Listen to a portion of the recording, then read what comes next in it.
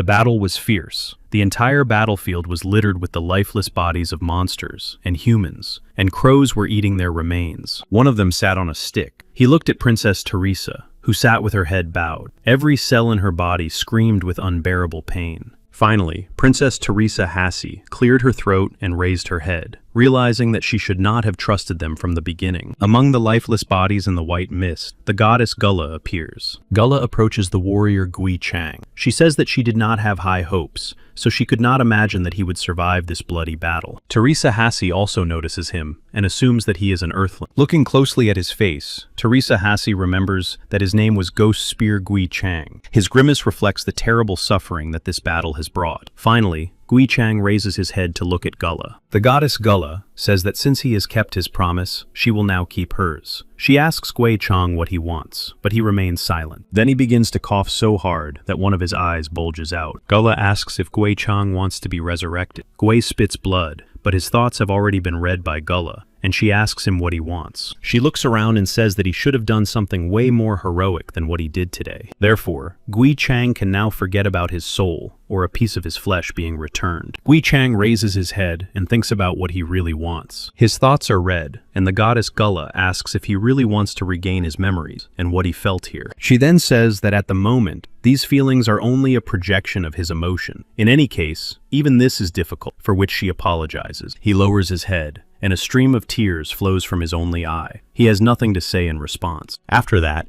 Gui Chan's head falls, and it seems that his body has died. A bright light appears above him. Gula approaches and asks why Gui made that particular wish. After all, he should have chosen resurrection. Meanwhile, Teresa Hassie says she understands Gui's decision. The goddess Gula turns toward her, realizing that it is Princess Teresa Hassie. Bowing, Teresa confirms this and assumes that she is in the presence of the venerable Gula. She informs her that the kingdom has fallen. The gates have most likely been captured. Teresa believes that it is easier to leave this world. Even though Gui Chang will lose his memory because of his oath, everything will start from scratch, and there will be a place to return to. Gula says that Gui Chang's child did not want to return. He said that there would be no place for him, even if he returned. Then Teresa Hassie asks why not just grant his wish. She suggests that Gula felt a little sorry for him. Gula asks why she shouldn't feel sorry for him, since this child was born to lead others. But Teresa Hassie didn't know that, and her expression immediately changed. Gula says that Guy is like the brightest star, but now he is to blame. Gula asks why people only start to feel sorry when everything is over. Teresa Hassie glances at Gui Chan. She wants Guy's wish to be fulfilled, so she takes the royal ruby from her neck and puts her hand on the floor, showing it to Gula. She asks Gula if she has forgotten the royal oath, but Gula says she can grant her own wish. Smiling, Teresa Hassie asks what Gula can do for her then. Looking at the ruby,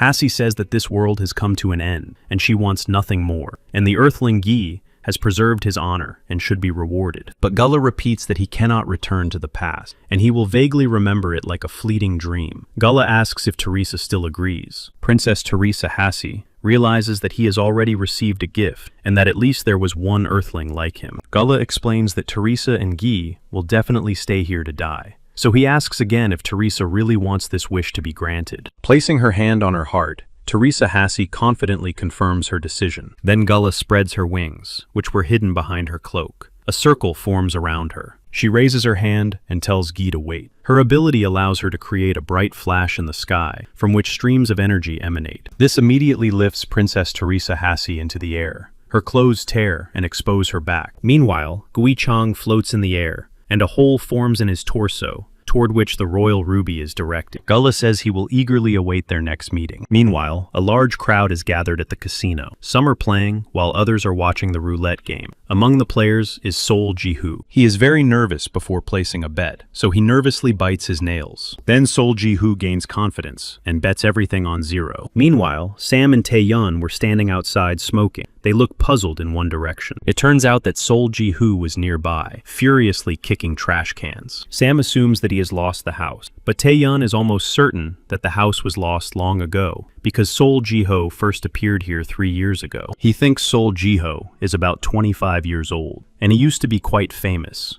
This surprises Sam because he is sure that Sol Jiho did not particularly stand out. Taeyun confirms this because he was good for about a year. He clarifies that Sol Jiho wasn't particularly good. He just knew when it was time to cash in. This surprises Sam so much that he decides to ask what happened next. No one seems to know what happened, because at one point, Sol Ji-hoo just started saying he couldn't see, but many people think that's just nonsense. Meanwhile, Sol Ji-hoo leans his arms on a trash can and wonders why it doesn't work anymore. He closes his eyes and hopes that it will work at least once, and if it does, he will be able to start from scratch. Biting his lip, Sol decides he needs to find at least a little money. In the morning, the confident Ha-yoon enters the cafe. He fixes his hair and heads straight for the bar. Ha-yoon stops at the bar and reaches into the inside pocket of his jacket. Putting his phone on the table, Ha-yoon winks and tells Yoo Seung-hwa to write down her number. Yoo Seung-hwa clearly has no intention of doing so and apologizes. Ha-yoon then loses all his enthusiasm and lowers his head, sighing loudly in disappointment. The waitress, Hai, turns around and adjusts her glasses, then declares that Ha-yoon can be given 5 points for his figure. A Chin Sang, who is wiping tables, assures him that he can be given 5 points for his face. And Chun-hae claims that Ha-yoon deserves 5 points for his clothes.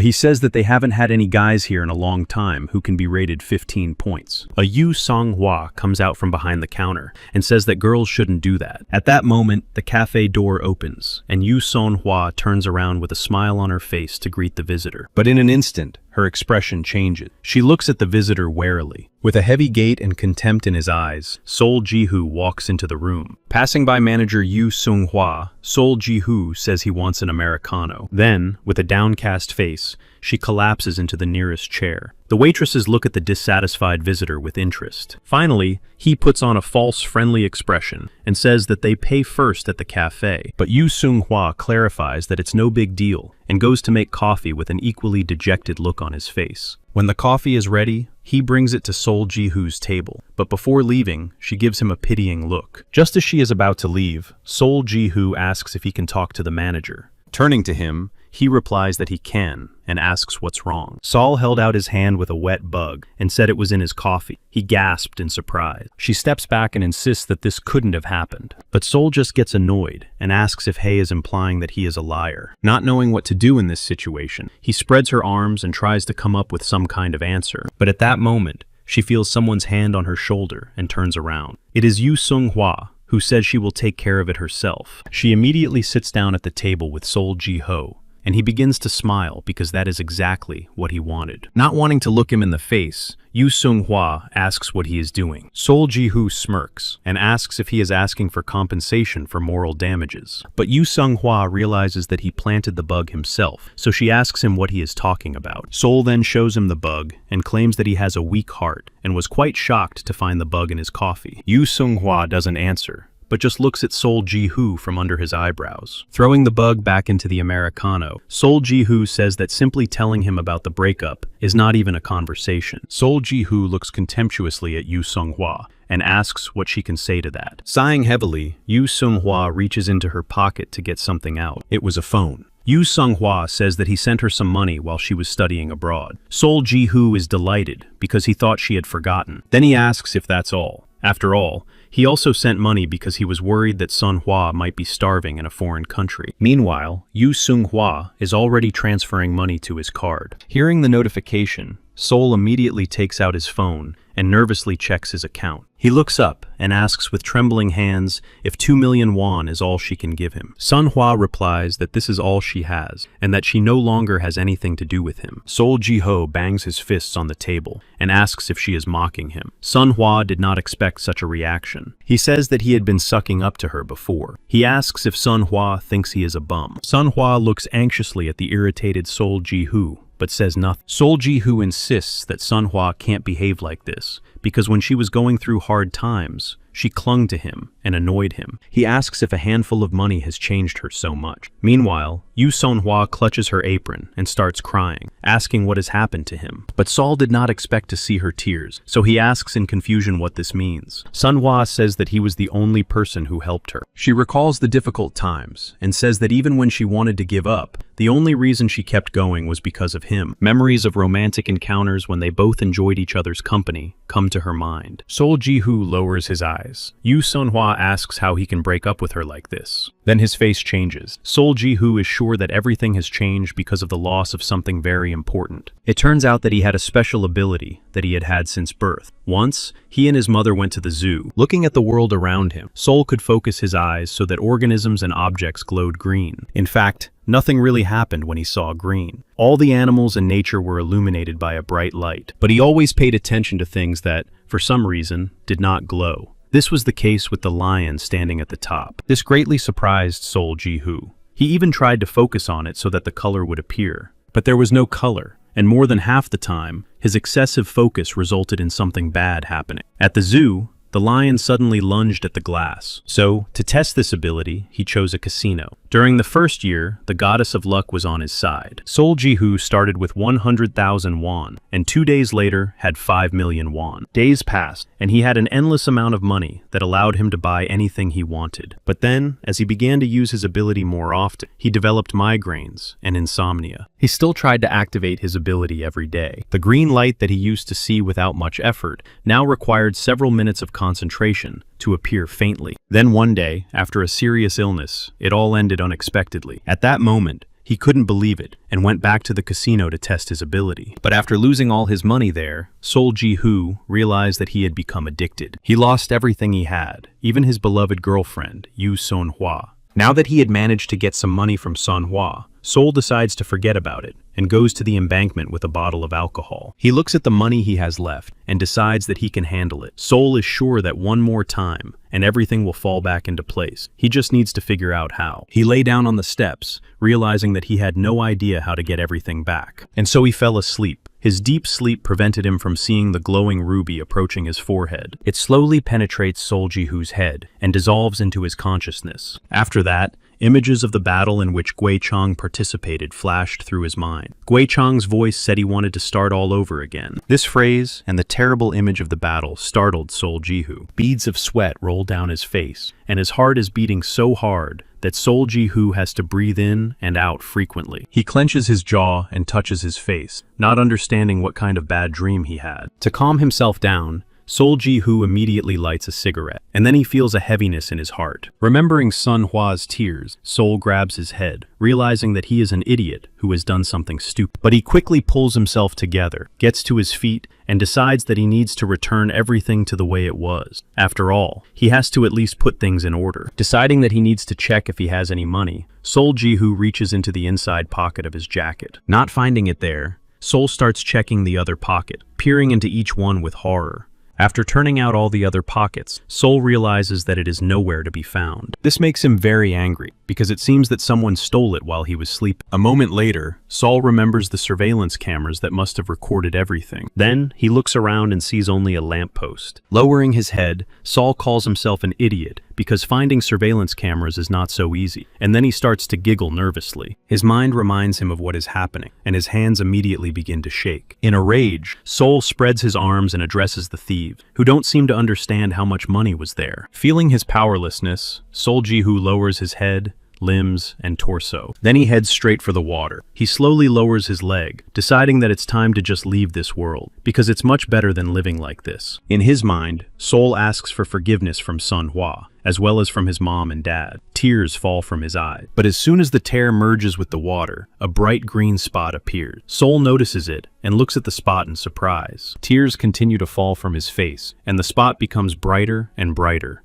illuminating everything around him with green light. Finally, everything around Sol Ji-hoo glows green again. He assumes that his ability has returned. He wonders how this is possible, so he looks again at the spot that appeared from his tears. At that moment, manager Hannah Kim appears on the bridge and puts her hand on the railing. Looking at Sol Ji-hoo, Hannah Kim says that the water is very cold these days. She is here to advise him. But Sol did not expect to see anyone here, so he looks up at Hannah in confusion. Then he slaps his forehead because it seems like deja vu. He looks at his hands and realizes that he has seen this before in his dream. His eyes widen as he thinks for a moment and realizes that it was a vision. Meanwhile, Hannah Kim asks if he can get out of the water, even though she prefers to look down from above. Smiling, Hannah says that today is a special day. After listening to Hannah, Sol Ji-hoo immediately gets out of the water and climbs the steps to get closer. Hannah Kim introduces herself as the manager at Shinyan. She immediately hands him her business card. Taking the business card, Sol Ji-hoo assumes that they just need cannon fodder. Glancing at her watch, Hannah Kim suggests getting straight to business, since they don't have much time.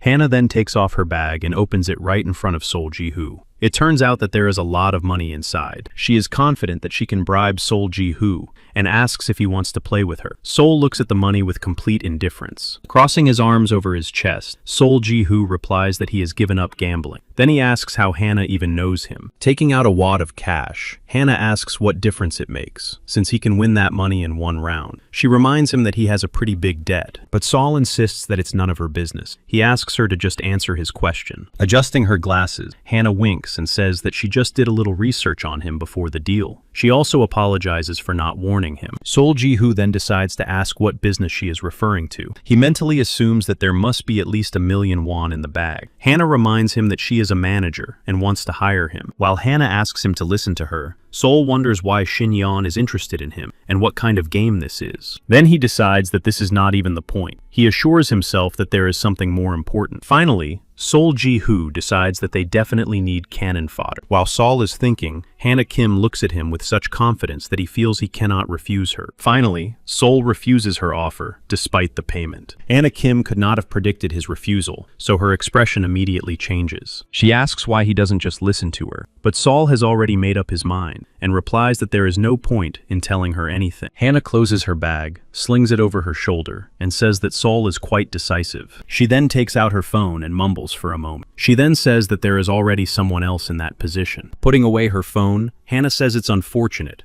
and apologizes for the inconvenience. She also wishes Sol Ji-hoo all the best. As soon as she turns to leave, Sol decides to stop her. Hannah stops and snorts, deciding that Sol will agree to her terms. She turns around and responds to his request with a flirtatious look. Sol Ji-hoo says he is willing to listen to her, only if it is not a contract. But Hannah pretends not to understand what he is talking about, and asks him to repeat his condition. Sol Ji-hoo confidently states that he wants an invitation instead of a contract. Memories from Gui-chan's life come flooding back. The battle began with a huge monster trying to destroy the warrior. As soon as it swings, Gui-chang swiftly pierces its torso. The monster falls lifeless, and Gui-chan shakes off his weapon and moves on. Sol Ji-hoo sees himself in this battle. In his dream, he continued to fight and fight, desperately, and until the very end, until he finally fell. In the last moments of his life, he turned to God Gul with a plea to start over. However, in that dream, it all began with a confrontation with this very Hannah Kim, who is now looking at him with contempt. She comes closer and looks gloomily at Sol Ji-hoo, and mentally, she doesn't understand how he dared to ask for an invitation instead of a contract. Puzzled as to how this is possible, Hannah asks if Sol has already been to the other side. Sol Ji-hoo smirks and replies that Hannah should know better than anyone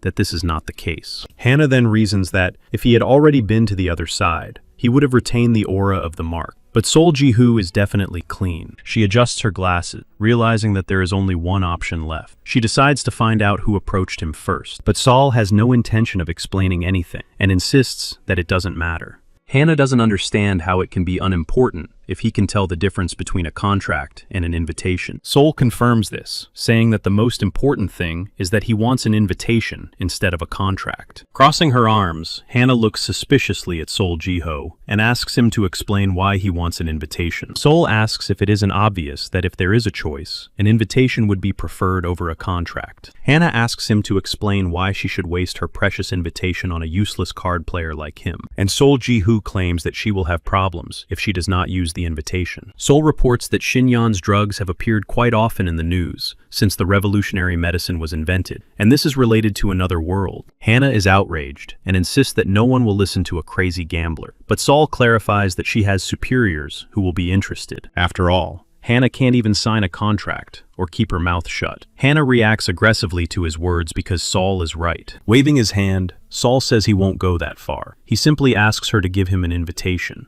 But Hannah explains that a contract and an invitation are completely different things. She can sign a contract, but invitations are beyond her capabilities. Sol reminds her that earlier there was a phrase about her precious invitation. Pressing her lips together, Hannah feels powerless and aggressive because Sol Ji-hoo's good memory is completely inappropriate. Covering her face with her hand, Hannah replies that she did not lie, and she will need to obtain permission to issue the invitation. She has to agree to Ji-hoo's condition, so with a heavy sigh, Hannah takes her phone out of her bag. A memory pops into her head. The goddess Gullah tells Hannah to keep this thing, because she'll need it very soon. But Hannah wonders when that will be. Gullah assures her that she will find herself in a situation where it will come in handy. It turns out that Hannah received a golden seal that she had to keep. Realizing that this is exactly the situation she will find herself in, Hannah is indignant and scolds the goddess Gullah. Hannah herself understands that Sol is a talent, not a slave. He is truly like a veteran who has spent several years on the other side, not to mention the prophecy. Finally,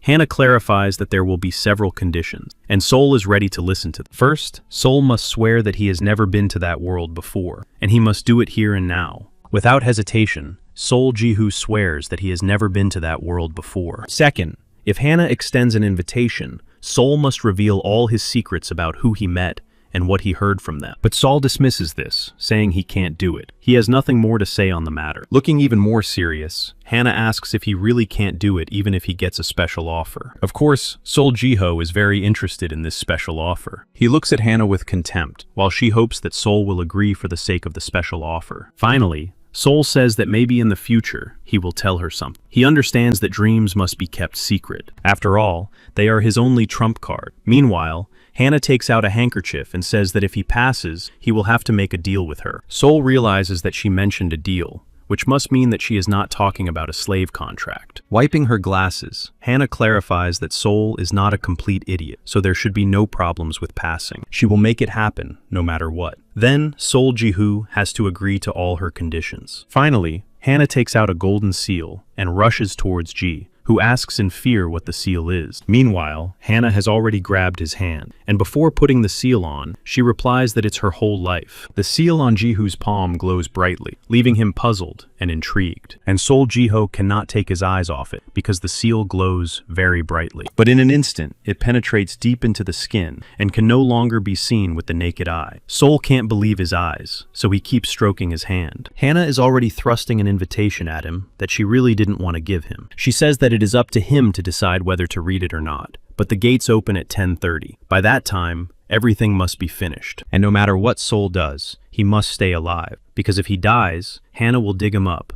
and take everything back. Indignant that Sol has gotten his way, Hannah leaves without even saying goodbye. Sol Ji-hoo watches her leave, not understanding why Hannah is so upset. In a moment, Hannah remembers something else and stops, clarifying that she still has to return this. She immediately throws a wad of cash, and Sol Ji-hoo has to put the invitation in his mouth to catch it. Hannah adds that next time he shouldn't sleep on the street. After all, he could get stiff. She walks away, and Sol takes out her phone to see how much time is left to finish everything before the gate opens. It's time to close the cafe. The waitresses offer Sun Hye a seat to rest while they clean up. Meanwhile, Sol Ji-hoo decides to return the money to Sun Hwa, so he comes back to the cafe. Seeing Sol, Sun Hwa stands up, claiming that he is unbearable because it hasn't even been a day since he took the money. But Sol clarifies that he didn't come for that. Sun Hwa walks towards him, demanding that he leave. The waitresses watch what is happening with surprise and interest. Pushing Ji-hoo, Sun Hwa demands that he leave before she calls the police and reports him for disturbing the peace. But Sol is confused by what she is saying. Finally, Sol takes her by the arm to stop her from pushing and asks her to calm down and listen to him. An angry Sun Hwa abruptly pulls her hand away so she doesn't have to feel Sol Ji-hoo's touch. She also insists that they have nothing to talk about. Going to the staff room, Sun Hwa insists that he should leave before she comes out. Sol asks her to stop, but Sun Hwa does not listen, and Sol lowers his hand, realizing that such a reaction was to be expected. The waitresses have already blocked his way into the room. Sol then looks at his watch, realizing that there is no time left. He asks the waitresses to give Sun Hwa the money when she comes out. Going outside, Sol lights a cigarette and looks around. He thought the gates would open at 10:30. Hearing some noises behind the house, Sol assumes that someone is waiting for him there and immediately heads in that direction. Sun Hwa slowly opens the door and asks the waitresses if Sol has left. The waitresses confirm this and give the money that Sol brought to Ji-hoo. Meanwhile, Sol stops around the corner and stares at his phone, thinking he needs to write a message. Manhwa has already run out into the street in search of her ex-boyfriend, Sol Ji-ho. Finally, she sees smoke coming from right around the corner of the house. When the clock strikes 10:30, a portal begins to open above Sol Ji-hoo's head. It instantly illuminated Ji-hoo's entire body, who did not understand what was happening. A moment later, he was teleported to another world. By this time, Manhwa had approached and noticed his phone. She picks up the phone and sees a chat in which he was writing questions to Manhwa about how she could have left him. Just a minute ago, he wanted to ask for forgiveness. Manhwa looks up, wondering where Sol Ji-hoo has gone. Meanwhile, morning came and Sol Ji-hoo woke up in bed. He looks around and sees a lot of dirty dishes, trash, and cigarette butts. He is shocked to find himself in his room, and not somewhere else in another world. His phone notifies him of a message from the guide. Sol approaches and looks at the screen in confusion. Reaching out to take the phone and read the message, Sol realizes that it is not even his phone. The message said he had to come to the Paradise High School auditorium in 10 minutes, and Sol immediately went to the school. He realizes that in his dream, this school was more like an imaginary one. Looking back, Sol Ji-hoo feels tense because there is not a soul on the streets, which is very strange. Walking through the schoolyard, Sol Ji-hoo heads inside and climbs the stairs. Someone is already waiting for him upstairs. It turns out that it was instructor Maria Ariel, who will accompany him further. Assuming that instructor Maria is a foreigner and doesn't speak any Russian, Sol Ji-hoo enters the school, but instructor Maria immediately frowns and does not let him pass, but holds out both hands. Looking at her palms, Sol Ji-hoo assumes that Maria wants to check his invitation. Nearby, a hall was open, and quite a few people had gathered there. Miss Shan Sang was standing in the doorway and explains that Maria needs his contract. A group of guys sitting in the distance also noticed Sol. The leader of the group, Kang Suk, says that trash ends up here because of their tactlessness. Meanwhile, Sol Ji-hoo hands his invitation to instructor Maria. She reads the invitation with a raised eyebrow. In an instant, Maria's face changes. She is stunned that it is not a contract, but an invitation. Her hands are shaking, and Sol Ji-hoo immediately notices this, but does not understand what is going on. Meanwhile, Maria, her face red, bows to Sol Ji-hoo himself. This surprises him greatly. Sol Ji-hoo is taken aback by this reaction, and doesn't know what to do. The people gathered in the hall immediately notice the gesture of respect from Maria's instructor in the hallway. Maria walks to the door and gestures with both hands for Sol Ji-hoo to enter. Entering the room, Maria stops next to a chair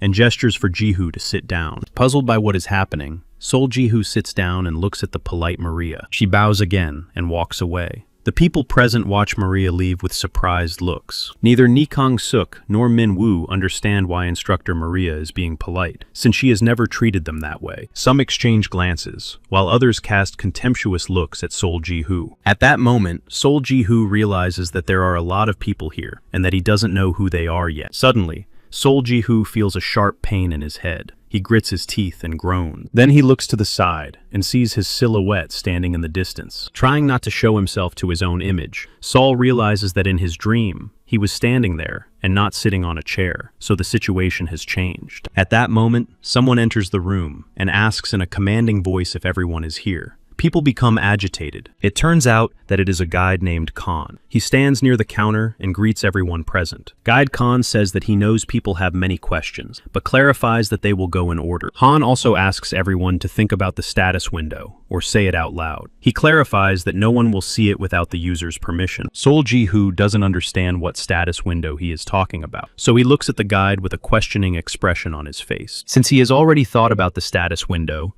it immediately appears right in front of Sol Ji-hoo's face. Just like the others present, the status window lit up right in front of their faces. After reading about Ga-ram's innate ability, he asks what it does. Standing next to him are his wife Hua Yang and daughter He-ji, who cannot see the window at all. Looking at Ga-ram, Gid-han asks if he really has an innate ability. Scratching the back of his head, Ga-ram denies it, because the status window says nothing about his ability. Then, with a smile on his face, Gid-han clarifies that people usually don't have them, so there's no need to worry about it. This answer surprises Sol Ji-hoo, because he has two innate abilities. One is the ability to see the future, and the other is unknown. Seeing Sol Ji-hoo's ability, he assumes that it is related to his dreams. He is surprised that the second ability is marked with question marks. Looking at Han, Sol decides that there is no need to reveal his cards. Meanwhile, Han informs them that they have little time and it is time to continue. This time, he asks to activate the tag level. As with the status window, you have to think or say it out loud. The group looks at each other because no one understands what the mark level is and how to activate it. Only Miss Lee Sora mentions activation, and a bright icon appears above her head. Seeing this, her younger brother, Lee Sung-jin, immediately thinks of the mark level, which is activated right away. The mark was activated by Miss Lee Sora, Mr. Lee Sung-jin, Mr. Lee Hyuk-sik, Mr. John Min-woo, and Mr. Hyun Sang-min. After listing their names, Guide Han immediately collects the necessary documentation and throws it aside. Before falling, the paper turns into huge bags with the necessary contents. Instructor Maria stands nearby. She picks up the bags, and Han clarifies that as a regular bonus, those with a bronze tag will be given a random box. There may also be an invitation bonus, but it seems that no one has such a mark. While Maria carries the bags to the guys, Guide Khan clarifies that it would be wise to use the bonuses as soon as they receive them. After all, training will begin soon, and it would be a shame to die without using the bonuses. After talking, Guide Khan notices 2 people with silver marks. He is delighted and says that this time he will eagerly await their training. It turns out that a silver mark has appeared above Mr. Kang Suk's head. There is also a mark above the head of the not-so-friendly Miss Yoon So-ra. Then Guide-han recreates 2 silver bags specifically for these guys. He clarified that those with silver marks would be provided with 2 random boxes as a regular bonus. He clarifies that there may also be an invitation bonus. Meanwhile, Mr. Kang Suk anticipates what bonuses await him inside. It turns out that 1 invitation bonus was given to Miss Yoon So-ra, and this seems to be a relief for Guide-han. While Sol Ji-hoo looks back at the 2 chosen ones with silver marks, Guide-han notices that he also has no mark. He points to Sol Ji-hoo and asks her to activate his mark level. Pressing his lips together, Guide-han repeats the rule that one must say or think about the level of the mark for it to be activated. Seeing Sol Ji-hoo's mark, Guide-khan's eyes immediately widen. Sol Ji-hoo raises his hand and announces in surprise that the mark has indeed appeared. Seeing the golden mark, Khan opens his mouth in amazement. He had only heard about it before and is seeing it with his own eyes for the first time. Guide-han knows that there was only 1 person in all of Russia with a gold mark. Instructor Maria nudges him with her elbow to bring him back to his senses. She giggles, and Guide Khan realizes that his silence has been too long. His hands tremble from the importance of this person. He announces that there is an important person among those present. Everyone is already looking at Ji-hoo. Sol himself lowers his head, because all he can hear around him are exclamations about the gold badge. Some people don't even hide their envy. Guide Khan recreates the golden bag and says it's time to continue.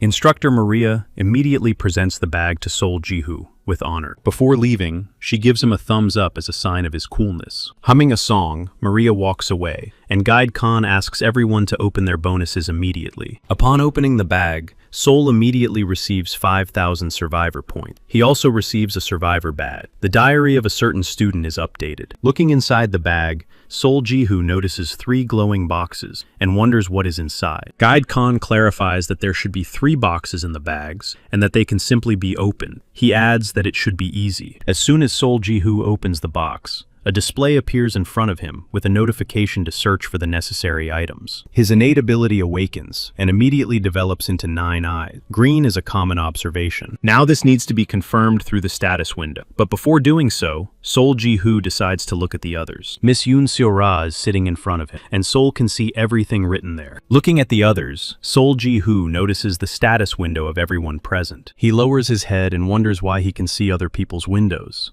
After all, it is personal to each person. Meanwhile, the 9 eyes ability develops. The left mark awakens. The eyes change color from yellow to red. After that, the box begins to shine brighter than ever, and Sol Ji-hoo has to cover his eyes with his hand so as not to go blind. A childhood memory appears in his head, where his mother says that he has very beautiful eyes. They are beautiful, 7 colors of the rainbow. Meanwhile, Guide Khan asks if everyone has opened their boxes. Trying not to pay attention to the bright light, Sol Jihu raises his head to look at the guide. He gives a positive answer, and Instructor Maria and Guide Khan smile at him. Guide Khan knows that the necessary boxes will give them incredible advantages. No need to worry about balance. Sol Jihu clarifies that a message has appeared, telling them to open the status window. Hearing about the status window, Gide Han assumes that Sol Jihu's abilities have improved, and if that's all, then they can continue. Finally, Gide Han says that since the bonuses are open, they can begin. But Miss Shansang stops him, and Gid is ready to listen to her. He is puzzled by what has happened, and asks what is wrong since they are about to begin. Pointing to everyone else, Miss Shanshan asks if he really won't give her and them anything. Gide Khan confirms this.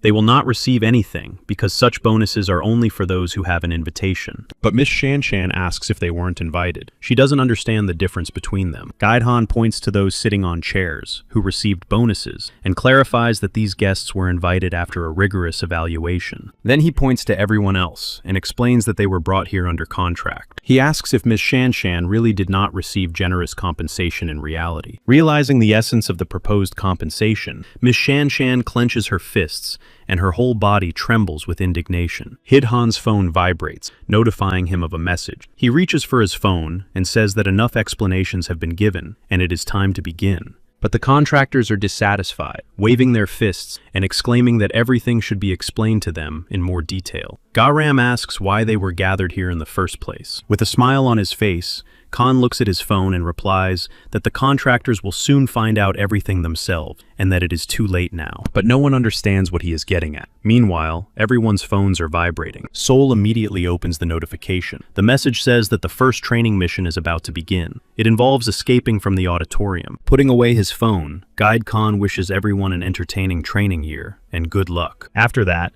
both Khan and Maria teleport away. The students are confused about what is happening. Guide Khan wrote that they need to escape from the auditorium and get to the waiting area on the second floor of the main school building in 4 hours. Hearing banging on the glass door, the kids turn around and ask in fear what it is. Something pink and disgusting can be seen behind the glass door. Before leaving, Sol Jihu decides to activate his innate ability. His eyes illuminate the creature behind the door with a red light, which means a signal not to approach. Gradually, the door begins to burst open from the strong pressure on the other side. The guys standing nearby are puzzled by what is happening and cover themselves with their hands from the shards. Then Miss Lee Sora yells that they must block the door. She grabs a chair and runs to the door, which the monster is about to break down. Mr. Hyun Sang-min and several contractors immediately rush to her aid. Mr. Hyun Sang-min asks the others for help, and several more people rush to help. Meanwhile, Sol Jihu stands there and continues reading the messages without a hint of fear. Behind him are the players who are afraid to come and help. The message contained an excerpt from the diary of an unknown student. There was only one door in the hall, and they were able to barricade it. The door they had so desperately blocked became useless, and during the commotion, the student who wrote the diary somehow found a hole. Those who tried to hold the monster on the other side feel that the confrontation is over. Sang-min assumes that the monster has left. Looking at them, Kang-suk says that the tension has been there from the beginning, which is why he has goosebumps on his arms. He then calls on Jongmin-woo and Hyuk-sik to go in search of it. But then Ga-ram, one of the contractors, approaches him and asks what his plan is. Looking at him, Kang-suk replies that he wants to look around. But Ga-ram does not immediately understand what this means. Kang-suk points to Miss Yoon So-ra, who is indeed checking every corner of the room. But Ga-ram, the contract worker, asks what Kang-suk is looking for, and he replies that he doesn't know himself, but the door is locked, so they need to find something. Ga-ram agrees with this, and asks if that means they have to help too. But Kang smirks, and asks why he even asked it, but then replies that he can do whatever he wants, because no one is giving orders here. Excited, Garam says he knows that too, and asks if it wouldn't be better if they help. Deciding that it's time to move on, Kang-suk clarifies that this may not be the case. He waves it off and says that the contractor can do whatever he wants,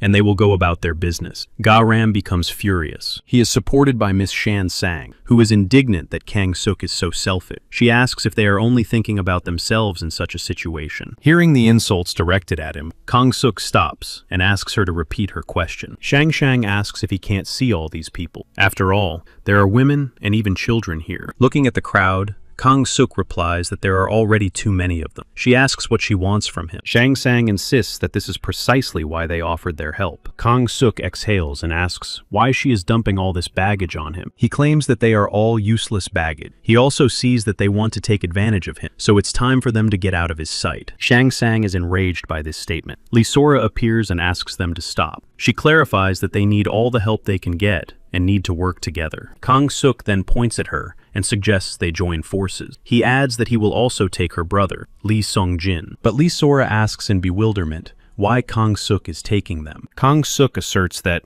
unlike the others, the two of them will definitely be useful. But Shang Sang continues to be angry and asks how he can know who is useful and who is not. With a smile on his face, Kang Suk says that it's simple and points to Lee Sora and Lee Sung-jin, clarifying that these two were invited. Then he points to the group of contract workers and says they were dragged here by their contracts. Shang Sang lowers her head and frowns, her whole body trembling with indignation. Hyun Sang-min stands behind her. Glancing at Kang Suk, he asks for his opinion on the group gathering. It turns out that he has addressed Sol Ji-ho, who was walking in a completely different direction from everyone else. He stops and turns toward Kang. With a smile on his face, Kang Suk asks if he doesn't want to finish his training. He adds that it will be easy if they join forces. After this proposal, everyone present immediately turned their attention to Sol Ji-ho. Folding her hands together, Lee Sora hopes for Sol Ji-ho's help and hopes that he will not leave these people here. Meanwhile, Sol Ji-ho activates his innate ability to check who poses a threat. The door and all the contractors are illuminated by a green light, but Kang Suk glows orange, signaling that it is not safe to approach him. Then Sol Ji-ho turns his attention to Lee Sora and notices that she has no color at all. Letting go of her head, Sol Ji-ho notices that she is standing in a spot illuminated by red light. Immediate retreat is recommended. At that moment, pieces of concrete begin to fall from the ceiling. The entire floor is shaking. No one understands what is happening. Frozen in place, Hyun Sang-min assumes that an earthquake has begun. Realizing that another test is beginning, Sol Ji-ho orders everyone to run. Everyone in the room rushes in different directions, trying to escape the unknown danger. At that moment, Lee Sung-jin twists his ankle and falls. Lee Sora immediately stops when she notices her brother. She rushes to his aid and tries to help him up, telling him that they need to hurry. But at that moment, a hole appears in the floor next to them, and a monster with multiple hooks emerges from it. Garam is puzzled by what it is and stops to take a closer look. Lee Sora turns around and tells Lee Sung-jin that they need to leave. At that moment, the monster's hook approaches at incredible speed, and the guys notice it. To protect her brother, Lee Sora pushes him aside, and Sun-jin falls to the floor. Lee Sora herself wants to fall on top of him to protect him from the attack. But she doesn't have time, because at that very moment she receives a strong blow to the head. It turns out that the hook grabbed her head, and the monster below dragged her into the hole. With tears in his eyes, Lee Sun-jin screams at his sister. Behind him, Hyun Sang-min is already running,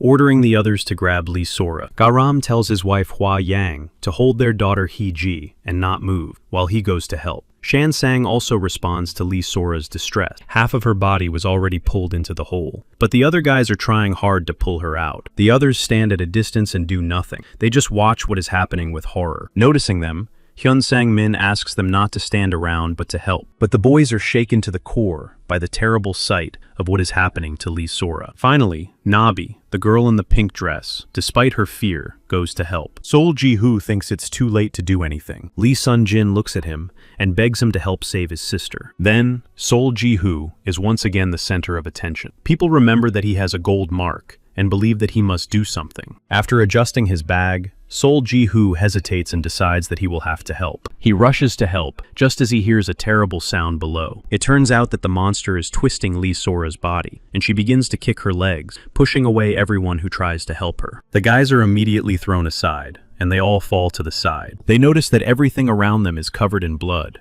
and look on in horror. Only Lee Sun-jin does not want to leave her, so with tears in his eyes, he runs to her feet. He pulls her by the leg, but she slips out of his hands. Lee Seon-jin does not lose hope and does not leave her body. Everyone present watches this, including Sol Ji-ho, who has no intention of helping Lee Sora's lifeless body, while the guys who tried to help turn away so they don't have to see what's left of her body. No one notices a hairy head popping out of the hole. A terrifying and very tall monster climbs out of the hole, causing everyone present to tremble with fear. In fear, the guys run away, hoping to stay alive. Only Miss Yoon So-ra hides behind the podium, hoping that she will not be noticed. She covers her mouth with her hands so as not to accidentally make a sound out of fear. The monster opens its mouth and heads towards the people running towards the only door. Nabi tries to pull the chair out of the door handle, but she can't do it. Then, Jong Min-woo runs up and pushes her away, demanding that she move aside. He instantly grabs the chair and frees the door, while Nabi falls to the floor. Mr. John Min-woo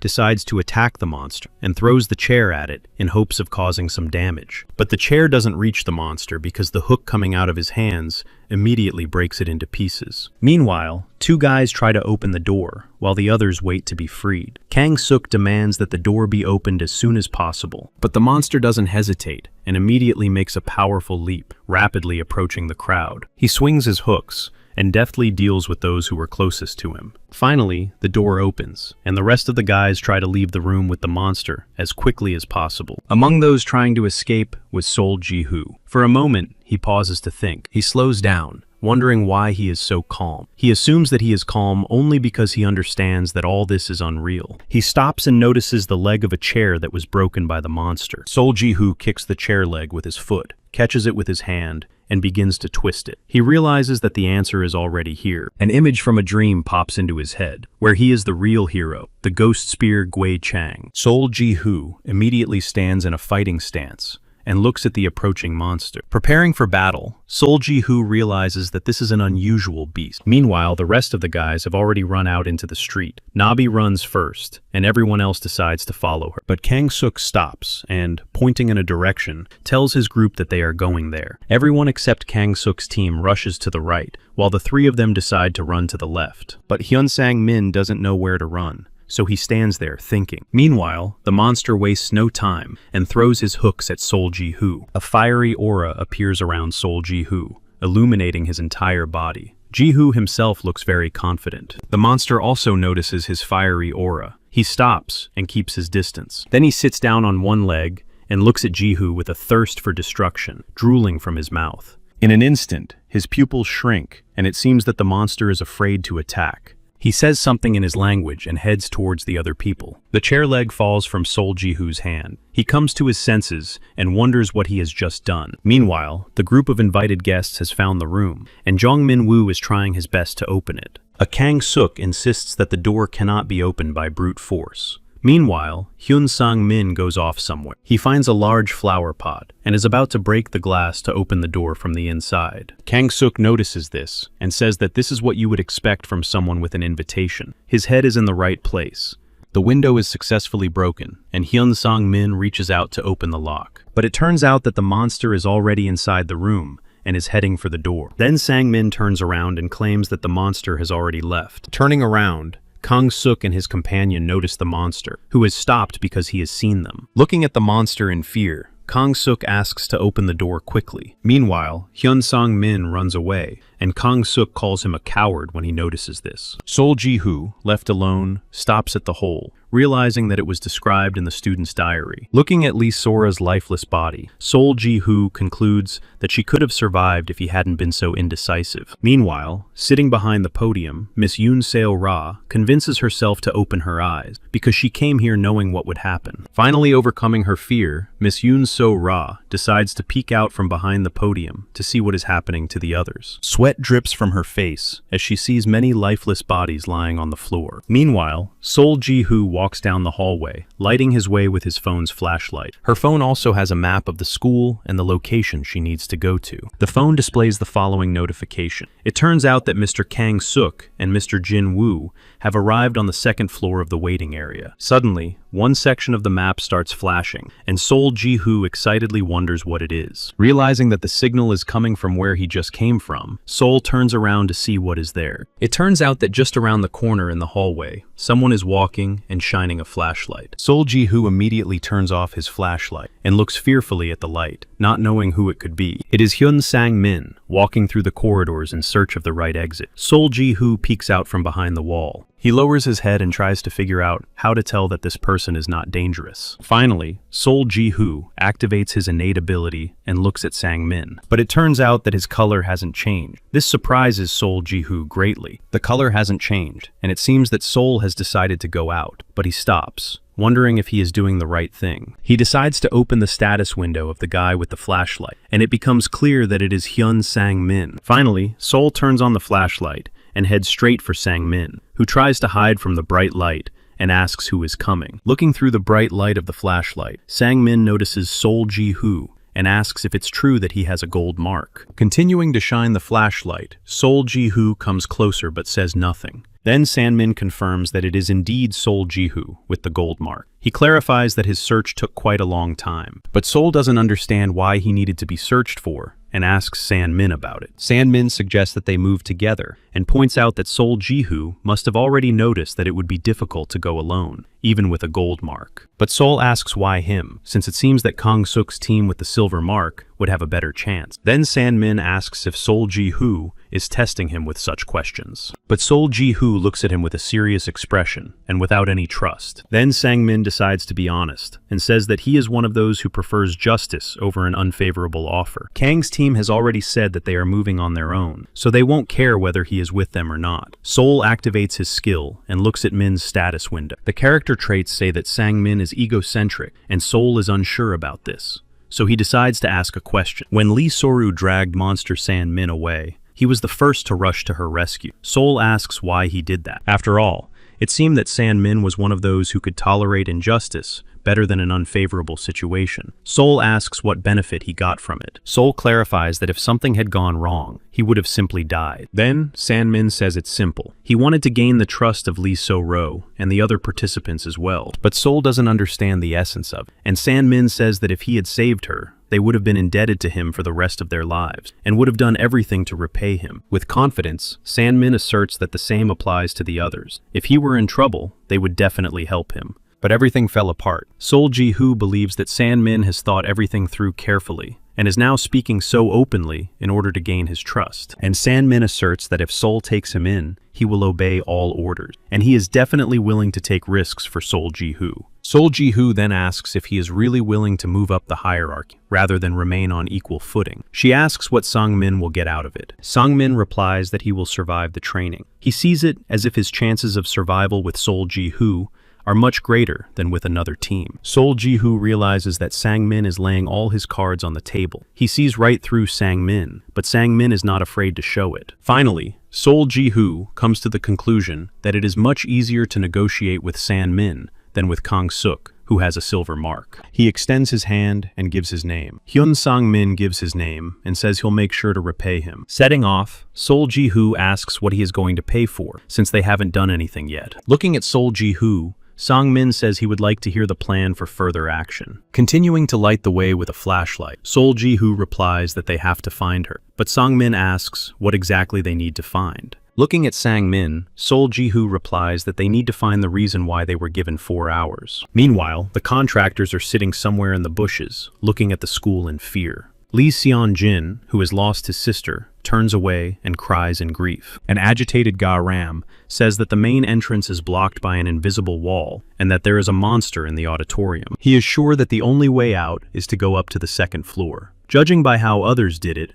they just need to climb the stairs. Clenching his fist, Ga-ram exclaims that if he had known this would happen, he would have followed the others. He glances contemptuously at Hua Yang and claims that he didn't go because she turned the other way. Hua just wanted to get out. Then Nabi asks what they are going to do, and if anyone has any ideas. After thinking for a moment, Ga-ram looks at the school windows and says with a smile that he has an idea. Meanwhile, Sol and Sang-min are walking through the parking lot. Sol says that the auditorium is close to the main building, and even with the monster as an anomaly, 4 hours is a long time. Then Sang-min realizes that Sol Ji-hoo is right, because Kang-suk has long since completed the task. Sol Ji-hoo suggests that there will be several missions. Sang-min asks why they have so much time. Sol replies that they need time to find what they need. Then Sang-min asks if they will find a weapon to kill the monster.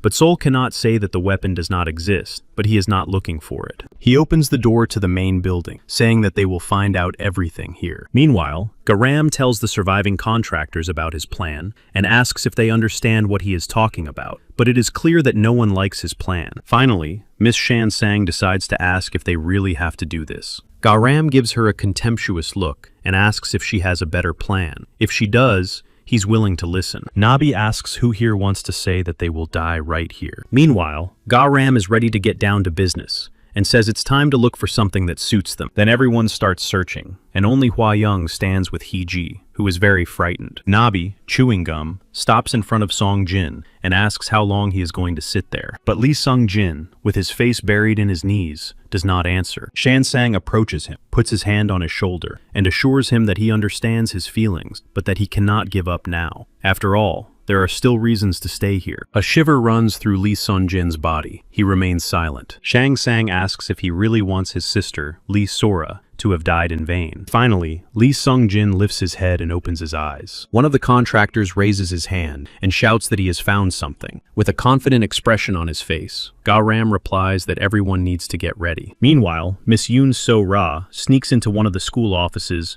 and starts rummaging through the documents. After a while, Miss Yoon So-ra finds a document and happily announces it. Then she hears footsteps and notices the monster walking down the empty hallway. Frightened, she hides behind a table, hoping that the monster won't find her. The monster stopped right in front of the office where Miss Yoon So-ra was hiding. She covers her mouth with her hands so as not to make a sound, and her whole body trembles with incredible fear. Finding no one, the monster turns away and walks on. But at that moment, a window breaks, and a stone falls right at Yoon So-ra's feet. Hearing the sound, the monster stops and turns back toward the office. It turns out that Halanji found the stone, and, following Ga-Ram's instruction, threw it at the school window. He shows off his muscles and reminds everyone that he was a pitcher on the baseball team. So-yoon admires him, while Nabi just smirks at such nonsense. She then asks Ga-Ram if it's time for them to go. He stops her, saying they need to make sure the monster has entered the classroom. Looking through the school windows, Minjun reports that he still cannot see the monster. Meanwhile, the monster has already entered the office from which the sound was heard. Miss Yoon So-ra is terrified by what is happening and hopes that the monster will not see her. The monster stops near the broken window because he hears noises. It turns out that the contractors are trying to sneak into the school entrance and complete their task by going up to the second floor. At that moment, the monster jumps out of the office, right onto the path where people are walking. Seeing the monster, Ga-Ram, who has He-ji in his hands, yells for everyone to run. The crowd scatters in all directions. The thug who threw the stone insists that they need to go back, and the monster stands and watches as all the people scatter like ants. At that moment, Minjun stumbles over a rock and falls to the ground, and the monster immediately runs towards him. The monster approaches, and Minjun, frightened, tries to get to his feet without taking his eyes off. At that moment, a stone hits the monster in the head, and he stops. It turns out that Halangi has come to the rescue and thrown a stone at the monster, thereby drawing its attention to himself. The monster turns around to look at the brave man who threw the stone at him. Meanwhile, Ga-Ram and several other people continue on their way to school. Running up to the school, Ga-Ram notices a white closed door and assumes that they need to go there. It turns out that the door was not locked, and Ga-Ram immediately runs inside with his wife Hua Yang and Miss Shan Sang. But Miss Shan Shan stops at the entrance. She glances back at the monster, who has stayed behind. Meanwhile, the monster turns toward Halanga, who is standing nearby with his beloved So-yoon. Seeing Shan Shan standing in the open doorway, Ga-Ram asks what she is doing and demands that she come inside as soon as possible. Then Shan Shan has to obey, realizing that those guys are doomed. Ga-Ram irritably closes the door. He turns the lock so that it cannot be opened from the other side. Seeing this, a frightened Shang Sang asks what he is doing. Ga-Ram points to the window and says that they are already beyond saving. But Shang Sang still doesn't understand why he closed the door in the first place. Lowering his head, Ga-Ram leaves and explains that they need to buy time. But Shan Shan tries to explain that they could have been saved. Ga-Ram interrupts her with a question about whether she really thought they could survive without getting their hands dirty. He turns around and says that it is very selfish. Little Miss Shan Sang should not let her sense of justice destroy them all. The girls exchange glances. Hua Yang says nothing, but Shan Sang hopes to see support in her face. Without thinking twice, Hua Yang turns to her daughter He-jin and says it's time for them to go. Shang turns to Lee Sung-jin and asks if he thinks so too. Lee Seon-jin confirms that they would not be able to save them on their own. Meanwhile, Sol Ji-hoo and Hyun Sang-min find something. Sang-min shines his flashlight and looks into the distance in surprise. There is a store in front of them. Sol says that Guide Han didn't mention it, but no one asked. These are the time frame and conditions for training.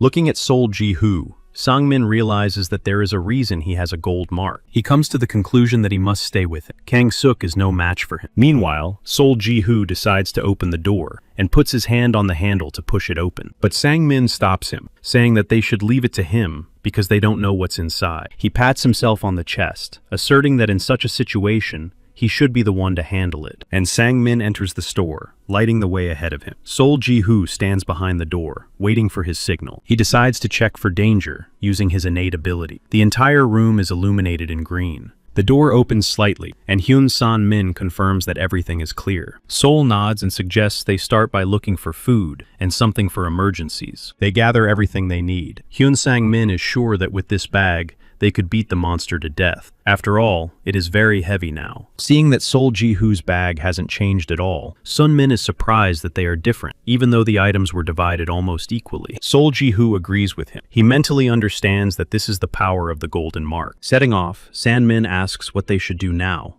and suggests that they should look for weapons. But Sol Ji-hoo suggests going upstairs because he needs to check something. He points to the stairs and says that if they go upstairs, they will find themselves on the second floor of the waiting room. San-min asks how he knows this. Sol Ji-hoo then shows him a map, and San-min asks why he doesn't have one. Sol explains that it is a privilege. Looking at the map, San-min asks if they really don't need to go upstairs now. Sol shows him the red dots that used to be blue, but when Kang Suk entered, one turned red. San-min asks if it bothers him. Sol explains that 3 guys and 3 dots turned red when they entered. He doesn't think it's a coincidence. After thinking for a moment, San-min asks if that means whoever got there first got to eat. But Sol denies it, because if that were the case, they would have been warned. Then Sang-min decides that the only way is to check for themselves, and they decide to go up to the second floor. While Sol Ji-hoo walks as usual, San-min climbs slowly, holding on to the railing. They notice a door, and San-min assumes that it leads to the first floor corridor. He asks if they are going in there too. Sol says they have everything they need, so there's no need to take any risks. The guys go further and see something in front of them that stumps them. It turns out that there is a gate on the staircase. San-min is sure that this is the end, but Sol suggests trying to go to the first floor. He clarifies that it would be the end if the monster came now. Remembering the monster, San-min immediately gets goosebumps. The guys lean against the door, leading to the first floor, and listen. San-min says it's quiet, and suggests opening the door. They slowly open the door, and are forced to cover their noses, because a terrible smell wafts in from the hallway. A long corridor covered in blood opens up before them. Something viscous is dripping from the ceiling. Turning to Sol Ji-hoo, San-min says that it all looks unfriendly. Sol Ji-hoo then activates his 9th eye ability, and the entire room lights up orange, which means do not approach. San-min asks what to do now. He suggests going back up to the second floor, as the grate could be made of rubber. Sol Ji-hoo thinks about it. He realizes that he can distinguish things with his gaze. This could really help, so he tells Sang-min that they can try it. The guys go up and stop right in front of the grate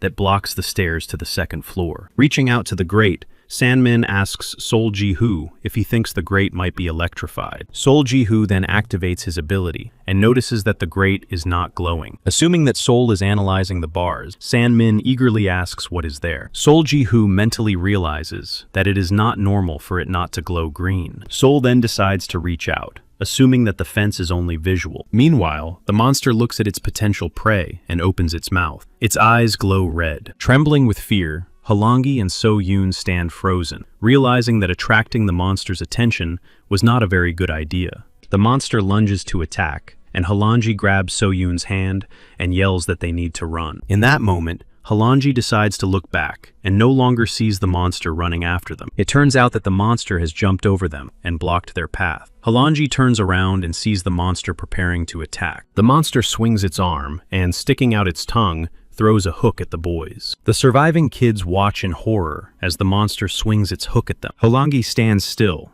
his whole body trembling. So-yoon keeps her eyes on it. It turns out that the monster's hook has pierced Halangi's head, splitting it in 2. Meanwhile, the contractors who manage to enter the school hear loud screams on the street and stop. Realizing that there is no time to waste, Garam rushes to the stairs leading to the second floor, and his wife and child run after him. But he steps on a stair covered in blood, which makes a sound. Through the broken glass, the sound of a boot stepping in blood reaches the monster's ears. He immediately notices the window from which the sound is coming. His keen hearing tells him that people are running somewhere on the stairs. The monster makes a loud sound, letting them know that their doom is coming soon. Shang Tsung and Sun Jin, who haven't even reached the stairs yet, hear the monster's cry. They turn back. Exchanging glances, it becomes clear that the monster is already close, and Shang Tsung says they need to run. They start to run, but the monster has already appeared in the hallway and is now jumping over them, blocking their way to the stairs. It lands on all four paws and slowly turns around. Miss Shanshan and Sun Jin stop and stare at the monster in horror. Assuming that their end has come, Shang bites her lip and addresses Sun Jin with a trembling voice. But Sun Jin has no intention of giving up without a fight. He looks at the monster with an angry and confident gaze. Taking a bonus item out of his bag, Sun Jin prepares to attack the monster. After spinning the halves of the ball, Sun Jin swings and tells the monster to eat it. The ball flies straight at the monster, who stops and looks puzzled. He keeps his eyes on it, and the ball stops right above the monster's head. Seizing the moment, Sun Jin pulls Shang behind him and runs away. A bright flash emanates from the ball, capturing the monster's attention. The flash is so bright that it can be seen on the street, where 3 other contract workers are standing. But So Yoon is still trying to wipe away the tears that are constantly flowing from her grief. The flash stops, and the monster looks around, not understanding where the people have gone. Then he turns toward the staircase, where the sound was heard earlier. Meanwhile, Garam runs to the staircase leading to the 2nd floor and grabs the railing. He begs them to let them in.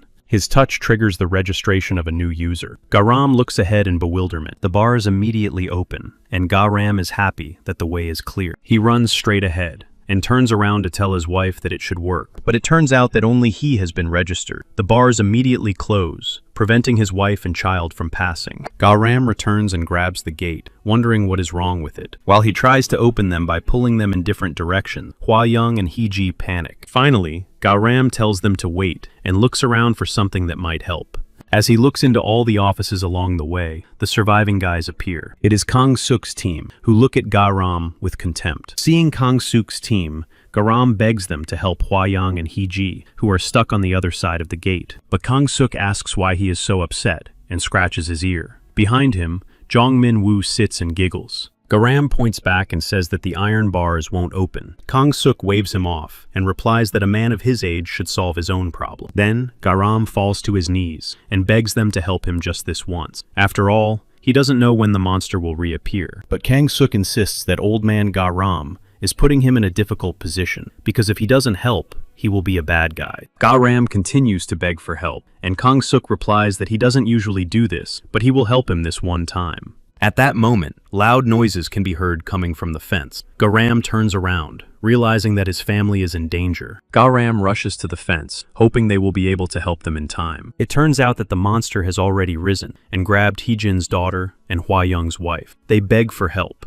This situation does not upset Kana at all. He smiles and asks if they are a little late. Then Garam rushes towards him, grabs his hand, and begs him to help his family. After thinking for a moment, Kang Suk decides to point to the red button on the wall. Garam, covered in cold sweat, turns around and sees the red button next to him. Kang Suk says that the gate will open if he presses the button, but it's too late. Garam reaches for the button with his finger, insisting that it's not too late. He almost presses the button, but Kang Suk asks if he can defeat this monster. He adds that instead of begging for help, it would have been better to explore the area more thoroughly. After all, life is not that simple. Meanwhile, Hua Young and Heejin are still alive. They are hanging upside down and screaming in fear, hoping for rescue. But Garam stops. His hand is shaking and sweat is pouring down his face from the incredible excitement. Kang Suk explains that only one thing is certain here. If he presses the button, everyone present will die at the hands of the monster. He asserts that the choice is solely Garam's. Kang Suk himself will not hold a grudge. Hua Young's wife and daughter, Heejin, beg for help incessantly. Garam stands still, not knowing what to do. Meanwhile, Sol Ji-hoo has already grabbed the bars with his hand, and a notification about a new user registration appears above him. The gate opens, and Sang-min asks how he did it. But Sol Ji-hoo himself does not know how it works. He goes upstairs, but Sang-min asks him to stop because Sol can't just go in there, because there might be traps. He was about to follow Sol Ji-hoo,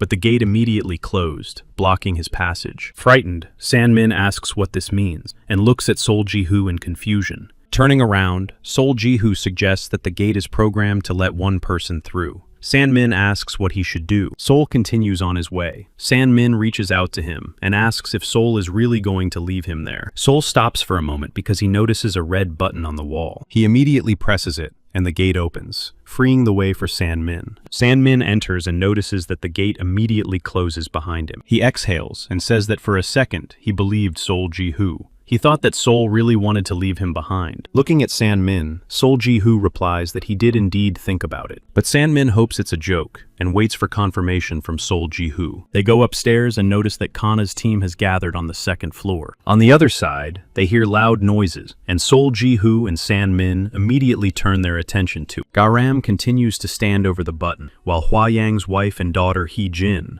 who are being held by the monster, beg him to open the gate for them. Sol Ji-hoo and Hyun Sang-min move on. Kang-suk notices them and asks if they have decided to work as a team. Sol Ji-hoo immediately notices the red button. Kang-suk decides to warn them that the only person who can open the gate is Ga-ram. Then Hyun Sang-min realizes that the first person to touch the gate becomes the only one who can open it. While everyone was lost in their thoughts, something happened that frightened everyone present. It turns out that the monster wants revenge on everyone and is hitting the gate. With a smile on his face, Kang-suk exhales and says that he was really scared. Then he clarifies that the monster cannot enter while the gate is closed. He looks at Ga-ram, who is trembling with fear and a terrifying choice. Kang asserts that if people enter, the monster will also enter. Hua Yang and his daughter Hee-jin cry in fear and beg for the bars to be opened as soon as possible. Sol Ji-hoo clenches his jaw and wonders if there is anything he can do besides watch. Then he remembers the bag that contains some items. But Hyun Sang-min puts his hand on Ji-hoo's shoulder and shakes his head. He points to Ga-ram, and Sol Ji-hoo realizes that they are definitely not the ones making the decisions here. Ga-ram is crying, tears, snot, and saliva running down his face. But he still can't bring himself to press the button, so he apologizes to Hua Yang and Hee-jin. The programmed monster realizes that no one will open the door, so he glances at his victims and opens his mouth. In a moment,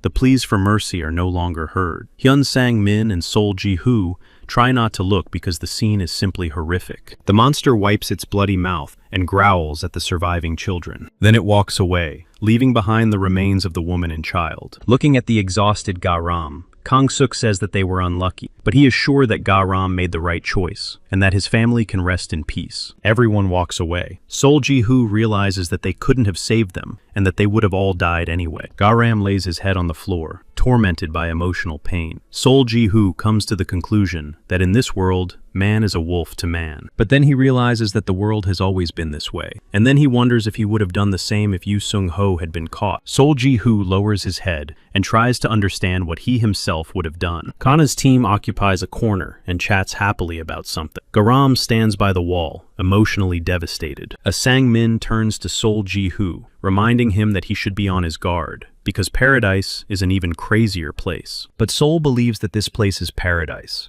After all, that's what the school is called. This answer surprises San-min. He asks if Sol really doesn't know, even though he has a gold mark. Lowering his head, Sol Ji-hoo replies that he himself does not know how it happened. But San-min believes that everyone here has their own circumstance, so he won't question him. He clarifies that this place is not paradise, but the gateway to it. That is why they call it training. Then Sol remembers Hannah, who said she would do everything to ensure he had no problems passing, and also demanded that he stay alive. Looking back at Ga-ram Hyun, San-min says he doesn't know why his family participated with him. He is sure that Ga-rama can be pitied, but he does not want to do so. After all, he brought his family to such a place, and one can only imagine what kind of life he had. And Sol Ji-hoo says that everyone has their own story. You can't know something until you experience it yourself. Everyone has their own circumstances. Hyun Sang-min agrees, and clarifies that he doesn't really want to know Garam's story. At that moment, a notification arrives that Miss Yoon So-ra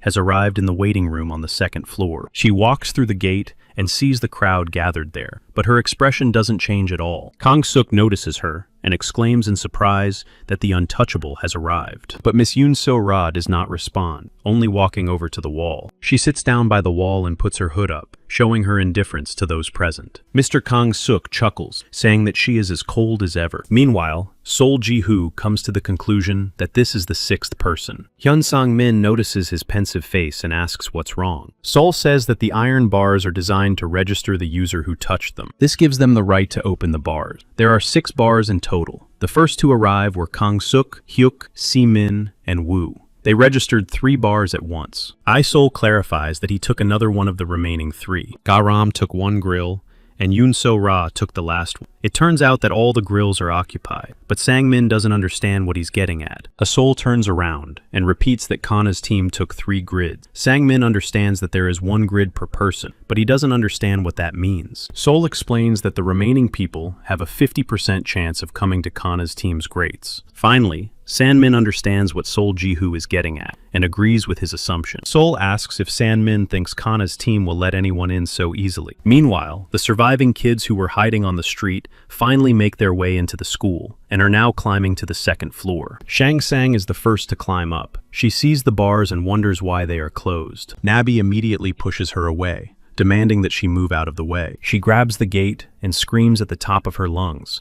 so that someone will hear her. While she is shaking the gate furiously, Minjun approaches her and asks her to be quiet so that the monster doesn't hear them. Then the user of this gate comes down and asks who it could be. None of those present have any idea who is coming towards them. It was Kang-suk, who is a little surprised that the group of contractors somehow made it here. And then he notices the whiner. Nabi takes it upon herself to respond, immediately getting angry and ready to argue with Kang-suk. But Kang-suk clarifies that he is addressing Shan-shan, and she clenches her jaw, trembling with indignation. She realizes that she will have to communicate with Kang, so she immediately asks how she can get inside. With a sly smile, Kang-suk assures her that getting inside is actually very easy. He asks Shang Sang if she sees the red button next to him. The guys immediately notice the button, and Kang-suk explains that if he presses the button, the gate will open. He says that it is important to emphasize that he controls the gate because only he can press the button. But Shang Shang doesn't believe him and demands that he stop fooling around and just open the gate. Minjun's whole body breaks out in goosebumps at the thought that the monster might notice. So he asks everyone to be quiet. Realizing that there is very little time left, Shang Sang's expression changes and he begs to open the gate. Sol Ji-hoo and Sang-min approach. Sol confirms that this is true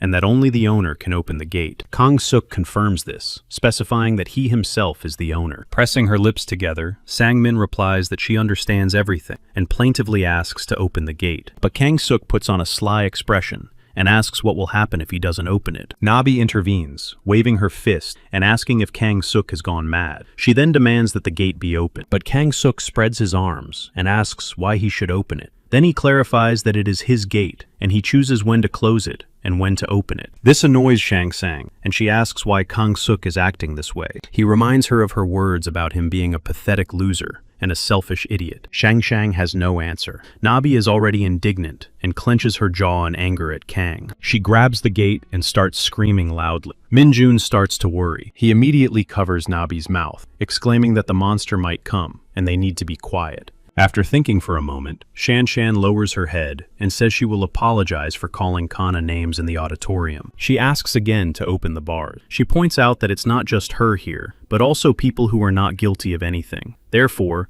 she asks not to play with their lives. Kang-suk pretends to be surprised and asks if this is really true. He then replies that he seems to have no other choice and demands proof from Shan-shan. He says he will only let 4 people in, and Shang Sang will have to stay behind. Shaking his hands, Kang-suk asks what Miss Shang Sang will do, because the monster will appear soon. While Shang Sang is angry, Nabi approaches her and asks if she will really do this for them. They will go in first, and then let her in somehow. Realizing the responsibility that has fallen on her shoulders, Shang Shang walks away with her head down. The others look after her with pity. Kang-suk likes this. He applauds and calls Miss Shan-shan a true martyr. Then he presses the button. The 4 boys immediately run inside, and only Song Jin looks at Shan-shan. Miss Shan-shan is upset by what is happening, but has to stand silently at a distance. Everyone Shang Shang saved looks at her with pity, and doesn't know how to help. Only Nabi looks indifferent. Sun Jin decides to let Shang Shang in, at all costs, which immediately attracts Kana's attention. Lee Sun Jin presses the red button continuously, but the gate does not open. Kang-suk insists that he shouldn't waste his time, because he already said that only he is allowed to open the gate. An angry Sun Jin decides to attack the arrogant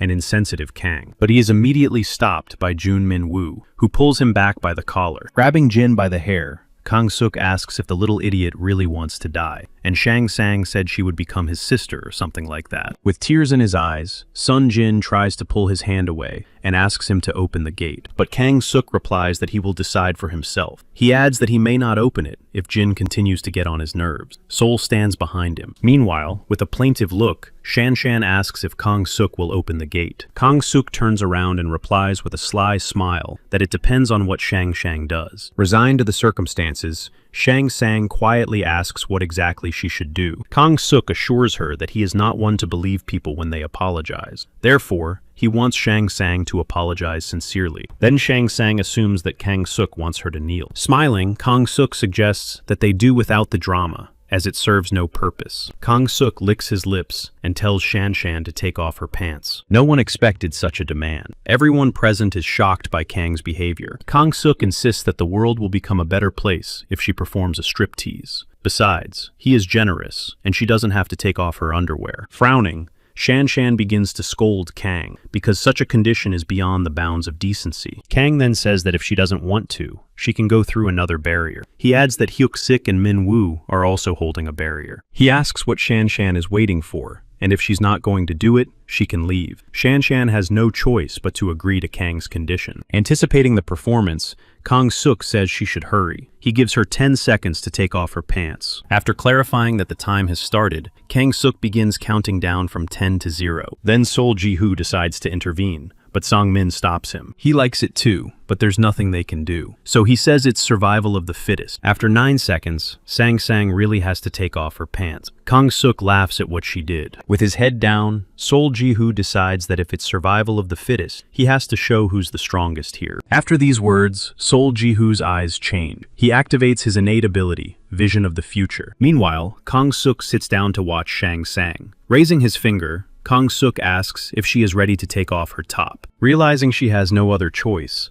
Shang Sang silently unbuttons her shirt. Her whole body trembles, and tears stream from her eyes. Kang Suk asks if she is crying, and insists that she cannot cry now. With a smirk on his face, Kang Suk says that she will dance naked in front of the monster. At that moment, Sol Ji-hoo approaches him. Kang looks up and stares in bewilderment at his angry face. He then decides to ask if Sol wants to join in the fun. Sol orders the gate to be opened, so that Shan Shan can enter a safe place. Sol himself realizes that he wasn't angry at first. After all, he's not the type to usually stand up for strangers. However, remembering how Kang Suk bullied Shang Sang, and how Song Jin feels inside Sol Ji-hoo, something has changed. He is sure that if he had decided to help then, a lot would have changed. So now, Sol Ji-hoo has decided that he will no longer hesitate. Meanwhile, Kang Suk looks at Sol Ji-hoo and feels goosebumps running down his skin and his hair standing on end. Kang Suk asks himself if he is afraid. Kang calls himself great, someone who definitely cannot be afraid. Realizing that he cannot back down and show his fear, Kang Suk stands up and looks at Sol Ji-hoo. He tries to appear confident and asks why he should listen to Sol Ji-hoo at all, even though he has a gold mark. But Sol does not answer and only looks at him with an angry face. Then Kang Suk moves close to his eyes and claims that he behaved normally towards him because he has an invitation. Then he asks if Sol really thinks he's a saint. Sol gets angrier but keeps quiet. John Min Woo and Lee Hyuk Sik intervene, suggesting that Kanu crush Sol Ji-hoo. Wearing his glasses, Sang Min says he doesn't like this at all. Sol Ji-hoo, realizing that Sang Min has decided to intervene, raises his hand to indicate that it is not worth interfering. This surprises Sang Min greatly. Meanwhile, Sol has already taken the bag off his shoulder. Kang claims that the idiot Sol is only acting this way because there is a girl nearby. He tells Sol Ji-hoo that the more he acts like this, the less chance there is that the gate will open for Shan Shan. After that, the confident Kang Suk receives a powerful blow to the face. Min Woo and Hyuk Sik, who are standing nearby, also quickly and unexpectedly take a blow to the nose. No one expected events to take such a turn. Kang is bleeding, and Sol stands over him with a very angry expression on his face. Meanwhile, Sang Min is amazed that he didn't see Sol hit Kang, but the way he hit the others was just incredible. Realizing his powerlessness over Sol Ji-hoo, Kang Suk continues to sit on the floor and call him names. Meanwhile, Sol Ji-hoo immediately grabs him by the wrists and drags him to the red button. Kang can't do anything and just screams in pain. Lifting Kang's hand, Sol presses the button with his finger, and the gate immediately opens. Miss Shan Sang stands on the other side of the gate with her buttons undone and cries. Sol Ji-hoo tells her to come inside. At first, Shan Sang doesn't even understand him. She immediately runs behind the bars, forgetting about her pants and shoes. Seeing that Shan Sang has entered, Kang-suk demands that Sol let him go. Meanwhile, Sol Ji-hoo points to Min-woo and orders him to bring the pants. Realizing that her legs are bare, Shang Sang blushes with shame and says she will get them herself. But Sol tells her to stay where she is. Turning to Min-woo, he repeats his order. Ming-woo asks why him. Sol Ji-hoo replies that it is because he bullies children. Sun Jin, whom he dragged by the collar, is sitting nearby. Seeing that Min-woo is not obeying his order, Sol Ji-hoo begins to twist Kanu's arm and reminds him that he is a hypocrite. Then, threatening with his fist, Kang-suk orders Min-woo to bring the pants as soon as possible, and Nabi says that he should hurry up before the monster arrives. Ming-woo begins to hesitate and look around, afraid to step outside the fence. Then, Sol Ji-hoo uses Kanu's tactic and starts counting down from 10 to 0. Ming-woo has no choice but to run for his pant, hoping that the gate won't close in front of him. He manages to run in, holding Shang Sang's clothes in his hand. He looks back at the gate, which immediately closes. After that, Sol Ji-hoo lets go of Kana's hand, and he rubs the spot where he squeezed it and calls her names. Shang Sang wipes away her tears after the stressful experience, and sincerely thanks Sol Ji-hoo. Meanwhile, Sol Ji-hoo realizes that the anger inside him is not subsiding. The surviving students stand near the door, while Sol reads a message from Gi-dae Han. He wrote that they must arrive at classroom 3-1 on the 4th floor of the main building via the 3rd floor of the annex within the specified time. Zone 1. The second mission has begun. The managers gather in the movie theater. They closely monitor Sol Ji-hoo's actions. Among them are John-hoon and Hwang. John-hoon slaps his forehead and says that it's crazy that the second mission has already begun. He is surprised that 20 people died during the first stage, and at this rate, the name Zone 1 will become a joke. And the March certification is not going well. Then, he turns around and addresses Jimin. Jong-hoon asks what the situation is in the other zone. Jimin says that in terms of speed, he has heard that zones 2 and 7 are neck and neck. But Jong-hoon reminds him that he has Europe, and asks, what about those Chinese idiots? Jimin reminds him that the guests are joining forces, and after the training begins, will take those with contracts hostage. With a smile on his face, Jimin shares his assumption that the invitees are completing missions by sacrificing the contract workers at convenient moments. Gasping at this news, Jong-hoon decides to ask about Zone 2, and it embodies perfection. The Frenchwoman Delphine leads everyone. Jimin also clarifies that an important factor was the destruction of the ghost in front of everyone's eyes, with the help of a bonus. Surprised by this turn of events, Jian Hong asks what happened to the others. It turns out that Zone 5 put up a good fight, but they are not that good. In any case, they started their second mission before them. Stunned by this news, Jong-hoon says that at this rate, there will be no survivors by the end of the training. But Hwang doubts this, and reminds him that they have Sol Ji-hoo with a gold mark. Jong-hoon listens to her. Hwang reports that Sol Ji-hoo scared away the ghost of the monster with just one glance. Meanwhile, the screen shows Sol Ji-hoo trying to open a glass door with a kick. Seeing this, Jong-hoon asks what he is thinking, and seems to be doing whatever he wants. Hwang shares his assumption that he hasn't even familiarized himself with the mission. Then, Jong-hoon decides to ask Hana if they can trust Sol Ji-hoo at all. Without taking her eyes off the screen, Hana orders him to shut up, and Jong-hoon obediently falls silent, turning his eyes back to the screen. Anna Kim herself wonders if Sol Ji-hoo is worth the risk. Going out for a smoke, Jong-hoon tells Jimin that he himself does not understand what is going on in Hannah's head. After all, she gave the golden mark to Sol Ji-hoo, who came out of nowhere. Jong-hoon asks if he really shouldn't have been a contract worker, and Jimin says that he probably should have been a contract player. But he clarifies that Hannah Kim knew exactly where Sol Ji-hoo came from. Jong-hoon remembers that he was one of those who gambled away all the money at the casino, while his family and Sung-hwa suffered. He asks if Ji-hoo really doesn't care about the mark, and Jimin reminds him that Sol Ji-hoo, with the gold mark, is now Miss Hannah Kim's personal property. Jong-hoon says he can't ask her himself, but if he disturbed that old maid, she would send him to the other world. And that's very annoying. Jimin asks where he will find old maids and their days, and if Jong-hoon continues to talk like this, he will definitely get into trouble. He clarifies that their group leader is about 20 years old. Jong-hoon asks why Chi-min is being so rude to the leader's other side. Without waiting for an answer, he throws away his cigarette butt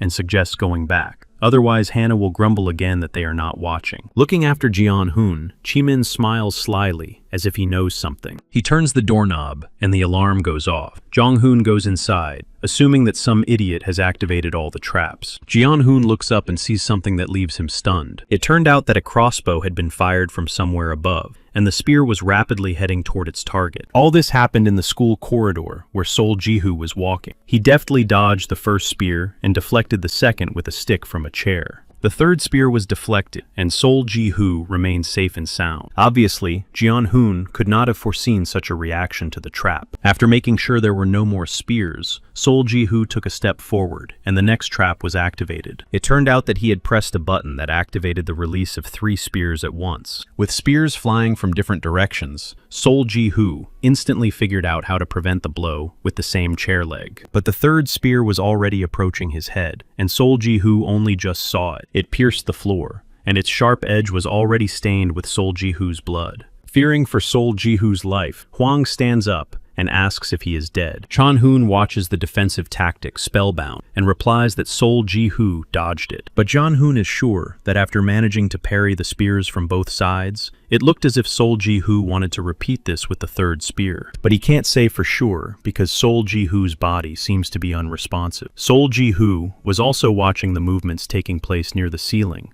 Hwang asks if Sol not only saw the approaching objects, but also tried to deflect them. And Jeon-hoon gets up from his chair and emotionally asks Hana what is happening to Sol Ji-hoo. He claims that Sol Ji-hoo seems to be an earthling already. It seems that even Hannah herself did not expect to see this. She adjusts her glasses and asks what the best record for the second mission is. Then Jimin comes down and says that Sun Shin-yoon's legendary record is 29 minutes and 39 seconds. Without taking her eyes off the screen, Hannah says that's just not possible. It turns out that the display is notifying them of the completion of the second mission in the first zone. Seeing the mission completion time, Hwang and Jong-hoon gasp in surprise. The mission completion time is 16 minutes and 24 seconds. In fact, Hannah thought Sol Ji-hoo was just a regular loser, but now it's clear that he's her jackpot. Finally, when everyone arrived in Class 3-1, Guide Han greeted everyone with surprise. He asked if they had fun in the first and second classes, but there was not a single person in the class who had enjoyed the test. The students looked at Guide Han with gloomy expressions because they had a high probability of dying.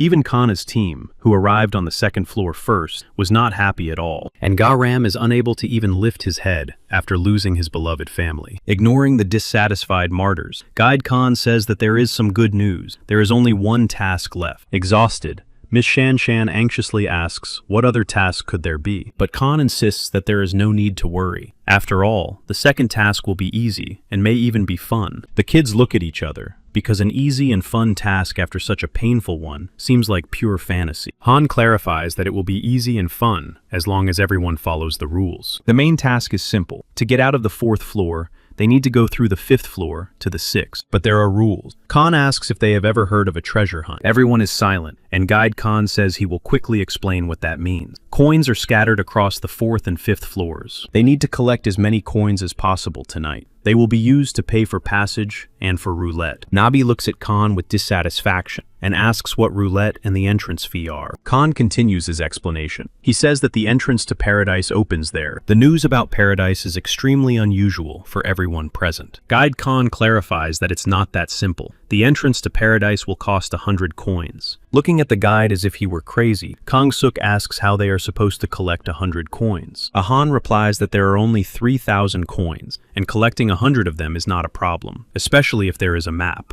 Ahan looks at Miss Yoon So-ru. Without reacting, Yoon So-ra just clenched her hand in her pocket. Han says that the roulette machine is in the library on the 5th floor. If anyone collects a lot of coins, they should use the library. That way, they can get useful things that will help them. Then Miss Shansang asks what they can expect from this machine. The guide replies that they can find everything from food and everyday items to weapons and magic balls if they are very lucky. He asks a rhetorical question. Could there be something there that will bring people back to life? Sun Jin and Ga-ram immediately listen to his words. Guide Han says that it is possible, but not so easy. After all, life itself is a complicated thing.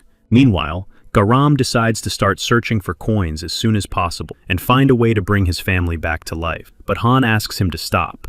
He explains that even if he sets out now, he will not find the coin. The treasure hunt will begin exactly 30 minutes after all the explanations. Depressed by the loss of his family, Ga-ram stops and lowers his head. Finally, Sol Ji-hoo asks why there is any chance at all that weapon equipment or magic balls will fall out of the roulette machine. Looking at Sol Ji-hoo, Gi-han asks if there is any reason why they shouldn't fall out. But Sol Ji-hoo clarifies why they need all this, for an easy and fun mission. Gid likes questions like this. They show that Sol is not only listening, but also thinking. He sends his answer to everyone's phones. Gid himself decides to give some advice. He says that they need to beware of the dead. After all, they despise all living things. And if everyone unites, the mission will be very easy. Gid emphasizes that it's all about unity. The guide leaves, and San-min says that this is all wrong. He asks if the gates on the 6th floor will open. Will the bars on the 2nd floor also open? Accordingly, the monster could return. Then So-yoon shares her assumption that they can open the gate and wait here for 30 minutes. San-min asks if the monster is already there, waiting for them. So-yoon thinks about it. Clutching his head, Sang-min sighs heavily, saying that there is absolutely nothing easy or fun about this. Sol Ji-hoo seems the most calm. He says there is a chance it will be fun and easy. He explains that at night they will collect as many coins as they can. Then they will have to wait until noon and get weapons in the roulette. Then they will open the gate on the 6th floor. Just as Sol Ji-hoo finishes speaking, the classroom door slams loudly, meaning that someone has already started the mission. The guys turn around, not understanding who could have left the classroom before the others. According to the rules, you must use Class 3-1 for the base. Monsters and dead people are active from midnight to noon and cannot enter the base. You can exchange 199 coins for a key or 499 coins to open the door to the 6th floor. The gate will appear in the center 30 minutes after the door to the 6th floor opens. Then, the bars on the 2nd floor will be deactivated. Looking back, it became clear who had left the hall. Sol Ji-hoo is very angry. Anabi is indignant and asks where Sora, Kang-suk, Hyuk-sik, Min-woo, and Ga-ram have gone. Sol immediately remembered Han's words, that if everyone worked together, the mission would be very easy. Obviously, this is the first obstacle, and the biggest problem. Then Sang-min takes off his bag and asks if anyone wants to eat, because they can have a snack before the mission begins. Sol Ji-hoo says that they probably should eat, and behind him, Miss Shan-sang peeks out. Miss Shang-shang bites her finger and asks if they really have food. Meanwhile, Sol Ji-hoo and San-min have taken everything they could find in the school store. 4 desks are completely covered with food. The guys are impressed by such an abundance of food. After all, no one except Sol Ji-hoo and San-min saw any food here. While the others are sorting through the food, Miss Shan-shan asks San-min where they got it. San-min decides to tell her how it all happened, and emphasizes that Sol Ji-hoo thought that they were given 4 hours for a reason. So while everyone else ran to the waiting room, the two of them found a 24-hour store and bought food. Hearing this story, all the guys present gasped in surprise. Miss Shan-san herself exclaimed that Sol Ji-hoo was probably good at more than just fighting. Meanwhile, Nabi decided to get closer to Sol Ji-hoo and started flirting with him, but Sol turned away because he already had Sun Hua. After a while, Sol Ji-hoo ate ice cream, hamburgers, and drank a couple of sodas, and finally decided to wash it all down with kefir. Miss Shan-sang was standing nearby and saw everything. With a slight blush of affection for him, Shan-sang decides to say that Sol is a real eater. After that, she decided to treat him to a sandwich. Sol Ji-hoo was very surprised by this gesture. He shyly lowered his head and thanked Miss Shan-shan, who giggled sweetly in response. This was noticed by Nabi, who failed to impress Sol Ji-hoo with her appearance. She is indignant and looks enviously at Shan-san, who is supposedly dancing around him. A plan immediately comes to mind, and Nabi calls So-yoon and Min-jun over. She then tells them her cunning plan, and they listen attentively. Meanwhile, Sol Ji-hoo wonders if he has always eaten so much. After hearing Nabi's plan,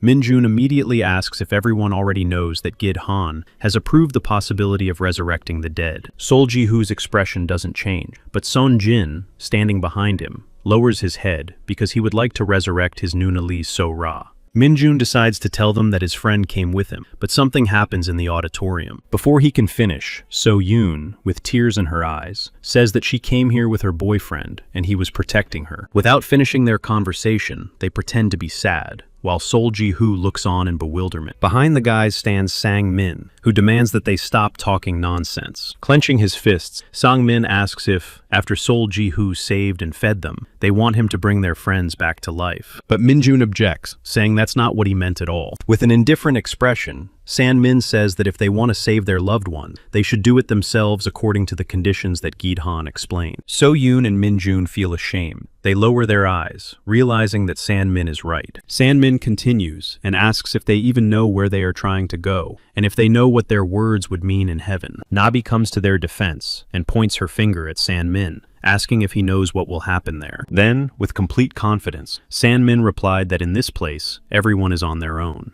After these words, Min-jun intervenes, reminding them that Guide Han said to unite. This whole argument prompts Shan-san to intervene, clarifying that Han said to unite, not to devour each other. She approaches the boys with her fists clenched, and the argument continues. Only So-yoon remains silent. Meanwhile, Sol Ji-hoo notices Sun Jin, who is standing with a dejected look on his face. Sol Ji-hoo then decides to stop the argument. He says that if the guys want to fight, they should at least check the time first. The guys take out their phones. The notification says that the treasure hunt has begun, and there are 5 hours and 29 minutes left until midnight. The first to leave the classroom is Sang-min, saying that he cannot work with such people. Opening another door, Min-jun says that they don't really want to either. So-yoon silently follows him, and Nabi watches them leave. She scratches the back of her head, trying to make the right decision, and soon follows So-yoon. Then Shang-sang suggests that he and Sung-jin should stick together. As a result, Sol Ji-hoo is left alone. Without thinking twice,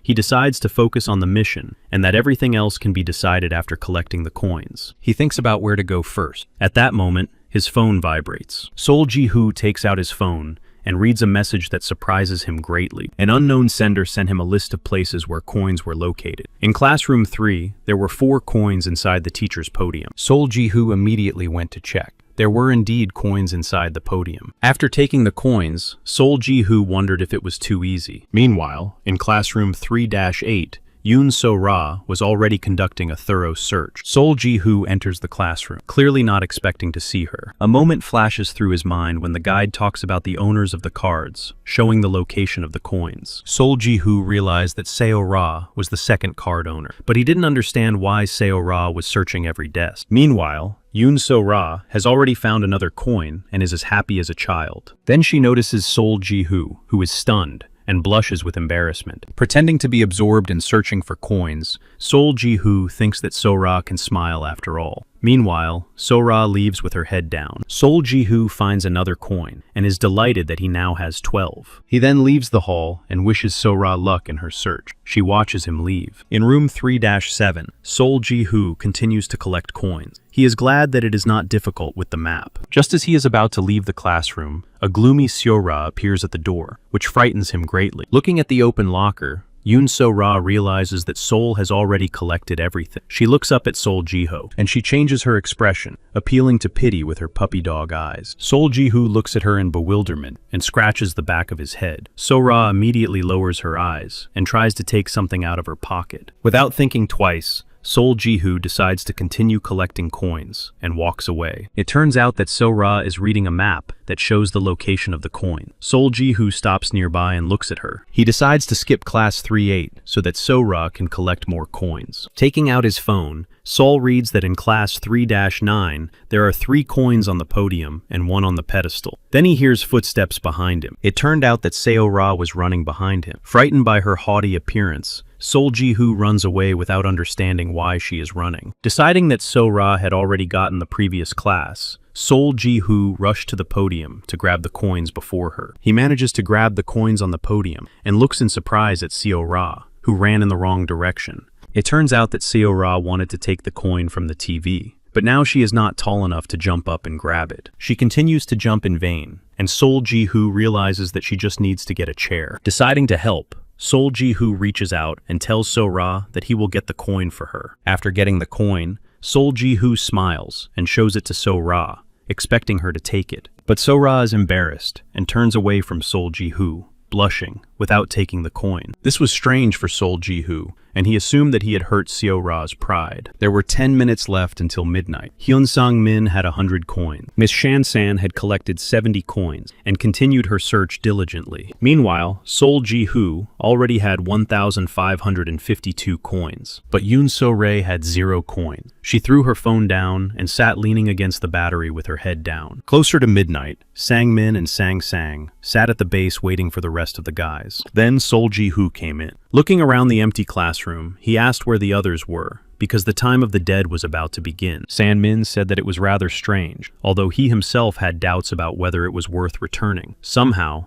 he collected 100 coins and returned to the base. Feeling sad, Shang said that Sang-min was lucky, and she had messed up because she had only collected 70 coins. Putting another 30 coins on the table, Sol Ji-hoo says that now she has 100. Shan-san asks excitedly if he will just give them to her. Even Sang-min is surprised by his generosity, and Sol Ji-hoo sits down at the desk and asks if he really wants them too. This surprises Sang-min even more. He asks how many he has collected. Sol Ji-hoo turns around and says with a serious look that it is enough to survive. This amazes Sang-min, because he considers Sol Ji-hoo their leader. It also means that most of the coins did not go to Yoon So-rae. This statement surprises Sol Ji-hoo. He asks Sang-min what he is talking about. Sang-min asks if he really didn't notice that she had a card. Sol Ji-hoo then gets up from the table, because the realization that he is not the only one who has noticed her card changes his plan of action. When Sang-min asks what's wrong, Sol Ji-hoo confidently says that Yoon So-ra is in danger. Sang-min immediately realizes that Kang-suk will not leave her alone. At that moment, a notification arrives on the phones of everyone involved in the mission. Sol Ji-hoo immediately picks up his phone. It turns out that the time of the dead has begun. Meanwhile, Song-jin reaches eagerly for the shelf where the coin lies. He almost got it when the coin slipped from his hand and bounced off his fingers. The coin fell to the floor and rolled toward the desks. Sun-jin turned around to follow its movement. He had to crawl on his hands and knees to find the coin, shining a flashlight on the floor. Just as he found the coin, a drop of blood fell from somewhere above, right in front of Sun-jin's eyes. Puzzled, Sun-jin stood up and saw a human figure floating in the air. He shone his flashlight and looked at the image in surprise, assuming it was Nuna Lee Sora. Hearing his voice, the ghost turns around and looks at Sun-jin. It turned out to be the reanimated body of Lee Sora. Frightened, Sun-jin falls to the floor and keeps his eyes on his sister. Lee Sora's body has been bitten. All her clothes are torn and covered in blood. Lee Sora herself is standing with her back to him, but her head is turned completely towards Sun-jin. Shaking with fear, Sun-jin asks if it is really Lee Sora. She tells him that he should hurry. Hearing her voice, Sun-jin tries not to panic and asks if it is really her. Meanwhile, Lee Sora's ghost tells him to find it. Standing up, Sun-jin assumes that he needs to find the coin and tells her not to worry. With tears in his eyes, Song-jin insists that he will definitely save his Nuna, Lee Sora. The ghost of Lee Sora reaches out to him and says that he is her son Jin. Blood streams from her eyes, and Lee Sora's ghost declares that she will always love him. Sun Jin sets out on his search. He passes by the women's restroom and mentally communicates with Nuna Lee Sora. He says he will collect all the coins and save Nuna Lee Sora very soon. Stopping, Sun Jin looks at the women's restroom sign and realizes that he hasn't searched this place yet. He thinks it's useless. He decides to move on. But after a few more meters, he stops again. Sun Jin decides that nothing can be useless and that he must be ready for anything to save Lee Sora. Meanwhile, at the base in classroom 3-1, Miss Shan Sang asks if it is true that Sol Ji-hoo will look for Seo-ru. Sol Ji-hoo says he will return to base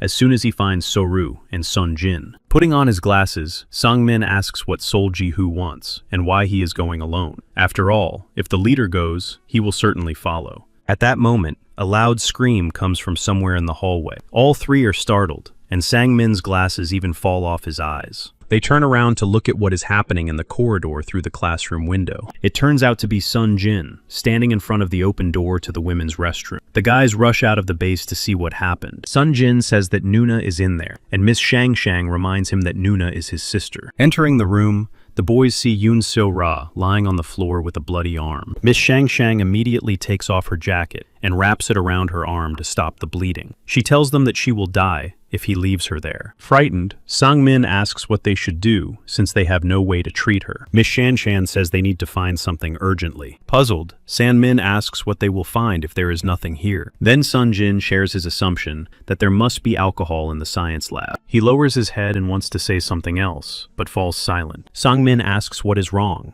and why he is not finishing his sentence. Sun-jin replies that Lee Sora is there. Sang-min doesn't understand how that's possible. Sol realizes that the dead people they were talking about were the deceased participants. Then Sang-min asks how that could be, since they were told to be careful during the hour of the dead. But Sun-jin is fine. Sol says that he is her brother. Sun-jin exclaims that his Nuna, Lee Sora, would never hurt anyone, and that he found Seo-ru because Nuna told him to look for her. Sol says that even so, they are taking a big risk. Shan-Shan says that there won't be enough alcohol, and they must be prepared for her to go into shock. Sang-min is nervous and asks how they should prepare for this, since there are no pharmacies nearby. But Sang-san insists that they must do something. After thinking for a moment, Sol Ji-hoo says that they still have a tape measure. A notification arrives, and San-min reads that the gate will appear in 30 minutes, and the bars on the second floor have been deactivated. The 6th floor is open. At that moment, Sang-min has an idea. He says it's time to go. They go up to the library and leave a large amount of money in the roulette wheel to finally get the disinfectant out of there. After gathering everything they need into a bag, San-min asks what Sol Ji-hoo is going to do.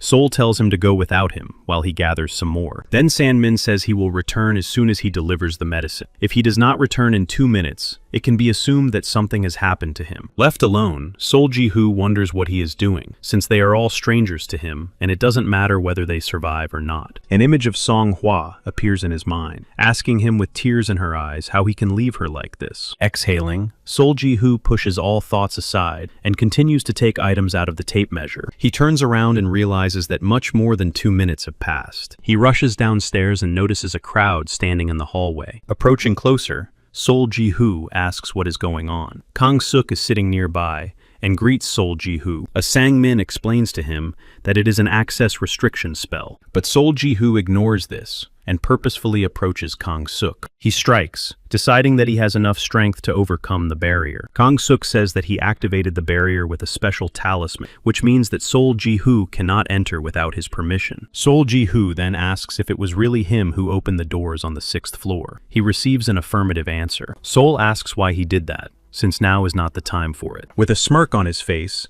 Kang-suk asks what the owner of the gold mark thinks about it. Sol Ji-hoo then suggests that it must have been difficult for Kang-suk to collect coins, since he and Yoon So-roy collected almost all of them. Meanwhile, Yoon So-ra is breathing heavily, lying on her knees in front of Miss Shan-sang. Sol Ji-hoo realizes who wounded her and where her coins are. Kang says it was a gamble with little chance of winning. Nothing would have worked if Sol Ji-hoo hadn't left headquarters, but he was sure that Sol would leave because such a saintly person couldn't just stand by and watch So-ra suffer. Meanwhile, somewhere at the end of the corridor, the monster's piercing screams can be heard, which frightens the boys. Sol reminds them that Kang won't be able to get to the 6th floor if the monster comes here. With a smirk on his face, Kang-suk shows another talisman that will allow him to do so. The kids start to panic, and Min-jun begs him to let them into the protective barrier. He claims he hasn't done anything wrong. Sol Ji-hoo wonders if he himself has done something wrong. Kang-suk confirms that it may indeed seem unfair. After thinking for a moment,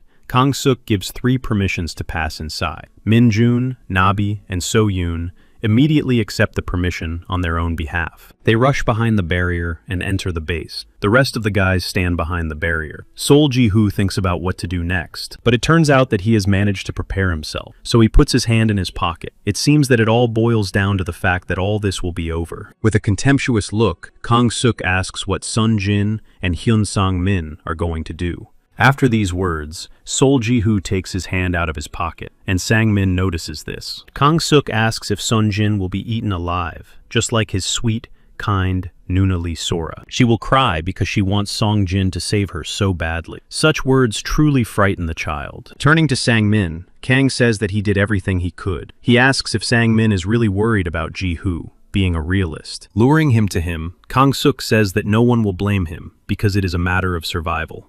After apologizing to Sol Ji-hoo, Sang-min goes to Kang-suk, and Sun-jin follows him. He looks at Sol Ji-hoo with a plaintive gaze. Only Miss Shan-sang and Yoon-so-ra remain behind Sol Ji-hoo. Kang-suk asks if Shan-sang has become an exhibitionist after taking off her pants once. Seeing her shocked face, Kang-suk says he's just joking. Looking at Seo-ra, he can tell that Shan-shan tried to stop the bleeding, which is commendable. But Shang-sang must understand that she could catch a cold dressed like that. Indeed, Shang-sang's body is covered in goosebumps. Taking off his jacket, Kang-suk says she can wear it. Seeing her puzzled face, Kang-suk insists that she can go behind the barrier. Miss Shang-sang notices San-min, who gives her a thumbs up. She goes inside, leaving Sol Ji-hoo and Soru alone in the danger zone. Kang-suk insists that she made the right choice and holds out her jacket. As soon as she reaches out her hand, Kang-suk immediately grabs her and pulls her towards her. She tries to get away, but Kang-suk tells her to stay calm because she knew what she was getting into. Just as Shan-sang wants to say something in her defense, Kang-suk asks if she really wants to go back to the other side. She calms down and hugs him. Sol Ji-hoo watches everything that is happening. Meanwhile, Kang-suk enjoys her power, and Shan-shan's body trembles. Finally,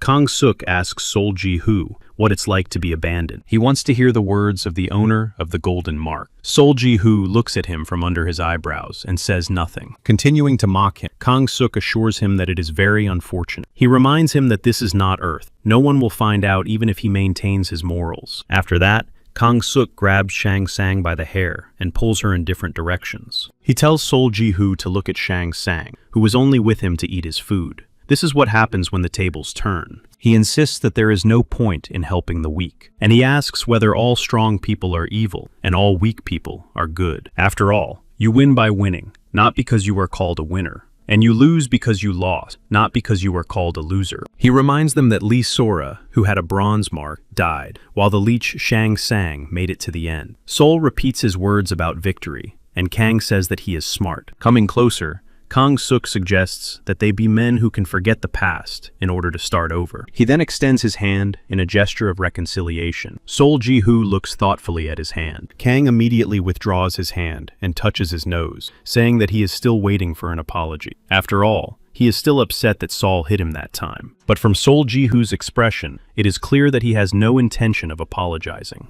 Kang says he wants very little. An apology is all it takes for them to become friends. Seeing Sol Ji-hoo's indifferent face, Kang-suk gets angry and wants to scold him for it, but he doesn't have time, because behind him, there is a loud explosion that frightens Kang-suk. He turns around and sees Min-woo fall to the floor, his eyes rolled back. Hyuk-sik stands nearby in fear, watching the image that gradually appears next to him. It turns out to be Sang-min. His body glows like a ghost. He swings an iron rod and says that the show is about to begin. He strikes Hyuk-sik on the head, who immediately falls face down on the floor. A frightened Kang-suk watches what is happening. Then he notices a chair and decides that it is suitable for defending himself against San-min. He immediately reaches for the chair, but it begins to disappear, which confuses Kang-suk. He turns around to see where the chair has gone, but he sees nothing. At that moment, he is struck in the face by the chair. It was Song-jin, using the same ghost effect as Sang-min. Turning to Kang-suk, Song-jin asks who he is to say such things about his sister, Lee Sora. Kang-suk falls to the floor after being hit. He wipes the blood from his face, his whole body shaking with indignation. Then he takes out a second talisman, claiming that he will kill them all. But at that moment, Shang-sang approaches and strikes him with the heel of her shoe. Kang-suk screams in incredible pain and drops the talisman. She continues to beat Kang on his hands and feet, claiming that she has never met such a pervert in her life. From the numerous blows, Kang-suk falls to the floor, hits his head, and loses consciousness. After that, his talisman is deactivated, and the barrier immediately disappears, right before Sol Ji-hoo's eyes. Sol Ji-hoo notices the boys, and asks how they managed to do it. A San-min shows him the piece of paper, and says it is a masking spell. He gave a signal to Shang-san and Sun-jin before entering, and they understood him. Then he asks if Sol Ji-hoo really thought he would betray him. But Sol Ji-hoo really didn't know what to expect. Then San-min's expression changes, and he says he wants to ask about one thing. He says that from the moment it all started, Sol Ji-hoo almost pulled out the spell ball, but stopped. He asks why, since the situation forced him to do so. Sol Ji-hoo wanted to make sure at least once, and see how they would behave when they were cornered. The guys look at leader Shang-sang in bewilderment. After that, Shan Sang indignantly asks if he was testing them. Sol Jihu spreads his arms, because it really was a test. Then, with a smile on his face, Sung Min asks if they passed the test. Sol Jihu nods approvingly, and San Min starts laughing loudly, and the rest of the guys chuckle too. At that moment, footsteps are heard coming from somewhere near the stairs, and San Min looks at Sol Jihu in confusion and asks what it is. Meanwhile, the monster with hooks has already climbed up to their floor. San Min immediately lifts Seo Ru, telling her that they need to get out of there, but Sol Jihu looks at him with a grin. Finally, all the guys enter their base and begin to watch the monster. Walking down the corridor, the monster stops at the window of their base and lets out a loud scream, scaring the girls. Nabi asks if it's true that the monster can't come in here, but Shansan doesn't answer, only indicating that they need to be quiet. Meanwhile, the monster notices the guys from Kana's team lying unconscious from the beating. Mingwu is the first victim. The monster picks him up by his leg and pulls him toward his mouth. While he is dealing with Minwu's body, the other guys stand on the other side of the base and watch in horror. Then Kang Suk crawls into the office. He is trembling with fear and begs the guys to save him. The boys look at him silently, but no one intends to help him. Someone's heel appears in front of Kang Suk's face. Kang Suk, exhausted from Shang Sang's beatings, slowly raises his eyes. It is Shang Sang, who is thirsty for revenge, and tells Kang Suk to get out of there. She presses her heel against his cheek, and Kang Suk looks up at her with a dissatisfied expression. Then he grabs her leg and pulls her along, calling her an idiot. Before she can react, Shan Sang falls to the floor. The monster has already grabbed Kang Suk by the leg and is pulling him toward him. Kang Suk continues to pull Shan Sang. None of the guys expected this turn of events. The guys stand there in bewilderment. Miss Shang Shang tries to free herself by pushing Kang Suk away and demands that he let her go. But Kang Suk smirks and continues to squeeze her leg, while the monster stands idly by. But it doesn't last long because the monster bites his leg. Kang Suk starts screaming so loudly that his eyes bulge out of their sockets. Despite the intense pain, Kang Suk insists that he will not die alone.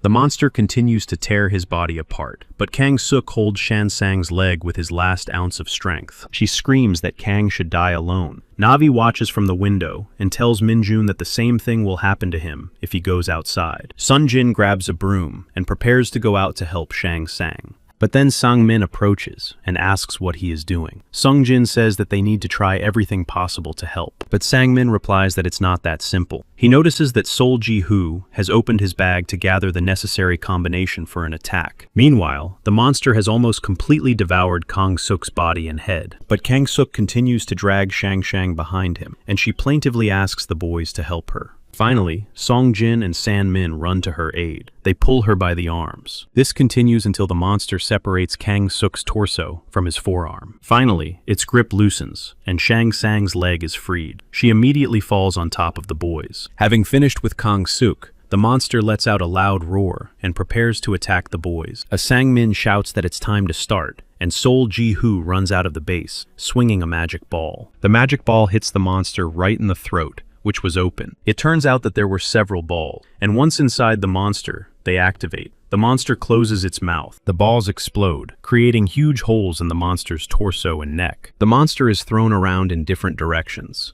It does not fall, but only hits the walls and continues to scream. The pain subsides, and the monster stops in its tracks, and Sol Ji-hoo immediately throws the next magic ball. The ball activates right above the monster's head. A web of light emerges from within and falls on it. The web of light envelops the monster's body. Trapped in its bonds, the monster can no longer move. Meanwhile, Sol Ji-hoo takes another magic ball, deciding that it's time for the final blow. He throws it, and it explodes in the air, showering the monster with burning balls that finally destroy its body. While the monster burns brightly, San Min and Miss Shan Shan stand behind Sol Ji-hoo. They are impressed that Leader Ji-hoo has succeeded. Miss Shang Shang exclaims that Sol Ji-hoo is incredible because he was able to defeat the monster with just a few spell balls. Sol Ji-hoo replies that he was just lucky with the combination. Still, Guide Han was right, because it is easy to defeat the monster if you work together. Sang Min is sure that the result can be called a miracle. Sun Jin stands behind them and nods happily. Then Sol Ji-hoo realizes that Ga Ram is still nowhere to be seen. Sang Min assumes that he is still looking for coins because he seems to want to save his family, but not for their sake,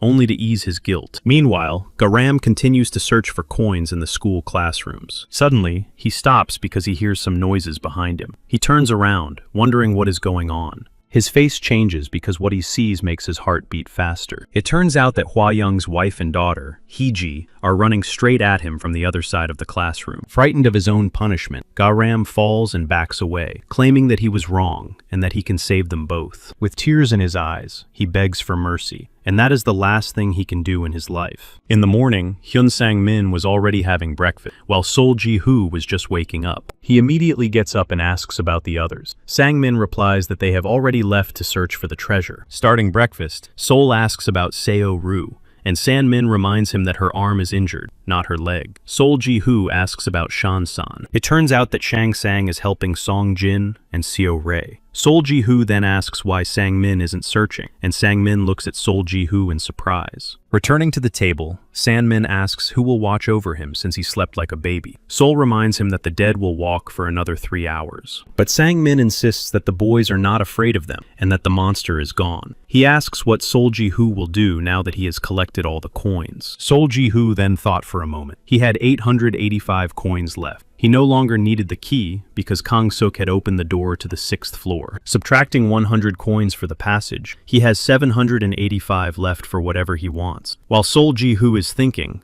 a breathless Sun Jin runs up to the meeting. He almost collided with Sol Ji-hoo and apologized. Sol Ji-hoo said everything was fine and asked how the search for coins was going. After calming down a little, Song Ji-hoo replies that he has enough to get to heaven. He says he has to go now. Finally, Sol Ji-hoo reminds him that the more desperate a person is, the more they rush. And the more they rush, the less far-sighted they are. It turns out that there were 2 coins lying right on the windowsill that Sun Jin simply did not notice. Sol Ji-hoo throws the coins and calls him to come with him. When asked where they are going, Sol Ji-hoo replies that they are going to find treasure. He clarifies that he will do everything possible, but cannot guarantee anything. He also informs him that there are about 800 coins left. The resurrection potion must be designated as special, which means the roulette wheel can be used twice.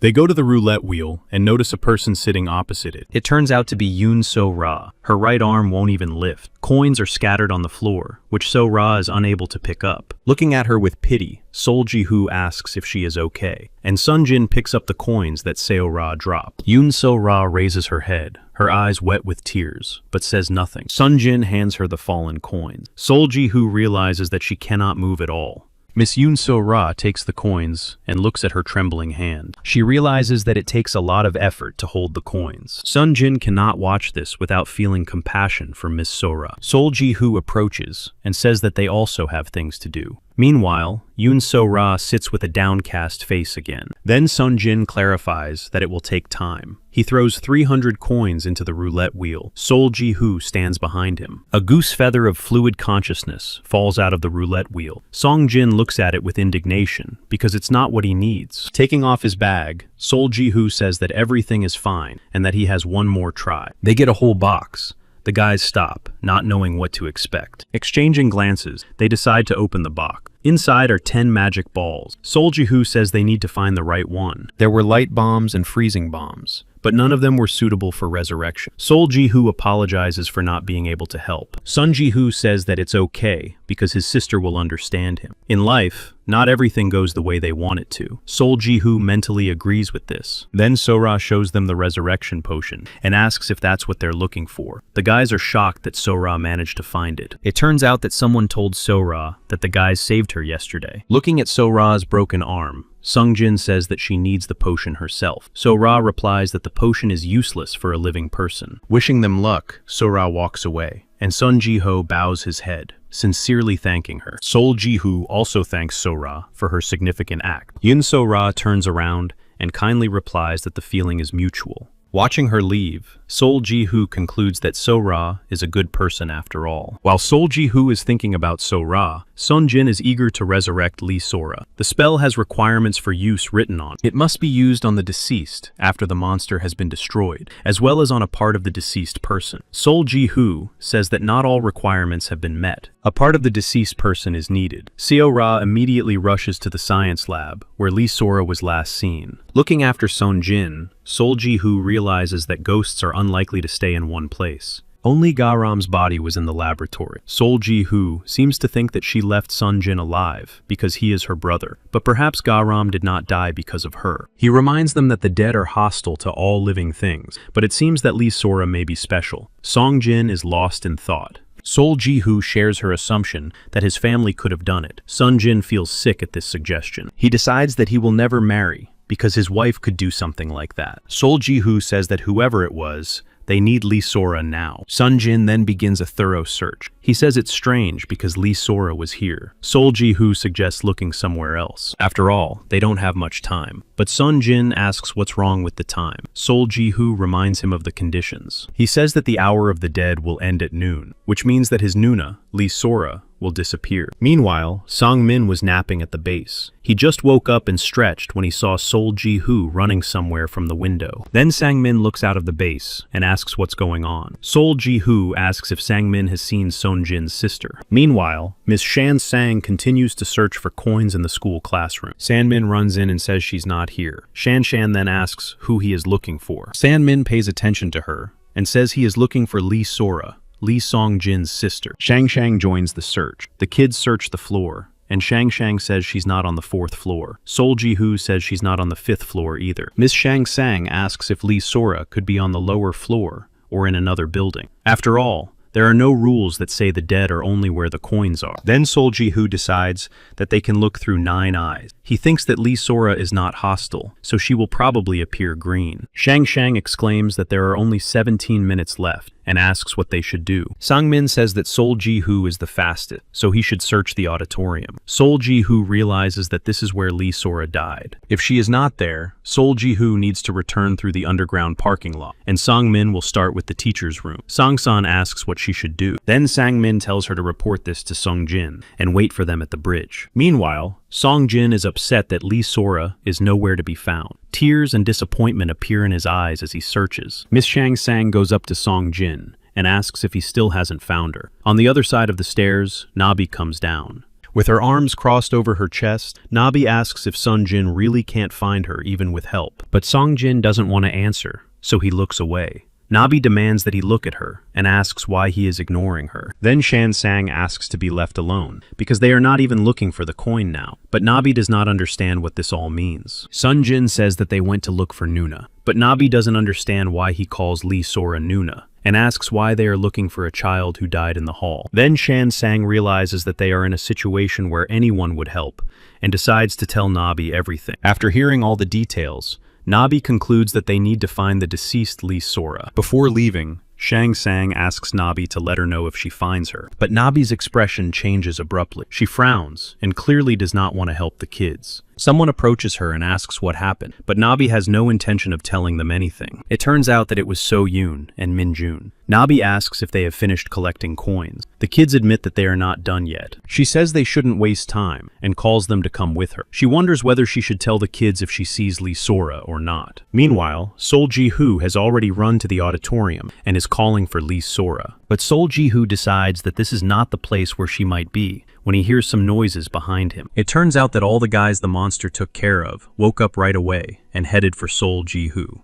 They were thirsty for revenge and rushed at Sol Ji-hoo. He immediately began to defend himself with a metal pipe. He orders them to stand aside because he has no business with them. But the ghosts only became angrier and rushed at him with their mouths open. Then Sol Ji-hoo had to fight off and repel everyone who approached him. Suddenly, Sol Ji-hoo notices the hole in the floor from which the monster emerged a few days ago. Meanwhile, Miss Shan Sang wonders where the ghost of Lee Sora might be. Sun Jin runs up from the street and tells Shan Shan through the window that she is nowhere to be found. On the other side, Hyun Sang Min runs up to him and asks if they have found Lee Sora. But Miss Shan Shan shakes her head, indicating that Lee Sora's ghost has not been found. Sang Min says there are 5 minutes left. Sung Jin wipes away his tears and wonders where she went. At that moment, Shang Shang remembers the 6th floor and the man who was heading there. Wiping away a tear, Sun Jin suggests that Lee Sora might be there. While Sang Min ponders the open 6th floor, Song Jin immediately runs there. He opens the gate and calls out to Nuna Lee Sora, who seems to be there. A bright light blinds his eyes, but Song Jin continues to walk straight ahead. It turns out that Lee Sora was near the magic portal and heard her brother Sun Jin's voice. While Song Jin hugs Lee Sora, Sanmin and Shanshan have already gone up to the floor. Sun Jin says they need to wait a little longer because she can live with the help of the resurrection potion. Then Sangmin remembers that they have no time at all and that the potion is with Sol Ji-hoo. They approach the edge and start shouting for Sol Ji-hoo to come to them. Meanwhile, Sol Ji-hoo manages to lure the ghosts into one place and throw a firebomb at them. The bomb is activated and a powerful explosion occurs. Sol Ji-hoo realizes that now he has no choice but to join Sun Jin. He runs through the schoolyard and wonders where everyone is gone. He hopes that the dead haven't gotten to them yet, because there is only 1 minute left. When he reaches the top floor of the parking garage, Sol Ji-hoo finds no one there. Meanwhile, Lee Sora says that Sun Jin can do everything without her. But Sun Jin, with tears in his eyes, asks her not to go to heaven without him. Sanmin and Shan-san stand nearby, trying not to cry at the sad moment of parting. There are 20 seconds left before the ghost portal closes. It turns out that the guys were near the portal to paradise, and Sol Ji-hoo was standing on the roof of the parking garage, a few meters away from them. Pushing aside a metal pipe, Sol Ji-hoo wonders if, after everything they've been through, it can all end like this. Remembering Sun Jin's words that Lee Sora would understand him, because life isn't always the way they want it to be, Sol Jin decides that it's just ridiculous, and he decides that this time, he will not wait. Then he runs to overcome the barrier between them. His innate ability to see the future is activated, helping him to cover the distance. There are 6 seconds left before all the ghosts disappear. All the guys are mesmerized by Sol Ji-hoo's jump. Sol Ji-hoo lands on his feet and immediately rushes towards the ghost of Lee Sora. He opens the resurrection potion, from which liquid immediately flows out and heads straight for Lee Sora. The kids stand frozen, and Lee Sora feels the potion entering her ghostly body. There is 1 second left before she disappears, and by this time, all of the potion has entered Lee Sora's body, and the transformation has begun. The guys watching are looking at what's happening with interest and excitement. Meanwhile, Lee Sora's body is illuminated by a bright light. Sun Jin joyfully awaits her resurrection. But in an instant, all the light gathered in her heart, and her body did not change at all. Sun Jin calls out to Nuna, worried that nothing has worked. Then her heart beats so fast that the light illuminates her body and everything around her again. The children have to cover their faces with their hands from the bright light. When the glow stopped, Lee Sora's living body fell onto Sol Ji-hoo, who was standing nearby. A moment later, Lee Sora woke up and, confused about what was happening, began to get up.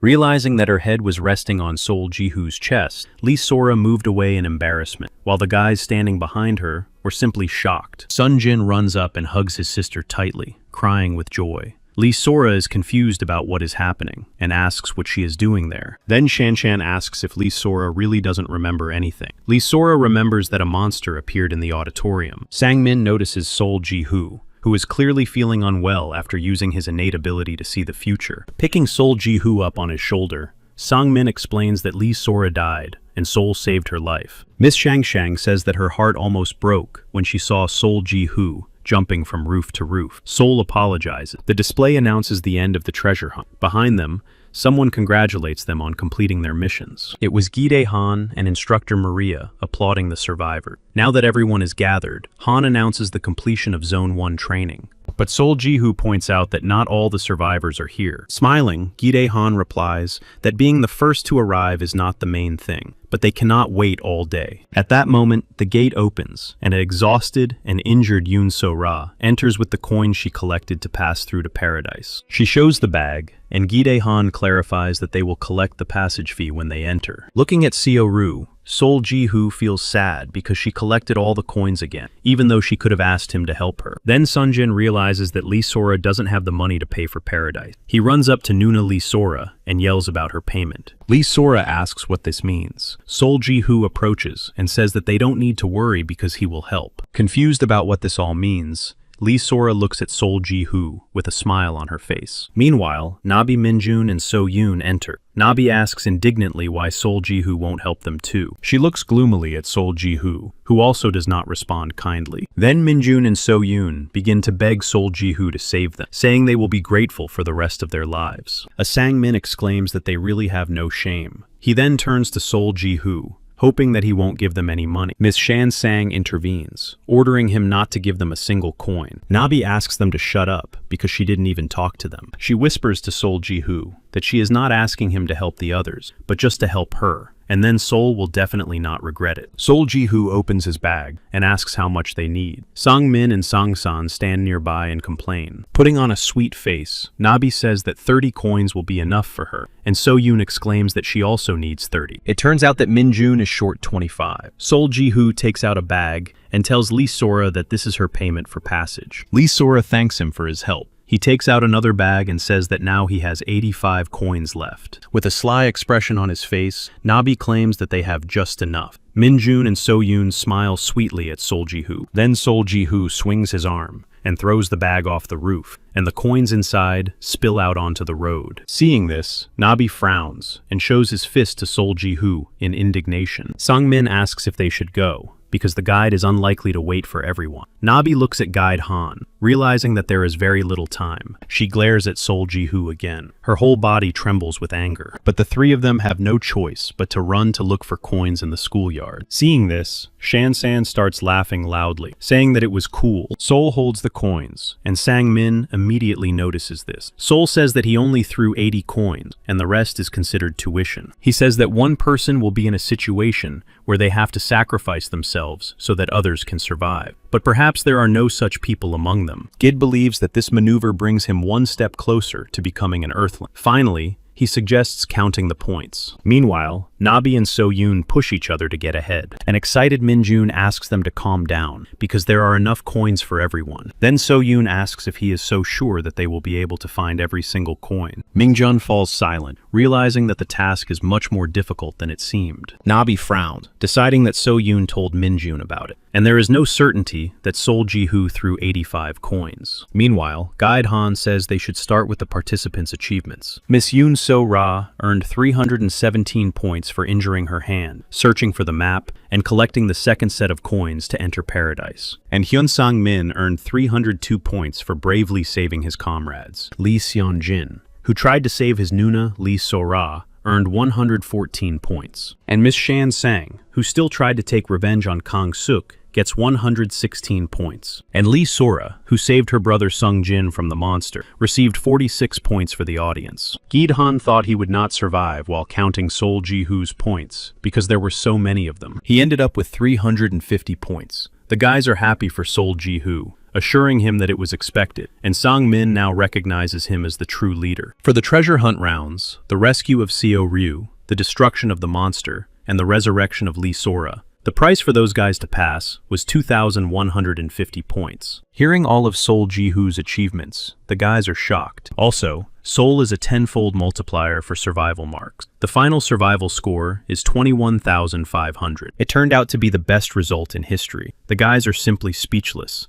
Realizing that ordinary help turns into points, it became clear why San-min was helping all the time. San asks if Sol is not happy about getting the points. Then Shan-san decides to ask what they should do with these points next. Gid-han says they'll find out when they get to the other side of the portal. He asks Sol Ji-hoo if he is happy that they can even visit a VIP store. But Sol Ji-hoo didn't know anything about a VIP store. Hang clarifies that there is such a store in paradise, and urges Sol Ji-hoo not to forget about the papers he received. Meanwhile, Nabi realizes that if the guys find the coins first, she will be in trouble. At that moment, So-yoon jumps up and down happily, saying that she has collected everything. She immediately runs to school, and Min-jun asks her to stay and help them. He says it will be faster if they search together. After all, they only got here because they stuck together. Watching So-yoon leave, Nabi has an idea. She notices a metal pipe lying nearby. Min-jun continues to ask for help. After all, they can all survive if So-yoon waits a little longer. But So-yoon replies that it's not her fault, they haven't found their share yet, and, wishing them luck, opens the door to the school. However,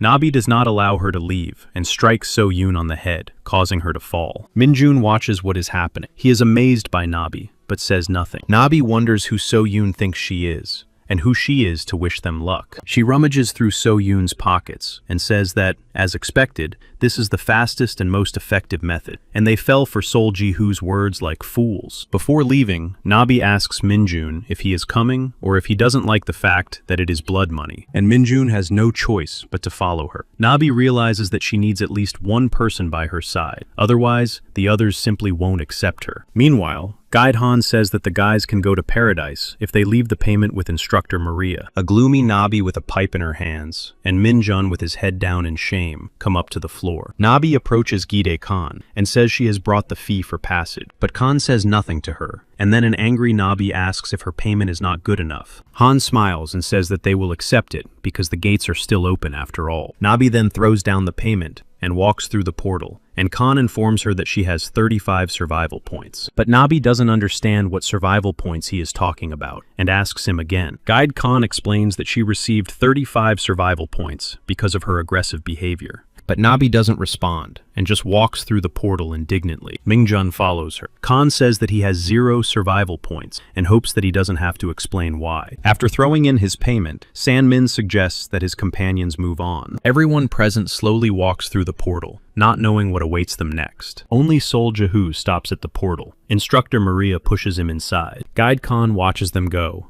and wishes them luck in the neutral zone. The guys arrive in the hall. Besides them, there are other groups of participants in portals. Shan San suggests looking at the foreigners, and San Min asks them not to embarrass themselves. Instructor Maria points to the seats where Son Jin, Lee Sora, Min Sang, and Sol Jihu are going. Sitting down in a chair, Sol Jihu immediately notices Delphine sitting nearby. She also noticed Sol Jihu and waves her hand sweetly. Sol Jihu shyly nods his head in response to Delphine. Then the synchronization begins, and Sol Jihu experiences strange and frightening sensations in her head. The display notifies them that they have successfully synchronized with the system. Sol Jihu is puzzled by what is happening, and experiences unpleasant sensations. Meanwhile, the instructors report on the completion and failure of the mission by their participants. Finally, it is the turn of instructor Agnes, who reports the successful completion of Mission Zone 2 Europe. After her, Maria begins to speak. She clarifies that South Korea has completed the mission in Zone 1. Sol Ji-hoo is surprised that she can speak. Then Young enters the stage and congratulates everyone on completing their training. She lights a cigar and welcomes everyone to this hellish neutral zone. She says that the Holy Land blessed by the 7 gods is a paradise where the participants can prove themselves. They must increase their points to 1,000. This is the only way to leave the neutral zone and go to paradise. They have exactly 1 month to do this. There are also many ways to do this. Burrito intervenes, reminding everyone of Young's words about going to paradise immediately after training. Looking at Burrito with contempt, Yuang orders him to sit down until she has dealt with him and the people who brought him here. Burrito has no choice but to obey Young, because he really did end up here undeservedly. Young claims that he has misunderstood something, because the official name of this land is Lost Paradise.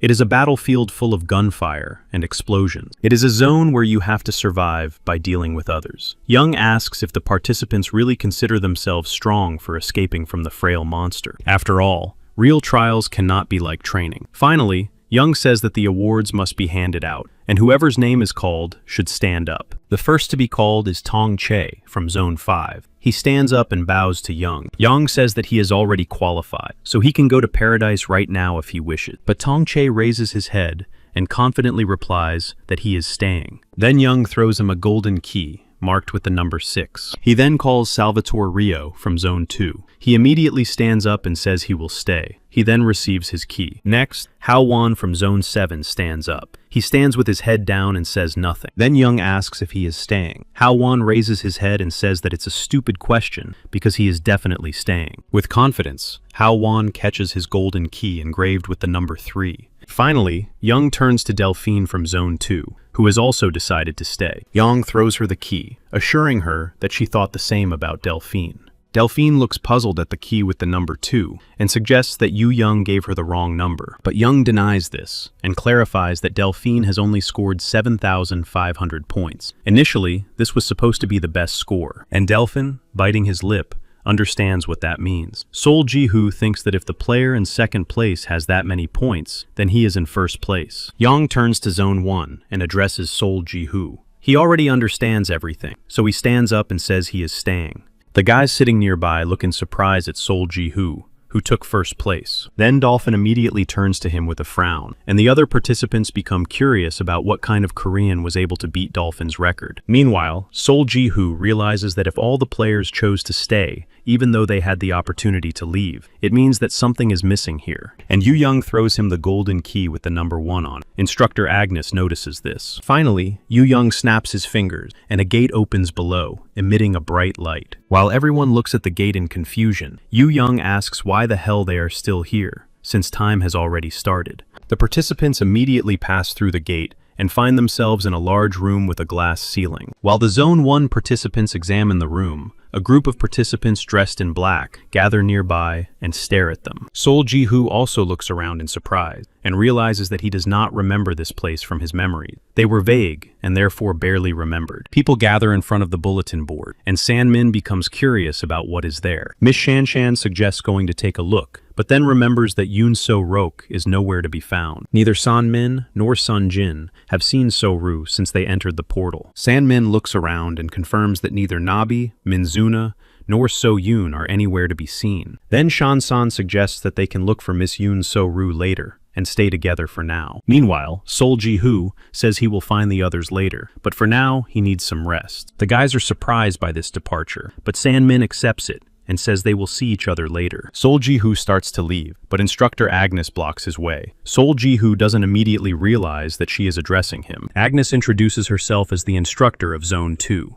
She asks Sol Ji-hoo if he would be willing to listen to her proposal. It turns out that Agnes was hoping for the honor of giving Sol Ji-hoo a tour of the area. But Sol Ji-hoo continues to look at the instructor in bewilderment. At that moment, someone stands behind Instructor Agnes and pokes her on the shoulder to get her to turn around. It turns out to be Instructor Maria, who smiles sweetly and greets Agnes. Adjusting her glasses, Agnes frowns and asks if the training is over and if she can personally take care of this matter. Maria then shows her the middle finger. Agnes says that she is vulgar, as always. Maria shows her 2 middle fingers, and Agnes blushes, covering her face with her hand. She looks up at Sol Ji-hoo and apologizes for the disturbance. Then she says goodbye until they meet again soon. Watching her leave, Maria says that it's a disgusting habit to wag her tail in front of everyone. She calls Agnes a Sicilian bitch. Then she turns to Sol Ji-hoo. Winking, she says she will show him around. Sol Ji-hoo assures her that she knows how to use words. Maria explains that she has been practicing a vow of silence. She thought it would save her from situations where she has to speak without thinking. Maria offers to buy a drink, but Sol Ji-hoo insists on paying. He claims he has no money, but Maria reminds him that he has 26,500 points. But Sol Ji-hoo has completely forgotten that he received 5,000 bonus points in the auditorium. Maria can't believe it. Finally, it dawns on him that survival points are instead of money. Maria asks if he really didn't know that food, lodging, and clothing are paid for with points. Realizing that they not only need to earn points, but also spend them, Sol Ji-hoo wonders if this doesn't make things more difficult. Finally, Instructor Maria goes upstairs, and Sol Ji-hoo follows her. He watches Maria drinking a beverage from a cup with pleasure. Finally, Sol Ji-hoo decides to start a conversation and asks if she really likes it. Maria confirms this, adding that he should have taken the free drink. Sol asks if there is really a 100% discount at regular restaurants and stores. Maria explains that people with a gold mark get a 30% discount for first place and a 70% discount. In general, for Sol Ji-hoo, it's 100%. She asks if it's really that cool. Sol Ji-hoo looks down, realizing that it's cool for him, but will be difficult for others. He decides to ask how to earn survival points. Instructor Maria points to the bulletin board where the missions are posted. If a player completes missions, they can earn points as a reward. This is the main method of obtaining them. Sol asks what other methods there are. Maria says that points can also be borrowed or transferred. Sol Ji-hoo concludes that credit and looting are common here. Maria also points out that staying here is a smart decision. It is very difficult to return to the neutral zone once you leave it, so you need to take everything you can. Sol Ji-hoo asks what to take here. Maria reminds him about the VIP store. Sol Ji-hoo replies that they sell luxury brand items for pennies. He asks what's wrong with that, but Maria asks what he plans to do with a woman's handbag on the battlefield. She informs him that Sol's goal should be to shop at the VIP store. They arrive at the top floor of the tower. This is the royal floor, intended for players who have scored more than 1,000 points in training. The method by which Sol Ji-hoo got there was not the best, and he doesn't understand what kind of place this is where there isn't even an elevator. He pants and asks how anyone can walk up these stairs. You can't even call it the royal floor. Maria reminds him that this place is not a resort, and that for people who can afford the royal floor, Stairs are not a problem. Sol Ji-hoo is still dizzy from the upside-down stairs. Maria says it's time to stop whining. She beckons him to follow her, wanting to show him the room. But Sol Ji-hoo is still trying to catch his breath. The door opens, and Sol Ji-hoo's face changes at the sight of such apartments. Maria says that recovery is faster in this room. Sore muscles will disappear after an hour of rest, and 4 hours of sleep will completely heal the whole body. For Sol Ji-hoo, it is a very spacious place. He asks how such a thing even exists. Maria reminds him that this is the neutral zone, a place blessed by the 7 gods. All efforts are directed towards supporting those who contribute to creation. But Sol Ji-hoo thought they were being tested. Maria confirms this and clarifies that the main goal is to increase their chances of survival. She pokes him with a brochure. She asks if seeing is believing. The brochure says that this is the VIP zone of Lost Paradise. Maria says goodbye and wishes him the grace of luxury. Sol Ji-hoo waves in response. Maria's instructor has to walk quite a distance to the exit. Sol Ji-hoo realizes that he doesn't even know his instructor's name. Maria, who had finally reached the door, heard his voice. She turns around and asks Sol Ji-hoo's question again. Sol Ji-hoo tries to shout as loudly as possible, asking her full name. Instructor Maria asks in surprise if he has already forgotten. She clarifies that her name is Maria Ariel. Waving goodbye, Sol Ji-hoo quietly replied that he was hearing her name for the first time. Left alone in his room, Sol Ji-hoo immediately falls onto the bed, enjoying his long-awaited rest. Exhausted, he closes his eyes, realizing that it has been a very long day. After a while, he wakes up and, looking at the time, decides that he slept well. Then he notices a brochure lying nearby. He becomes curious about what kind of items they sell to be considered a luxury store. Inside was a greeting and clarification that the VIP store is headed by God Ibgok, and a list of goods. The cheapest one costs 30,000 points. Seeing the prices, Sol Ji-hoo decides that this is some kind of madness and throws the brochure on the floor, then heads to the lower floor of the tower. He realizes that the shops are now closed, so he becomes curious to see if everyone else is in the rooms. It turns out that people have gathered again on the first floor, in front of the bulletin board. Deciding to look at the missions on offer, Sol Ji-hoo moves closer, and the players present give him disapproving looks. Feeling so many eyes on him, especially those of the guys with golden keys, Sol Ji-hoo feels uncomfortable. After all, this is strong psychological pressure. It turned out that he had to tear off the sheet to immediately move on to the task, and he would have to team up with participants from other zones. Then Sol Ji-hoo wondered if it was possible to replay the same missions. He takes a piece of paper with a task to get out of the maze, for which they pay 100 points. Failure on the task leads to a restart or the end of life. At that moment, Delphin approaches Sol Ji-hoo and apologizes for the disturbance. Sol Ji-hoo accidentally pulls on the piece of paper. She shyly offers Sol Ji-hoo some tea. Before Sol Ji-hoo can answer, his body begins to teleport. All that remains is the sheet of paper with the task. Delphine immediately slumped and, trembling, accepted this as a complete failure. Meanwhile, Sol Ji-hoo found himself in a cave lit by torches and with 5 entrances. Sol Ji-hoo immediately activated his innate ability of 9 eyes. All 5 passages lit up. Only one burned green and one orange. Sol Ji-hoo approached the green passage to see what awaited him inside. After a while, he was teleported to the tower, to the place where he had been standing originally. Seeing him, Dolphin exclaimed that only 20 minutes had passed. Hao Wan from zone number 7 said nothing and only looked at him thoughtfully. Sol Ji-hoo thought about taking another task with a bigger reward. He immediately noticed a task with unreal difficulty and a high reward. He instantly decided to activate the 9 eyes on the stand to select the best task. The tasks were divided into colors from red to green, according to their difficulty. Noticing the yellow sheet, Sol Ji-hoo was surprised that no one had tried to complete this task. He decided to try it himself. At that moment, Delphine approached him and asked if he remembered Mr. Ton Chai. Sol Ji-hoo asks if she is referring to Ton Chai, who was in 5th place. Delphine whispered that he probably died trying to get out of the maze. But Sol Ji-hoo, who completed the maze in 20 minutes, is truly surprised. By this time, Hao Wan has approached them and nods approvingly at Dolphin's words. Sol Ji-hoo says that it was definitely a chance of death and asks how it happened. But Dolphin is not sure about this and only clarifies that 2 hours have passed and he has not returned. Sol clarifies that the mission was not that dangerous. He asks if it's possible to die from a mission of medium difficulty. Then Dolphin lowers her head and says she understands what he means. Then she changes the subject and asks Sol Ji-hoo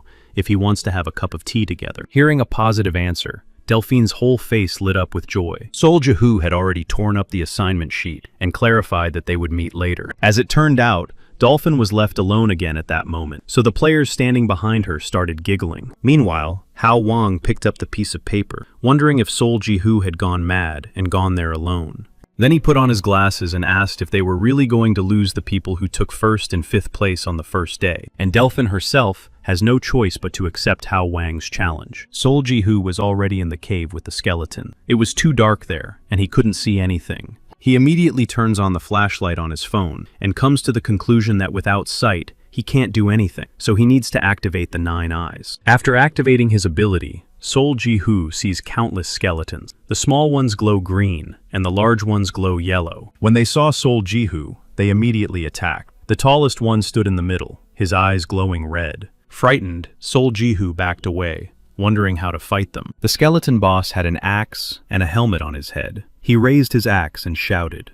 Continuing to back away, Sol Ji-hoo bumped into a wall. He immediately remembered the bag of magic balls and wondered which one to use. One of the skeletons tried to hit Sol Ji-hoo, but he managed to dodge it. After missing, the skeleton put its hands on the ground and went after Sol Ji-hoo on all 4s. Sol Ji-hoo shone his flashlight so as not to miss the next blow from another skeleton. At that moment, the skeleton tried to strike again, but Sol Ji-hoo managed to dodge it once more. Deciding that there was no time to waste, Sol Ji-hoo immediately reached into his bag to grab the first magic ball he could find. It turned out to be a firebomb that blew up several skeletons at once. Looking at them, Sol Ji-hoo realized that his attacks were too weak because he wasn't using combinations. Then he decided to start with a magic ball with a web of light. He immediately tied up one of the skeletons. After that, Sol Ji-hoo activated the hydrochloric acid magic ball and threw it at 2 skeletons, which immediately dissolved. Having dealt with several skeletons, Sol Ji-hoo sees a crowd of skeletons coming at him from the darkness. He decides that there is no time to waste and throws another magic ball. It was a lightning attack that destroyed several skeletons at once. When most of the skeletons were destroyed, the boss rushed into the attack, swinging a huge axe. Sol Ji-hoo realizes that it is too late and tries to defend himself with his bag. The blow from the axe immediately knocks the food out of it. The skeleton boss turned out to be not as easy as Sol Ji-hoo had thought when he saw the yellow warning sign. Seeing the flying axe, Sol Ji-hoo wonders if he is going to die just like that. Meanwhile, Dolphin and Hao Wang assume that Sol Ji-hoo is beyond saving and that all this is a waste of time. While they were pondering that a maximum of 6 people could go on the mission, a bright light appeared behind them. The players begin to exclaim that Sol Ji-hoo has returned, but no one can believe how he managed such a difficult task. Looking at Sol Ji-hoo with bewilderment, Hao Wang suggests that he simply cheated. Meanwhile, Sol Ji-hoo's body trembled with fear as he tried to catch his breath. He immediately went to his room to analyze the last battle. Recalling the last seconds of the mission, he realizes that a mirror has fallen out of his bag. Falling to the floor, the mirror shone brightly, right at the skeleton boss. The glow was so bright that his entire skull began to evaporate. Sol Ji-hoo realized that it was the mirror from the library. He immediately picked it up and continued to shine it at the skeleton boss. In a moment, the boss was finished, and Sol Ji-hoo decided to use his last chance to deal with the rest. It turned out that the mirror's glow was enough for all the skeletons in the cave. When they were finished, the mirror cracked. The display notified them of the successful completion of the difficult mission. 1,000 survival points were added to their account. When he came to his senses, Sol Ji-hoo realized that he did not deserve to be first. After all, everything worked out thanks to his vision of the future and the golden seal. And the other guys had helped him too. Sol Ji-hoo realized that he was a pathetic idiot for thinking he was so cool. At that moment, someone knocked on the door. Sol Ji-hoo wiped away his tears and answered the knock. There was no answer, so Sol Ji-hoo opened the door with his eyes red from crying. It turned out to be Lee Sora, whom Sol Ji-hoo never expected to see at his doorstep. They went to a cafe to talk. Sol Ji-hoo said that he had been playing with his life all this time, and it was a miracle that he was still alive. Deciding to cheer Sol Ji-hoo up, Lee Sora suggests they go for a run together. Sol Ji-hoo couldn't have expected this from Lee Sora, so he asks her again. Lee Sora insists that running clears the mind and will definitely make him feel better. Sol Ji-hoo replies that it's too late to go running, and that there are no tracks here. Smiling, Lee Sora says that there are actually running tracks. She shows him a piece of paper with an assignment to run 10 laps. She asks Sol Ji-hoo if it's really that easy for Sol Ji-hoo doesn't understand why he should run if there's no reward for it. Lee Sora tears off the piece of paper, explaining that she needs to run a little before bed, otherwise she won't be able to sleep. Then, Sol Ji-hoo realizes that he will have to run, because Lee Sora is trying to cheer him up. He says that they can cooperate. When asked how to form a team, Lee Sora replies that they need to hold hands or shoulders. The main thing is to have physical contact between their bodies at that moment. Sol Ji-hoo immediately puts his hand on her shoulder, asking if he is doing it right. Lee Sora's face turns red with embarrassment. After tearing the parchment, both players teleported to a stadium with running tracks. Sol Ji-hoo didn't even know there were places like this. Lee Sora asks if it's really cool here. Starting to stretch, Sol Ji-hoo wants to try to make it easier for Lee Sora to get into bed. He starts punching the air, and Lee Sora realizes that he'd better stretch his legs. On the 8th lap, Sol Ji-hoo feels completely nauseous. He realizes that he can't go on any longer, or he'll throw up, and asks how many laps are left. A joyful Lee Sora replies that there are only 2 laps left, and that Sol Ji-hoo will succeed. She then advises him to breathe differently. Giving it his all, Sol Ji-hoo finishes the run. He falls to the ground and tries to catch his breath. Lee Sora concludes that he is not that resilient. He asks how she runs so fast. It turns out that Lee Sora used to be a track and field athlete. Sol Ji-hoo then reflects on how he has spent his life playing and drinking. He has wasted his years. Relaxing, Sol Ji-hoo decides that running isn't so bad. Lee Sora points out that running is an easy way to get in shape. Hearing the gratitude directed at her, Lee Sora looked at Sol Ji-hoo in bewilderment. Thanks to her,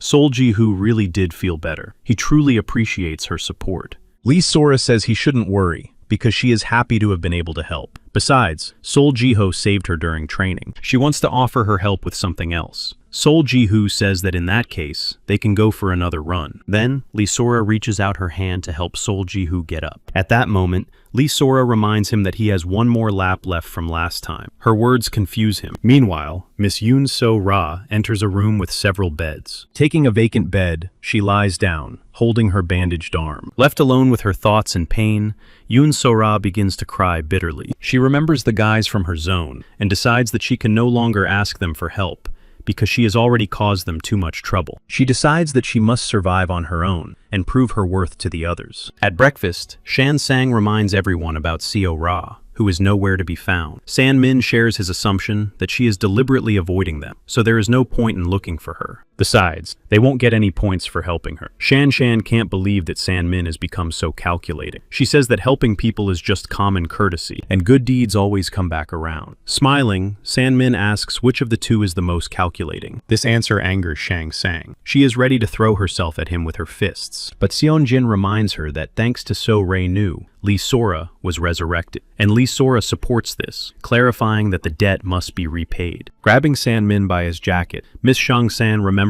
that Sol Ji-hoo is also missing. It turns out that Sol Ji-hoo is having breakfast in his room on the royal floor. He cannot forget the skeleton boss he managed to defeat by chance. At least there is an obvious way to get out of the maze, but it makes no sense without getting points. While sewing up his bag, Sol Ji-hoo comes to the conclusion that the key is to increase his chances of survival. He decides that he needs to focus on growth. After all, his endurance is currently quite poor, so he needs to go all in and gain strength. At that moment, Sol Ji-hoo remembers the note from Gita that he picked up. Han advised him to use a special ability from the VIP store. Sol Ji-hoo looks at the note in confusion and cannot understand what ability it is referring to. Remembering the instructions of Instructor Maria and Guide Han, Sol Ji-hoo decides to figure it all out. In the VIP store, Sol Ji-hoo meets a salesman in a suit with a clouded mind. Then he clarifies that he meant something else. He claims that only those with 30,000 survival points can enter. Looking at him in bewilderment, Sol Ji-hoo asks if he can't even look. Turning around, Sol Ji-hoo says that he just wanted to know what an ability is. The salesperson's expression immediately changes. With a surprised expression,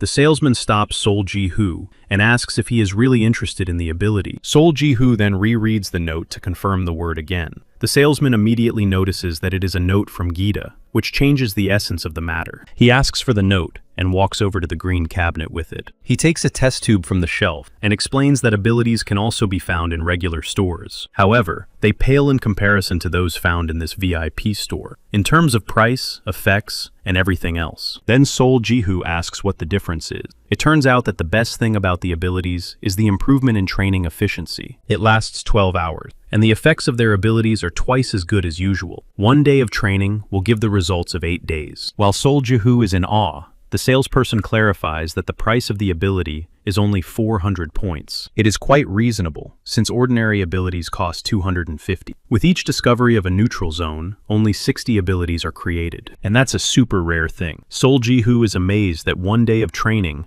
will give the results of 8 days. Sol Jihu shows the golden key and golden mark to get a discount bonus. The salesperson replies that it must be a rumor, and unfortunately, this bonus does not work in the VIP store, but Sol Jihu firmly says that he will take them all anyway. After drinking the test tube, Sol Jihu goes for a run, hoping that everything will be as the salesperson said. Meanwhile, Burrito asks Minjun to behave normally because he almost died because of it. Minjun insists that those should be his words. A crowd gathers around their argument, including Nabi. No one understands what happened. Delphin joins the crowd and asks what is wrong with them. Salvatore shares his assumption that they have problems with teamwork. They probably chose a mission with a reward in points and went through an excessively difficult task. Tong Chai reminds them that they only have 15 days left, but Salvatore is sure that Mr. Tong Che was one of the first to experience this. Then Tong Che says that his experience was a little different. He took the task just out of interest, and Delphin says that's why they were worried he had died. Bowing, Tong Chai apologizes. He clarifies that he is one of those who acts first and thinks later. At that moment, their conversation is interrupted by a loud cry that this is simply ridiculous. It turns out that Minjun is asking how they can collect 1,000 points when even their socks are bought for them. Burrito exclaims that at this rate,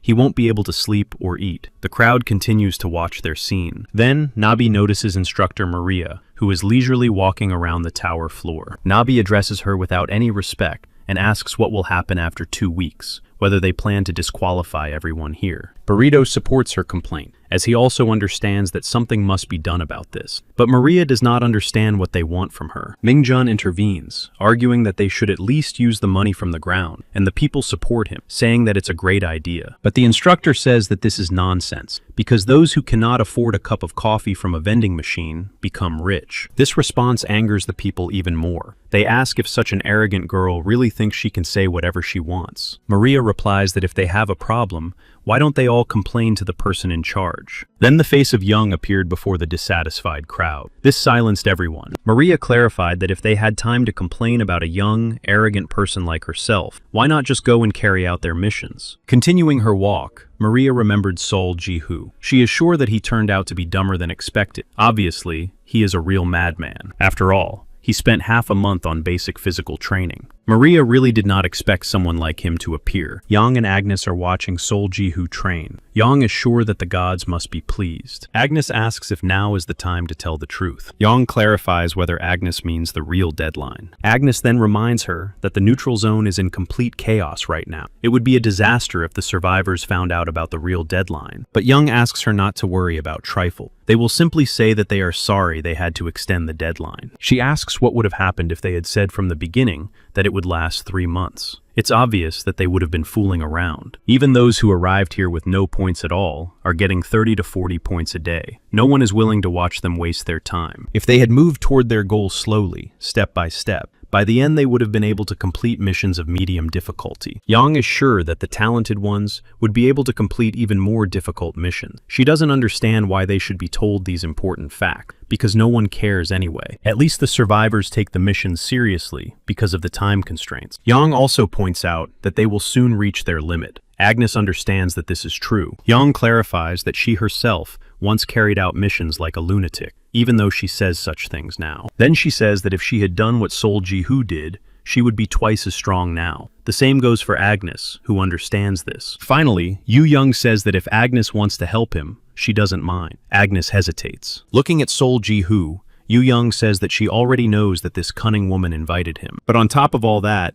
Yu Young heard some very interesting news. Sol Jihu thinks it's time to take a break, because if he takes a step, he will be able to regain his strength and run even further. Then he decides to slow down. He doesn't understand the point, because no one is watching him, and it seems that he shouldn't have come here in the first place. Trying to catch his breath, Sol Jihu thinks he is thinking this way because he is tired. After all, he is just a pathetic idiot who was dumped by Sun Hua. He is sure that this is the reason why his whole family does not communicate with him. At that moment, Sol Jihu stumbles and falls. His whole body trembles as Sol tries to get up, because it seems like he needs to keep running. But he has no strength left, not even to stand up. At that moment, the display announces the successful completion of the basic difficulty mission. 10 survival points have been added, and the personal trait of weak-willed has been removed. Endurance level increases. After all these notifications, Sol Ji-hoo teleports to the task board. Someone is already standing in front of him. It turns out to be Agnes, handing him a glass of water. Sol Ji-hoo stands up and thanks her. While Sol Ji-hoo gulps down the water,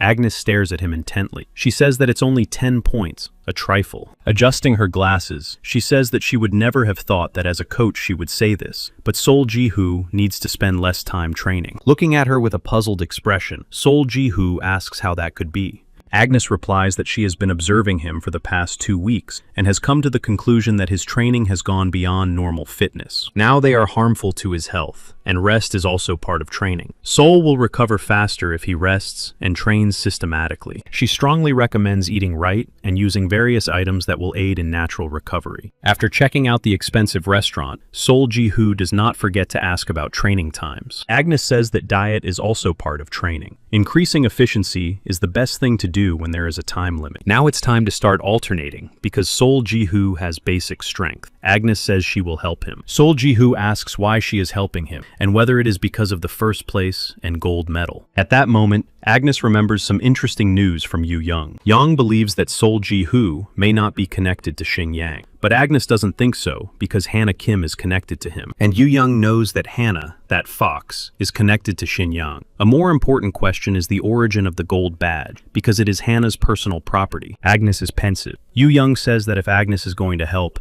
she needs to devote herself to the cause completely. The gold mark and its unusual nature are the same as with Sun Si-hon, but unlike him, this one was trained directly by the performer. Agnes then asks not to blame her if Sol Ji-hoo becomes an enemy who stands in their way in the future. With that, the conversation is over. Agnes says she sees potential in Sol Ji-hoo, and that it is the guide's responsibility to steer players in the right direction. Sol Ji-hoo then asks if he can receive help from another guide. If so, he wants to be taught by someone persistent and experienced. Sol Ji-hoo says he has already heard of a guide called the Devil. Adjusting her glasses, Agnes replies that in that case, she does not need to refer him to another person. It turns out that she is the Sicilian guide, Devil Claire Agnes. The training began, and Sol Ji-hoo had to perform for so long that sweat poured from his body. At one point, Sol Ji-hoo stops because he can no longer move. For this, he receives a blow to the back with a bamboo stick. Agnes exclaims that she did not allow him to rest and orders him to start over. But Sol Ji-hoo throws down the dumbbells anyway. Agnes asks him in bewilderment what he is doing. Sol reminds her that rest is also part of training.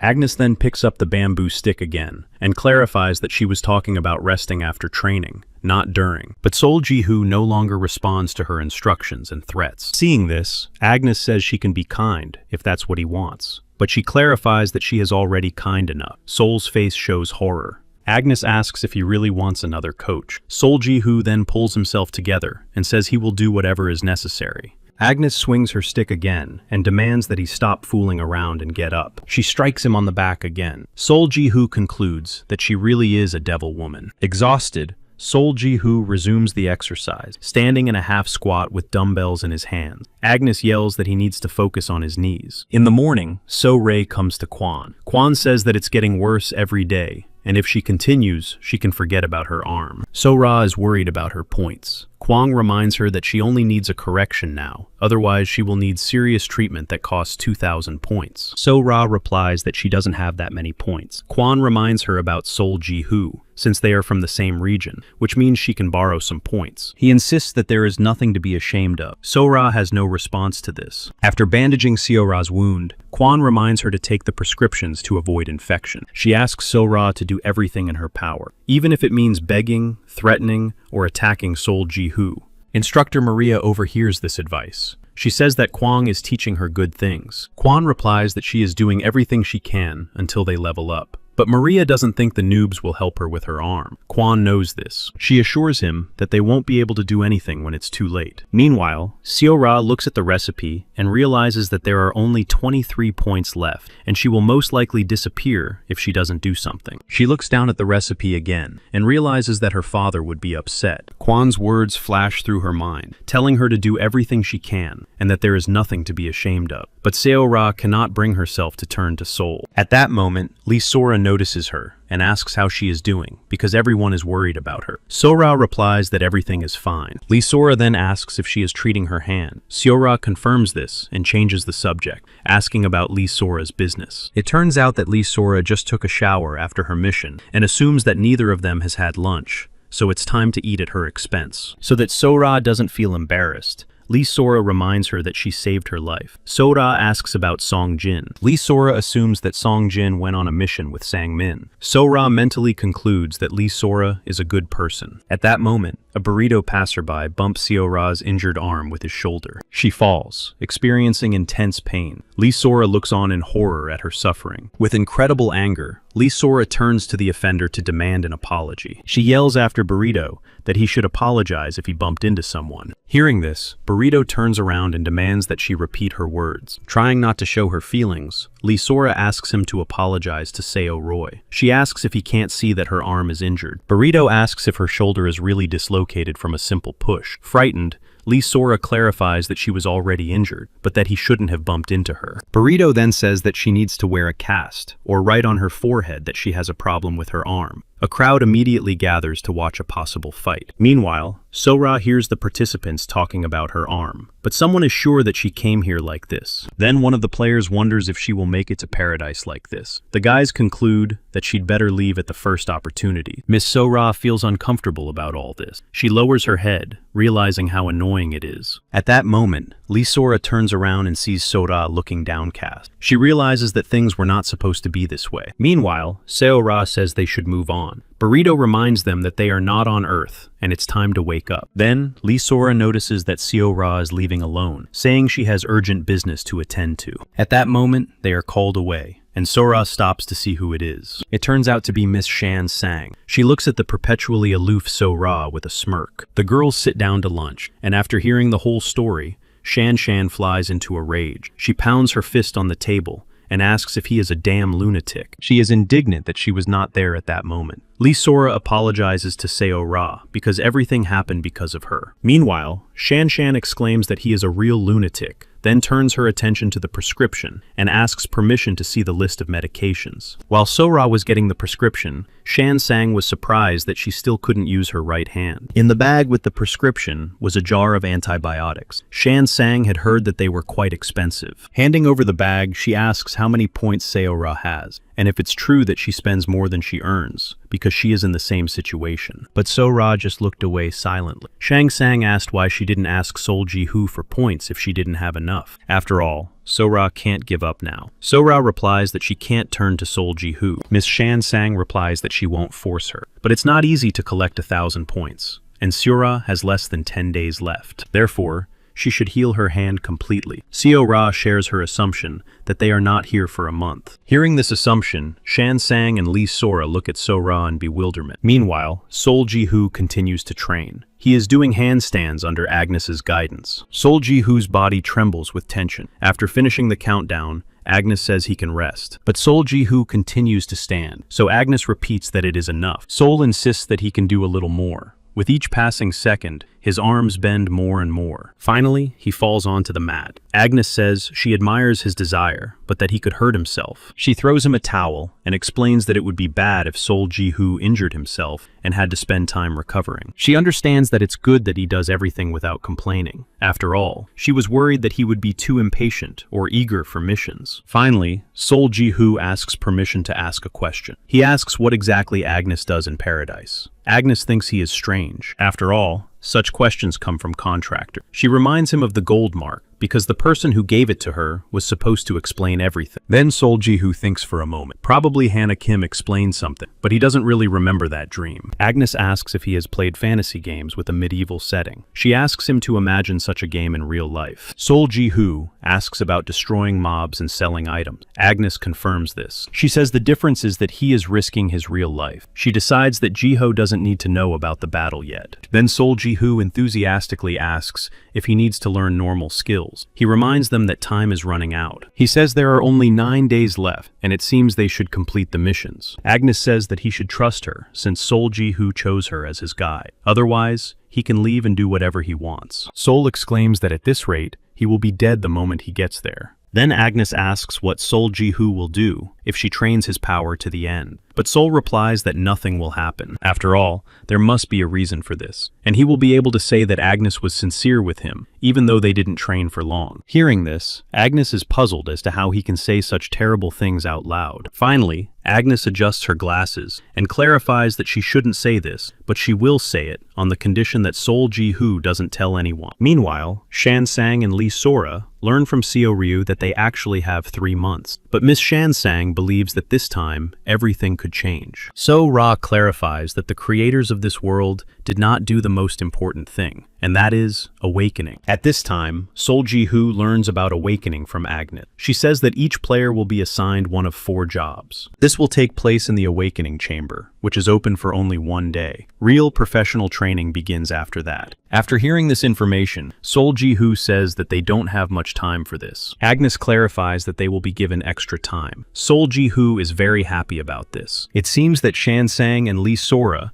learned the same information, but from Seo Ryu. The girls were so loud that Min-jun probably heard everything. With a smirk on his face, he turns around, realizing that he has just heard some extraordinary news. He immediately rushes into Nabi's room to tell her the big news. It turns out that Nabi was not alone. Burrito was with her. Nabi smiles and says that next time he should knock on the door. Burrito says that it's getting cold and that they should close the door on the other side. But Minjun is still confused and asks what he is doing there. Nabi asks if Minjun really thought they were dating because they eat and sleep together. He shouldn't be so naive because everything is different here. After hearing this, Minjun himself fell into a stupor and couldn't say a word. After a while, Burrito hits the young guy Bao, who flies back several meters. The blow was so strong that Bao trembles and cannot get up. Nabi was standing behind Burrito. Without a shred of sympathy, she asks if they can cooperate now. But Bao continues to lie on the ground and claims that he has not yet collected all the points. After these words, Burrito hits Bao in the stomach again with tremendous force. He falls again,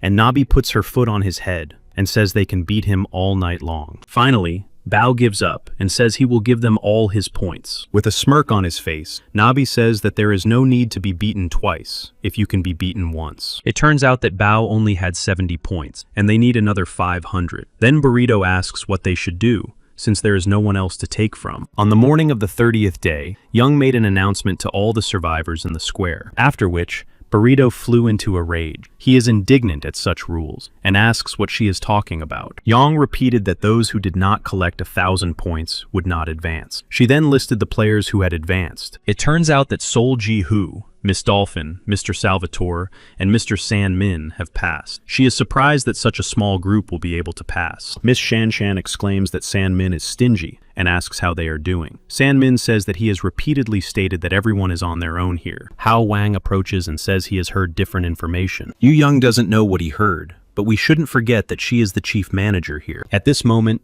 Yoon So-ra intervenes and asks about the awakening. Then Yu Young asks if she really thinks that the 7 gods will bless them, even though they can't even get 1,000 points. A commotion breaks out among the people. No one understands why Yu Young is talking about gods, and what awakening she is referring to. Hao Wang asks if Young will be lenient if he collects 1,000 points right now, and Yuang is interested in how he wants to collect 1,000 points right now. At that moment, Hao Wang orders his subordinates to give him all their points, and they immediately comply. It turns out that many did not know that this was possible, so they began to ask each other for points. This commotion drives Young crazy. She grimaces and orders this useless trash, which can't even become a normal meat shield, to stop. She says that just as they missed their opportunities while living on Earth, they have crumpled up their ticket to paradise, and it was to be expected. She is indignant. After a short silence, she declares that this is their last chance. In 2 months, they must prove that they can become recycled trash. And the people rejoice, admiring their chief administrator who saved them. Looking at Seo Ryu,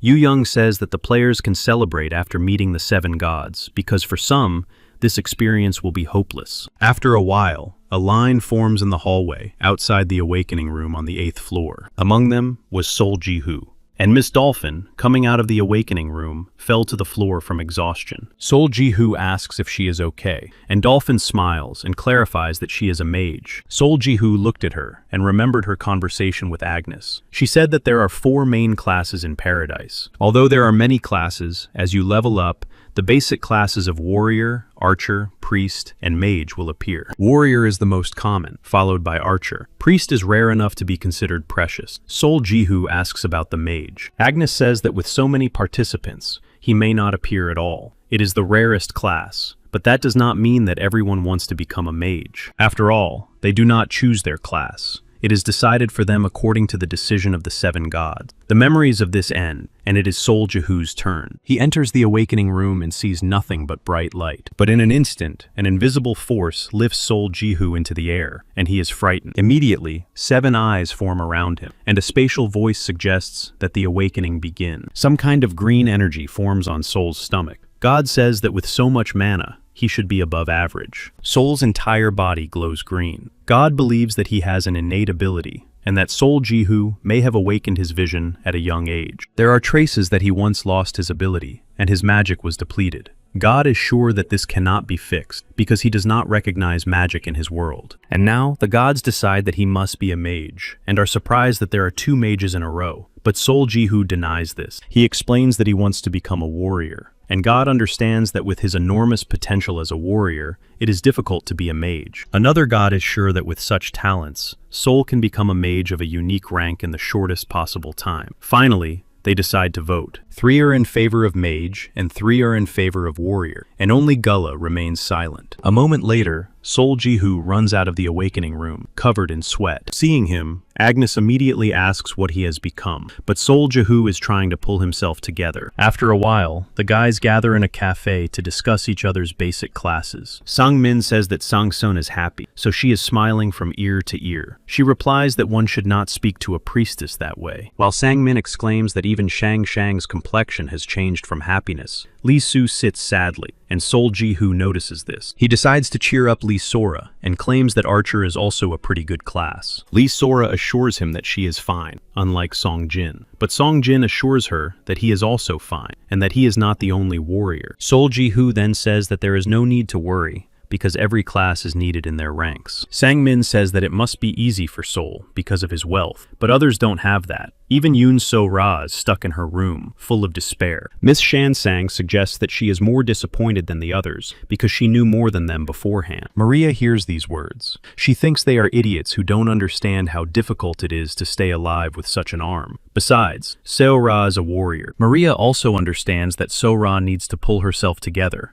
and start treatment. After all, if she delays, her arm will be amputated. Lost in thought, Maria accidentally puts the food on the wrong table. She is told about it, and Maria realizes that for some reason, she has started to worry about Seo Ra. While Maria is coming to this realization, a customer sitting at a table starts shouting. Maria believes that worrying about Seo Ra will not bring her any money. The guy insists that he is ready to place an order. Meanwhile, Maria decides that she needs to make sure she will benefit from this. Coming to this conclusion, Maria begins to smile, and sweetly replies that she will be there in a few minutes. In the same cafe, Agnes is serving Yu Young. She knows that 1 mage, 4 priests, 22 archers, and 51 warriors have left. While Agnes pays attention to Sol Jihu's company, Yu Young decides to ask if she is really upset. She clarifies whether she would like Sol Jihu to be at least an archer, who could become the leader of the expedition. Young says that warriors are also an important class in expeditions. The problem is that there are too many of them. Therefore,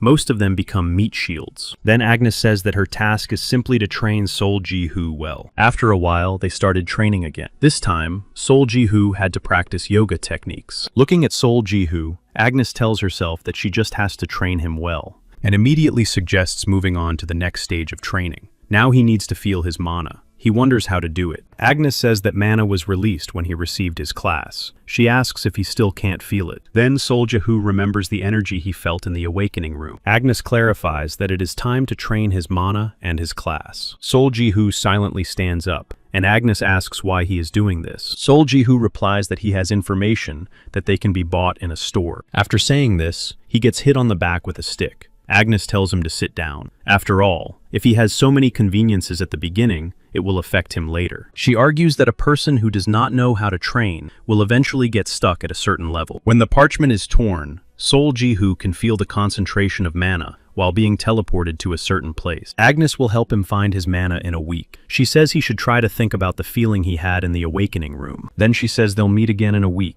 and Sol Ji-hoo is left alone with his thoughts. He immediately tries to remember those feelings, and he succeeds. He realizes that it's hard to breathe, just like in a sauna, and it seems that this is mana. In that moment, he feels incredible pain in his stomach. The display notifies him of the successful completion of the main mission. He comes to his senses just as Agnes is about to leave the room. She is puzzled as to how Sol Ji-ho managed to sense mana so quickly. Approaching Agnes, Sol asks if he finished as soon as he got there. After all, he was so fast that even the window opened late. Agnes asks if he can even circulate mana. At first, Sol Ji-ho didn't understand what circulation meant, but then he remembered the feeling in his stomach. He really managed to circulate mana by transferring it to his hand. Now the class ability to use mana was created. His innate ability to see the future responded to the creation of a new ability, and his class ability rose to the intermediate level. Seeing Sol Ji-hoo's actions, Agnes realized that he had refused to be a maid. It turned out that Sol Ji-hoo simply wanted a race with a spear. After a while, they were standing near the board with tasks, and Sol Ji-hoo was looking for a suitable one. The basics of spearmanship include lunging, striking, and slashing.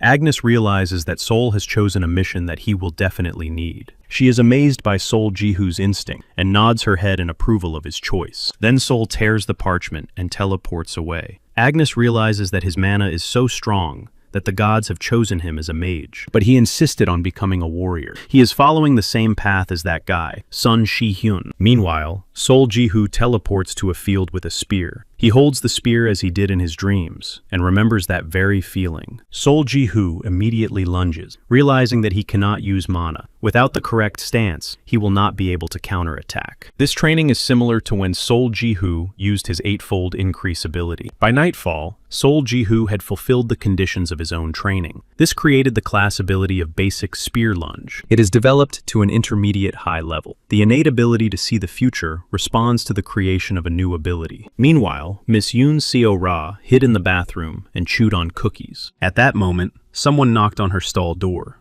Yoon Seo-ra heard a familiar voice. It was Lee Sora, worried that she had done something wrong. She apologizes to Seo-ra. A few minutes later, Lee Sora bought 2 glasses of warm milk and toast. She treats the hungry Seo-ra and looks at her hand with pity. Looking at her hand, Sora says that it is probably gone. Lee Sora then asks why they can't ask Sol Ji-ho for help, since they need to train. Seo-ra replies that she simply cannot burden him with her problem. Lee Sora reminds her that this place is dangerous, even with healthy limbs. She also mentions that the student Min Yeon died during the mission. She urges Seo-ra to stay with her from now on. This surprises Seo-ra greatly. Lee Sora reminds her that she saved her life, so she asks to be allowed to repay her in kind. Meanwhile, Sol Ji-hoo is already standing at the board with the assignments and choosing one that suits him. The guys standing nearby are surprised that he is only doing basic training. Some suggest that it is convenient and easy because they give a lot of points, but some of them have to risk their lives to complete the mission. Sol Ji-hoo's abilities impress the guys so much that some of them start to get jealous. Sol realizes that a month is already passed, and it seems that he will not have any missions until the very end. He trusts Agnes because all he sees is the result. In the evening, Sol Ji-hoo goes back to practice to improve his spear skills. During training, he remembers the skeleton and wonders if he can defeat them with his current level of ability. After a long training session,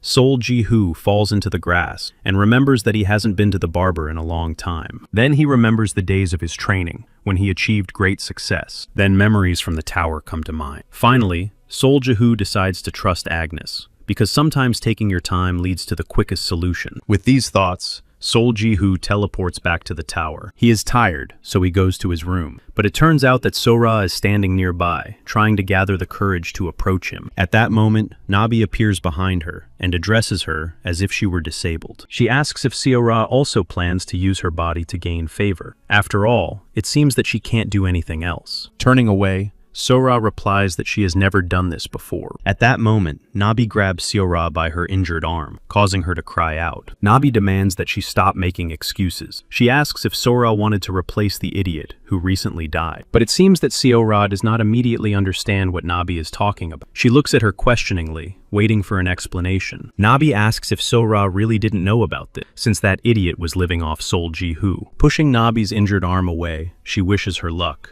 because no one knows if Sol Ji-hoo will prefer a cripple. Meanwhile, Agnes arrives at the royal floor in search of Sol Ji-hoo. By that time, Sol Ji-hoo was just opening his door. Agnes says she has been looking for him everywhere, then notices his new hairstyle. She says that by this point, Sol Ji-hoo has had enough training. Sol Ji-hoo has indeed endured everything steadfastly. Agnes clarifies that she says this with a clear conscience. In conclusion, Agnes suggests that Sol Ji-hoo can move forward. And indeed, Agnes says that Sol Ji-hoo will begin carrying out missions. After some time, Sol Ji-hoo is standing in the forest with a spear in his hand. He drinks another test tube of abilities. The test tube falls and rolls toward the bushes. Two huge white monsters emerge from the bushes, but Sol Ji-hoo is ready to attack and defend himself. The monsters slowly surround Sol Ji-hoo from different sides, preparing to attack. Feeling the approach of both monsters, Sol Ji-hoo realizes that he cannot delay any longer. In this case, he decides to attack first and rushes at one of the monsters, which did not expect this. He delivers a powerful blow to the monster's face, sending it flying. Meanwhile, in the tower, everyone is discussing Sol Ji-hoo, who has completed all the easy and medium missions. But someone is sure that Sol Ji-hoo completes difficult missions with incredible speed. Delphin hears this conversation. After finishing with the monsters, Sol Ji-hoo teleports to the board and immediately looks for a new suitable task. At that moment, he hears a voice behind him, saying that he may soon need a team. It was Dolphin, who claims that it is impossible to complete very difficult missions alone. He will definitely need teamwork experience. Sol realizes that the reward for very difficult missions is 10,000 points. That's 10 times more than for difficult missions, and Dolphin is right. Tearing off the parchment, Sol Ji-hoo clarifies that there is something he must do himself. The teleportation begins, and Dolphin is surprised that he has ignored her again. It turns out that Sol Ji-hoo's first order of business is to return to the skeleton. With a smirk, he says that they haven't seen each other in a long time. Seeing Sol Ji-hoo, the monsters rush to attack with loud cries. Gripping his spear tightly, Sol Ji-hoo realizes that there is no way out and he must not retreat. After making this decision, he runs towards the attacking monsters and throws the smallest ones in different directions. His spear glows brightly, and Sol Ji-hoo feels confident in this battle. It's time for the boss.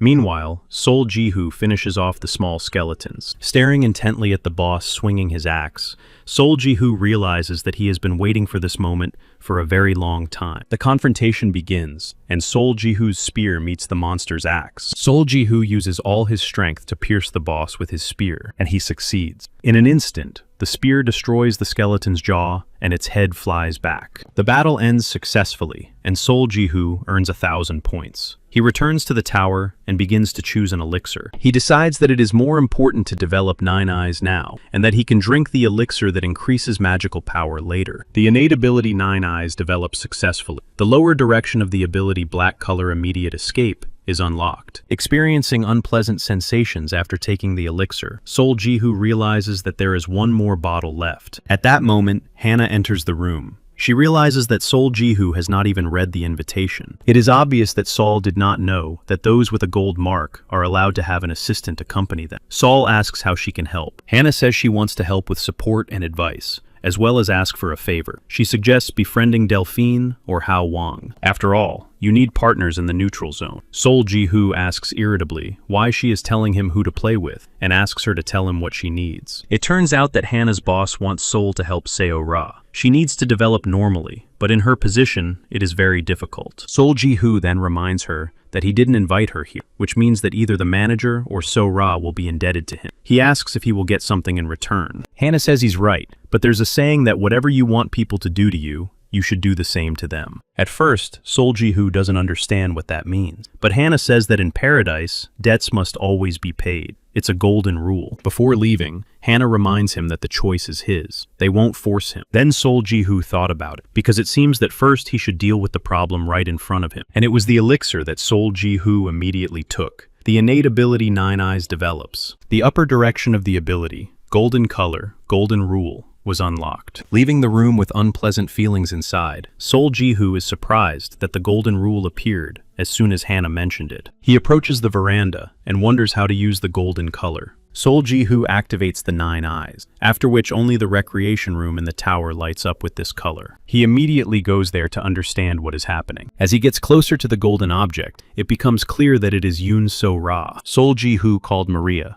who who orders the arm to be amputated. Sol Ji-hoo reminds her that Maria is a 4th-level priestess and an expert in healing. But Maria does not understand how she can turn back time for the rotting arm. After all, they are not in paradise, and there is no priest better than her here, so there is no need to whine. Agnes says that there is always a way out. After all, if Sol Ji-hoo reaches the 5th level, he will be able to learn a very powerful holy skill. This skill is called Colossal Healing. Sol asks in confusion if Maria isn't a 4th-level priestess. Maria tells Agnes to shut up. Despite this, Agnes explains that a priest can pray to God to bless him with a certain skill. Then Sol Ji-hoo asks about Maria's reaction. It turns out that this is very risky. After the ceremony, God may or may not grant the wish, but the consequences of a negative response are monstrous. She will be bedridden for 7 days with a high fever, and the skills will be forbidden. Also, if Seo-ra leaves the neutral zone before closing time, all the points earned here will be lost. In addition, the materials for the ceremony are no joke. Then Sol realized that it was possible to do it if they collected all the points together. In total, it would be about 30,000 points. Maria says she is the district manager, so she seriously asks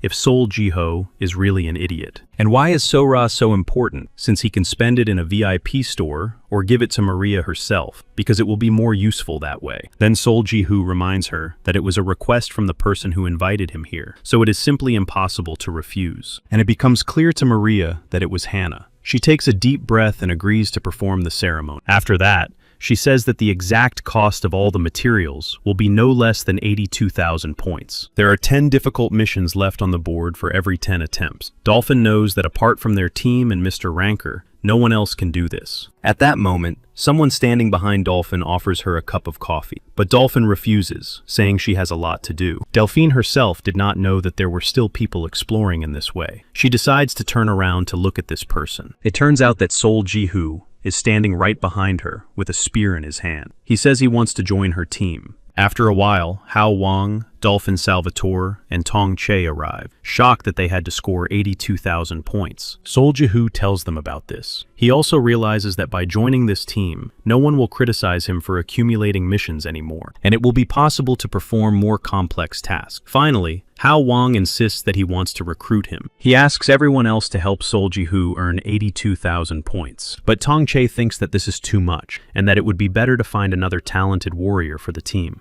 But Dolphin claims that Sol is very good. After all, he can complete missions on his own. Tong asks if they will be able to complete even the most difficult missions if Sol joins. Finally, Salvatore suggests not arguing, but watching Sol Ji-hoo in action. After all, he needs to see it to believe it. Then Sol Ji-hoo puts his spear on his shoulder and suggests going on a mission. It turns out that it only takes him 20 seconds to defeat the powerful monster. Delphin, Salvatore, and Tong Chai are all amazed after witnessing the battle. Hao Wang turns to Tong Chai and asks if he is still against it. Meanwhile, Seo-ra is lying in bed. Lee Sora is sure that if they had tried harder, this would not have happened. Sun Jin is sure that they have put Sol Ji-hoo in a very difficult position. Lee Sora cries and asks how they will get so many points. At that moment, the door opens and a whole crowd enters. Lee Sora and Song Jin look at them in bewilderment. It turns out that it is Maria, with a huge bag of necessary materials for the ceremony. While the ceremony was going on, everyone else had to wait outside the door. After a moment's thought, Song Jin decides to ask how he managed to score almost 80,000 points in just one day. Hao Wang intervenes and asks what he is talking about. After all, they have scored just over 40,000 points to date. Sol Ji-hoo obviously hadn't told the guys everything, so now he was getting puzzled looks. But at that moment,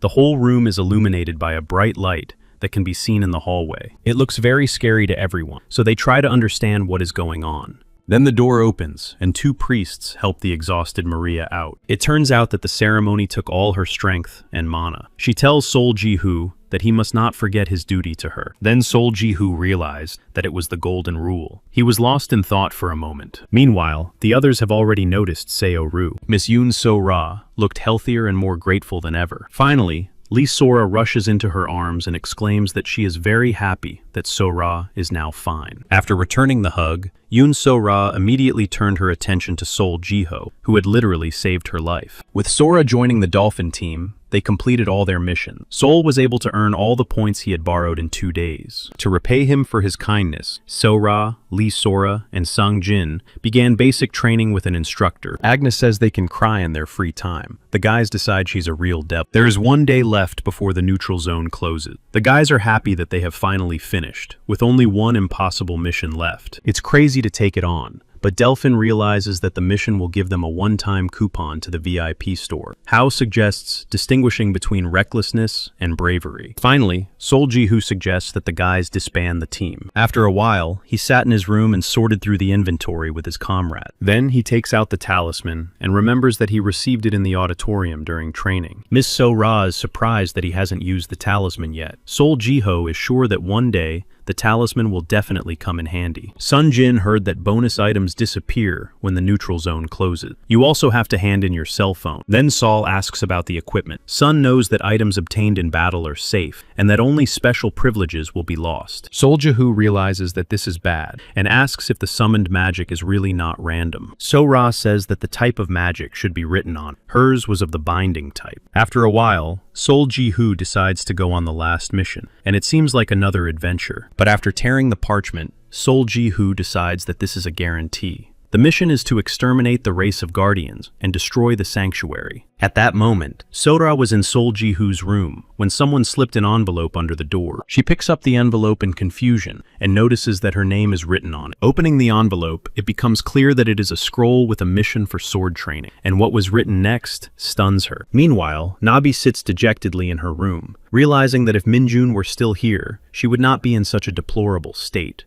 The door opens, and Nabi jumps to her feet in fright, not knowing who it is. It turned out to be Seo-ra, who immediately grabbed Nabi by the collar of her dress. She tears up the parchment and teleports herself and Nabi to the mission. It was a world for sword training. Nabi doesn't understand what So-ra wants from her. So-ra points to the sword and says she will give her a chance to take it. Then Nabi asks if she is here to take revenge, because the deadline is tomorrow. Miss Yoon Seo-ra already knows that everything that night was provoked by Nabi. And Nabi remembers that on that night, when the guys stayed up late in the cafe discussing everyone's grades, she persuaded Burrito. When Burrito was humming as he walked to the exit, Minjun noticed him. Walking down the hallway, Burrito entered So-ra's room and grabbed her by the hair. He tells her not to scream, because he might give her a few points. Then Minjun knocks on the door and demands a rematch with Burrito. Opening the door, Burrito asks if he really wants to go to the other world. Minjun says that it is not worth looking at the Korean army sergeant, and he tears up the parchment. The guys are teleported away,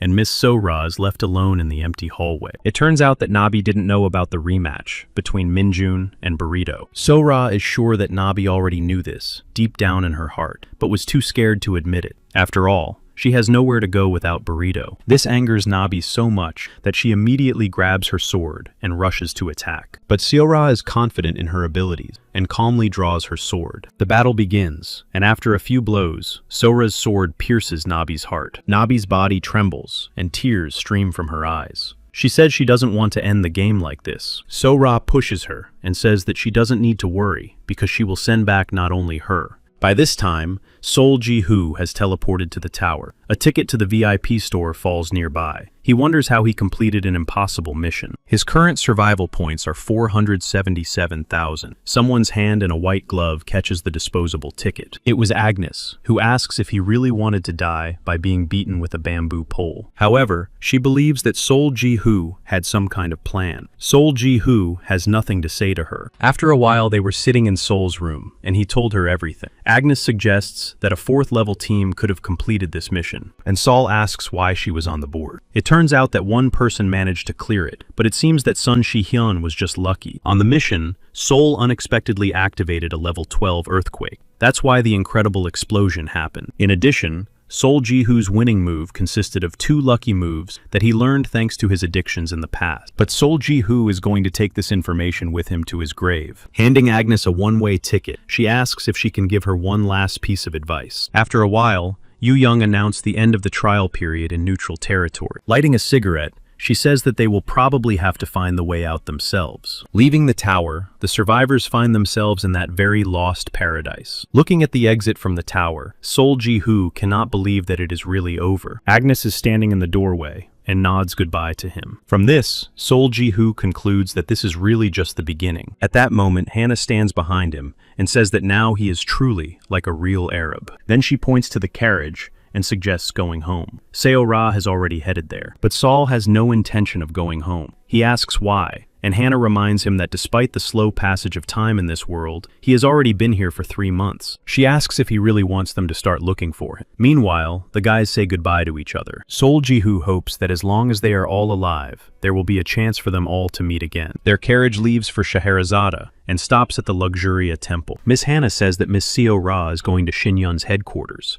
so it's better to say goodbye here. Scratching the back of his head, Sol Ji-hoo says that all good things come to an end and asks Seo-ru to take care of herself. As Sol begins to leave, Seo-ra remembers something she has wanted to know for so long. She asks him his name, as she probably only knew his surname. Sol Ji-hoo turns around and, with a smile on his face, tells her his first and last name. After a while, he and Hannah are standing at the gate. Sol Ji-hoo is changing clothes. Hannah asks why he never told anyone his name. Even she found out when she checked the data. Sol didn't tell anyone his name at the casino because he thought he wasn't worthy of using it. Over time, it just became the norm. Besides, he didn't want to disgrace the name given to him by his parents. After adjusting his jacket, Hannah asked if he thought he could now safely use his name. Sol Ji-hoo doesn't answer and suggests they meet on Earth, then enters the portal. A moment later, he appears in his room with dirty dishes and scattered clothes. Looking out the window, he sees people and realizes that he has indeed returned home. Then he notices his phone, which has run out of battery because he has been away for a month. After charging his phone, he calls an expensive taxi and notices a message from Hannah. She has transferred some money to an account that he can use. Hannah also clarified that their job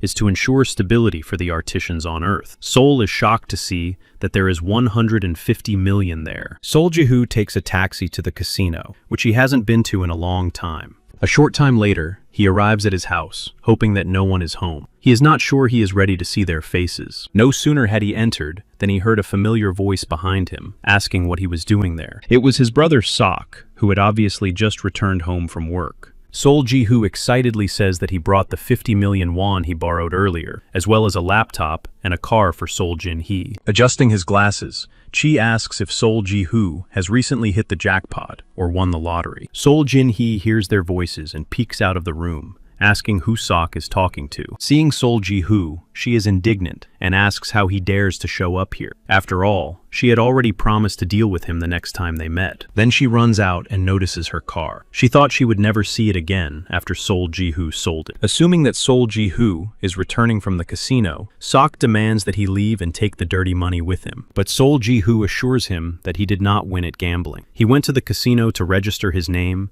and get banned from entering. Sok then asks where he got the money from. He turns to Jin-hee, claiming that he obviously got it in a suspicious way. After thinking for a moment, Sol Jin-hee takes the bags and goes into the room. Sok demands that she return them. Slamming the door, Sol Jin-hee says he will take the bags, even if he regrets it later. Before leaving, Sok says they will talk later, but Sol Jin-hee asks him to stop. He lowers his head in front of the closed door, realizing that he didn't want things to turn out this way. In the evening, a guy walks into the cafe. Hee Chun-hae and Jin-sang conclude that there is no point in evaluating such a guy because he is perfect. It turns out that it was Sol Ji-hoo. Sitting down at his table, Song-hwa says that Sok called her and asked if she had lent him money for gambling. Sol Ji-hoo said he got it at work. Plus, there was a bonus for his performance. Sun-hwa then asks what kind of work it was. Sol Ji-hoo looks away, embarrassed, and says it's a secret. Sun-hwa asks if he went to that secret place by any chance. She heard that they go abroad and come back, and sell organs. Sol Ji-hoo looks puzzled at Sun-hwa, who has allowed herself to suggest such a terrible way of earning money. Sun-hwa asks if that's not how he did it. Then how did he manage to earn such a large amount of money in just a month? Her words really hurt Sol Ji-hoo. With tears in his eyes, he runs away as far as he can, because comparing him to such idiots was unreasonable. Hannah Kim was walking down the same road, and obviously did not expect to see Sol Ji-hoo there. Without looking up, Sol Ji-hoo stopped right in front of Hannah. Then, upset, he put his head on her shoulder. This surprised Hannah very much. Without looking up, Sol Ji-hoo says he wants to go back. After a while, the men were sitting in the carriage. Hugo asks how long it will take to get to Haramaga. If he had known it would be this long, he wouldn't have waited for the girl. He asks Alex for his opinion, but Alex thinks it's not so bad because it's a trip in the company of men. But Hugo doesn't like it. Finally, They decide to meet their third traveling companion. Alex is a third-level priest. Hugo is a fourth-level barbarian warrior. He notices the cool spear and assumes that he is at least a second-level warrior. Sol introduces himself by name and says that he is a first-level warrior. By nightfall, Samuel arrives in Haramag. Addressing those present in the tavern, he says that he is recruiting volunteers to participate in a reconnaissance expedition. He says that his team members and Carpe Diem will be there. These are the main players, but he would like to recruit 1 or 2 more people. Since the assignment comes from a member of the royal family, the reward will be substantial. Yang responds and asks where they are going. Samuel says it will be the Forest of Confrontation. After a short silence, everyone present laughs loudly in response. Yang says that it was obvious because Carpe Diem will be on the team. Then Meng-ho intervenes and says that jokes should be made on Earth. But Samuel asks if he looks like the kind of person who would make stupid jokes. Everyone who had been laughing so hard fell silent. They realized it was better not to joke with him. Then Meng-ho reminds them that this is a place from which there is no return, and High Priest Rebecca barely survived. And Yonk assures them that there is nothing to gain there. This is not a place to go just for some reward, even from the royal family. While everyone is silent, one of those present continues to eat, ignoring Samuel's words. Taking this as disrespect for Samuel's speech, Thuan reminds him that he has not finished speaking. But the warrior continues his meal without responding to Thuan. Yang says that he has never seen such a warrior here before. He assumes that he came from Scheherazade. He also believes that if any second-rate warriors behave insolently here, they will quickly say goodbye to life. Then the warrior stands up and takes off his hood, reminding them that even a dog should not be disturbed while it is eating. He does not think this is Haramag, but Thuan obviously did not immediately understand what the warrior meant. And the warrior turns around. It was Sol Jihu, who clarifies that he is a first-level warrior. Everyone in the tavern is amazed by his equipment. Minsu, sitting next to Wan, says that he looks like a second-level warrior. The magic spear is definitely not for beginners. And Wan became curious if there were those who deliberately lowered their level. Only Dylan's expression remained unchanged. He lit a cigarette and watched the tension between the warriors grow. Meanwhile, Thuan decides to deal with the insolent stranger and lunges at him with his fists. But Sol Jihu immediately blocked his fist with his hand. He silently looked him in the eyes. He clenches his fist with such force that Thuan cannot escape. His hand trembles, and he cannot understand why Sol is so strong. Sol Jihu's energy immediately flows through Thuan's arm. Thuan asks him not to show off, but Sol Jihu continues to squeeze his fist, and Thuan can do nothing about it. He can't believe that the magical power is only first level, not second. Finally, exhausted, Thuan kneels down, accepting his defeat. Sol Jihu says that because of them, he has lost his appetite. He asks what they are going to do now. Thuan groans in pain. Hearing this, the bartender Vin realizes that Sol Jihu has actually eaten 3 portions already. The people of Haramaga start a riot. They are convinced that Sol came from Scheherazade, because only from there could a warrior afford to look down on their people. Sol Jihu lets go of his hand. Thuan does not want to appear weak among his people, so he uncertainly draws his sword. He says he will deal with Sol Jihu. After all, everyone in the tavern has already taken his side and is ready to attack. Watching what is happening, Dylan realizes that this is not a good situation for a newcomer, but if he doesn't prove himself properly, no team will accept him later. At that moment, the warriors enter the tavern and ask what the problem is and if they are already fighting. It turns out that it was Hugo and Alex who immediately spotted Sol Jihu. Samuel immediately asks if Alex and Hugo really know Sol. Alex says that they met in Zara. Seeing that people have gathered against Sol, Hugo decides to ask what is going on. With a more menacing look, he asks, since when has Haramag been attacking a single first-level newbie as a group? Thuan claims that Sol is not a first-level player, and that Hugo has also been deceived. With a smile on his face, Priest Alex says that Sol is a first-level character, and that this is the absolute truth, because he personally saw his status window. But Thuan shouts that this cannot be true. After all, he was unable to oppose him in terms of either magical power or strength. Dylan recalls the amazing story that among those who enrolled in March, there is an interesting specimen. He underwent training for 2 months, and on the 3rd month, he began to carry out missions. He also completed an impossible mission single-handedly. Lighting a cigarette, Dylan says that Sol Jiho is the leader of the warriors with a gold mark. Sol is also second only to Sun Shi-hyun in terms of standing out from the crowd. By nightfall, they arrive at an inn. He says that Sol can feel at home. Sol clarifies that he will only be staying with them for one night. He also thanks the guys for helping him today. Hugo insists that everything is fine. After all, if the people of Haramag decide to attack their team, Carpe Diem, it would be the same as saying they are out of the game. Dylan says that Haramag is known as the city of rebel, but not everyone here is bad. It's just a bunch of fools willing to lose their lives for their freedom. Hugo confirms this. He also points out that there is a place with a really bad reputation. It's called Yafa. That place is really run down. Cho Hong runs into the room. Dylan asks if she has only just returned. She notices Sol Ji-hoo and stops in her track. Water is dripping from her face. Hugo reminds her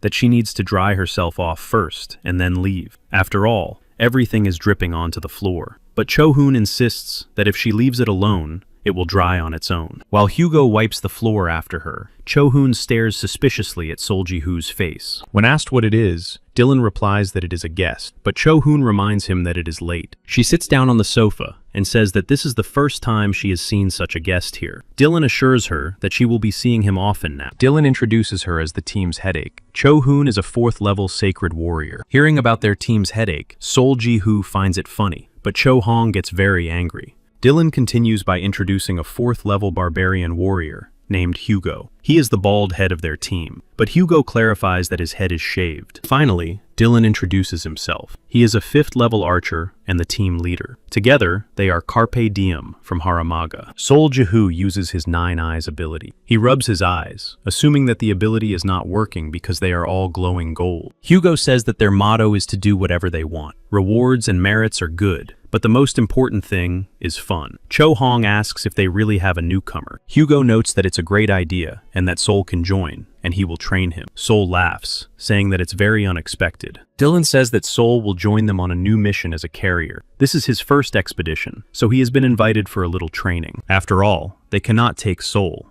who has a bright future ahead of him, onto the team and ruin him. Hugo thinks about it, and Cho Hong no longer seems like such a bitch. Meanwhile, Sol comes to the conclusion that the golden color indicates their nature. It cannot be a reason to join the team. Cho Hoon comes to the conclusion that Sol Ji-hoo is still just a fledgling. She asks his name, and Sol calmly tells her. With a smirk on his face, Cho Hong asks if he should teach her a lesson, since he is not afraid of the Haramak. After taking a sip of her drink, Sol asks how she is going to teach him a lesson. This answer stumps Cho Hoon. She thinks he is a cocky jerk, and you would think that he is living his life for the second time. Then, a stream of dark liquid pours out of his mouth. He realizes that it's not coffee, but herbal tea. While Cho Hoon is complaining, Hugo asks what the plus alpha in the new mission means. Dylan says that Samuel's team is the same, and there is no point in them participating in ordinary reconnaissance. He clarifies that they will go deeper, into the very depths. There is a way to attack this forest of confrontation. It wasn't even dawn yet, but groups of warriors had already gathered in Haramaga Square. Among them were Carpe Diem's guys and Samuel's team. Dylan and Samuel heard a familiar voice. It was Teacher Ian. He greets everyone who came so early. Turning to the guys, Ian called them handsome, and they realized that Ian was still the same as before. Looking at Cho Hong, Ian exclaims that she is still the same. He blushed, and Cho Hong got angry because the old pervert should not rush to the other world. Looking at Ian, Sol decides to ask who he is. Hugo says that he is a 4th level alchemist. He is quite famous in Paradise, as a magician close to the Haramaga royal family. Finally, Samuel addresses everyone present and says it's time to get going. Remembering Dylan's words that Sol has a golden mark and stands out from the crowd, the question arises as to what the point of all this is. In any case, a 1st level warrior can only be used as a carrier. Sol thinks they should have gone to Xinyan. Noticing Dylan, Sol realizes that the golden aura of these guys means something. At that moment,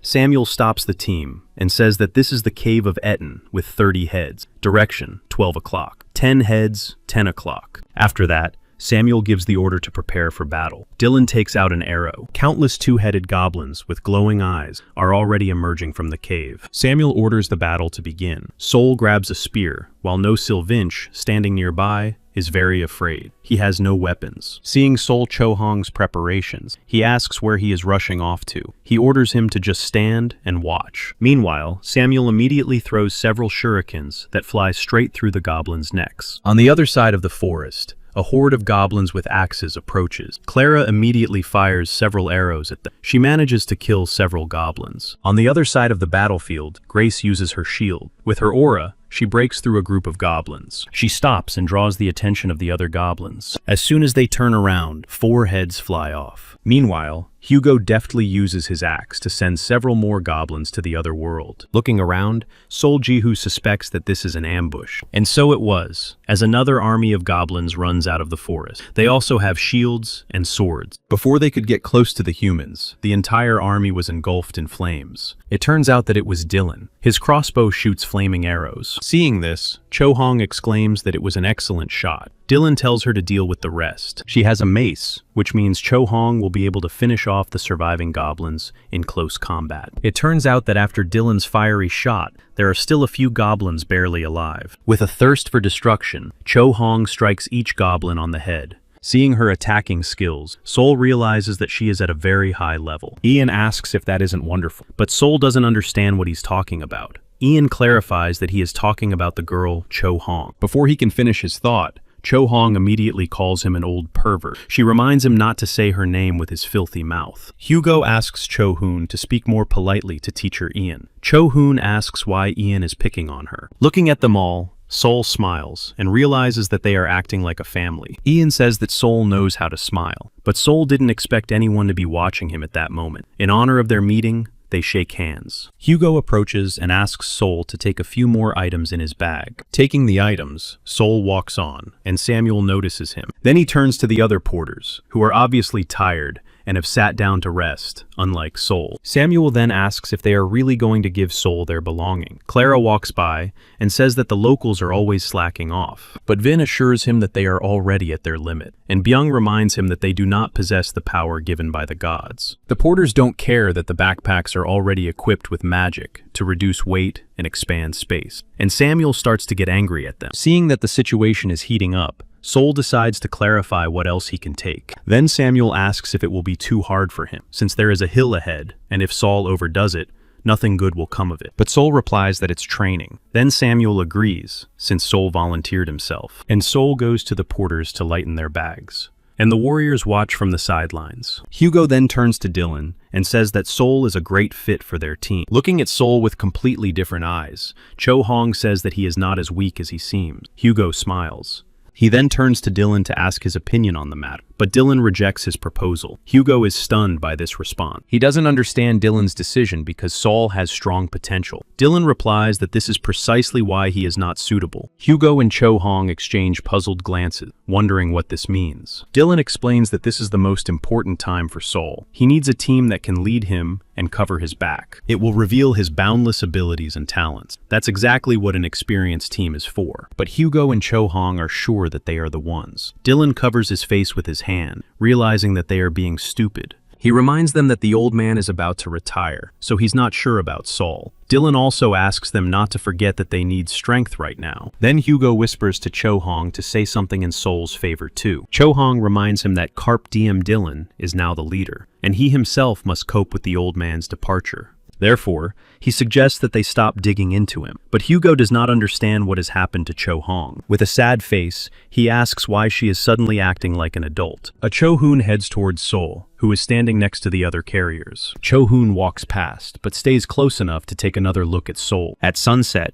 they reach the hill. The journey has been difficult for everyone. Looking into the distance, Samuel says that this is the forest of confrontation. They need to overcome this place to go either to the Federation or to the parasites. In other words, it is the southernmost part of human territory. Sol clarifies that it is a border zone. He recalls a conversation with Hannah, who asks him to leave Scheherazade, but Sol asks why. It turns out that Shin Yan possessed enormous power. She clarifies that they achieved victory for the Earthlings in battle, and gained their current fame and power only thanks to Sun Shin Hyun. After he suddenly disappeared, Shin Yang fell out of favor, and then Sol appeared, whom they undoubtedly tried to get on amazing terms. Sol asks if Hannah is talking about that contract. Hannah confirms this. She reminds him that he signed the contract with her. She asks Sol if he understands what happened after that. He remains silent, and Hannah clarifies that when a person loses their competitiveness, they become nervous. She adjusts her glasses and clarifies that such a person begins to step on others until it is too late. Then Sol asks where he is being sent. Hannah says it's Haramag. It's a little dangerous there, but there's no threat of another world world if Sol doesn't decide to go lower. Sol feels uncomfortable about going down and reaching the border zone, but he understands that forgiveness is easier to obtain than permission. Meanwhile, the team stops for the night. They set up their tents and light a fire. Reaching the summit,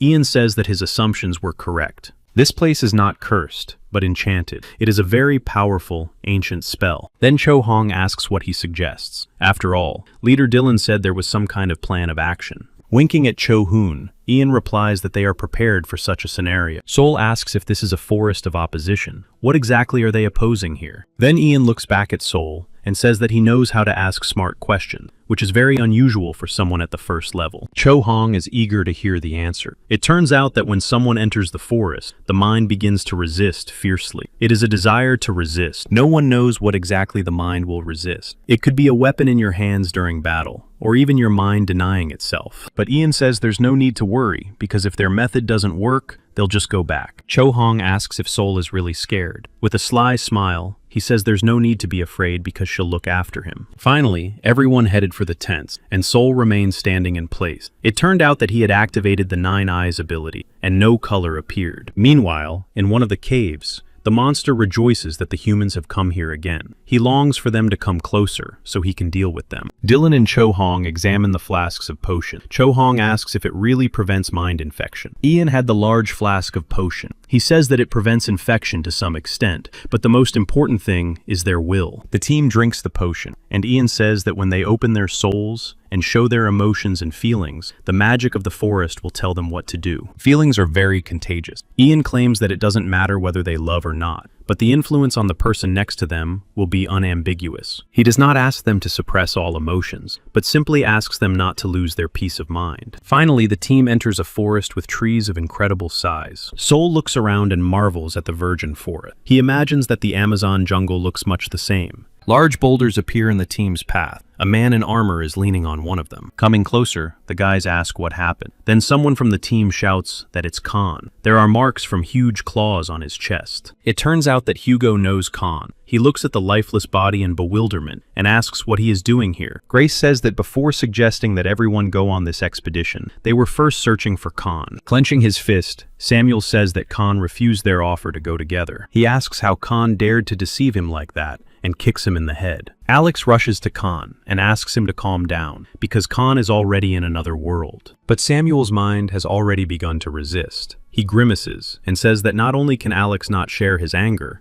but he is also opposing him. Backing away, Alex asks him to calm down and just listen to him. At that moment, Samuel is struck in the back. He is puzzled as to what happened. Turning around, Samuel sees Dylan and immediately pulls out a knife, striking a fighting stance. Ian activates a spell using his wand. It was a stabilization spell. As a result, Samuel's entire body and mind instantly return to a normal state. He feels nauseous from the realization that his mind is out of control. Sweat runs down his face. He tries to catch his breath. The alchemist Ian says he used purification magic, and now everything will be fine. Samuel apologizes. He suddenly felt that everyone wanted to deceive him. The team stands in a stupor. Ian says that Samuel has begun to distrust his colleagues. Then Clara the archer puts her hand on her heart and says she was very scared, and that this forest is indeed very dangerous. Meanwhile, Dylan examines the tracks on the ground. He says there are about 10 pairs of tracks leading inside, but only Khan's tracks lead outside. Clara says that his team consists of 8 people. That means there were 2 more carriers. She asks where the rest are. Hugo asks if she really thinks the others survive, when there is a 5th level royal guard lying here. Cho Hong wonders what attacked him. Before Samuel can share his guess, a piercing scream echoes through the forest. It's so loud that they have to cover their ears. Looking around, Sol tries to understand what is happening. It seems to him that some kind of wild beast is screaming. At that moment, a monster of incredible size jumps out of the forest. Seeing it, Ian warns that it is a lioner, and it is very dangerous. Without hesitation, Dylan fires a flaming arrow at it from his crossbow. There is a powerful explosion that throws Lioner several meters back, but he continues to resist the powerful stream of fire. When the smoke cleared, it became clear that Lioner had withstood the blow using a halberd. Looking closely, Hugo asks if this is really Kana's halberd. Meanwhile, several more monsters like it emerge from the forest on all sides. Smiling, Samuel notices that there are more and more of them and asks if the migration season has begun. He asks where the monsters from the mountain opposite came from. Meanwhile, monsters with various weapons surround the entire team. Leader Dylan says he will take on the big one in front. Hugo and Clara attack from the left. Samuel and Grace attack those on the right. Then, he gives the order to attack. The whole team rushes into battle against the monsters surrounding them. Leonard also rushes into the attack. He takes a big leap and rapidly approaches the warriors. Dylan immediately shoots at him, and a powerful stream of fire energy hits his shoulder. But the monster does not stop and swings its huge paw, wanting to inflict critical damage on Dylan. But Dylan moves lightning fast to the side, firing 5 arrows at once. Trying to dodge, the monster turns away and takes several arrows in its paws. While the monster is in severe pain, Dylan makes several jumps to stop in a safe place. He lands right behind the monster, who has raised his halberd to defend himself against the arrows. Meanwhile, 2 smaller monsters attack simultaneously, swinging their axes. It turns out that Grace is facing them. She defends herself with her shield. At the same moment, 2 more of Leo's men attack Grace from behind. Seeing this, Samuel asks where they are going and throws shuriken. 3 monsters immediately take damage to the head and fall on their backs. While Samuel helps Grace, it seems that he will be able to defeat them. Cho Hong stands next to him. In front of them is Hugo, who is attacked by 4 monsters at once. He turns to Clara and tells her to try to do something, and Clara activates her energy, aiming her arrows at the monsters. But the monsters do not feel her power. The arrows ricochet off their chests and fall to the ground. Clara is angry, and Hugo says that it is still too difficult for the second level. The monsters rush to attack, and Hugo stands in a fighting stance, ready to parry their blows. With one blow, Hugo manages to knock back both monsters attacking him, but another monster decides to attack from behind. Hugo senses its approach. Cho Hong comes to Hugo's defense. She activates her shield, which emerges from her arms. Seeing Cho Hong, Hugo reminds her of the old man Ian, whom she protected, but Cho Hong asks what he is offering, since he himself could die at any moment. Meanwhile, Grace's shield cracks so badly that she can see the approaching monsters through the crack. 2 monsters are already swinging their paws and axes as they approach Grace. Frightened, Grace falls to the ground, assuming that her time has come. But just as the monsters swing to strike, a sacred power creates a huge shield around Grace. It turns out that it was Alex, who used his mana to save Grace. He uses the spell of Lucira. The spell was so powerful that his cross began to crumble. Seeing how difficult it is for Dylan to fight the monster boss, Soul realizes that their words about the bearer not being able to take effect no longer mean anything. Everyone on his team is in serious danger. Soul wonders how he can just stand by and watch this happen. Meanwhile, Ian uses his abilities to somehow make the fight easier for the team. Crystals appear around him. He casts a spell, and all the crystals instantly fly toward the monsters. All the monsters that attack the warriors were defeated by the crystals. Cho Hong thinks this is a great way to get pumped up for battle, but the boss was so big that the crystal did not defeat his torso, but pierced his leg. The crystal penetrates deeper and deeper, dissolving that part of the leg. Finally, Lioner falls, and Dylan yells to the team that they need to finish him off. Meanwhile, the other warriors continue to battle the arriving monsters. Soul rejoices that they are back in control. This time, it is clear that they can win. Exhausted by pain and rage, Leonor lets out another piercing scream. Everyone present stops for a moment. Soul thinks the sound is like flesh being torn to pieces. His cry was a signal for the monsters. While the warriors are recovering from this cry, the monsters are already beginning their attack. Soul is sure that they will not be able to defeat them. Ian uses the spell again to dispel the forest's enchantment. Soul feels a change within himself. It seems that his mind is back under control. Soul tries to understand what it was. He thinks that the forest has this effect on him. At some point, he began to deny the abilities of the expedition members. He realizes that he needs to pull himself together and take a sober look at the situation. Soul turns to the monster boss and sees that he is laughing. Then he glances at Ian, who is frozen in shock at what he has seen. Then Soul starts to run,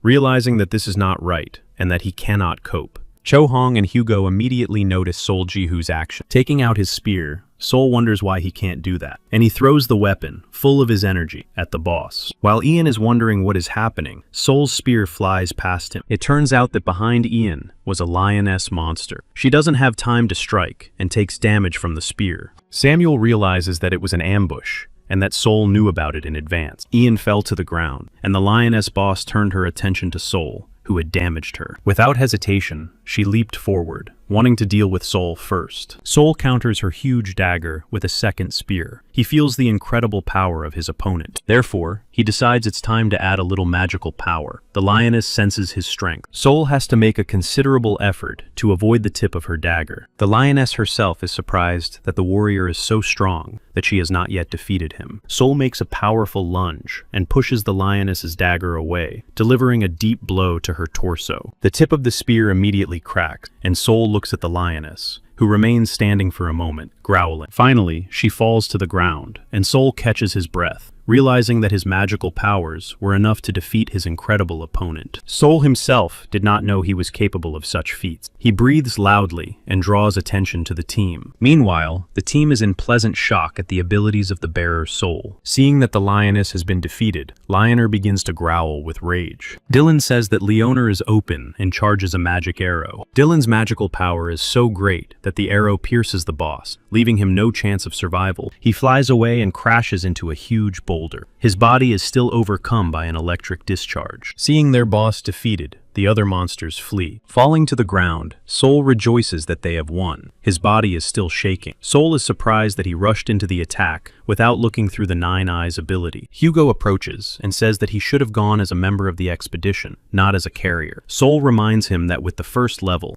only a carrier is possible. Ian asks if Soul knows that only a 4th level warrior can defeat such a monster, and now he owes Soul his life. Samuel was sure that a warrior who breaks the mold is just nonsense. Now he extends his hand and asks for help on the rest of the journey as an official member of the expedition. Glancing at the rest of the team, Soul sees their agreement and extends his hand, saying he will be happy to help. In the morning, the team is already making its way through the bushes to a specific location. They come out onto a stone road and see a cave. Samuel asks what is there. Ian says that the entire forest is thickly shrouded in negative energy. However, it is quiet here, like the eye of a storm. This means that negative magic was needed to protect this place. As soon as they set foot on this land, Soul's soul immediately calmed down. The feeling of pressure disappeared. Ian says that this is the holy grave they were looking for. Here, the archer Clara urges them to go there as soon as possible because she is very curious. Alex can't even imagine how many rare and valuable treasures are stored there. Hearing the enthusiastic exclamations, Soul wonders if they are really going to go in there. Samuel suggests finding the entrance to the holy tomb. Soul asks if it is possible not to go in. Looking at Soul, Samuel asks why they shouldn't go in. Soul frowns and says that they are going to plunder the tomb. But Hugo doesn't understand what's wrong with that. Alex asks if Soul has a problem with moral principles. He clarifies that this is common practice in paradise. Soul then asks if they really don't care that they are going to rob someone's home. Dylan and Cho Hong remain silent. Claire thinks Saul is pretending to be a saint. Pointing at Saul, Grace clarifies that these are just the echoes of an ordinary person. Then Samuel apologizes for disappointing them, but that was the goal of the expedition. He says that teacher Ian would be happy just to confirm the hypothesis, but they are different. After all, why come here if not for profit? Heading to the tomb, Samuel says that if Saul is bothered by this, he can stay outside, but in return, he will be last in line for the artifact. Seeing the torn vines, Samuel says that someone has already been here. Dylan suggests that it was Khan's team. Upon entering, Samuel warns that they need to hurry. After all, there is a possibility that Khan and his men have already left with the artifacts. He says they need to track down the location of all the members of Khan's team. It doesn't matter if they are alive or dead. Ian will probably do this. Meanwhile, the carriers wait for the team outside the tomb. It turns out that Cho Hong stayed behind to guard the carriers. She asks what Soul was doing on Earth. Soul asks if it's not an unspoken rule here not to ask such thing. Cho Hong replies that she is just curious. Soul then asks why she didn't go with the others. After all, she herself said that this was a chance to get good items. Smiling, Cho Hong asks Soul if something will happen to him while he is here alone. Soul remains silent, but wants to tell her to worry about herself, because he has the ability of 9 eyes. Soul realizes that he really does have 9 eyes,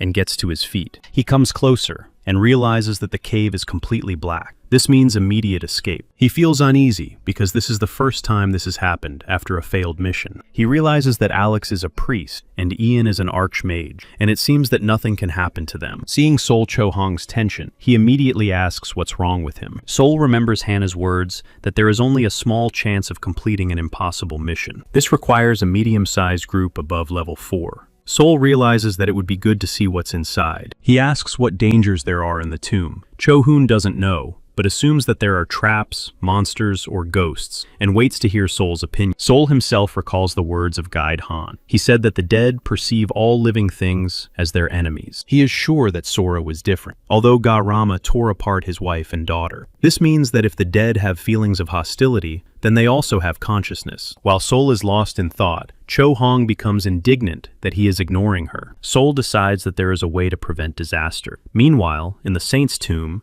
the team examines the walls and tries to open the gate. Grace asks how long it will take Samuel to open it. He replies that he is almost done because the level of difficulty is not high, but breaking the structure takes time. Dylan asks if Kana's team really couldn't open it, and why there are no traces of them anywhere. Dylan finds this very strange. Finally, Samuel finishes and the lock opens. A joyful Clara asks them to open the gate quickly, but then Sol and Cho Hong run in. She screams that they mustn't open it because they will be doomed if they go in there. Sol runs in with a parchment in his hands. He raises the parchment and claims that he can read the thoughts of the dead with the help of a stream of consciousness pen. Clara turns to Ian to find out what kind of pen it is. Ian says it is an object that reveals the consciousness of another being. It is a rather expensive item from a prank that was available during training. Samuel reads the inscription, which contains threats of doom. He asks if this is really the consciousness of the tomb's owner, and who is it anyway? Ian explains that it is a woman and her husband. A noble aristocratic family fell into ruin, and the youngest daughter had to marry for money to help the family. Immediately after the ceremony, the groom died. The cause of his death was an incurable disease. The suddenly widowed woman was buried alive with her husband. After that, she was recognized as a saint.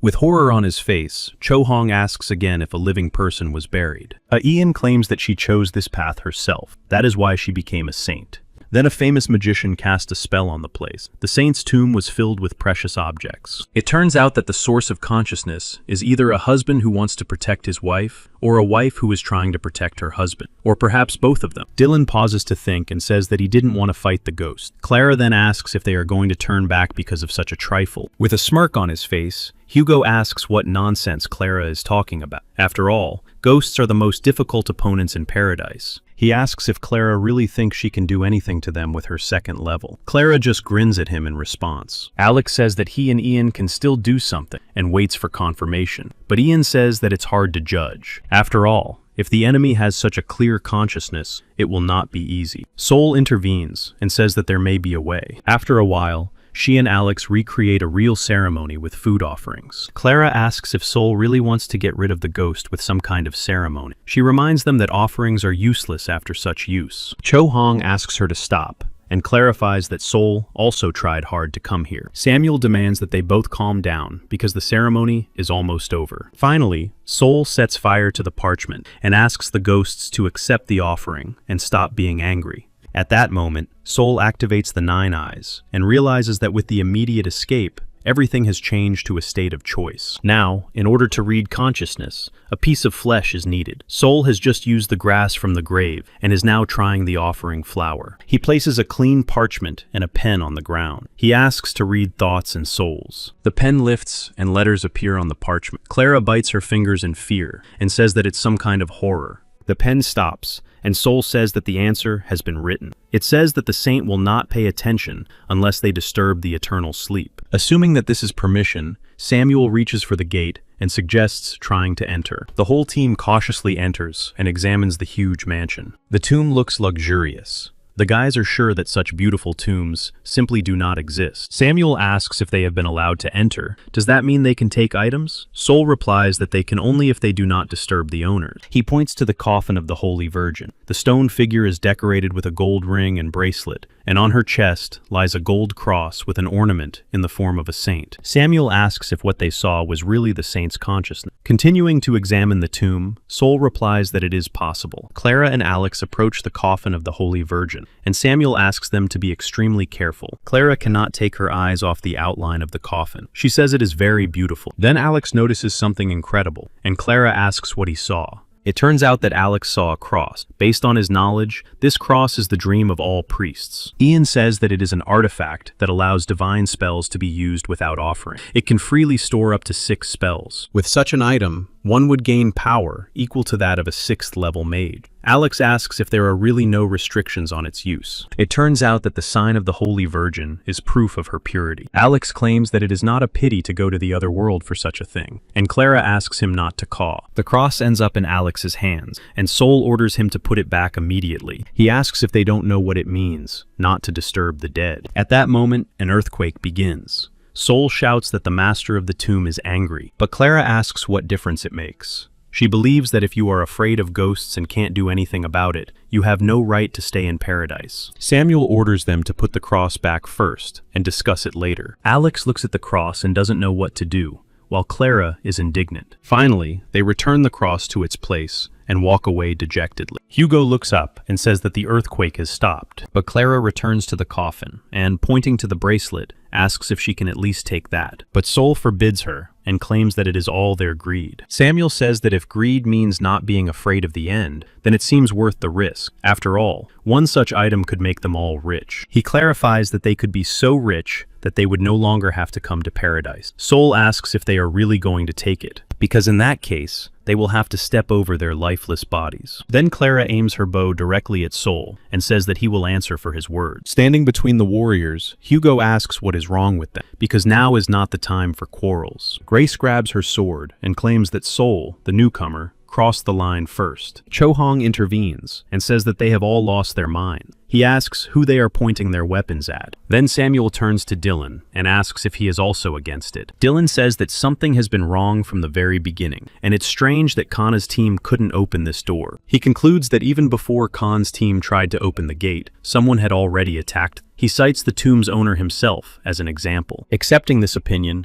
Samuel says that this means that one of the warriors will disappear today. But then Ian comes up and says that won't happen. He agrees with Sol. It turns out that Samuel did not expect Ian to stand against his own team. Ian asks Samuel if he knows that he is surprisingly hasty today. He thinks it's because of Vanessa. After all, Samuel needs a certain amount of money to revive her. And Samuel agrees with him. After all, after her disappearance, he became the leader of the team, but it was difficult to fill the void left by her. He wants to bring Vanessa back as soon as possible. Ian says he respects Samuel as the head of the expedition and the team, but as the senior member of the team, he wants to say that the expedition must be approached thoroughly. You can't risk everything, especially if you don't want to lose anyone else. And Samuel listened to the words of his teacher, Ian. He lowers his head and orders them to take only what is on the walls, but Clara does not want to agree. Samuel says that they will try to get the artifacts at auction. Alex says that there is nothing they can do but follow this order. Then Clara runs up to Sol and threatens him with her fist, trembling with rage. She asks if this insolent brat is satisfied. Cho Hong says there's no need to worry, because Clara just has a bad temper. Hugo has a lot to say, but he decides to keep quiet. Sol then thanks him for his understanding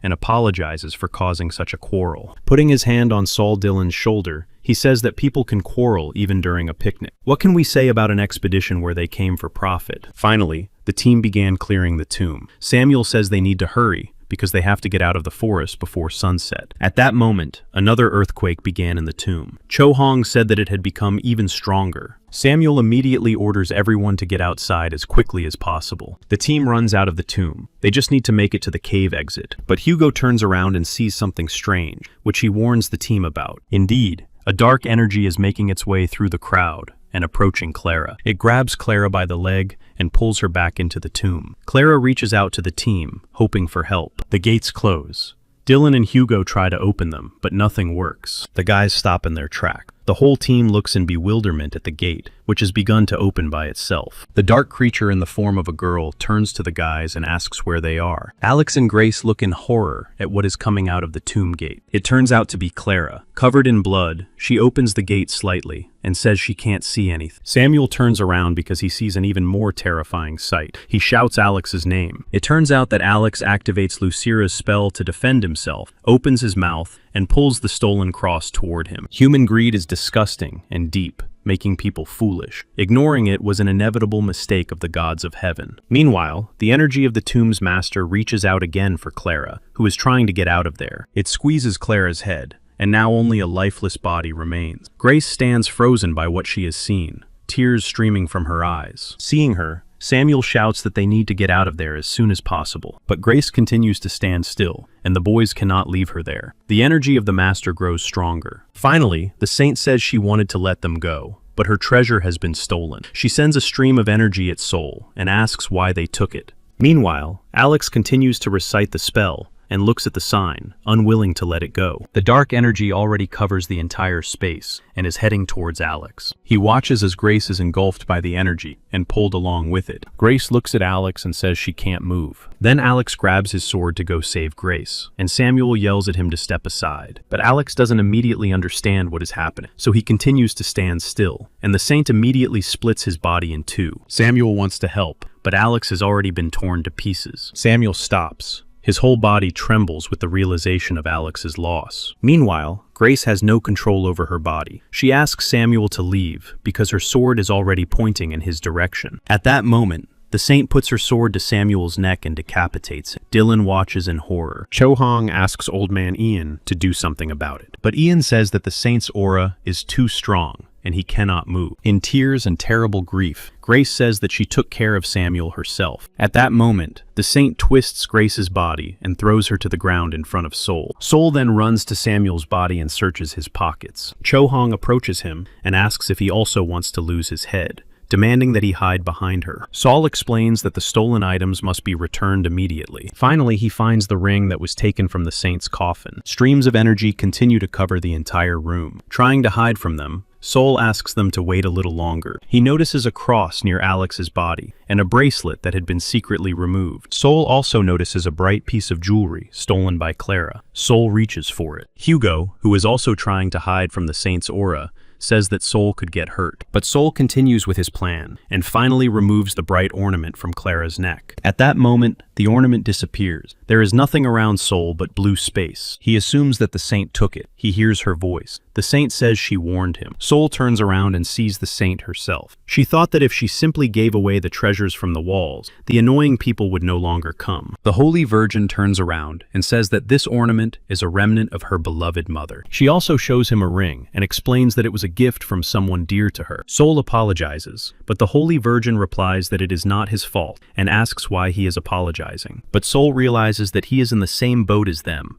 and tells the Holy Virgin about it. After a short silence, the Holy Virgin tells him to close his eyes, and Soul lowers his head and does as she asks. She asks him to give her his hand. Touching his palm, the Holy Virgin says that this is the first time she has seen a person who protects her. And she conveys something very vivid. She has conveyed something that Saul knows. He looks at her in bewilderment, and the Holy Virgin asks if he will come to her again. At that moment, she returns him to the cave, and Saul sits on his knees for a while, trying to comprehend what has just happened. The gates to the tomb immediately close. Hugo asks if it's really over. Ian immediately runs to Soul, asking if he is okay, but Soul continues to sit in place. He opens his palm. It turns out that she personally gave him her sign and Festina's earrings. Their magical power increases the owner's speed by 1.5 times. They can be used 3 times at a time, but only after 6 hours. Remembering Saint Soul, he says that she looked very sad and lonely, but time and quantity can be used simultaneously. Soul asks if it is really possible to run for about 3 minutes at a speed of 100 meters in 3 seconds. Hugo is amazed that the saint gave Soul such a thing. He says that the Holy Virgin turned out to be generous. Ian says that Soul should keep it for herself. After all, it would be a shame to sell such an item. Dylan completely agrees with teacher Ian. He says that it would be difficult to get such a thing a second time. Then Cho Hong comes as close as possible and says that Soul can give Festina the earrings as a gift. After all, she hasn't worn anything beautiful in a long time. Hugo smirks and says that Cho Hoon won't make it any prettier anyway. While Cho Hoon tries to strangle Hugo for such jokes, Soul thinks about the fact that he really doesn't need the money yet. He puts the earrings in his ears. Cho Hong comes up and says they look great on him. Soul blushes with embarrassment. He asks if it's really true. Leaving the tent, Ian says that if Festina's magic is put into the earrings, they should activate. And indeed, with the energy from Ian's wand, the earrings activate and release streams of aura. And Soul says that his whole body is enveloped in some kind of invisible energy. He wants to see their power in action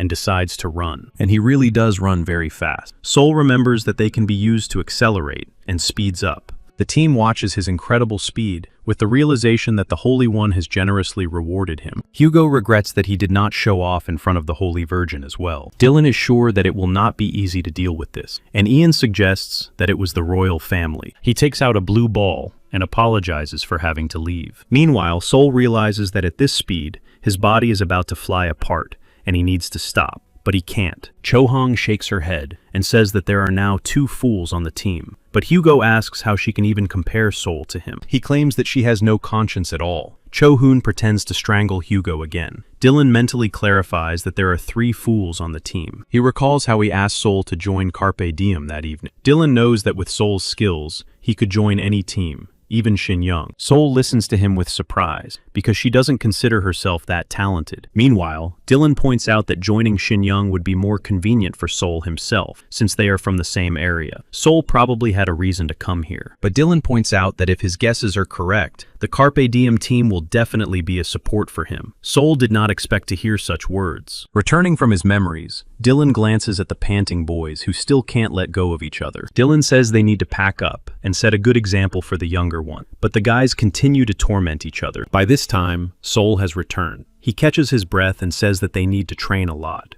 The boys stop. Hugo says that next time they will figure out whose rating is higher. Cho-hong reminds him that he is bald and pulls his hair. Dylan says that Sol can practice on the way home. But then Ian comes out and shares his assumption that they won't be able to return right away. He says that the palace has issued a decree to summon the Earthling. Communication with Fort Arden has been lost. Dylan shares his assumption that the parasites have infiltrated it, and Ian confirms this. Meanwhile, a parasite uprising has indeed begun in Arden, but the knights have managed to kill several of them. While they are dealing with the captured parasite, Commander Minsho watches from the window of the building. At that moment, the gates begin to shake. The knights cower in fear. One of the knights runs to Commander Minsho, claiming that the parasites will soon break through their barricades. Commander Minsho is assured that this is their only chance to retreat, but perhaps with their main forces, they will be able to fight back. Commander Minsho says nothing. He is under great stress, because the responsibility for their future lies with him. Finally, he says that if they retreat now, the future of humanity will be in danger. Commander Minsu puts on his armor and says that help will arrive soon. Their task is to hold out until then. Their fate is another matter. Finally, Carpe Diem's team sets off. They walk along a path through the mountains. Ian asks what Sol knows about the situation in Paradise. Sol has heard that there are battles going on here. Paradise is home not only to humans, but also to monsters, dwarves, and fairies. There are even angels, and relations between them have not always been smooth. On the contrary, they mostly did not get along. Cave and Sky fairies have been sworn enemies for a long time, but now they have united in an alliance. Sol assumes that the reason for this is a common enemy. Ian clarifies that this enemy is the parasites. The army created by the Queen, who came from another world, destroyed an entire empire, and only the union of 5 forces continued this struggle alone. The kingdom prepared for the worst and built the Arden fortress in the gorge. Arden borders the parasites' territory. This means they can cross this border. Ian clarifies that if this fortress has already been occupied, then it is time for humanity to enter this battle. Meanwhile, an army of insects flies through the broken gates of Arden, and countless crocodiles crawl across the ground. Commander-in-Chief Si Wu orders the army to do everything possible to prevent any creatures from getting through. At the sight of the flying insects, Si Wu gives the order to shoot. The arrows hit their target accurately, but one parasite manages to fly past the arrows, and as soon as it gets close, Si Wu delivers a crushing blow. By this time, there are more and more crocodiles. They quickly crawl inside in search of human prey. Some of the parasites were so powerful that they could not be pierced with a spear. The knight was unable to defeat the parasite, and now trembles with fear, assuming that his end has come. But Commander Minsho came to his aid. He struck a single blow, and the parasite was defeated. While the knight remains in shock, Commander Minsho continues to clear the fortress of the remaining parasites. He believes that if he is to die, it should be on the territory of the fortress. Therefore,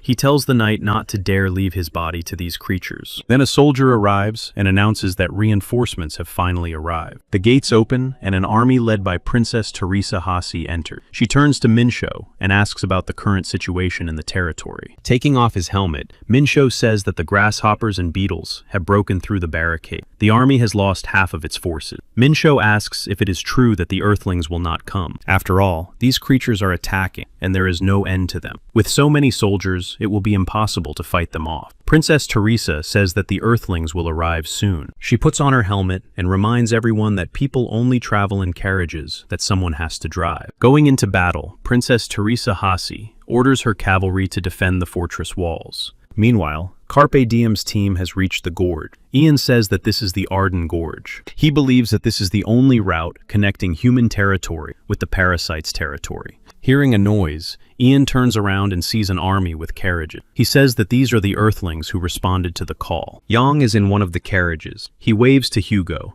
and asks if Carpe Diem has also applied. Hugo replies that they are accompanying Ian's teacher. Yang believes that being a magician at the royal court is not easy either. He says that Ian actually has a lot of worries. Sol watches the carriages leave and thinks they are going in vain. Seeing Sol's pensive look, Cho Hong asks him what's wrong. Sol asks if the situation is not as serious as they thought, but Cho Hoon says that, in any case, a battle with the parasites is not their problem. In response, Ian says that if the seven gods hear these words, they will probably be happy. Cho Hoon argues that in reality, everyone decides for themselves where to risk their lives, and asks Hugo's opinion on the matter. Putting his hands behind his head, Hugo confirms Cho Hong's word. He adds that they only have one life. Ian, adjusting his beard, insists that this is the reality of this paradise. Looking at the team, Sol realizes that he was the same until recently. Finally, Dylan suggests leaving as soon as possible. He asks Sol if he can see the flag. He says that it is the flag of the army that obeys Princess Hasi. Dylan realizes that the unearthly army is already there,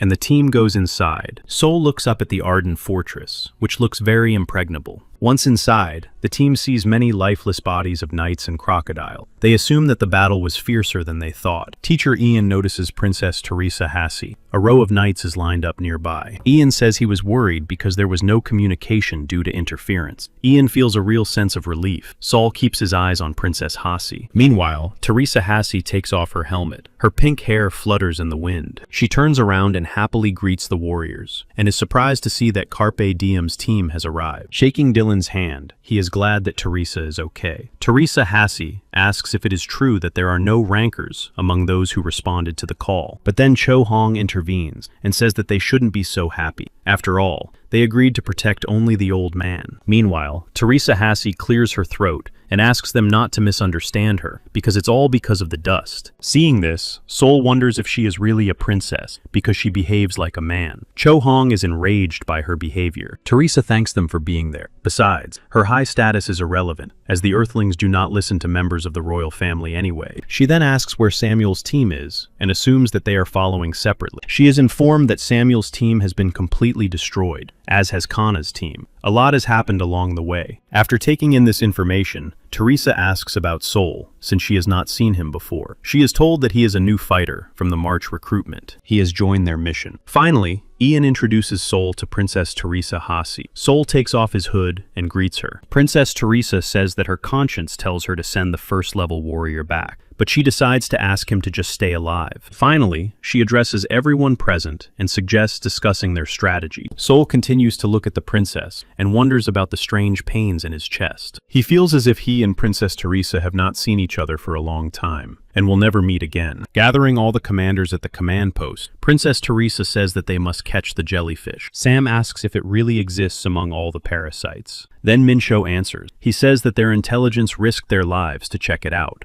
Sam insists that they will deal with her then. After all, they are not to blame for their powerlessness. Looking at the laughing commanders, Sol wonders what is going on. Finally, Sam says that it is possible that this jellyfish exists, but Sam does not understand why they should expose themselves to such danger when there is a fortress. Teresa explains that the fortress's defenses are not eternal, and the jellyfish continues to produce cockroaches and beetles, and they will lose people until the very end. Then Ari suggests leaving the fortress. It will be a strategic escape. She wants to wait in ambush at the entrance to the gorge and attack unexpectedly. Princess Teresa argues that if these creatures do not come out, they will simply lose the fortress. Cho Hong intervenes. She asks why they built the fortress in the first place and incites the queen. The people agree with her question. Teresa reminds them that the main thing now is to ensure reliable protection for the walls. After all, this makes them nervous and prevents them from focusing on the union. Turning away, Cho Hong shares her assumption that someone is living well, since the conversation turned to the Union. Finally, Ian asks who they think will be next if the Union falls, and silence fell throughout the room.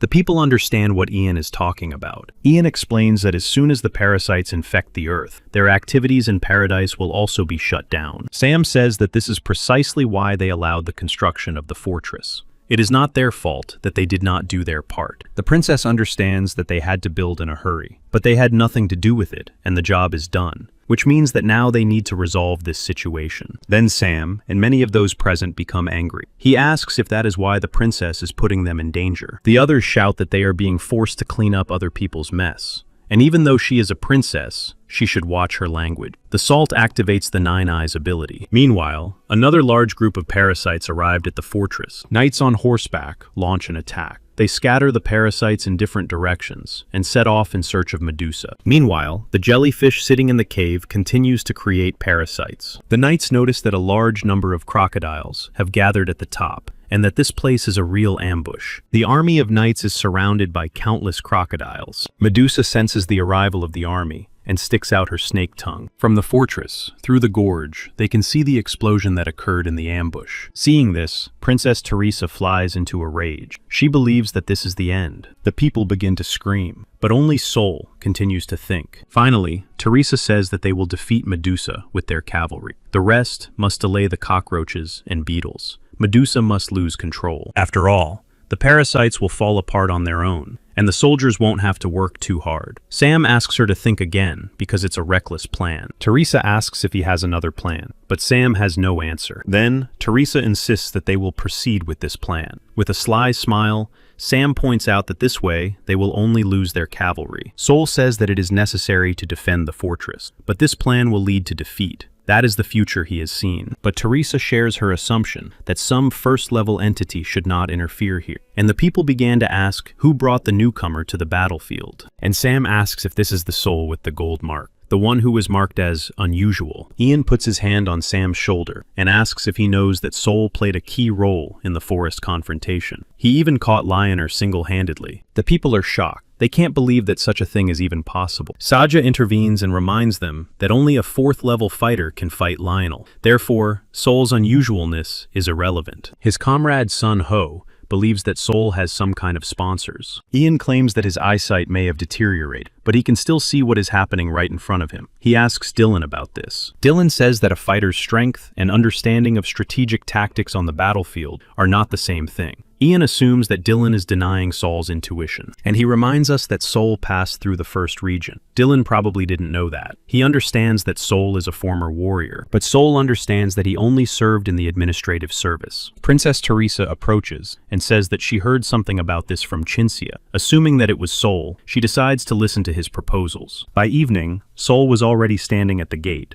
and Princess Teresa approached him to inform him that the distribution of troops was complete. She asks Sol if he is sure, because if everything goes according to plan, no one will be able to come to their aid. The same is true if things do not go according to plan. Sol replies that everything is fine, because he is used to coping on his own. Then Princess Teresa asks why he volunteered. After all, there is no need to be shy about his first level, and he does not seem to be obsessed with feats. Sol himself does not know the reason. He says that he simply must defend this fortress and paradise. Princess Teresa realizes that if all Earthlings were like this, then they would have hope. Then, a signal comes that the enemy army is approaching. Princess Teresa says that Sol arrived just in time, and that this is a good start. She saddles her horse and puts on her helmet. Teresa wishes Sol luck and asks him to return alive. The cavalry sent against Medusa begins to scatter the crocodiles from their path. Following the plan, Ian stops at a stone hill in the gorge. He extends his staff and uses spells. A magic circle immediately appears beneath him. He made a huge crack in the hill. Cho Hong reminds him that they cannot afford to make a mistake. Ian says that he likes Sol. His words anger her. She asks what he is talking about. Ian says she shouldn't worry, because sometimes you can create your own luck.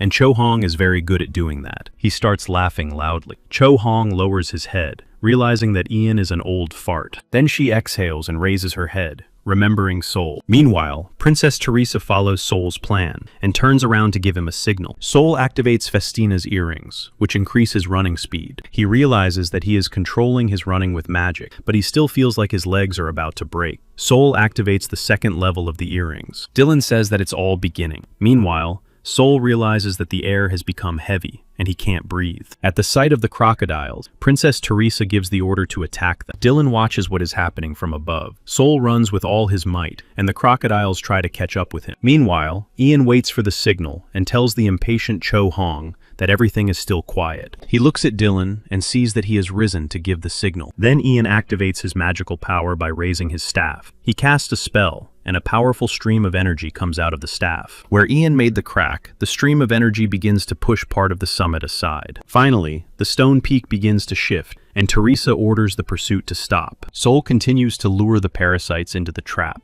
The crocodiles are approaching. Meanwhile, Teacher Ian continues to use his magical power. A huge boulder looms directly toward Ian and Cho Hong. The boulder approaches, and Ian strikes it with his staff, breaking it into pieces. Streams of magical energy scatter in different directions, and Ian steps back to avoid the hail of stones. Ian feels that the hill he was standing on is also collapsing, and he begins to fall along with the stones. Cho Hong catches him by the wrist. She asks if Ian is eating, because he is very light for a man. Ian is happy that she has started to perceive him as a man. With a smile on her face, Cho Hong lifts him up and calls him crazy for joking at a time like this. Meanwhile, pieces of cobblestone fall onto the road where the crocodiles were running. There were enough stones to block the passage. Princess Teresa orders the army to continue with the plan, and Sol continues to run. He realizes that cockroaches can stay in the air for just over 10 seconds. Waiting for the right moment, Sol throws a magic circle, and the cockroaches flying towards him get caught in the web of light. It turns out that the light web is enough to destroy a dozen cockroaches, and Sol heads for Medusa. He remembers that Medusa appears at the height of dawn. He ran in the right direction when another swarm of flying cockroaches appeared in front of him. The cockroaches' goal was to destroy their main enemy. They tried to crash into him, but Sol managed to dodge them. The hill he was standing on began to fall, and Sol tried to hold on. As he fell, Medusa became visible, appearing at the same time as the sun.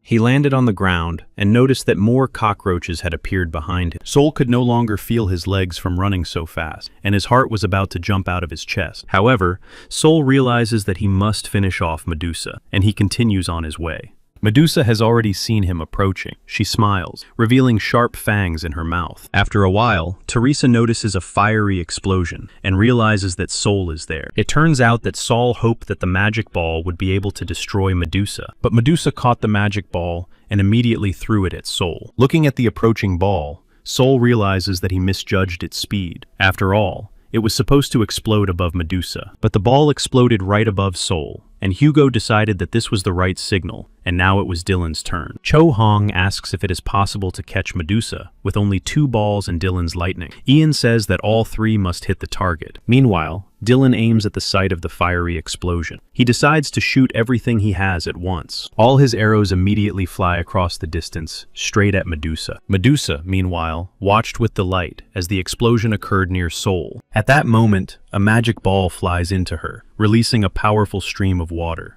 It turns out that Dylan's lightning is a special technique. If you add water to it, it becomes a devastating blow. Medusa took damage, but since Sol did not hit the pillar of fire, it would be difficult to win with this combination. Then Sol decides to use Festina's earrings, activating the 3rd level. He swings his spear and heads towards Medusa. Medusa, suffering from the pain of Dylan's damage, notices Sol approaching, and Sol manages to inflict damage that tears Medusa's body apart.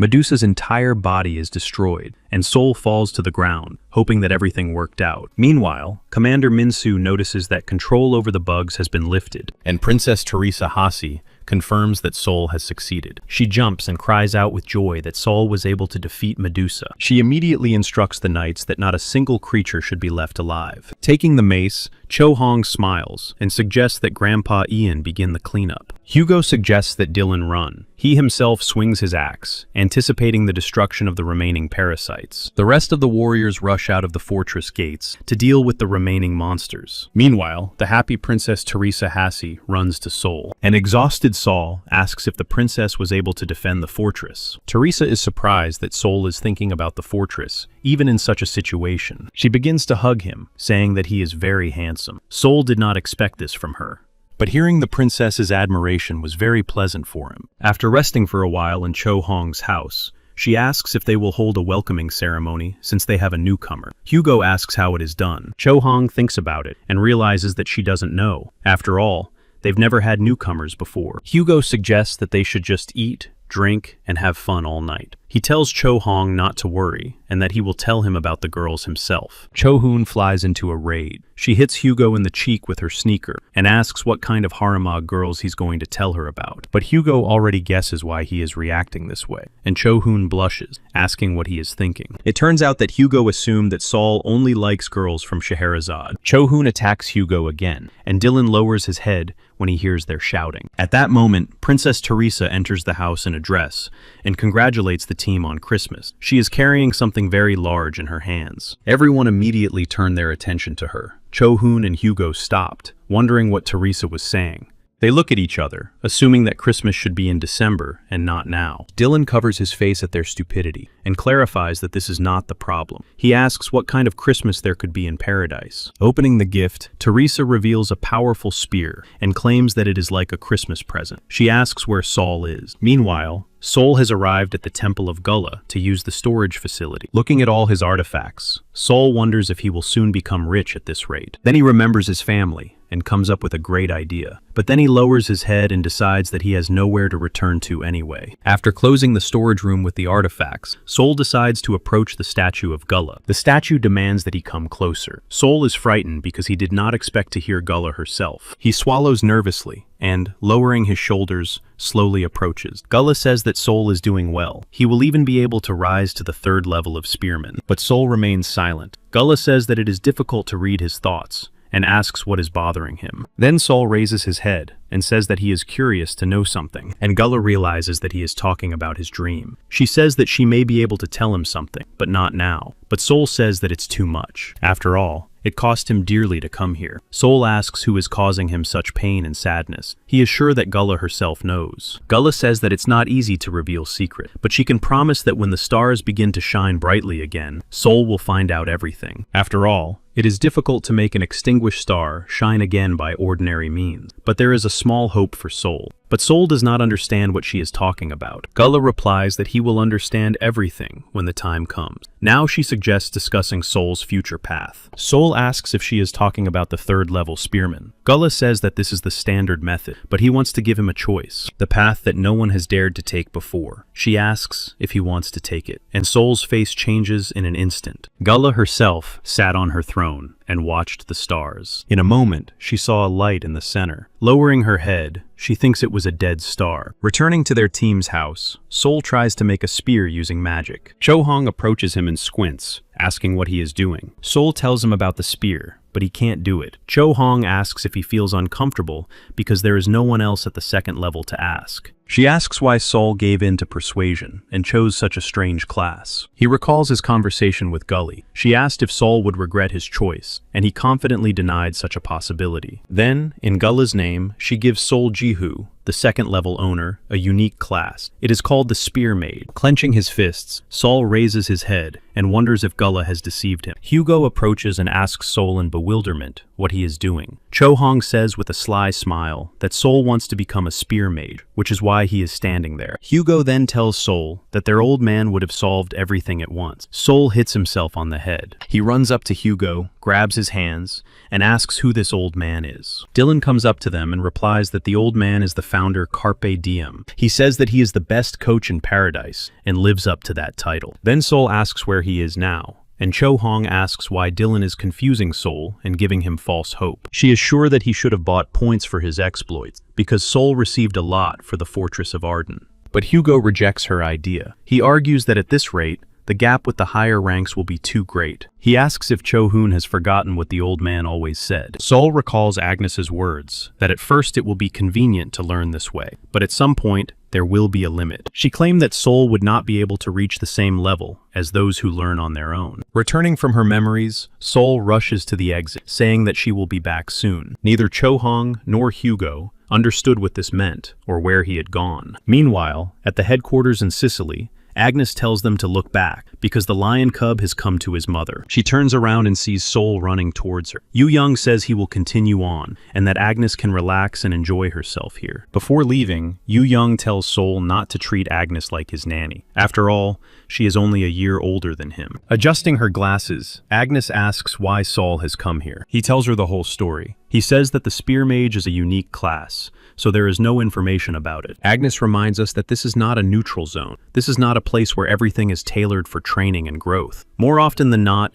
you have to learn and discover things for yourself. Sol agrees with her. Agnes has an idea and asks Sol what he knows about spear throwers. She asks if he knows the basic rules. And what is the difference between the spear he uses now and a throwing spear? And has he seen how spears are thrown? Sol is overwhelmed by these questions. Agnes says that he knows nothing about spears, but is already talking about some kind of magical power formation. As an example, she says that if a person who doesn't know how to walk tries to run right away, naturally, nothing will work out for him. And Sol realizes that he was too hasty. Agnes says it's good that he didn't waste his feat points. She leaves and says that when she returns, she will check how much Sol has trained. Sol asks if it's true that Agnes is going on an expedition, but Agnes replies that there is nothing special about it. She says they will see each other after her return. Sol returns to the tavern with a bag of throwing spears. He hears Cho-hong shouting that he won't do anything. She walks past angrily, and Sol asks what happened. Then Cho-hoon turns around and claims that it's all because of him. Confused about what happened, Sol turns to Dylan. Dylan says it's all because of the new assignment. Sol says he will make them coffee himself. He asks what kind of assignment it is that Cho-hoon is in such a state. Dylan wants Sol and Cho-hoon to take the assignment. He and Hugo will have to leave on behalf of the royal family. Sol asks how far away they are going, but Dylan doesn't answer and asks Sol for his opinion. Then he clarifies that the two of them won't be able to handle it, so they'll need to assemble a team. Sol will be the team leader. This statement shocks Sol. He asks why not Cho-hoon. Dylan replies that she does not have leadership qualities, and she knows it herself. She is offended that Dylan is not taking her on the expedition. Sol then reminds him that he is only a second-level class. Dylan confirms this. She also points out that Sol is the hero who saved the Arden Fortress, and destroying the monsters in the village of Raman is like an initiation. It's a good chance to test her abilities in forming and managing a team. Passing the mug of tea, Sol says that for starters, it is worth finding an archer and a priest. After taking a sip of coffee, Dylan says that's not a bad first step. The coffee is excellent, which surprises Dylan. He asks how Sol made it. Sol replies that he had a friend who loved coffee, even though he was more of a ramen expert. Dylan then says that he will have to take a few lessons from Sol when he returns from the expedition. After some time, Sol arrives at the Royal Library of Haramaga. He asks Ian about the secret of the village of Raman. Sol wants to find the source and solve this problem now that he has the chance. And it's not just about destroying monsters. Ian is curious about what Sol knows. Sol knows that there are no monster settlements or nests in the vicinity, but the monsters continue to appear. The royal troops have sent various teams there, but the source has not been found. Hearing this, Ian stands up and tells Sol to follow him. They go deep into the library. The periodicity suggests the possibility of prediction, and that means it can be controlled. That is Ian's opinion. He looks for a scroll and says that every time the village elders requested it, the royal palace sent earthlings there. The Haramag teams have a chance. Ian asks why this problem needs to be solved. Sol says that if for some reason they cannot go there, the villagers will be in danger. This answer surprised Ian. He found the necessary records and passed them on to Sol. These are records of raids that should help. Returning home, Sol began to study the books. He copied the necessary information onto a separate sheet of paper. Cho-hong enters his room and asks if he was waiting for her to come. She is curious about what Sol is doing. Sol, without being distracted by Cho-hong, replied that he was increasing the level of difficulty. Not understanding what that means, Cho-hong wants to know more about it. Sol then reminds Cho-hong of her grumbling about not getting many points. She asks if she has found the priest. Cho-hong curses again. She has been looking for him all this time, but no one wants to follow two warriors who don't even have a main fighter. Sol then says that he will take care of the priest himself, and that she should find the rest of the team members. First, the archer, and the warrior defender. Deciding that Sol is pretending to be tough, Cho-hoon asks how he will find the priest. Does he have someone in mind? Sol thinks for a moment. Then he replies that there is someone who can find him. Cho-hong is taken aback. News of Sol's feat in Arden spread like wildfire, but few believe that a first-level warrior is capable of such a thing. Some people went around claiming that they also had someone who broke the rules, like Sun Shi-hyun, but some believed that it was the work of rebels. In Xinyan, there were also people who knew about the new recruit from the March draft with a gold mark who was capable of such a feat. Finally, Hannah overheard about the unusual guy she had found. Hearing the conversation of her subordinates, Hannah immediately called Sol Ji-ho on the magic ball. Seeing her emotions, Sol hesitantly raises his hand and says that he is also glad to see her. Hannah reminds him that he was supposed to be as quiet as possible in Haramaga. She already knows about the Forest of Confrontation and the Arden Gourd. Hannah says he should have warned her, but Sol knows that if he had told her, she would not have sent him there. He shows her the spear and says it is a gift from Princess Teresa Hasi. Hannah is angry that Sol is so quick-witted. Sol giggles in response. Finally, Hannah says that Sol did the right thing by joining Carpe Diem, but she thinks it would have been even better if Sol had done it before the old man retired. And Sol asks if she is talking about the one who created the team, and asks what's so special about it. But Hannah only knows that if someone is destined to leave, no matter how hard they try to stay, it won't work out anyway. Finally, Sol says he is going on a raid on the monster with Cho-hong, but they don't have a team. He asks Hannah to find them a priest. Hannah then asks why just the two of them, and what about Dylan and Hugo? Sol replies that they are on an expedition for another mission. This time, he will be the leader, so he is gathering people. Hannah thinks about it. It turns out she has someone in mind, but the costs will be enormous. Hannah asks if that's okay with Sol. In the morning, Sol goes to Haramag, to the Temple of Luceria. He couldn't even imagine that Haramag was a military camp. Sol goes inside and knocks on the door, asking if anyone is there. A voice from inside says yes, and that she is tired of this. Sol waves his hand. He says they haven't seen each other in a long time. It turns out that Sol has come to see Maria. She is not very happy about this meeting. Without answering, Maria turns away and leaves. Sol apologizes to her. Maria hangs her head and tells Sol to leave her alone. Then Sol clarifies that he has come with a proposal this time. He doesn't understand what the bottles are for. He clarifies that it concerns the village of Raman. Putting her head on the table, she asks if this is really such a stupid assignment for her class. She tells Sol to talk to someone else. Then Sol throws coins in front of her. Maria exhales and asks how much it is on Earth. Sol replies that on the ground, it would be like 5 million won. Maria is amazed by this. She says she will introduce him to the priest in turn, so the money should be taken back. She claims that it won't cost a quarter of the amount. Then Sol adds more coin. Maria asks what he is doing because it's not worth that much money. Sol reminds Maria of her words when she saved Seo Ru, that it is better to give her the extra money. Then Maria asks if he really wants to buy her. Sol asks how he can go against the law with these coins, because he is not that unscrupulous. Maria agrees with him. The coins are right there in front of her eyes. It's a tempting offer for her, but Maria tries to stop herself, because if she gets involved with Sol, it will be difficult to get out of it, and everything will only get more complicated. Sol does not understand her emotions. He decides to add more coins to make Maria feel better. But Maria's eyes see nothing but the coins. She thinks Sol has gone mad. She asks if he doesn't know her, and why he needs more money. Then she closes her eyes. Sol shares his assumption that he wanted to be friends. Then, Maria realizes that Sol has practically persuaded her, so she reminds him that she is not a fool. After all, the teams can't keep persuading her like this. Sol calls Cho-hong and Maria to discuss everything. Cho-hong calls Maria a money witch, and Maria calls Cho-hong empty-headed. Sol doesn't understand anything. Finally, Maria asks why Sol brought her here. She is going to leave because she knows that a fool inside the team is more dangerous than an enemy outside. Cho-hoon is indignant and insists that Maria is still the same. She wonders if Maria will shut up if her mouth is torn apart. Maria says that everyone knows she has no brains. She suggests that Cho-hong smash her head open to prove it. This remark provokes Cho-hong into aggression. She grabs Maria by the collar and wants to hit her. The people sitting nearby are surprised by Sol's unusual tendencies, who brought 2 people to the cafe at once. While the girls are arguing, Sol tries to calm them down. At that moment, he hears people talking about him behind him. It seems like just yesterday that Sol was seen here for the first time, and today he is already the rising star of Harimaga. It turns out that it was Yang and his team. He believes that there is a reason why Sol is talked about so much. Veronica says she saw Sol when he proved himself at the Arden Fortress. Sol turns around and listens to her with embarrassment. Yang says that Cho Hong has already told him everything. He introduces himself, specifying that he is a third-level swordsman runner. He also introduces Veronica, who is a third-level ranger. With them was a guy named Geierschel. He is a third-level guardian. After introducing the team, Yang extends his hand and says that they are pleased to meet him. Sol responds to the handshake. He gives his name and says that he is also pleased to meet them. After a while, Sol's team heads to the village of Raman. Cho Hong and Maria start feeling sick right in the carriage. Finally, the carriages stop,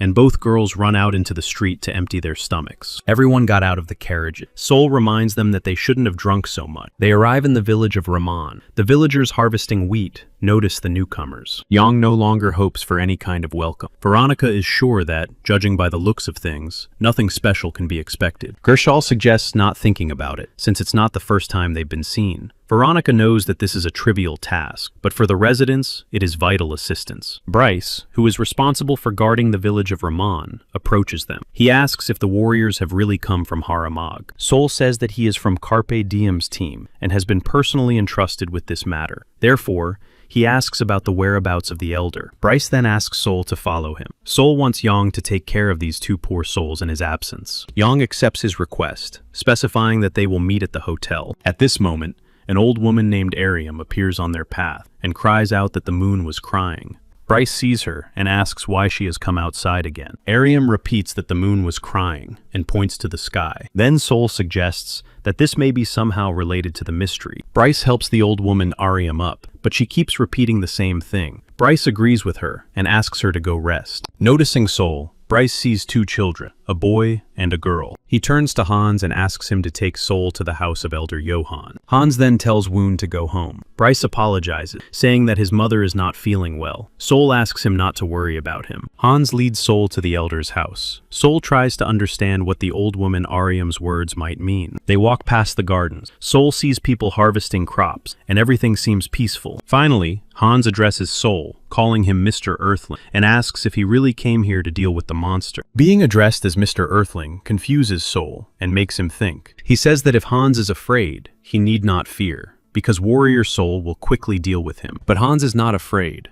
After all, this happens every time. In any case, adults immediately start fussing when children come close to the foggy place, and Sol knows that the foggy place appears every 4 months. Sol is sure that the village is too calm for such a situation. He also notices Hans, who does not show a hint of fear. Then Sol decides to tell little Hans that there is nothing wrong with being cautious. But Hans asks what to be wary of. After all, after the arrival of the Earthlings, it will not be visible for several more months. But they impose triple prohibitions and scare people. Then Sol doesn't understand what triple prohibitions they are talking about, and Hans lists the prohibitions. Even if you hear a sound coming from the fog, don't follow it. If a hand draws signs in the fog, do not follow it. If you see people in fog-colored clothes, run away from there as fast as you can. And if you disobey, monsters will catch you. Hans says he has learned this so well that it rolls off his tongue. He then clarifies that the old woman, Ariam, before she went mad, said that it was all a setup. Sol asks if Ariam said who set it up,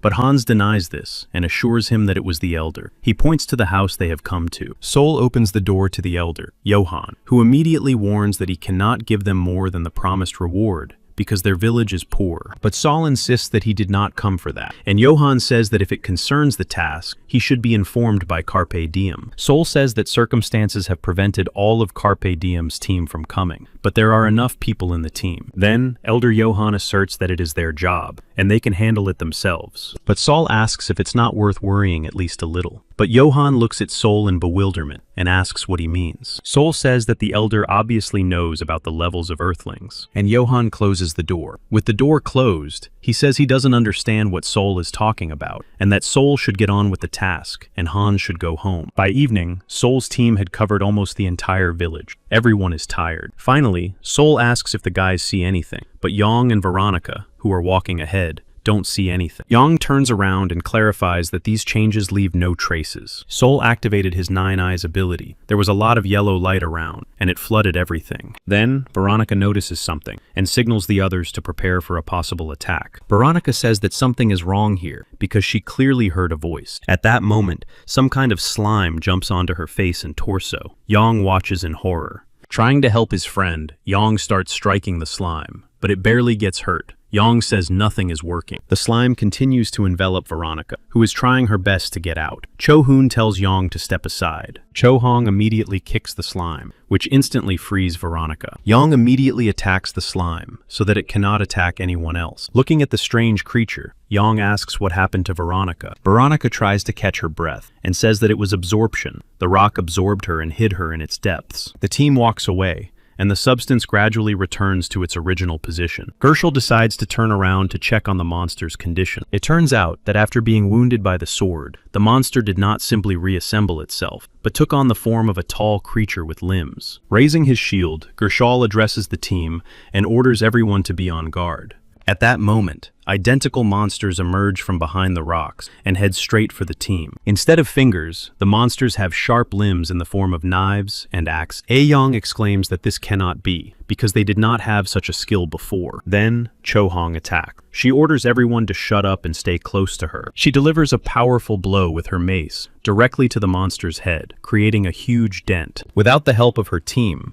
Cho-hong deals with several monsters at once. Feeling a beam coming from her right, Cho-hong immediately activates her shield. The monster stops its attack, and Cho-hong asks why the team isn't covering her from behind. It turns out that Yang also tried to deal with the monster, but they return to their original state. Yang looks at this in bewilderment. Cho-hong is amazed that they have gained the ability to regenerate. Returning to their original state, the monsters rush towards the team. Sol and Geishel turn around when they hear their footsteps. Meanwhile, Maria heals Veronica. Seeing the monsters, Maria says that they are rubbish. She takes out a cross and activates Lucira's ability, which creates a shield. The monsters unsuccessfully ram the shield. The one who can shoot beams tries to break the shield with his ability. Maria points out that they have gained some time to start with. Turning to Sol, Maria asks if the hero of the Arden Fortress can handle the monsters. Sol immediately takes on the monster. He pierces the creature as easily as if it were tofu. He assumes that the spear is very powerful, but Cho-hong warns that his actions are useless,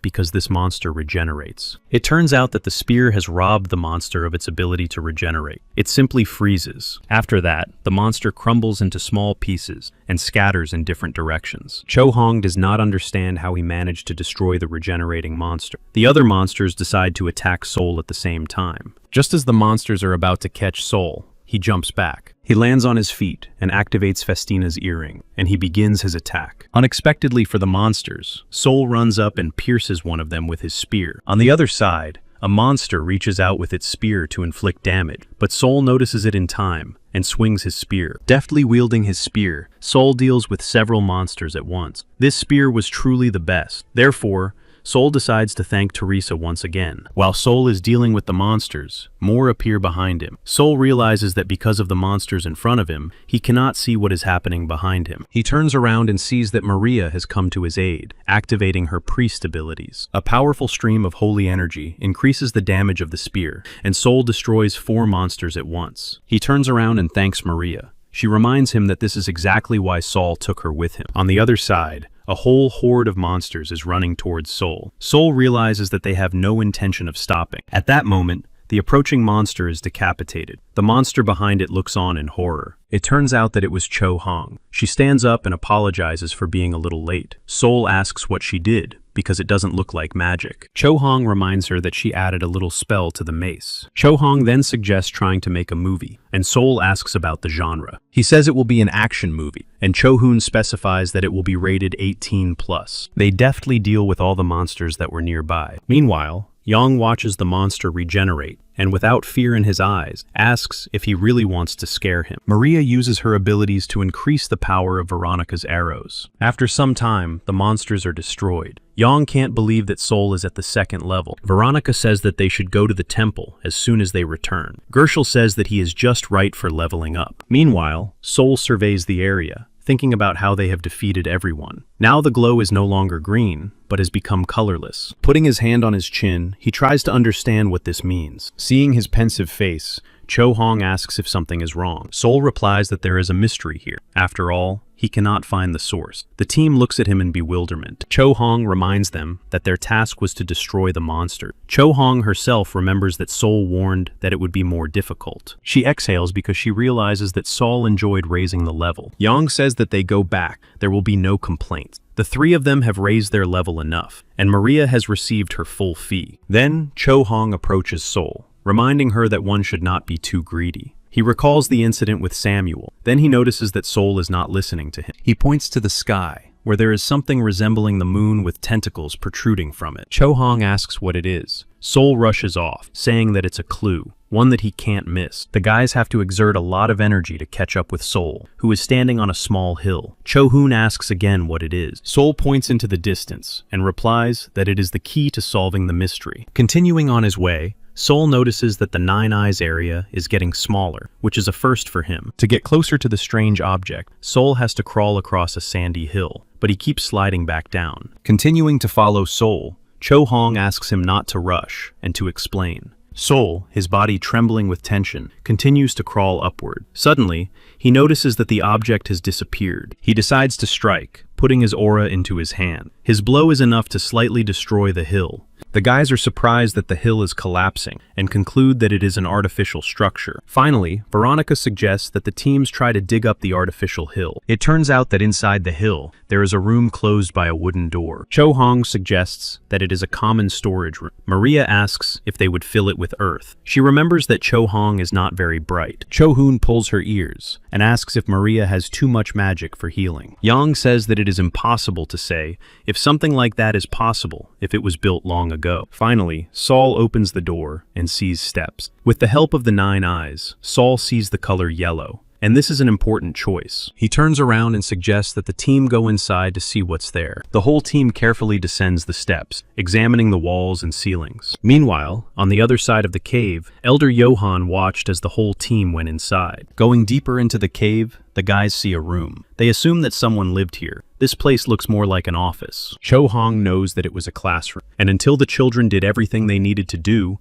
the doors would not open. But for some reason, those who were supposed to open the door had disappeared. And Gertrude asks if those who remained locked up continued to study until they passed away. This assumption led him to believe that this was what gave rise to those ghosts. The kids started looking at each other because this story sounded plausible. Maria thinks they're fools, but decides to keep quiet. Sol looks at the ceiling and wonders if that's all there is to it. He wants to know what he saw with the help of the Nine Eyes. Then Veronica says she has found something. Yang asks her to be careful in case there is a trap. It turns out that there is a handle in the shape of a candle. She lowers it, and another room opens up next to it. Yang comes closer. He looks around the room and says that it's getting more and more interesting. Sol is surprised that it is just a normal green color. After all, it has become even safer. He suggests going in and checking everything out. They walk down a wide corridor and don't notice anything unusual. Veronica notices a magic circle and a candle on the floor. Yang suggests that the monsters were summoned here. Shining his light toward the exit, Yang clarifies that the monsters then went outside through that cave. Gershal asks who could have done such a thing, but Cho Hong thinks it doesn't matter and that they should just break it and be done with it. But Sol stops her. He tries to understand if that's really the case. The summoning is over, so the color has changed to green. Cho Hoon asks what's wrong. Sol turns to Veronica and asks if there is anything else inside. Veronica judges by the wind and thinks that there is just an exit. She asks if she should look, but then a man comes in from the other side.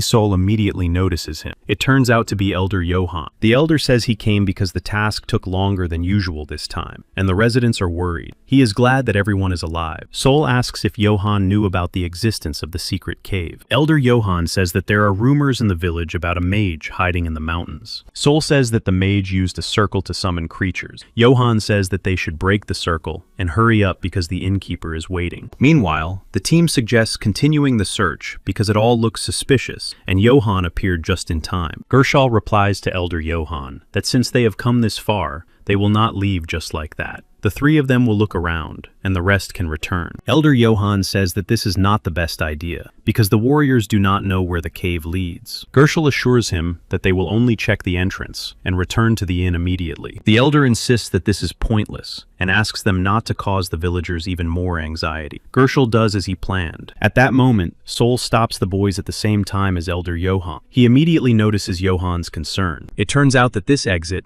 has now turned yellow. Soul wonders if the Elder is a bad person. His comrades turn to Leader Soul. Soul looks at Elder Soul, who is not glowing with any color at all. Veronica says that this is just a routine reconnaissance mission, and that they will just take a look around and come back. But Saul asks them to wait. Yang asks what is wrong with Leader Soul. Soul sees that the entrance has turned scarlet, and now cannot be entered. But Soul does not understand why Elder Johann is still colorless. If there is a scarlet danger, it must be destroyed for the safety of the residents. Finally, Soul says that they will go in when all team members are in combat position. Emergency situations must be responded to quickly. Giving a thumbs up as a sign of approval, Yang says that Soul now looks like a real leader. Soul says that they will quickly look around and return. Johann says that they can do whatever they want. He is used to Earthlings doing whatever they want. Soul realizes that Johann didn't even advise them to leave. That means something will work out. Meanwhile, Elder Johann is holding a black stone that emits an aura. The guys go inside, and Veronica notices a bright flash. She stops and stares into the distance. Then she sees a creature throw a tentacle toward the warriors. It manages to grab Gershal by the leg. The tentacle drags him into the darkness, but it turns out that he is still alive because he continues to scream and ask for help. The team runs after him. Entering the darkness, a medium-level nest appears in front of the team. This is what created Medusa. It pulls its tentacles upward and also holds Gershal. And Soul remembers a conversation with Ian.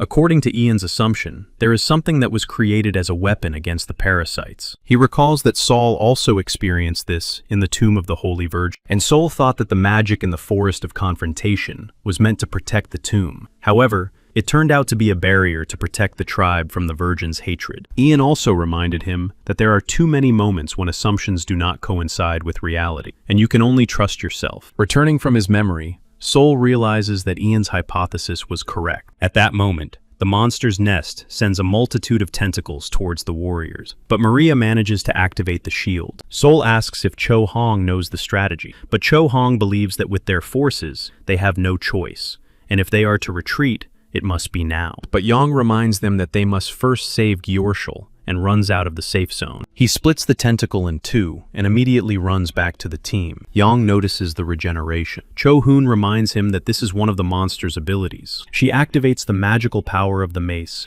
and attacks the tentacles. But that doesn't work either. The tentacle regenerates again. Maria screams that she is at her limit. After her words, the shield begins to crack. Soul tries to come up with a plan and remembers that he has throwing spears in his bag. Soul immediately begins throwing spears at the monster's torso. It begins to scream in pain. Looking at the leader, Soul Yang assures him that this is an excellent idea. Soul takes aim to throw another spear. When the monster takes the second blow, its tentacles weaken, and Gershal begins to fall. Yang manages to run up to at least soften Gershal's fall. The nest begins to attack the warriors with its tentacles, with renewed vigor. Maria activates her shield again and asks Soul to do something. Finally, Soul tells Veronica to attack the monster's torso with arrows. Yang and Soul need to distract the monster from two sides. Gershal, first and foremost, needs to protect Maria, but Cho Hong is going to give him another task. But Cho Hong already understands and asks if he is suggesting they deal with the monster. After all,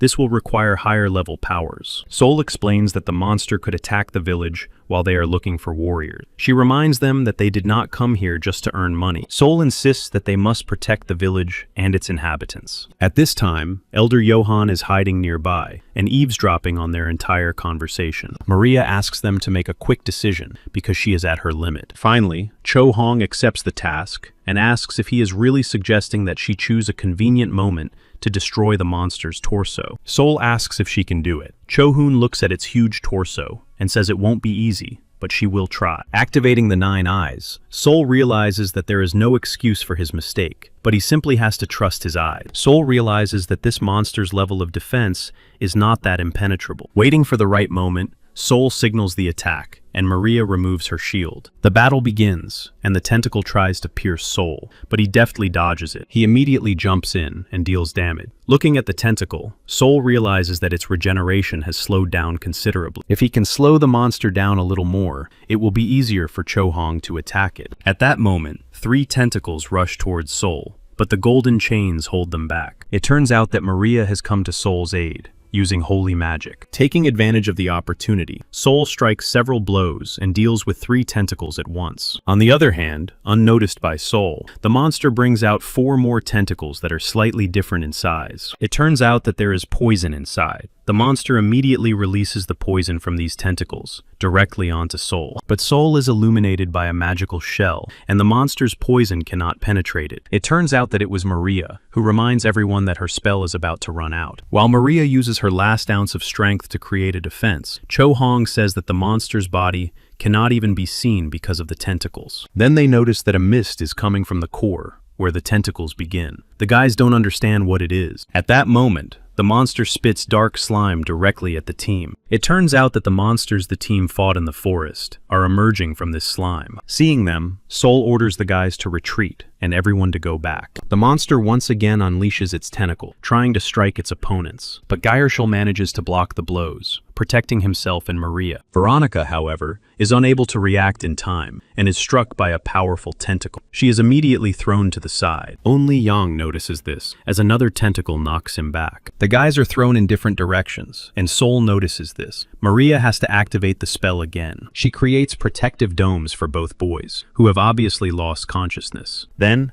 Gyershal tells Maria to create a protective dome for him too, but Maria doesn't immediately understand why. Gyershal exclaims that the boys must be saved, and if they stick together, it will definitely be easier for Maria. Maria realizes that Gyershal is right. She immediately creates a protective dome for Gyershal. She asks him not to slow down and to bring the kids back as soon as possible. But Soul, noticing this, says that he must protect Maria. Turning around, Maria notices that Gyershal is running away in the other direction. She asks where he is going. At that moment, 4 tentacles immediately approach Maria, but she manages to activate the dome for herself. Soul notices this. Several monsters are already running towards him. Soul begins to defend himself with his spear. Turning around, Soul asks Gyershal to hurry up and save the others, but it turns out that he has simply run away. Soul realizes that Gyershal took advantage of the fact that the passage was destroyed and ran away alone. Soul does not understand why this happens on every expedition. While Soul deals with the monsters, Cho Hong tells Soul that he will cover him and that he should deliver the final blow. She immediately activates her spell. Her hair rises up and wings appear behind her back. At that moment, a powerful stream of sunlight surrounds Cho Hong's entire body. Looking at Cho Hong, Maria realizes what spell she is using. It turns out to be a 4th level Supreme Spirit spell. Cho Hong is covered in Valkyrie's robe. Soul asks what happened. Maria says that among the temple servants, only those who have received divine recognition can master the spell. Maria did not think that Cho Hong had already mastered a 4th level spell. This meant that she was not completely stupid after all. Finally, Cho Hong attacks the core of the monster's nest. She deftly deals with each approaching tentacle. At her level, the nest cannot use regeneration. It takes heavy damage and begins to scream. A soul claims that this is how they will definitely be able to defeat this monster, but Maria denies his claim. After all, such a spell can summon divine powers and increase one's power for 30 seconds. But Soul is serious, so after activating his aura, he says he will try anyway. But Maria believes that no matter how outstanding Soul is, he is still only a 2nd level mage. He does not have enough skill for such a battle. Then Maria decides to take everything upon herself. She asks Soul to cover her, but Soul reminds her that they need to help Cho Hong. An angry Maria orders him to shut up, because there is no time. She takes out all the materials necessary for the ritual. While she is busy with the ritual, Soul begins to defend her, as several monsters attack from behind. Meanwhile, Cho-hoon continues to fight the monster's nest. She deals with several tentacles at once, which are unable to regenerate. After that, Cho-hoon strikes right in the middle of the nest, from where the monsters fly out. The nest becomes weaker and weaker from such damage, and there are fewer and fewer living tentacles. Cho Hong continues the battle. She runs along the cave wall, picking up speed. Meanwhile, the nest activates its poisonous tentacles and aims directly at Cho Hong. 3 streams of poison are directed at her, but Cho Hong continues her attack. She jumps again and prepares to strike the center of the nest once more. The nest again lets out loud moans of pain, and its entire core is illuminated by magic. Having finished with the monster, Soul stops and sees what Cho Hong is doing. He is once again confident that they can win. Cho Hong realizes that she needs to strike one more blow and swings her magic mace. But at that moment, her 4th level magic spell ceases to work, and Cho Hong regains consciousness, wondering what is happening. The monster takes advantage of the opportunity to strike with its tentacle and pins Cho-hoon to the cave wall right in front of Sol. After such a blow, Cho-hong remains alive. She sits down, trying to endure the pain. The monster decides to finish off Cho-hoon and sends another tentacle, but Sol does not allow Cho-hoon to be crushed. He shouts that now it's his turn to strike this nest, and the monster goes after Sol, but he can't even block the blow, let alone strike it. Seeing that Sol is in danger, the exhausted Cho-hong tries to get up to help him. Meanwhile, Maria manages to recreate a huge hammer, illuminated by magical power. Maria wields the hammer and strikes the nest, which turns out to be smaller than the hammer. The entire cave is covered in fog. Sol covers his face with his hand and stares into the fog. Finally, it dissipates, and it becomes clear that the nest is almost completely destroyed. Sol asks if it is really over, but Cho-hong warns that now it is time to deliver the decisive blow. At that very moment, the monster releases a powerful tentacle directly at Maria. She waits defenselessly for the blow. She realizes why they had been so lucky until now. Then she remembers the coins that brought her here. After all, the price of 30 coins was attractive, but at the last moment she is saved. They fall to the ground together. It turns out that it was Sol.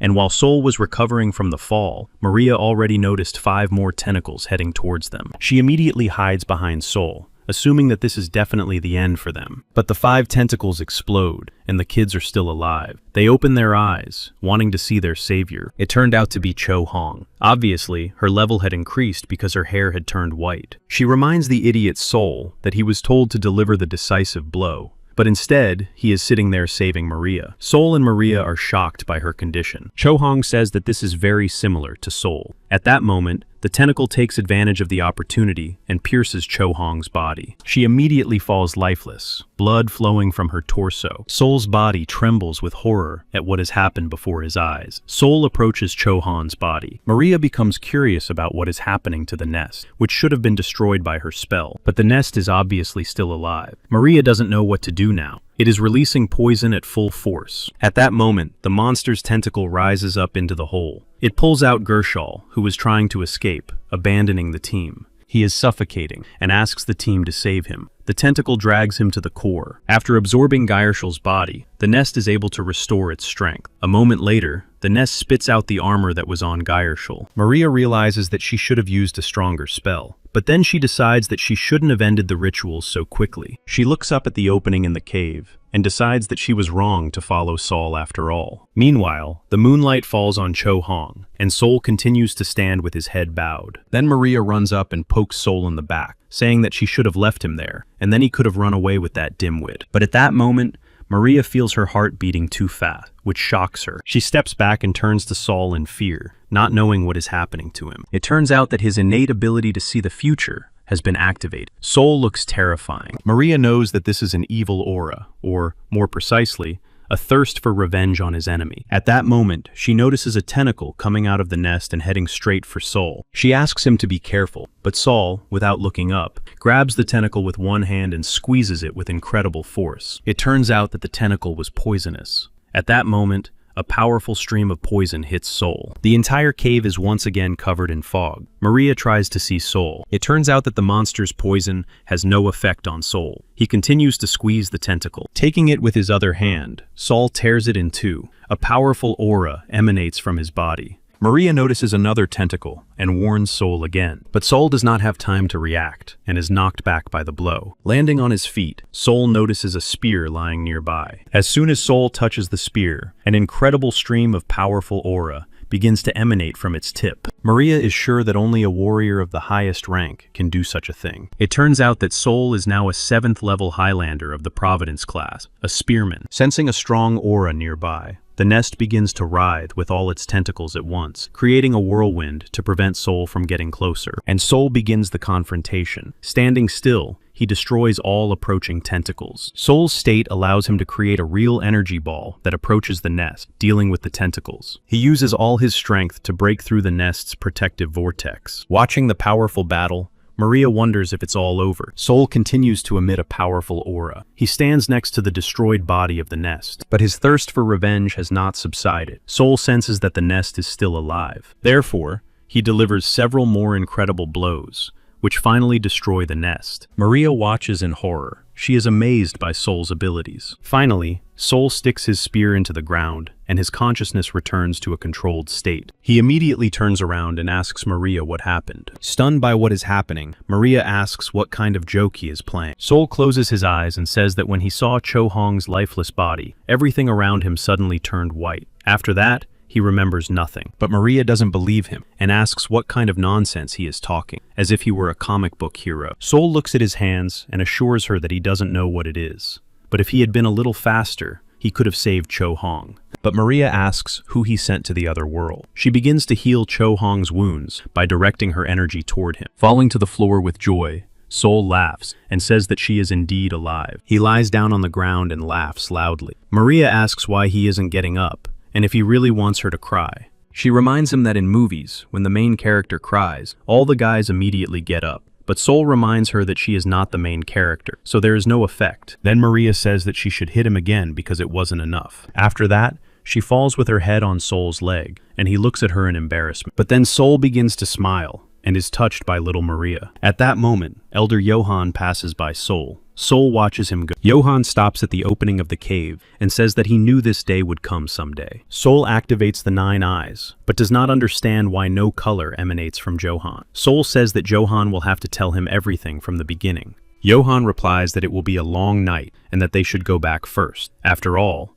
it's too dirty here. Sol agrees with him. By this time, Veronica and Yang have regained consciousness. Finally, Sol says that the previous teams were of average level, and the raids did not fail. But Johan said that studying monsters was impossible. But Sol knows that with each appearance, the level of the monsters increased. So Johan determined the composition of the raid based on the complexity of the operation. Obviously, Johan had somehow foreseen what would happen next. The ability to calculate strength depending on the level of the monsters is not an easy task for Earthling, and Sol claims that Johan did an excellent job of it, about 20 times. Finally, Johan says that he was a mage in the famous Kingdom of Delphinion, which belonged to the Empire and controlled magic. Johan also personally fought the parasites that caused terrible diseases. Sol asks about the monsters and the nest. Johan admits that he created them himself. It was the Empire's business, a secret weapon to fight the parasites. He thought that if he worked on it a little more, everything would be fine. But only now did he realize that it was a complete failure. Then Sol asks if they really used Earthlings for this, as a guarantee to save the lives of citizens. Elder Johan asks Sol who he thinks hid the magician of the destroyed state and helped him. And Sol asks if the inhabitants were accomplices. But Johan asks him to choose his words carefully. After all,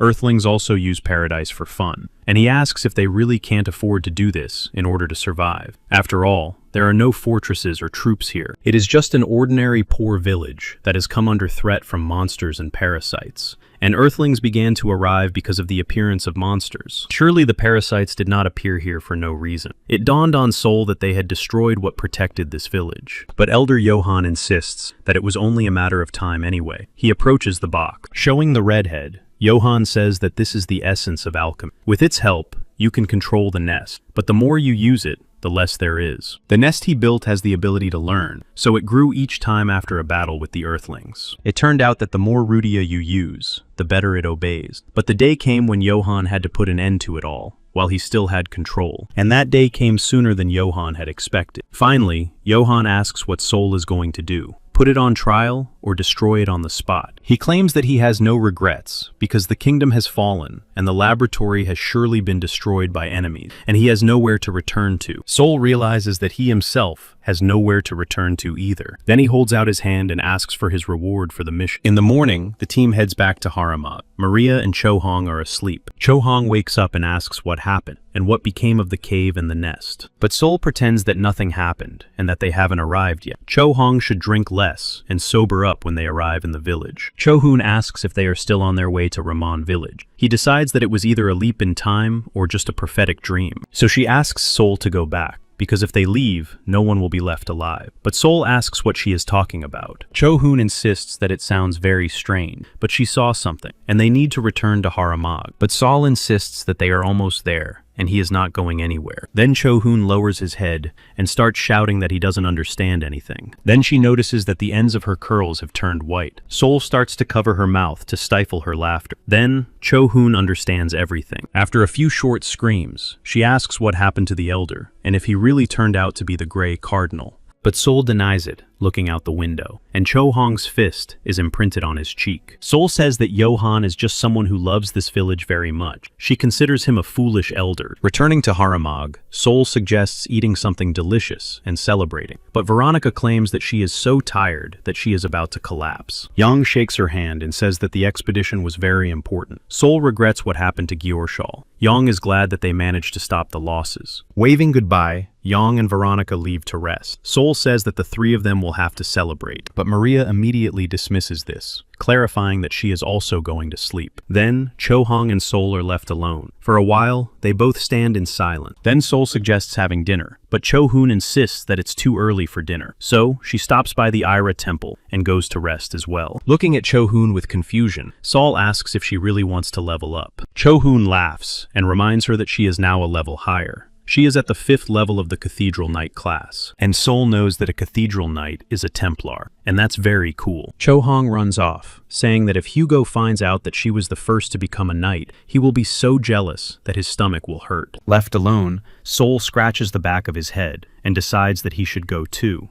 Meanwhile, the exhausted Maria returns to the Temple of Luceria. She hears voices behind her. She turns around and sees the boys carrying Ian and Agnes on a stretcher. Meanwhile, Sol arrives at the Temple of Gullah. He says that he had anticipated that his 3rd level would not be enough. Gullah reminds him that Sol has not yet fully mastered the 2nd level, but she adds that this time, Sol did very well. He forcibly erased the debt and tied the thread of fate. This path is difficult and full of thorns, but Sol will be able to walk it in one shoe. Sol says that Gullah always speaks to him in riddles. After the conversation, Sol leaves the temple. His stomach growls, and Sol decides he needs to go eat. In the evening, Sol sat at the table, realizing that Cho Hoon was late. He assumes that her level has not increased either. He remembers how confident Cho Hoon was about her level increase. It occurs to him that she might be drinking to drown her sorrows and wandering the streets. He starts to get nervous and gets up from the table, thinking it's time to go look for her. Then he exhales and remembers that she is not a child after all. He is sure that no one in their right mind would touch Cho Hoon. With these thoughts, Sol goes upstairs to bed. In the morning, Sol feels hungry and suggests that Cho Hoon go eat.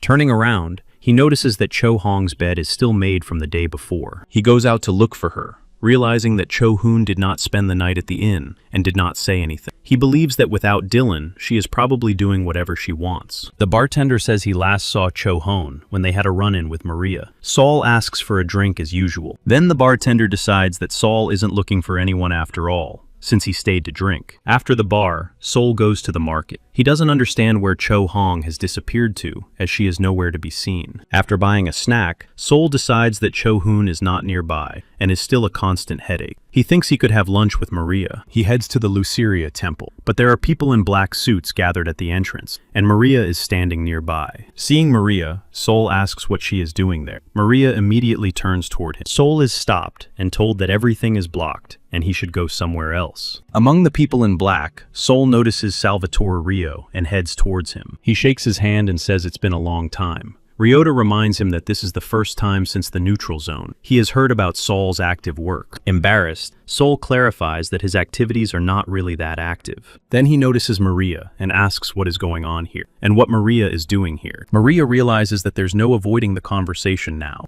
and walks away, deciding that adults should solve their own problems. At that moment, a loud scream is heard outside the temple door, and Sol smells blood. Byung decides to stop Sol, saying they'd been told not to let anyone in. But Salvatore puts his hand on his shoulder and shows him that Sol should not be stopped. The door opens, and Cho Hong, who is inside, immediately notices this. She notices Sol and frowns. She also asks where he came from. Yu Young, noticing Sol, says that the lion cub has come to his mother. Stopping at the door, Sol sees people lying on 2 couches. He looks closely and sees Agnes with her head and body completely bandaged. Sol immediately runs up to Agnes in a panic. He shouts her name, waiting to hear her answer. Then he looks up at the second couch and notices Ian, who probably wasn't hurt as badly. Night Hung realizes that Ian needs help getting up. Ian heard that Sol revealed his secret. Puzzled as to how this relates, Sol asks Ian what happened. And then Young, lowering his head, remembers how it all began. First, Princess Teresa, Dylan, Young, Ian, and Hanil gathered in the conference room. Princess Teresa Hasi reports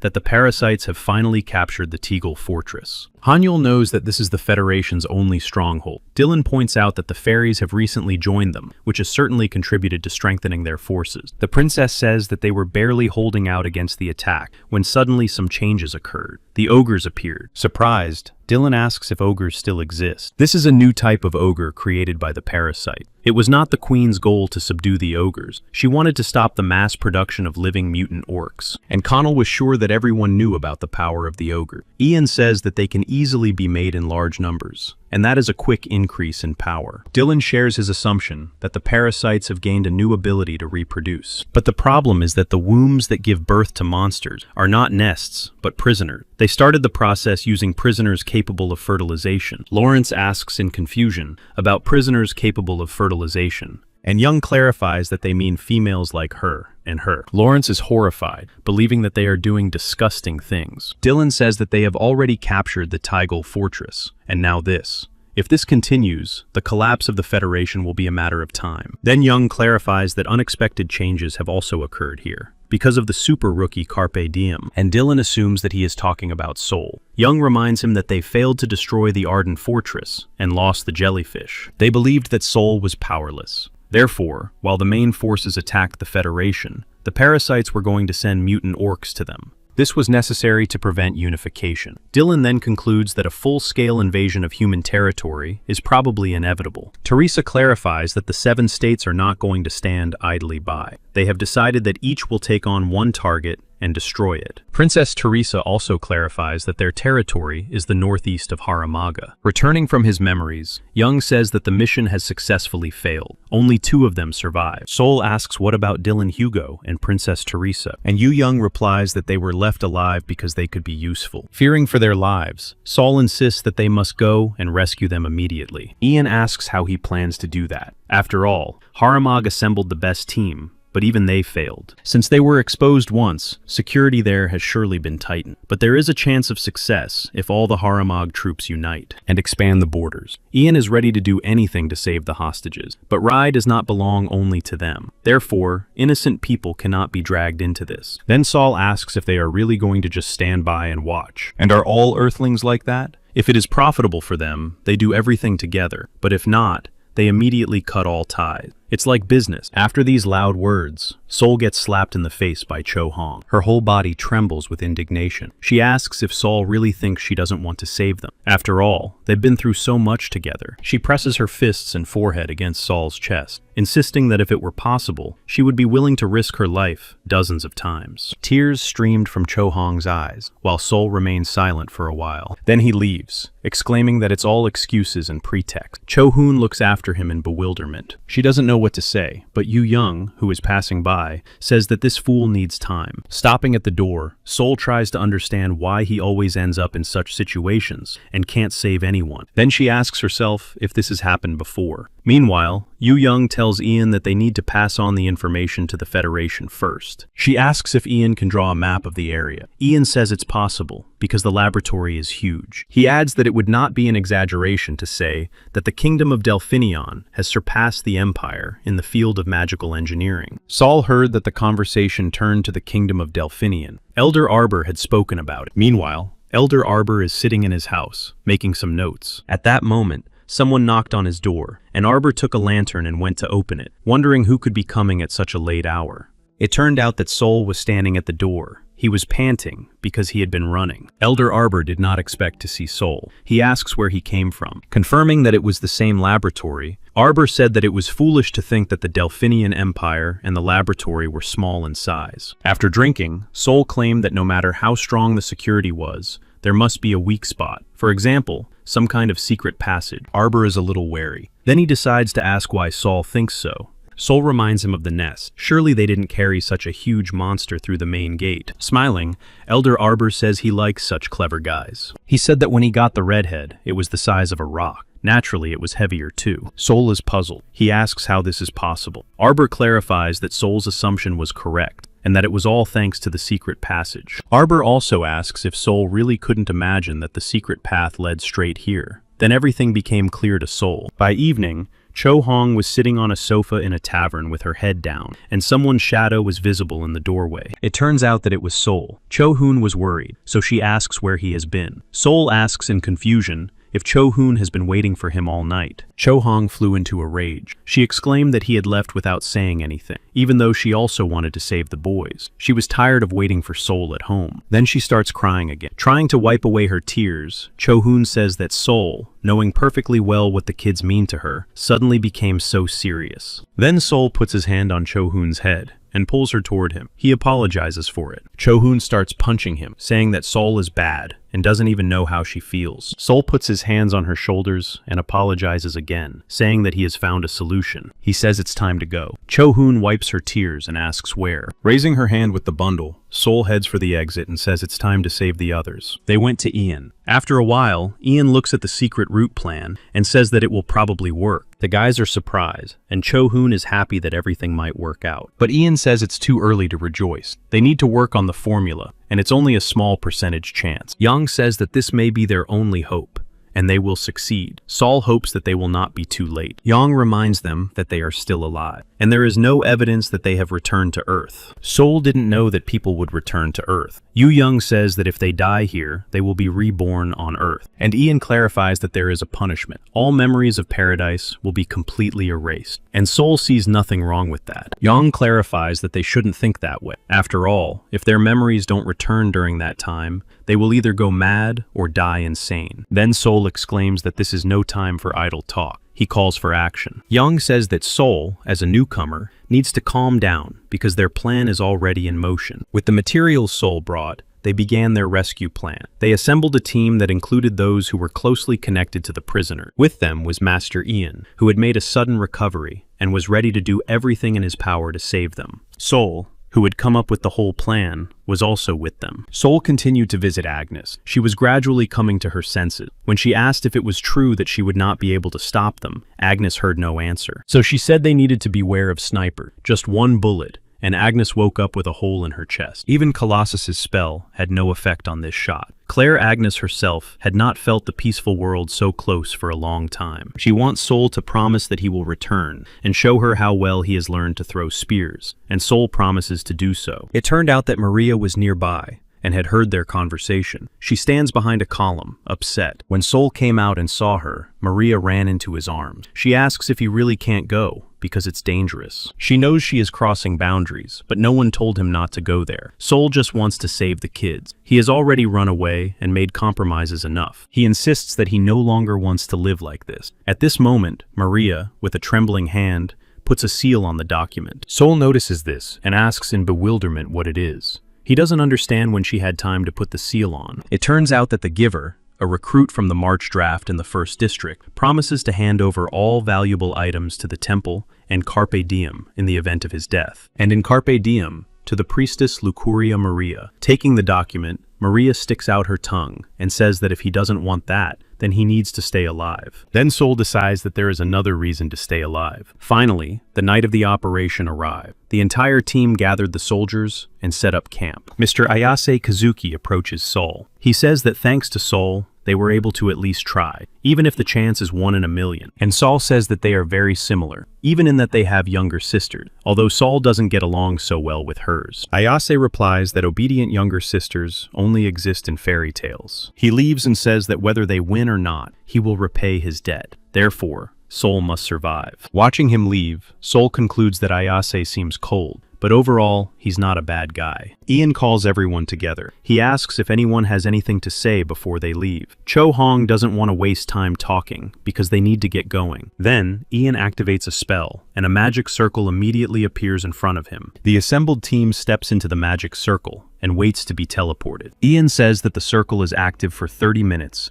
and the break will be 72 hours. Ian says he will come back, even if something happens to someone. After a while, Ayase and the whole team are teleported to the right place. Ian asks them to be careful and stays behind to wait for the team. The team exits and finds themselves in a whole city. Yasser asks if they will have time to find what they are looking for. Sol says they should start searching in places where the probability is highest. He reminds them that they have a leader with a map from the Elder Arbor. Yasser shares his assumption that they are inside the building. Sol says they need to act quickly, so the team immediately sets out on a search and first crosses the bridge. After reaching a long corridor, Ayase signals the whole team to stop. After listening, Ayase realizes and tells the team that there are a lot of parasites. Sol then takes out the redhead and reminds them that it can be used to control the nest. The parasites are connected to each other. Elder Arbor said that this is why a single individual can become an entire swarm of parasites at the same time. Finally, Sol raises the ruddy and mentally conveys the information that they are not enemies, but allies. He demands that they stop what they are doing and remain where they are. After listening, Ayase says that it is impossible to believe, but everything has stopped. The team is surprised by such an unusual object. Ayase says he will go in first. Before him are 2 floors full of parasites with weapons. The team can't believe their eyes. It seems that there are mutant orcs under the influence of Ruddy. The guys feel uneasy and hope that the orcs will not attack. Ayase says that they need to be careful and not touch them. They, along with Cho Hong and Raheen, will go to the left, while Sol and Yasser should follow on the right side. Ayase also clarifies that it doesn't matter whether they find their comrades or not, but in 5 minutes, everyone should return to this place. And everyone disperses. Yasser looks around and asks why no one is here. Sol says that they couldn't just leave everything behind. After all, the prisoners are needed to lure out the mutant orcs. Yasser guesses what this might mean. They move on, and probably face another dead end. Orcs are standing at the end of the corridor. Yasser says they need to go back, but Sol asks him to stop, because the orcs are not just standing there, they are looking up somewhere. Sol had to walk a little further to notice Hugo's body hanging above. Meanwhile, the orc chieftain was walking around in an iron box when he heard a noise. Nearby hung Princess Teresa Hesse, who was conscious and insisted that it would be better to deal with her. The monster immediately approached her and placed his hand on her head, stating that the queen was generous, but he was not. He walks away and tells the pink Princess Teresa to wait impatiently for her hour. Meanwhile, Yasser looks closely at Hugo's body and notices slight movements, leading him to believe that he is still alive. Sol activates the redhead and orders the orcs to lower Hugo as carefully as possible. Then the mutant orcs scatter in different directions to carry out the order. The orcs grab the winches and begin to lower Hugo's body. In a moment, Hugo gradually descends, and the orcs reach out with their hands to pull him off the hook. When the job was done, Sol began to shout Hugo's name to get him to respond, and Hugo did indeed come to his senses when he felt himself being released from the hook. Sol tried to hold him back, calling his name. Hugo raised his eyes almost unconsciously and looked at Sol. Sol explained that he had come to rescue him. They took Hugo to the meeting place with his comrade, and Raheen immediately began praying for Hugo's recovery. Ayase shares his assumption that they wanted to wear Hugo down. Sol asks what that means. It turns out that it's all about the Queen's system. Parasites were the main force.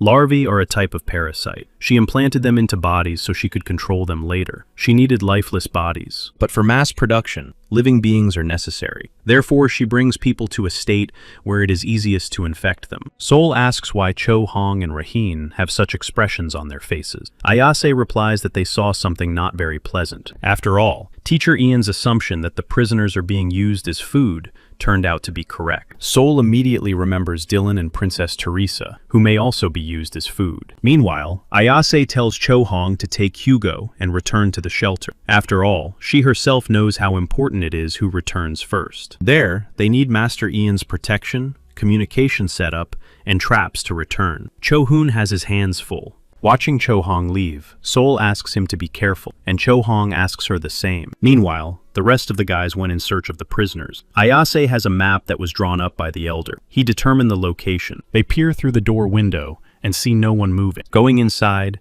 Yasser immediately runs towards Ibrahim Ali, shouting his name. Ayase asks him to stop. He looks at Ali's body and wonders what happened. His upper body is cut open, and his lower body has already been transformed into a monster. Yasser immediately falls to his knees, exclaiming that they had just started to live a normal life. They had endured many trials. The other guys watched what was happening with horror. A terrible smell emanated from Ibrahim Ali's body. Turning away from the gruesome sight, Saul notices the body of a prisoner and assumes it is Dylan. He immediately runs up and pushes the orc away, insisting that this cannot be true. It turned out to be the body of Edward Dillon. He was already missing his limbs. Just as Saul reached out to him, Ayase approached and stopped him. He points to the torso, which is being devoured by a multitude of maggots. Ayase says it's too late. Raheen asks them not to touch the body, otherwise there could be problem. Then Sol asks if she really suggests leaving it like that. Exhaling, Rakan takes out a book to read the necessary spell. Sol guesses what she wants to do and asks her to stop, but Rakan does not listen and begins to cast a spell, pointing his hand toward Dillon. Edward. Dillon's body is already illuminated by a bright light. Sol continues to try to stop her. Then Ayase holds him and says there is no hope. He may come to briefly, as he is not in such bad shape, compared to Ali. Ayase says that Dillon may know where the other three are. Finally, Dillon wakes up and opens his eyes, wondering if he is asleep. Dillon notices Sol running up to him and asks about Hugo. Sol replies that he has been saved, and Cho Hong has taken him away. Noticing Raheen, Dillon realizes that the rescue team consists of those connected to this. He apologizes for not knowing where the others are, but he clarifies that Ali was somewhere nearby. Raheen lowers her eyes and thanks him. Then Edward Dillon notices Ayase. Ayase says they haven't seen each other in a long time, and Dillon says that if Ayase is the leader, that's good because with him, they don't have to worry about finding their way back. Ayase Kazuki insists that Dillon is exaggerating. Dillon reminds him that they need to figure things out quickly and go look for the others because time is running out. Then Ayase Kazuki takes out his sword and thanks Dillon for his understanding. Soljihu is frightened and asks what he is going to do. Meanwhile, Yasser and Raheen hold Sol's hands tightly so that he cannot escape. Ayase says that Dillon cannot live, and Sol knows it, but Sol denies it. Lowering his head, Ayase clarifies that it must be done while there is still a chance. It is all for Dillon's own good. But Sol tries to resist. With tears in his eyes, Yasser asks him to calm down because he understands how Sol feels, but they need to save the others. At that moment, Dillon turns to Sol and assures him that he himself is looking forward to it. And he is very happy because he thought they would not come to rescue them. But it turned out to be true. Sol apologizes for coming so late. Dillon insists that, on the contrary, he is grateful that they came. He asks Sol to say hello to the other two for him. Sol begins to shout Dillon's name, feeling powerless over the situation. Dillon signals to Ayase Kazuki. Ayase approaches and thanks him for what happened 3 years ago. Dillon says it's time to end this. Trying to get out, Sol, with tears in her eyes, begs Ayase not to do it. Dillon remembers that he never heard the secret Sol was talking about. He recalls their last meeting. Dillon said he would need to take a couple of coffee-making lessons from Sol when he returned from his expedition. A moment later, Dillon's torso is left without a head, and Sol falls to the floor.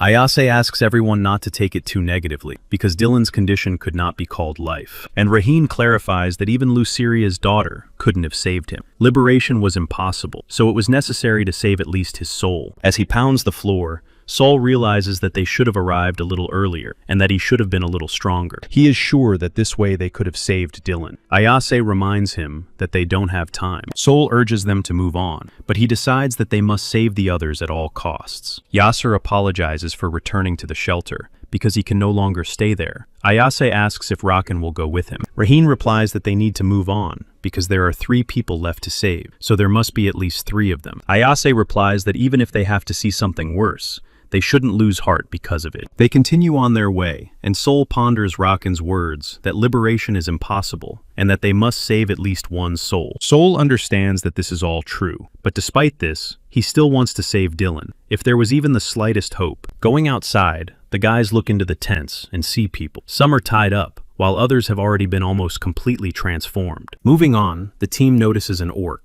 Ayase shares his assumption that this is where the crossbreeding is taking place. It all resembles an entire village. Rakan asks about the next plan, and Ayase believes that the orcs have surely separated the Earthling. Looking around, Sol realizes that nothing can be seen, so there is no point in using the 9 eyes. Ayase suggests examining the building and trying to search the laboratory. At that moment, the tip of Sol's spear begins to glow brightly, and the smell near it begins to dissipate. Looking at the spear, Sol suggests that it is using purification magic. He suggests that this is because of the sweet smell in the air. Raheen and Ayase Kazuki also notice the smell. They cover their noses, and Ayase says that it is most likely an aphrodisiac. It is impossible to endure this while conscious, so a stimulant must be used. Raheen asks what to do with the others, but it's too late, because the men are already infected with parasites and have begun to turn into orc. After mating with them, the women also became infected. Ayase reminds them that they are inhabitants of paradise, so only destruction can save them. Sol thinks for a moment. Then Sol remembers the words of Byung, who claim that they are not like warriors and do not have special powers given to them by the gods. Sol then asks if the Earthlings are not accomplices of the parasite. Ayase understands Sol's train of thought, but the only way to end this is through battle. He asks if they can so easily force them to participate in this battle. Sol says that Rai has given them new hope and goals. Therefore, to some extent, they are indebted to Rai, and Sol understands that he must continue to live here. Ayase asks how many others think the same way. After all, most of them came from Earth, but Sol knows that among them, there are those who decided to take on such a dangerous task themselves. For example, Mr. Kazuki's sister, Yui. Lowering his head, Ayase Kazuki clarifies that she is here because of her merits, although he stopped her, and now Yui is paying for it in full. The team enters a room from which a stream of pink energy emanates. In the large room, the team sees many cauldrons filled with pink liquid. Coming closer, Ayase wants to check what it is, and dips the tip of his sword into it. Sol says it's an aphrodisiac. Then Sol notices a rope in one of the cauldrons. Finding a winch, Sol decides to pull the rope out of the cauldron and see what is there. It turns out that the rope is tied to Erica Lawrence, who is unconscious. After cutting the rope, the guys immediately rush to rescue Erica Lawrence. As soon as Lawrence is pulled out of the cauldron, she begins to cough, greedily gulping air. Raheen activated a healing spell to bring Lawrence back to her senses. Finally, she felt better. The guys covered her with a sheet, and she fell asleep. Sol knows that Erica Lawrence is a 6th-level Imperial Knight, just like Agnes. He understands that the parasites have broken even such a strong warrior. Rejoicing that Lawrence is not infected, Ayase tells Rakan to take her and leave. They leave, and Ayase tells Sol that they won't be able to search the entire laboratory in the time they have left. Sol asks if he is suggesting that they give up the search. Sitting on the floor, Ayase looks at the tracks. He denies Sol's assumption and clarifies that it is time for excitement. But Sol doesn't understand what excitement he is talking about, so he looks at leader Ayase in confusion. Ayase says that you can see how people were dragged across the ground here relatively recently, but the problem is that it was one person, and Sol becomes alert. It was either his sister Yui or Princess Teresa, and all that remains is to hope for luck. Sol smiles and says that if there is confidence that there will be no regrets regardless of the outcome, then it is worth trying once. Guessing where the tracks lead, Ayase sets off, with Sol following behind him. Sol asks what Yui looks like. Remembering her, Ayase smiled. Yui has a mole under her left eye, dark hair, and a petite build. She is also very cute. Looking away, Sol doesn't answer. He just smiles a little. And then he accidentally notices the prisoners. He realizes that if Agnes hadn't been able to escape, she would have suffered the same fate. And somewhere around here is Princess Teresa. But to the parasites, they are all nothing more than cattle. As he is thinking, Ayase notices Yui's sister and immediately runs towards her. It turns out that she was in a cage. Coming closer, Ayase puts his hand on the bars and asks why she is here. He immediately opens the cage where Yui is sitting, her hands chained to the bars. Sol immediately runs into the cage, realizing that Yui needs help escaping from captivity. Looking at Yui's condition, Ayase says that for the parasites, Earthlings and the inhabitants of paradise are one and the same. He lowers his head and apologizes to his sister Yui, whose face is identified with the action of aphrodisiac. Then he grabs his sword. Sol screams that it's his sister Yui, but Ayase decides it's too late and draws his sword towards Yui. While Yui sticks her tongue out at him, Ayase asks if Sol will really stop him. But Ayase points out that then there will be less time to search for Princess Teresa. Then Sol has no choice but to accept Ayase Kazuki's decision. He turns his head away so as not to see the massacre. After finishing off Yui, Ayase covers her body with his jacket. He says that they will meet on Earth. He moves on and calls out to Sol, assuming that the princess is also somewhere nearby. Sol realizes that Ayase has just killed his sister. There is no emotion on his face. Sol knows that even if Ayase Yui is resurrected on Earth, no one can guarantee that everything will be alright. He thinks Ayase is amazing, and understands that Dylan was right to recognize him as a good warrior. He realizes that he behaved too emotionally during the fight with Dylan. Therefore, he decides to focus on the task at hand and find Princess Teresa. In other rooms, there were babies with fangs and black eyes. Passing by, Sol realizes that it looks very disgusting. Ayase doesn't even pay attention. In one of the rooms, the guys notice a pregnant girl with pink hair. Sol assumes that this is Princess Teresa. He immediately runs to her. Looking closer, it turns out that it is not Princess Teresa, but a local girl who is very unlucky. Ayase says that time is running out, Soul is relieved that it is not Teresa. He cannot imagine what it would have been like if it had been Princess Teresa. Ayase takes out the stones and says that the connection is poor here, but it will work at close range. He puts the stone to his ear and tells Ayase that it's time to split up to search. Ayase does the same. He suggests making one last bet. Soul asks how long they will be able to use it. Ayase says that considering the return trip from this point, no more than 6 minutes. As he leaves, Soul insists that he will definitely find Princess Teresa. Ayase says they will need to leave about a minute to spare, and Soul sets off on his search. He goes through all the nearby rooms and calls out for Princess Teresa. Soul also realizes that even though she is a woman of paradise, she is still a princess, so the attitude towards her is probably a little different than towards the others. He cannot be sure, but such a possibility exists. Activating his 9 Eyes ability, Soul notices a red box with restricted access. It is guarded by 2 mutant orcs. Soul takes out his red hair, realizing that there are reasons why the box is lit up in red. Soul orders the orc to quietly open the door and look inside. The orc immediately obeys the order. Soul says that if there is a woman inside, he should nod, but the orc does not nod. Soul orders him to nod if there is someone other than a woman inside the box, but the orc does not nod. Soul approaches, wondering why access is restricted. He goes inside and examines the room, assuming it is a torture chamber. Finally, somewhere in the distance, Soul notices something that confuses him. It turns out that Princess Teresa Hesse is chained to the chains. Reaching out, Soul touches Teresa's cheek with his finger to understand her condition. Feeling his touch, Teresa orders him to kill her because she will never obey. Soul smiles and informs Ayase that he has found Princess Teresa and is now returning. Meanwhile, Princess Teresa asks if this is a dream or a hallucination. She asks Soul to tell her that this is her reality and not a fantasy. Soul says that he really has come to save her. Tears stream from her eyes, and the princess asks if she can cry. Scratching the back of his head,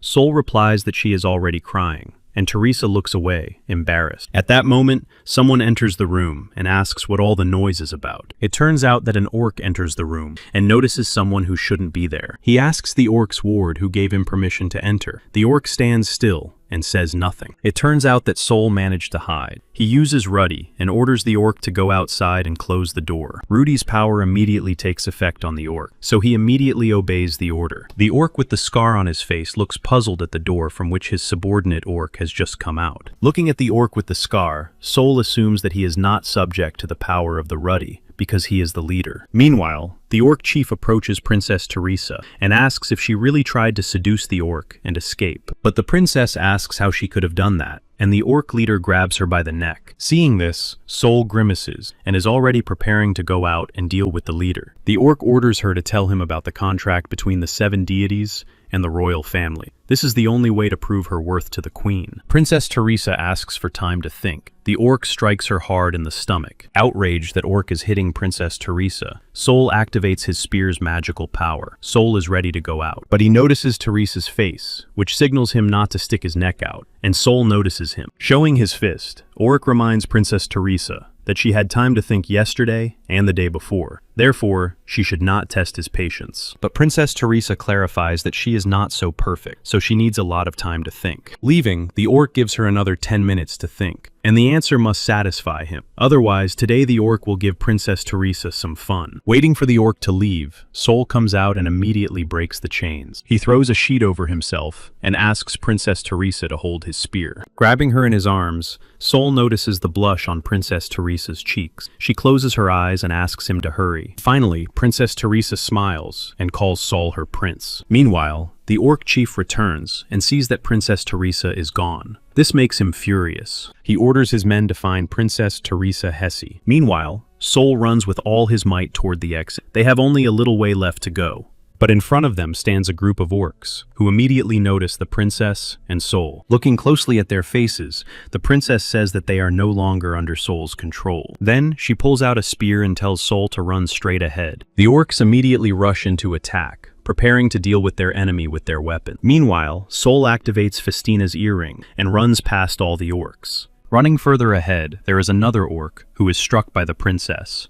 Without stopping, Soul disappears into the dark corridors. In front of them is a closed metal door. The princess tells Soul to keep running forward. She will try to break through it with her extended spear. It turns out that Princess Teresa has activated her ability, which covers her and Soul with a kind of shell. There was no need to break through the door, because Princess Teresa's ability allowed them to teleport through it. Realizing their escape was successful, the guys look at each other. Then they notice the bridge. Someone was already waiting for them on the other side. Soul slowly crossed the bridge, while Ayase Kazuki insisted that it was not the time to stop and that they needed to run. He immediately uses his bow and shoots several arrows at Soul. It turns out that the parasitic bugs from the surface have come down here. Both bugs, struck by arrows, fall down. Soul turns around and sees countless orcs running after them and already stepping onto the bridge. Finally, Soul runs away. The orcs are so close that they reach out their hands in hopes of catching their enemies. Ayase tells Soul to jump. Using the power of her earrings, Soul jumps so high that she manages to dodge the explosion that Ayase activates. Flying across the remaining section of the bridge, Soul feels the heat of the fire on her. Finally, he falls to the ground, holding Princess Teresa tightly, and the bridge behind him collapses. Both Soul and Princess Teresa look back, hoping that the orcs are gone. Indeed, the explosion was so powerful that the bridge broke, and everyone on it fell into the abyss. Soul gets to his feet, coughing. The princess is still sitting on the floor. Meanwhile, Ayase shouts that they need to hurry to the teleport, as there are only 11 seconds left. Picking up Princess Teresa, Soul realizes that time is short, but he can do it. He runs headlong and stops at a turn so as not to fall and catch his breath. The people standing next to the teleport shout that there are 5 seconds left. Happy Soul continues to run, and the guys announce that there are 3 seconds left before teleportation. At that moment, everything around Soul turns bright white. He is puzzled by what is happening, and he hears a voice about a shot. Soul immediately remembers Agnes's words, just one shot, but when she came to, there was already a hole in her chest. Soul begins to fall to the ground. His eyes are wide open from the incredible pain inside. The guys shout his name, and Cho Hong reaches out his hand. But the teleportation is already activated and illuminates her with a bright light. Soul gradually loses consciousness and reaches out a trembling hand toward Cho Hoon. At that moment, the teleport closes and the whole team disappears from view. Soul manages to lift his head. The teleportation was successful. Only Cho Hong continues to shout Soul's name. Yang and Claire Agnes enter the tent. Yang has a cigarette in his mouth and stares at the new arrivals. Cho Hong, realizing that he needs to return, turns toward Ian. Grabbing him by the collar, Cho Hong orders him to activate the magic circle. Seeing this, Young immediately asks Ayase Kazuki what happened, but Ayase Kazuki doesn't answer and just looks away. Yang realizes that if even the cold-blooded Ayase Kazuki doesn't dare to speak, then something terrible must have happened there. Finally, Ayase says that they tried to save them. Thanks to Soul, they were able to reach this place, from the very beginning to the very end. They were able to free Richard Hugo and Erica Lawrence, and Ayase Yui Ibrahim Ali and Edward Dillon were simply saved. Yuang asks about Teresa Hasi. Lowering his eyes, Ayase Kazuki tries to say what happened, but his grief is too strong.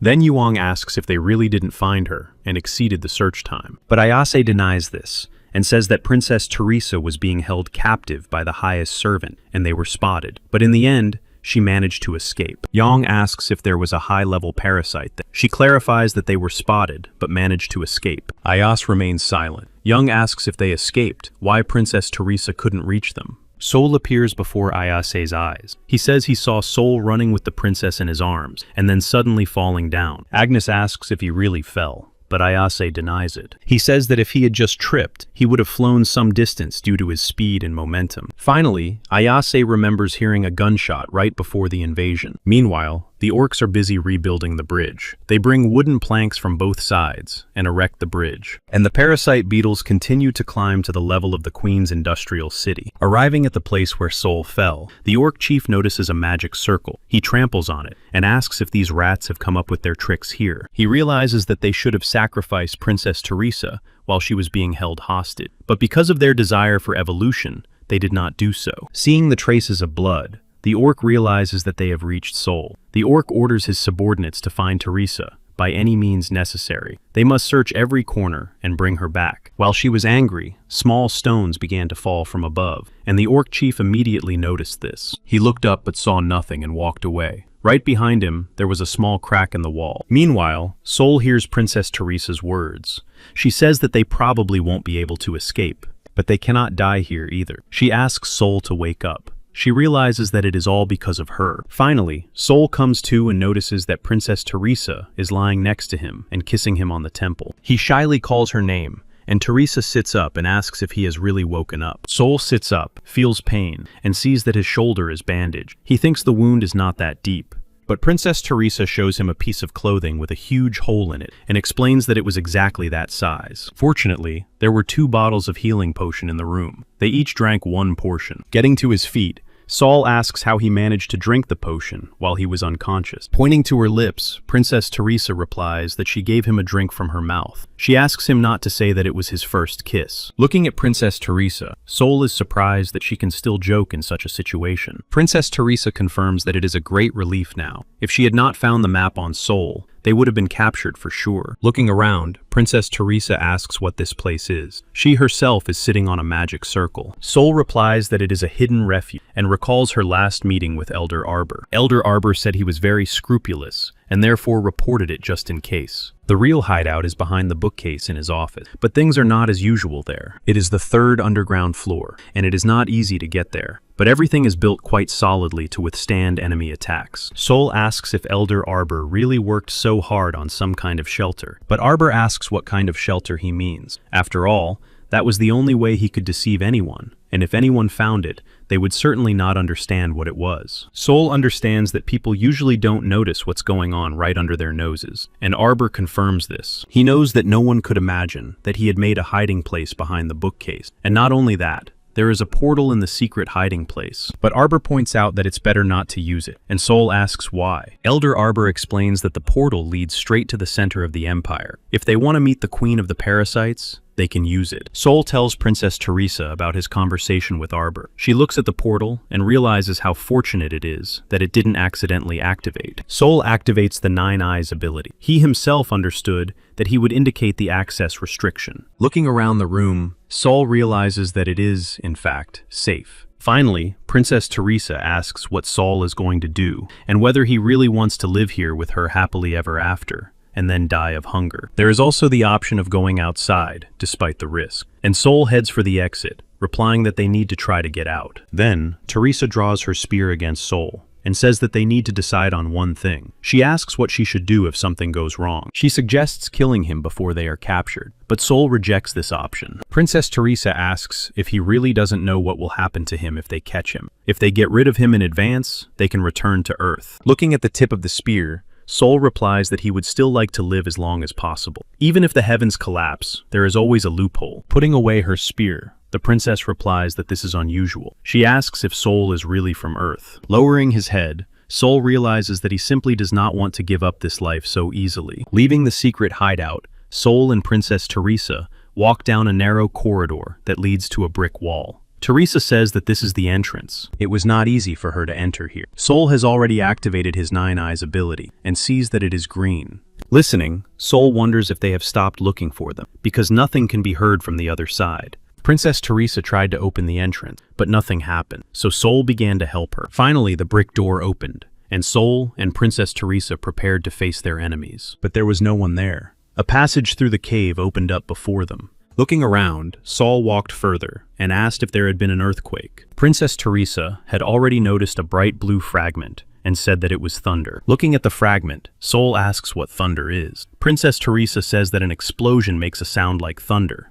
which is why it is called that. It is a stone in which the power of the spirit of the earth is concentrated. It has enormous explosive power. Looking around, Princess Teresa clarifies that it is the Union's secret weapon. She wonders where it came from. Nearby, she finds a hole in the ceiling. The children immediately climb out and lie down on the ground, looking up at the starry sky. After a while, they sit down. The silence is broken by Saul, who apologizes to Princess Teresa. She doesn't understand why, and Soul says it's all because of him. Teresa says that even if she bows down at his feet for the rest of her life, it won't be enough. Princess Teresa asks if Soul really feels guilty. Saul lowers his head and says that it is true. After all, he heard conversations about being wary of shooting, but he didn't think about it, so everything turned out the way it did. Soul apologizes for not saving her properly. Teresa asks why he thinks that way, since he is an Earthling. She believes that all this is happening because of her. She assumes that Saul is offended, but Saul insists that it's not because of her. After all, someone had to destroy the laboratory anyway. Then Princess Teresa thinks about it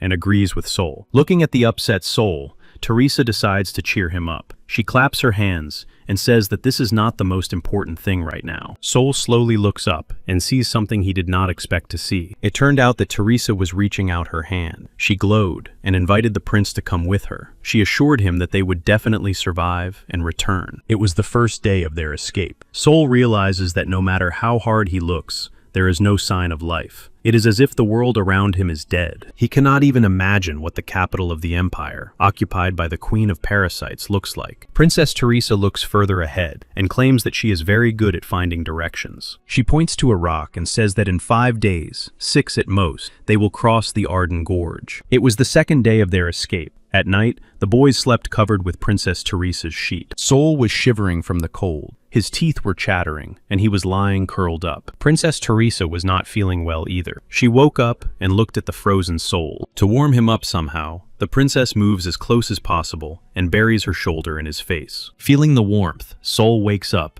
and looks at Princess Teresa. On the 3rd day of their escape, Sol and Teresa set off early. Suddenly, they hear some strange noises. It turned out that a swarm of parasitic bugs was flying by, and the kids had to hide behind rocks as quickly as possible. Activating his 9 eyes ability, Sol looked for a place to hide. The 4th day of their escape arrived. Sol and Princess Teresa were feeling very hungry and thirsty. On the 5th day, Sol had to use his 9 eyes ability again to find a place to spend the night. They climbed up a hill. Sol had barely sat down when the 9 eyes ability showed a red color nearby. A huge parasitic beetle immediately appeared before them. It slowly rose, looking at the children. Sol had to use the red one, which had become extremely small. The parasite beetle obeyed Sol's command and immediately flew away. Only crumbs remained of the ruddy. Sol closed his palm and realized that their situation was critical. Finally, the 7th day of their escape arrived. The kids were exhausted. They had lost a lot of weight and were walking with their last ounce of strength. Suddenly, the tip of the spear began to purify itself, and Sol, overcome by thirst, decided to lick it, but Princess Teresa stops him in time. Meanwhile, Sol can think of nothing but water. On the 8th day of their escape, Sol woke up near a large tree with the bright sun shining on his body. He feels alone and wonders if he has been abandoned. Then he sits down, realizing that Teresa is not like that.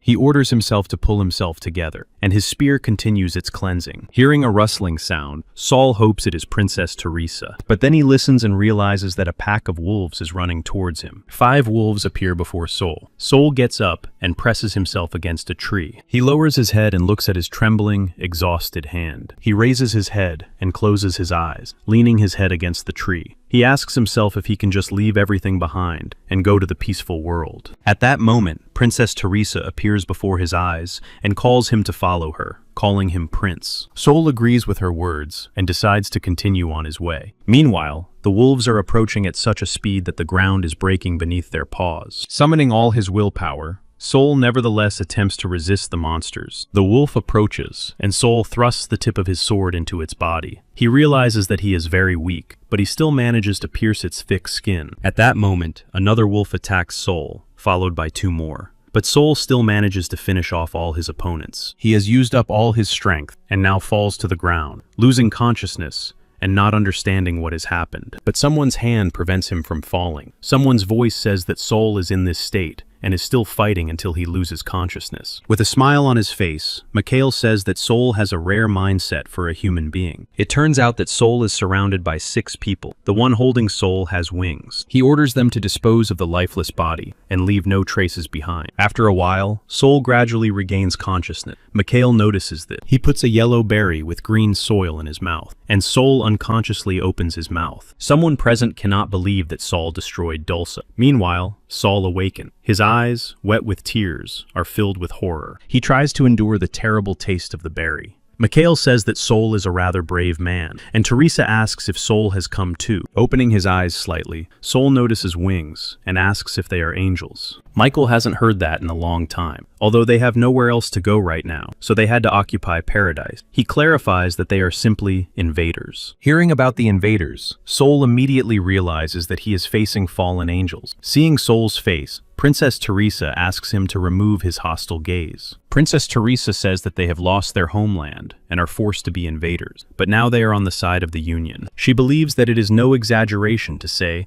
that it was their virtues that saved them. Blushing with embarrassment, Sol thanks them, but Michael replies that they are not the ones to thank. The fortifications of the Ardennes Gorge allowed them to go so far as to observe the situation. Princess Teresa asks if destroying the laboratory was not part of their original plan. Taking out Grom, Michael says that preventing the production of mutants is important, but was not a priority. Grom played an important role in defending Fort Tiggle. Princess Teresa suggests that the fallen angels chose to save people rather than defend the fort. Michael clarifies that they only chose to save lives. The Alliance was against it, but the humans were the first to offer help. The fallen angels simply decided to take that help. However, they were almost ready to give up everything when the situation became too dangerous. With a smile on his face, Michael says that those troops disappeared into the dungeon. Sol and Princess Teresa immediately understood the role their team had played. She says that if Sol's assumptions are correct, then this is the first joint effort between humans and the Union. Sol clarifies that without mutual assistance, neither the shelling nor the escape would have been possible. Mikhail reminds them that the situation is not so rosy at the moment. After the explosion in the laboratory, security has been tightened in the border areas. Glancing at Sol's shoulder, Mikhail clarifies that even the person who wounded him was not just a sniper. He says that at this rate,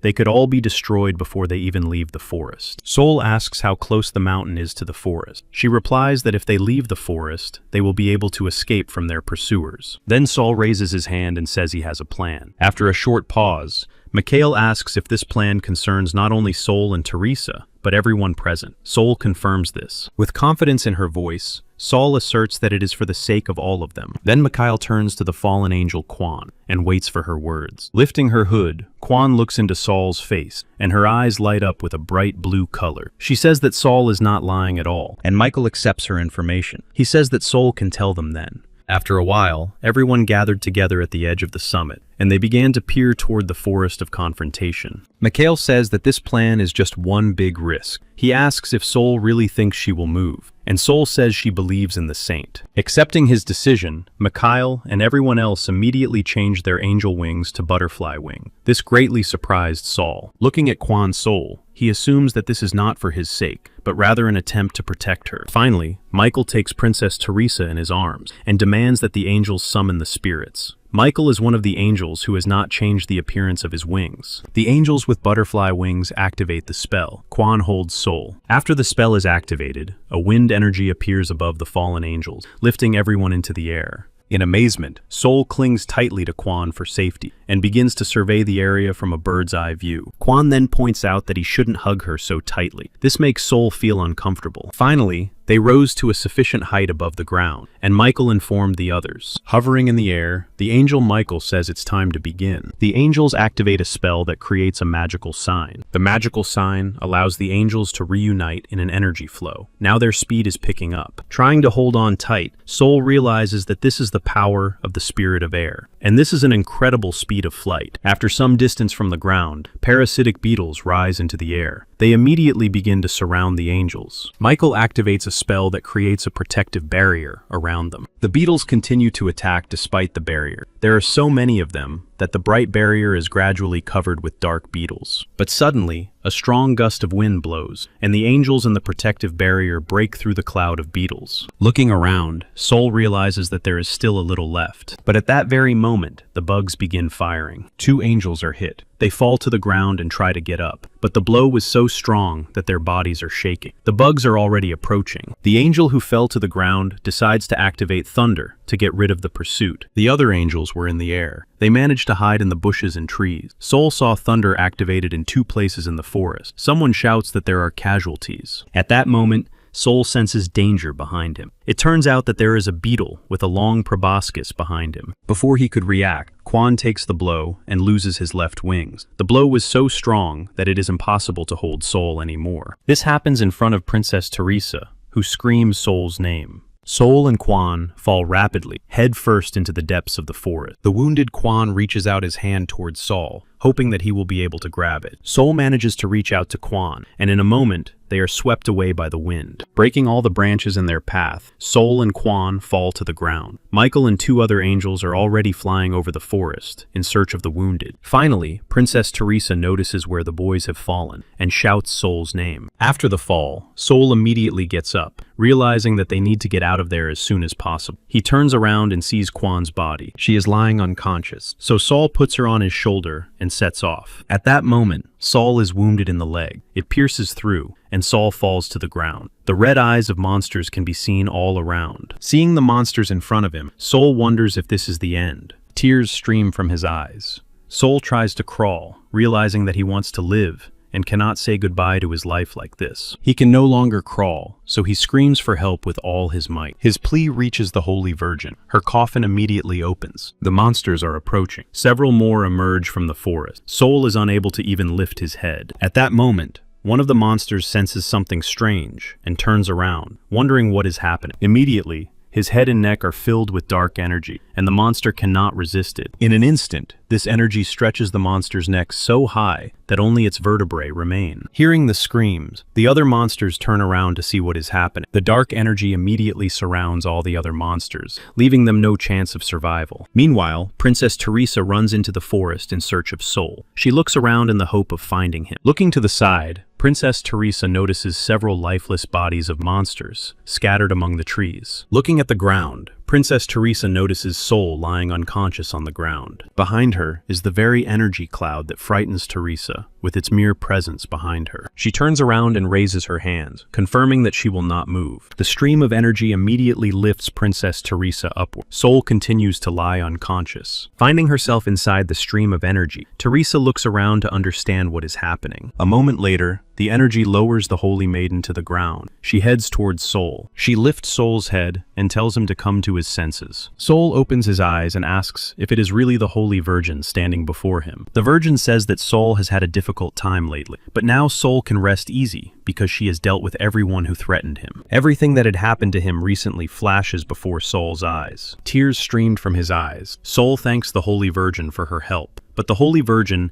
did not expect to hear gratitude from him. With a smile on her face, the Holy Virgin extends her arms and says that Saul looks weak. With his leg already bandaged, Saul slowly limped away. Princess Teresa runs up to him and asks what the Holy Virgin said to him. Saul says that she asked him to find her again, and he promised to do so. Looking at Mikhail, Saul lowers his head and asks for forgiveness because people have suffered because of him. Michael insists that 4 people survived and that Saul did an excellent job, but they need to return as quickly as possible to receive proper treatment. He adds that the devil's shots are too poisonous and don't just go away. Saul bows and thanks Michael. After giving his name, Saul apologizes for wanting to know the name of the fallen angel. Mikhail takes off his hood and tells him his name. Bright yellow energy gathers around him. Saul says he will remember his name. The fallen angels fly away, and Princess Teresa and Sol Jihu continue on their way home. In the temple of Lucira, someone whose appearance causes confusion approaches the administrator. It turns out to be Saul. He is wounded and covered in blood as he approaches. Saying that he needs treatment, Saul falls to the floor and loses consciousness. Sometime after the healing potion fails to help, Lady Min Yoon comes to the rescue. She heals his critical wound, and Saul began to come to his senses. He opened his eyes, realizing that he was once again experiencing a feeling of nostalgia. Finally, Saul turned his head and saw Lucira's daughter, Min Yoon. She looked at him with hope that everything had worked out. After a while, Lucira's daughter Min Yoon talked to Bishop Dan. He says that the hierarchy is collapsing and the leader must return. Therefore, he asks for help.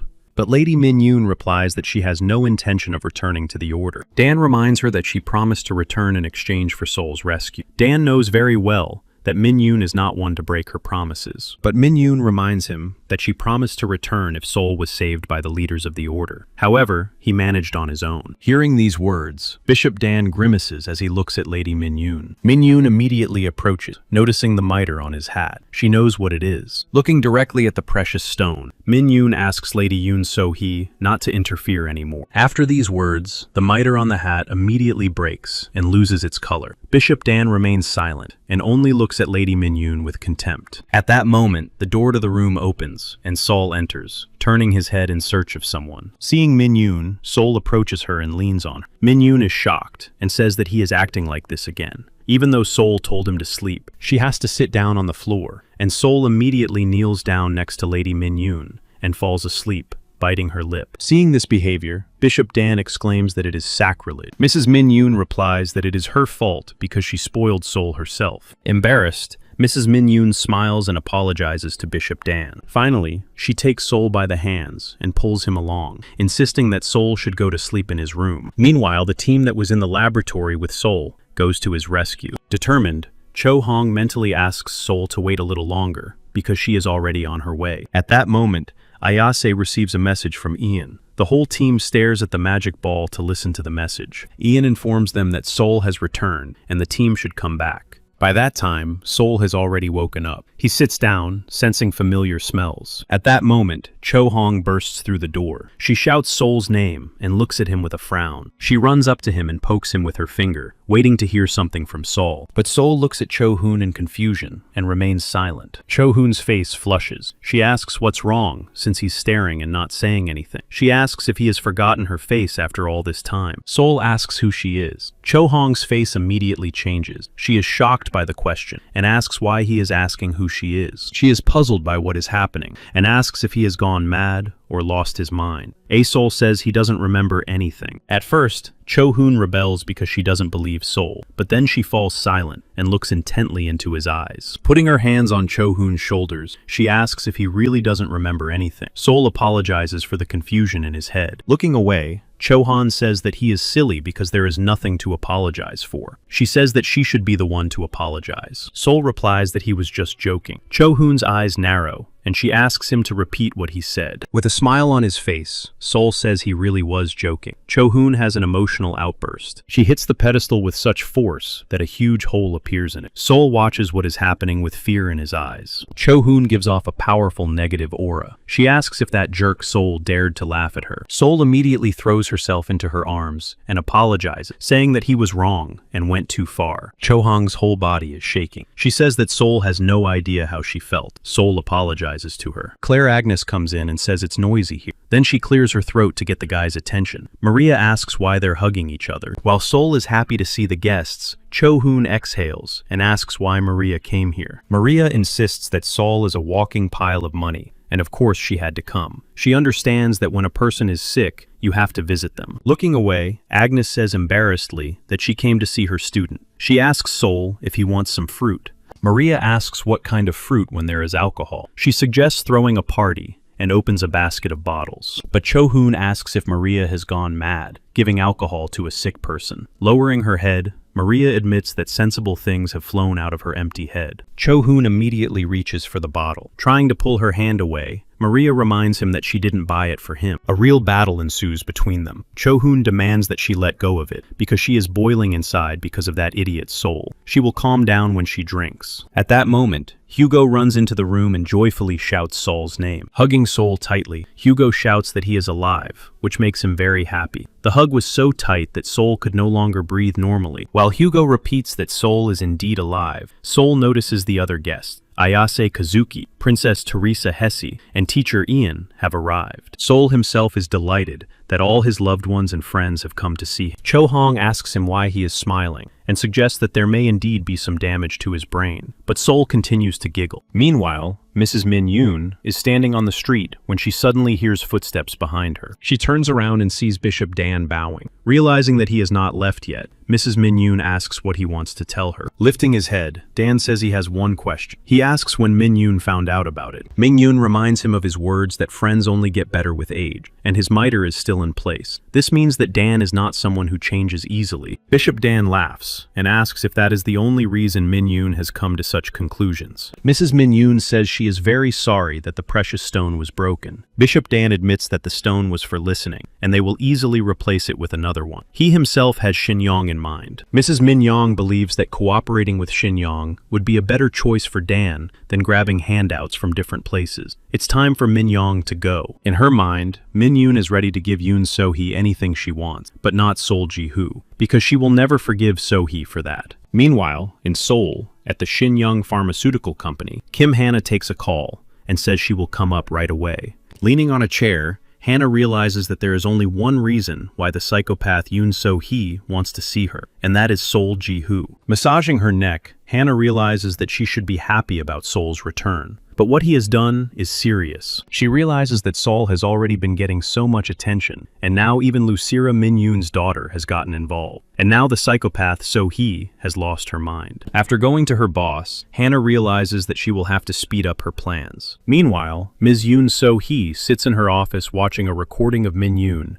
asking her not to interfere anymore. Upon hearing these words, Yoon So-hee immediately smashes the magic ball with her bare hand. Blood flows from her hand, and shards fall to the floor. With a smile on her face, Yoon So-hee says that this is getting more and more interesting. Meanwhile, Sol sits on his bed with a downcast look. Cho-hong asks why he is so unhappy. She suggests that he straighten his shoulders and stick out his chest, because everything went according to plan. 3 were freed, and the other 3 were saved. They also kicked the parasites' asses. Sol asks about Dylan. He wants to know if he's okay. Hugo says it's not easy, but Dylan will be fine. He's not just anyone, he's Dylan. Cho-hong asks what Sol is going to do. She says that she and Hugo have decided to return to Earth. Sol is surprised by their decision. He asks what will happen to Carpe Diem, and assumes it will fall apart. Cho-hoon doesn't understand what nonsense he's talking about, because they just want to relax. Hugo clarifies that Sol will also have to leave. Miss Foxy asked him to tell Sol to return to Earth as soon as he is discharged from the hospital. At first, Sol is surprised by Hannah's nickname, but then he realizes that she really does behave like a fox. Hugo also didn't know that Sol had a contract with Shin Young. Sol explains that he refused to sign a contract directly with them, and that it is a personal contract with Hannah. Hugo replies that it's amazing that he turned down the corporation, although those 4 are better than the 6 from Paradise. He and Cho-hong start giggling, but Sol doesn't understand which 6 from Paradise Hugo is talking about. Hugo explains that there are 6 reckless people in Paradise, and 4 of them are girls. He means Miss Foxy Hannah,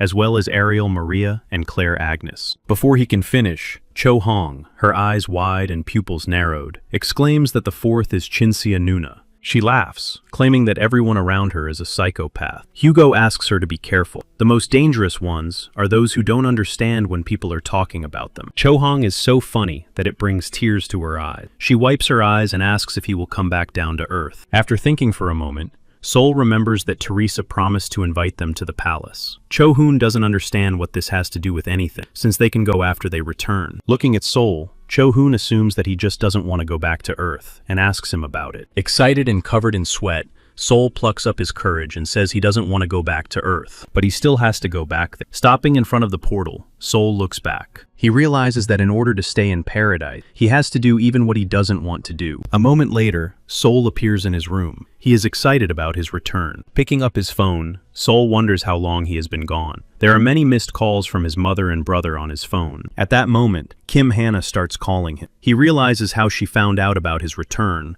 and assumes that she is a witch. When Sol Ji-hoo answers the call, he hears such a loud scream that he has to move the phone away from his ear. It seems he could have lost his hearing from such a scream. After a while, they meet at a cafe. Sol sits with her head down. In her opinion, Sol considers such control and interference to be overprotective. She clarifies that this is why the agreement was as he wanted it to be. But Sol denies her assumptions and says she no longer thinks that way. Hannah says that she may not think that way, but she acts that way. It's like drinking alcohol, but not getting behind the wheel while drunk. Sol is ready to justify himself, but Hannah has already realized that Sol is not the type of person who chases money and power. She asks why he risked his life then. Sol replies that it was necessary. After all, if he had to save Hannah, he would have done the same thing, and he didn't think about how exactly. Hannah then asks if it ever occurred to Sol that he had miscalculated, and for what reason he decided to save her. Sol reminds her of the golden rule, but Hannah insists that she doesn't understand what he means, and assumes that he invested in gold. Sol reminds her that when they first met, in exchange for the invitation, Hannah asked him to tell her a secret, and this is part of that secret. Adjusting her glasses,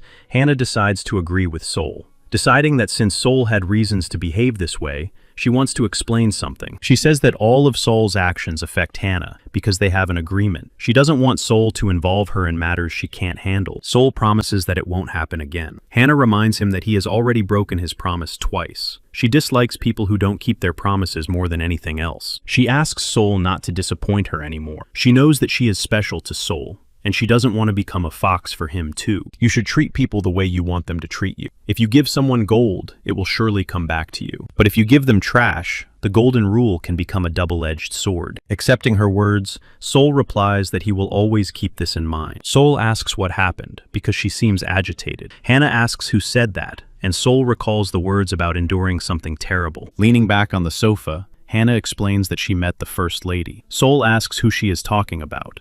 Hitting the table, Hannah says that her sister, Yoon So-ri, director Shin-young Yoon So-hee, said that Hannah wants a lot, so she asked to bring Sol to Shin-young. Hannah reminds her that she signed the contract with the gold seal herself, and asks why So-hee decided to touch what belongs to her. Sol asks her to calm down. Lifting her bangs, Hannah asks if Sol knows what day it is today, but Sol doesn't immediately understand what she's talking about. It turns out that Sol has forgotten his parents' wedding anniversary. Hannah tells him to go and congratulate them. In the evening, Sol is standing outside their house. Overcoming his feelings and emotions, Sol enters the house with his head bowed. Meanwhile, his family returns home. Manhwa was there too. She had urgent business, but everything had been resolved, and Sol's mother did not have to worry. They enter the yard and stop. Sol's mother assumes that her son has come. She hugs him and asks if he was really busy at work, since he didn't answer her calls. She assumes that Sol has come for the anniversary. While Sol's mother rejoices at her son's arrival, Sol's father silently walks on. Sol calls him back, but his father walks away, saying that he doesn't have such lousy sons. His mother intervenes and asks what is wrong with him and why he is saying such things. His father yells that she is the problem. They always trusted Sol. He asks if his mother still doesn't understand what the problem is. He believes that Sol is not human after this, and that such behavior is unacceptable. The mother asks him to calm down, because Sol has paid his debt and brought a gift. She says they should listen to what happened. The father insists that he doesn't need his handouts. Pointing at Sol, the father asks if he is pretending to be a model son again. With his head bowed, Sol asks his father for forgiveness, but his father demands that he shut up, because Sol was warned not to create situations for which he would later have to apologize. His mother asks him to calm down. His father asks if the bastard really thinks that once he is given money, everything is settled. He believes that he can throw money at him and leave without saying a word. Ignoring his wife's pleas to calm down, Sol's father approaches and knocks the basket of flowers out of Sol's hands. The father orders him to get out of there because he doesn't want to see him. He immediately leaves, and his mother runs after him, trying to calm him down. They go into the house. With his head bowed, Sol realizes that he should not have come here at all. Meanwhile, his brother, two sisters, and girlfriend stand behind him in silence. Sol Jin-hee glares at Ji-ho. Finally, Sol's brother, Sol Sok, approaches Ji-ho. He scratches the back of his head and tries to think of something to say. He decides to ask if it's true that Ji-ho came after work. At first, Ji-ho doesn't understand what he's talking about, but then confirms it. Sok says that he should have come a little earlier because they were having dinner at Ji-ho's favorite restaurant. Ji-ho asks if it's true about the noodle shop. Sok remembers that Ji-ho likes those noodles. Ji-ho replies that his father is fine and couldn't have dinner. Sok says that's right. He asks if Ji-ho is busy. He suggests coming in, at least for dessert. Sok points to the bag and says they bought ice cream. This makes Ji-ho a little uncomfortable. He asks if it's really okay to go in. Jin-hee intervenes and asks Sok what he's talking about. Pushing Ji-ho away, Jin-hee asks where he is going. Clenching her fist, Jin-hee looks as if she is ready to punch him in the face. Sok tries to calm her down and pull her away from Ji, but she orders him not to interfere. She asks if Jin-hee doesn't understand anything. After all, he just disappeared, and that's it. Jin-hee says that he should disappear forever if his family is important to him. Then she turns to her younger sister, Sun-hee, and orders her to go inside. After trampling on the flowers Ji-ho brought, Jin-hee goes home. A Sok follows her, explaining that she needs to calm down, and Sol Ji-ho is left alone again. Without thinking twice, he begins to gather the trampled buds back into the basket. At that moment, Sun-hwa approaches him. Sol Ji-ho notices this. He asks her to leave with the others, but Song-hwa still wants to say something. Ji-ho asks her again. Then Sun-hwa goes into the house.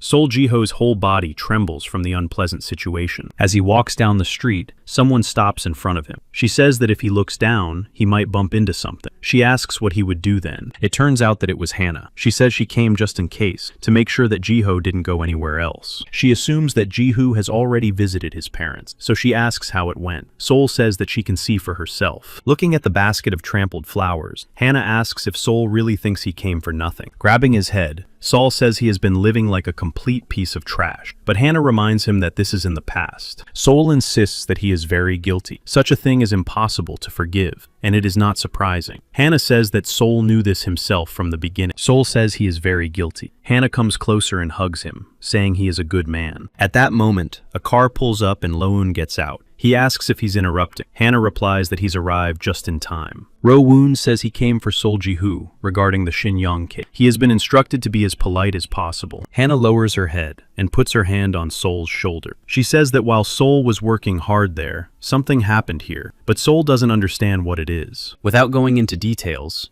Hana asks him to go to Shin-young. On the way to Shin-young, Ro-woon explains that he wanted to arrange a meeting when Sol calmed down. Ro-woon tells him that Sol is having difficulties due to family problems, but the boss can't sleep because of Sol, and has even lost weight, so she had no choice but to come here suddenly. Ro-woon asks him to understand. Recalling her conversation with Hana, Sol thinks that they are talking about Yoon So-hee. Sol hopes that she is not some girl suffering from love. Meanwhile, Chief Ro-woon is waiting for Sol. Then, someone at the door informs her that Sol Ji-hoo has arrived. Sol opens the door and looks at the girl who called him here. Lo-woon bows. It turns out that Ro-woon's boss is Yoon So-ra. She turns around and says she missed Sol Ji-hoo. Memories immediately flash before Sol's eyes. He asks if it is really Miss Yoon So-ra standing before him. After a while, a maid enters the living room with a serving tray. So-ra asks if Sol is angry with her for making him come here. She also calls him Oppa, as she believes one should address a close person. But Sol is not angry because he could not even imagine that it would be Seo-ra. With a blush on her face,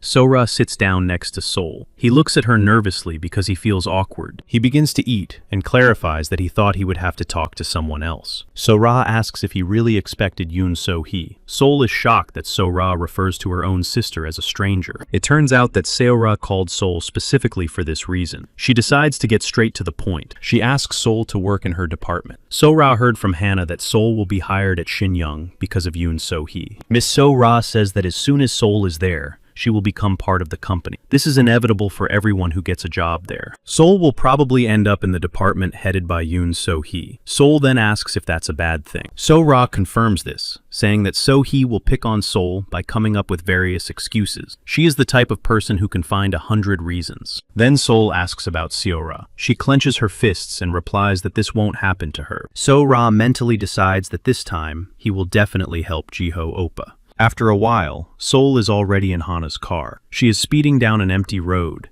exclaiming how happy and cheerful she is. Sol is scared and holds on to the glove compartment. Leaning her head on her fist, Kim Hana says that Yoon So-ra is simply the best. Sol asks her not to drive so fast. Hana believes that this is a reward from Seo-ra for her help in paradise, and that it's wonderful. Hana doesn't understand how So-hee dared to encroach on her property. Pressing the pedal harder, Hana suggests going shopping at her expense. Sol screams in fear at the speed. After a while, Sol is already at practice. Lifting the barbell, Sol's whole body is covered in sweat. The girls working out in the same gym can't take their eyes off his muscles. Then, Sol receives a message. Wiping sweat from his neck, Sol is surprised to see that it is from Yoon So-ra. She asks what Sol is doing. Sol replies that training should not be neglected. He is glad that he has a friend from paradise, and that things are not so boring now. After a while, he arrives at the bookstore. During their conversation, Sol learns that Seo-ra is a second-level berserker, but not a warrior of light. After finding all the books he needs, Sol goes to pay. Sitting down at a reading table, Sol immediately began studying the necessary material. The cashier standing behind the counter kept her eyes on Sol. So-ra asked about the books in the chat. It turned out that the search was not easy, but he managed. In one of the books, Sol learned that there was also such a concept as internal energy control on Earth. Sol called Hana and said he was coming back. Hana corrected him, saying that he wasn't coming back, but just stopping by.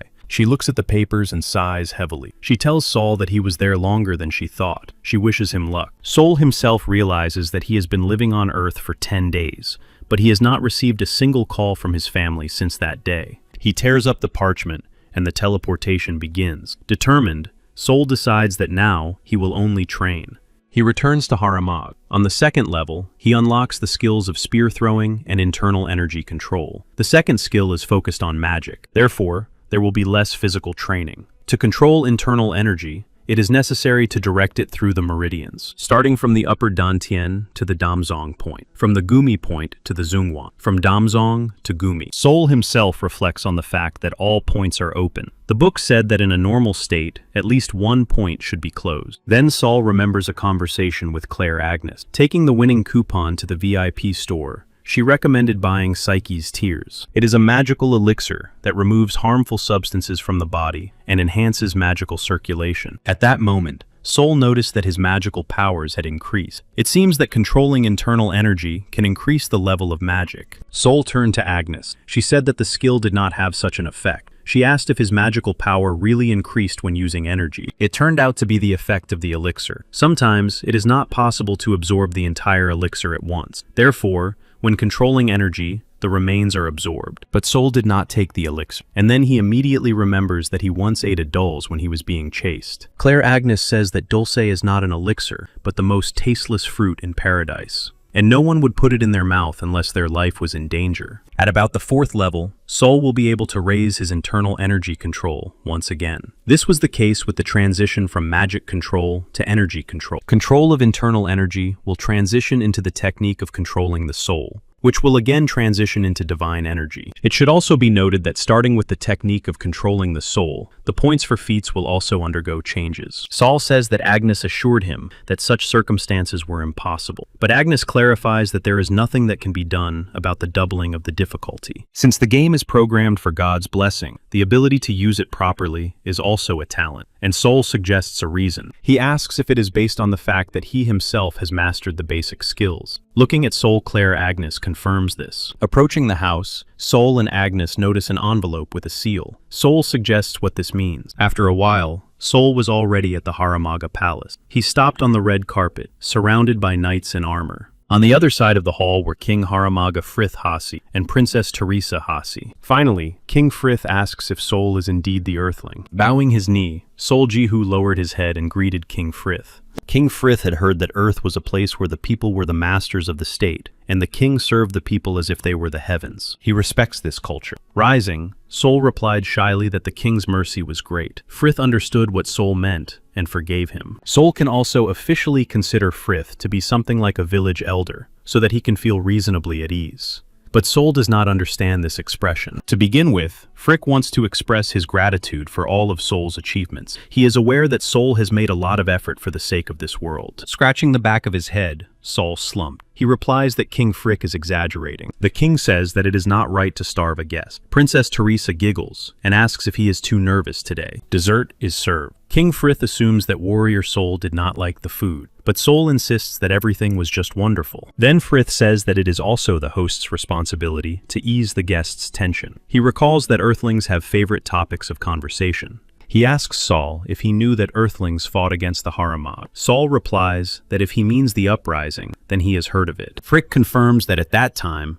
they managed to defuse the situation and, with the help of Shinyan, achieve negotiation. However, it was not the leader of the uprising who appeared there, but some unfamiliar people. And Frick recalls how he met those strangers, introducing himself by name and informing them of his title. After that, he asked the names of those who had come. One of the warriors began to distort his words and called himself the King of the Navel. Another introduced himself as Princess Teresa Pin, portraying a female image. But Sol did not know about this. He is puzzled and asks if all this is true. Princess Teresa crossed her arms, sighed, and said that it was true. She was so shocked that she still remembers everything clearly. She says that the strangers began to ask why she and King Frick reacted that way to the names their parents had given them. At that moment, King Frick understood what Sol thought about this world. It was nothing more than entertainment. Sol says that they are simply insane. She asks if they really let these ignorant people go just like that. King Frith was angry, but he just laughed along with them and dropped the subject. He is sure that he could not give in to such an obvious provocation.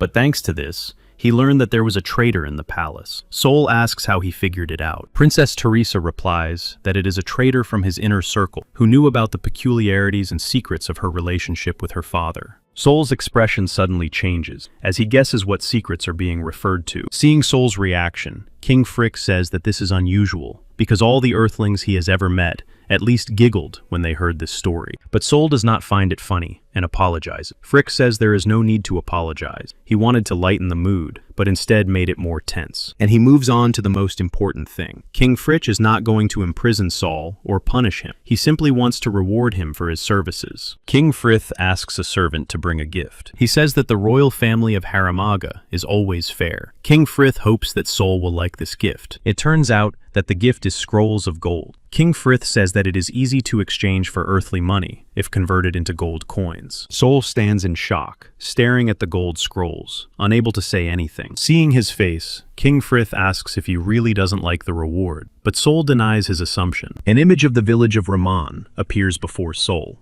Arbor says that it is just a poor village with many monsters and parasites. Then he remembers the saint who gave him the Finista earring. She asked if Sol would come to her again. Returning from his memories, Sol lowers his head and says with an angry face that there is something King Frick Hasi needs to know. This statement was unexpected for King Frith. He says that Sol can tell him everything he needs to know. Sol reminds King Freak of his words, that he always acts fairly. He clarifies that there are people who deserve to be rewarded for their participation in the operation, like no one else. He assures him that without the help of these people, the operation would not have been possible. Then King Frick asks if Sol is suggesting using this money to help the villagers move to the city. Sol has already heard that the castle's capacity is limited, but he still asks King Frick for a favor. King Frith says that with such funds, he can use his power, and hopes that Sol will understand everything correct. He asks why Sol is helping people, since he is an earthling. Sol remains silent. The king says that no one will say a word if he takes the gold for himself. However, he is curious to know Sol's true intentions, according to which Sol wants to use these funds for a cause that no one will even know about. Sol replies that he is simply following the law, also known as the Golden Rule. He says that those two people treated him very well, and if he doesn't do as much for someone else as he received, he can't expect the same treatment next time, and that's scary. King Frith says that people do have their limits, even when it comes to the ghost, and Sol thinks about the limits that King Frith Hasi is talking about. After a short silence, King Frith asks if Sol plans to change his decision. With complete confidence, Sol Jihu replies that his decision will not change. Princess Teresa Hasi is very fond of Sol's good nature. Finally,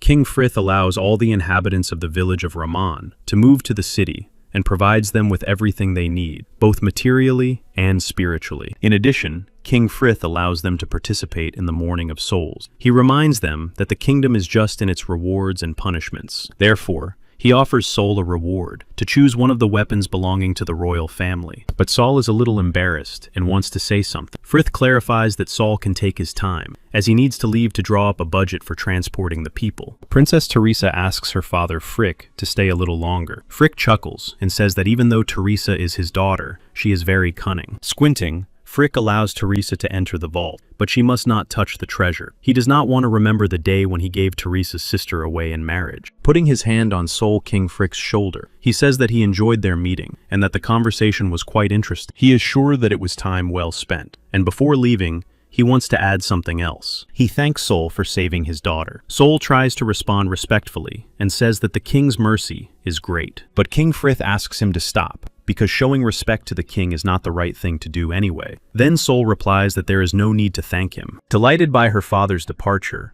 Teresa suggests that Sol continue the conversation about the reward. Sol asks if they are going straight to the vault, but Teresa does not understand why Sol is in such a hurry. She suggests enjoying dessert and talking, especially since they have plenty of time. Lowering his head, Sol remembers the dessert he didn't touch during his meal with King Fritsch. Summoning his willpower, Sol insists that he wants to try it. Teresa is pleased with this decision. Putting her hand on her heart, Teresa claims that her parents made this dessert themselves, and that there is nothing else like it in the world. Sol was clearly uncomfortable with this statement, and his expression immediately changed. With a sly look in her eyes, Princess Teresa Hasi asks him to wait eagerly. After a while, Sol was already licking his lips, and his cheeks were flushed. He never even imagined that such desserts existed. It turned out that Princess Teresa shared with him a cake in the shape of herself. Looking at the reward, Sol realized that coming here was the right decision. First, Sol took a gift for Cho Hong, a steel spike made from a meteorite. The magic cast on it doubles the attack power when it hits the target. Taking the cross, Sol realizes that they will sometimes have to use it with the help of Maria's power. After that, Sol remembered Princess Teresa's instruction to hide a certain item. It turned out to be the Eternal Pocket, a magical belt that allows you to carry 2 bags on it. Sol immediately remembers the bracers that the Holy Virgin gave him in the magical forest when he was very weak. When he put on the bracers, a display appeared. From there, Sol learned that they could serve as a shield. Taking the spear in his hands, Sol decides that he can use the bracers if necessary. Using the bracers, Sol skillfully twirls the spear, to test the gift's effectiveness. Soul stops and waits for the object flying behind him to approach. The bracers immediately activate and illuminate the space in front of Soul with 3 bright circles. The object crashes into the energy stream and dissolves into space. It is obvious that with such dimensions, it can protect the entire upper body. Putting away the bracers, Soul comes to the conclusion that he received this undeservedly. He needs to become stronger to repay the favor. As Frick promised, things were settled.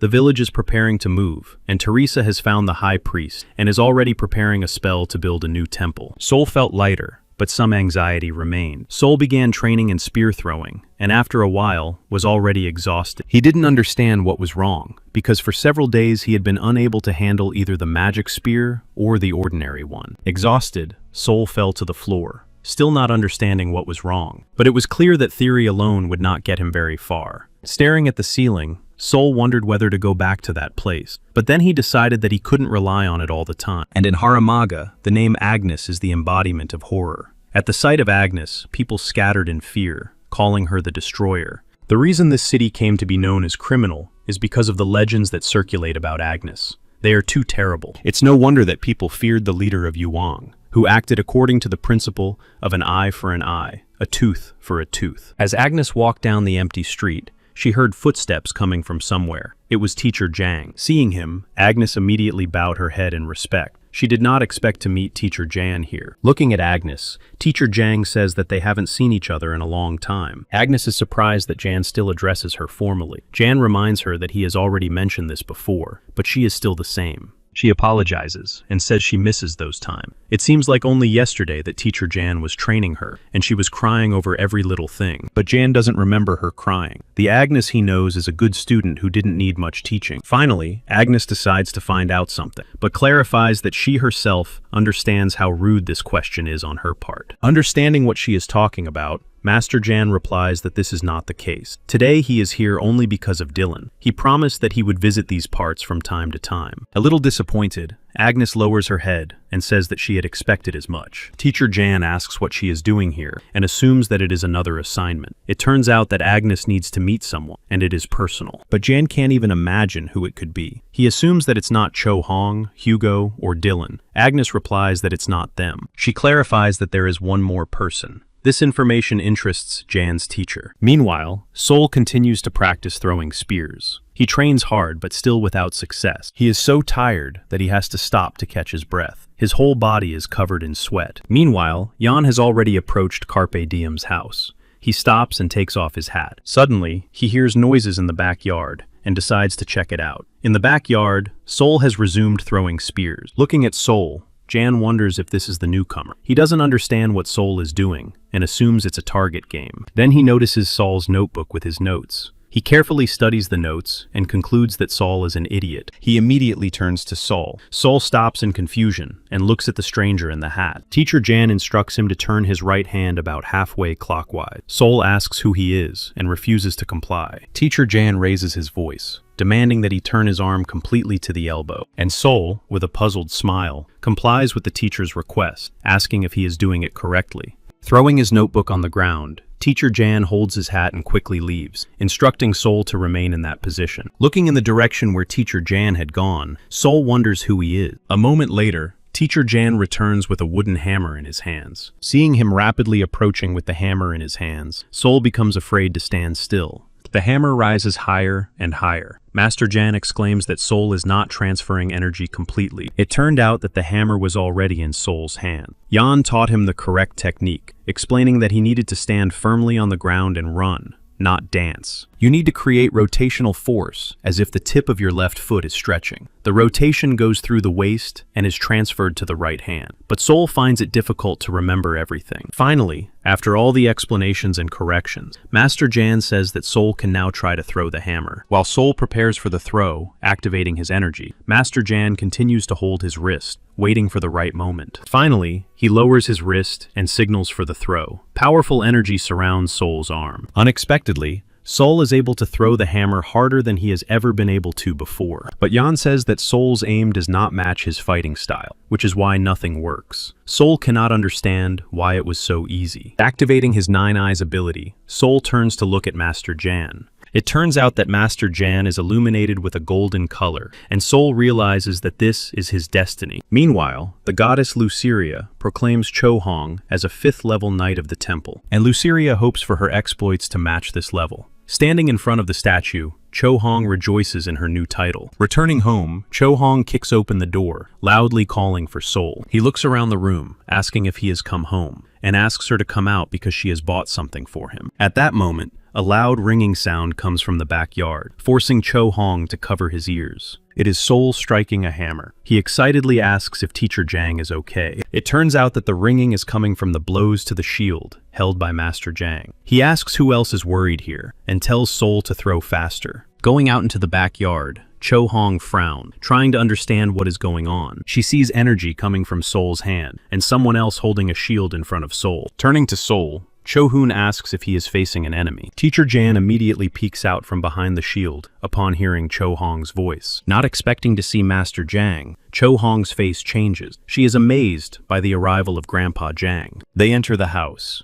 Sol wants to go get a cold drink for Master Jang. Cho Han is unhappy that Sol has become the old man's errand boy. With a smile on his face, Sol goes to the store, promising to return as soon as possible. Teacher Jan rubs his shoulder, which hurts after training with Sol. Cho Hong reminds him that Jan himself yelled at him to throw faster. Jang simply did not know that Sol would be so strong at the 2nd level. Cho Han reminds him that Jang is no longer young, and that he should have warned Sol. She points out that at this rate, he could end up in the next world. Hearing this, Jang immediately hits her on the head. Holding the spot where he was hit, Cho Hoon says he's just worried, but Jang immediately grabs his stick. But Jang is sure that with that tone of voice, he's not worried. It's as if she's praying for it. Cho Hoon recalls their prayers with Hugo, saying that it's pointless because she's already tried it. Turning away in offense, Cho Hong says that the stupid Maria is just a swindler who takes money but can't do anything herself. And then Jang remembers that a flower pot once fell on his head, and that his legs often get tangled. He realizes that it's all because of their prayers. So he hits Cho Hoon on the head again. She explains that she wouldn't do such a thing for no reason, because Jang chased them like rats, and that was impossible to endure. Jang reminds her that she and Hugo are not as diligent as Dylan. They didn't understand anything, so it was necessary to at least train them physically. Remembering Dylan, Cho Hoon turned away so as not to show her upset face. Teacher Jan has already heard about Dylan in brief. He understands that they have done a lot of damage. Cho Hoon says that they should have come a little earlier, and then there would not have been such consequences. She says that Dylan really wanted to see Teacher Jang. Finally, Teacher Jang replies that they did a good job anyway. After all, they not only disrupted the parasite's plans, but also saved Dylan, and that's a big deal. He is sure that it is good work. But Cho Hoon explains that they did not really try very hard, because he did almost everything himself. Jan asks who he is talking about. Cho Hoon replies that it is Sol, whom Master Jan has just been training here. He asks why he started teaching him after retiring. It turns out that Sol begged him to. Jang himself just wanted to keep himself busy until Hugo and the others arrive. Jang is also sure that this is a problem, because he could have entrusted the business to Dylan, but since he is no longer around, Carpe Diem's disappearance is only a matter of time. But Cho Hong disagrees. She is sure that Jan underestimates them, because she has also raised her level. With contempt, Jang asks if she has also risen to a high level. He asks where the world is headed, if even people like her are being given high ranks. Sighing, Jang decides that there is nothing to be done, and that Cho Hoon will have to take on the role of leader. It will be better that way, since she has a high rank and is better than Hugo. Cho Hoon realizes that Teacher Jang is right, but for some reason, it makes her very angry. She replies that she will think about it, and asks Jan not to get involved in this matter anymore. Moreover, she is not the only one who decides everything, and Jan, having retired, should not interfere. This response truly surprises Jan. He remembers that Cho Hong used to be like an innocent foal, but now it is clear that she has seen a lot in paradise. Cho Hong again asks not to get involved in this matter, to see who he needs to see, and to come back. Jang agrees, and asks when Hugo will arrive. Cho Hoon says that Jang needs to sort things out here properly. After all, they suffered after he left. Everyone they met asked when Jang would return. With a smile on his face,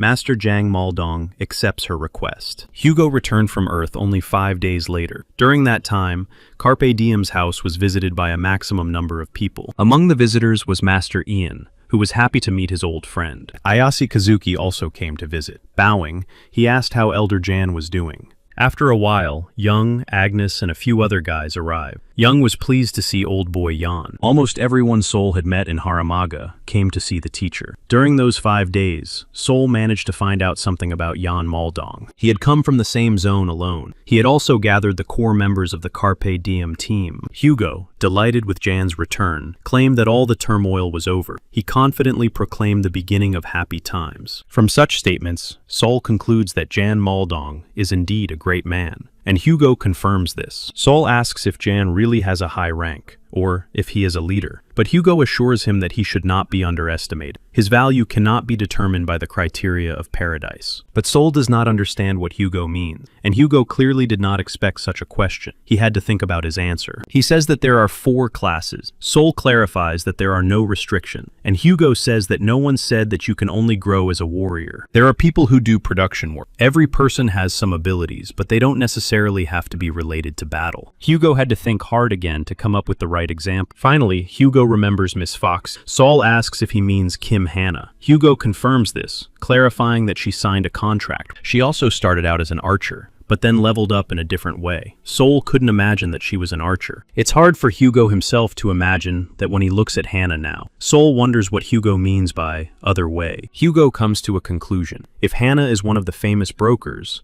then Grandpa Yan is the best coach in paradise. Even Lucira Minyun's daughter is inferior to Yan. And Sol agrees with Hugo because even he only studied with John for a few days and was already able to learn a new skill. Hugo also points out that Jan is very strict in training. Sometimes he mocks him so much that he even wants to destroy him. He wants to say that it would be great if Sol could endure such hellish torment. Sol is afraid that he might not be able to endure it. But then Cho Hong intervenes and says that this cannot be allowed to happen. After all, Jan barely made it back to Earth, and it's not worth keeping him here out of greed. Hugo thinks Cho Hong is exaggerating. Cho Hong thinks Jan should be quietly sent back. After all, he quickly becomes attached to people, but Hugo reminds him of their situation. Cho Hong asks Hugo to keep his word if he doesn't want to disappoint her again. An energetic confrontation begins between the two right in front of Sol. A moment later, Cho Hoon and Hugo go their separate ways. Sol watches Cho Hoon leave. She began her training, and Sol decided to find out why he shouldn't treat Jan as a coach. Cho Hong replied that old man John Maldong had been in paradise for too long, almost from the very beginning. She is sure that it is not easy to be here for 10 years by local standard. It is impossible to endure so long if you do not have a special attachment to this world. Cho Hoon asks if Sol really thinks it would be easy to work as a coach at that age. Of course, anyone here would applaud such a thing. Not all people are as noble as old man Jang. His students, who were the hope for the future, began to fight each other for profit. They united and staged a rebellion. Many residents of paradise died. As he leaves, Cho Hong asks Sol to think about how he would feel in Jang's place. After thinking for a moment, Sol activated his ability, and a magical spear appeared before him. He decided that his training was over, so he destroyed the spear with his own hands. Gullah praises Sol for his powerful blow, and for destroying the plans of the Queen of Parasite. They managed to gain a lot of time. Sol is destined to become a strong defender. Sol decides to ask a bold question. He asks if Gullah could say specifically what that means. He clarifies that she always beats around the bush. Gullah reminds him that revealing the secrets of heaven affects the laws of causality. If the scales can be tipped to one side, everything will still fall into place. If Sol achieves something, the enemy will have a similar result. Gullah clarifies that everything Sol has worked for may return to square one. However, Gullah cannot say that there is no way out. One must be patient and focus on one's growth. Sol accepts her word. In Gullah's name, Sol is now appointed a third-level magical spearman. She expects great deeds from Sol. Sol is amazed by this title. He says that there are cool class names, but he can't even tell anyone about his. He doesn't understand what kind of goddess doesn't understand names. He thinks she should have thought about it before giving him that one. Meanwhile, Jan Maldong is getting ready and thinking about how everyone he has met has been talking about that guy. He tries to remember the name. Putting on his jacket, Jan decides that he needs to hurry back and that he definitely can't be late. There's a knock at the door, and Jan lets the visitor in. It turns out that Elder Arbor has come to Carpe Diem's office. He asks about an earthling named Sol Jihu. Jang realizes that the guy's name is Sol. He tells Arbor that Sol has stepped out for a moment and suggests that he wait there. He decides to treat Arbor to some nectar tea he brought from Earth. If Elder Arbor likes it, Jan can take some with him. Finally, realizing that he is in the presence of a resident of paradise, Jan decides to ask why Arbor wants to see the earthling Sol. Arbor realizes that it might seem strange for an inhabitant of paradise to visit an earthling. Jan asks what difference it makes whether he is from Earth or paradise. After all, if Elder Arbor has business with Soul, there is nothing strange about that, and Arbor replies that he is absolutely right. Therefore, he decides to introduce himself formally. He says that he is the elder of the small village of Ramen. At that moment, Saul opens the door. He could not have expected to see Elder Arbor Muto here, so he immediately addresses him. It turns out that Elder Arbor has come on behalf of the entire village of Ramen to express his gratitude. He stands up to greet Soul and says that they really haven't seen each other in a long time. Shaking hands, Elder Arbor expresses his hope that Soul has not become a fool during this time, but Soul does not understand what this could mean. Elder Arbor has heard that Saul has received gold and asks him to use it for the benefit of the village of Raman. He asks Saul if he understands how worried he was. Soul replies that it was not easy for King Free to make this decision either, but Soul had no choice but to tell Free that he was indebted to Arbor. Besides, Soul does not like to be indebted because that is his nature. Arbor points out that Soul is covering him very generously. Finally, Soul remembers that he needs to introduce Master Jan Maldong. Joining the men, Jan Maldong introduces himself. He explains that he is just a simple old man from the village. Upon hearing his name, Elder Arbor is astonished. He asks if Jan Maldong is the same martial arts teacher from Harama. He extends his hand and introduces himself as Arbor Muto. He adds that he is well aware of how much Jan Maldong has done for Paradise. He now understands why Saul seemed different to him. Arbor thanks Jan, because thanks to him,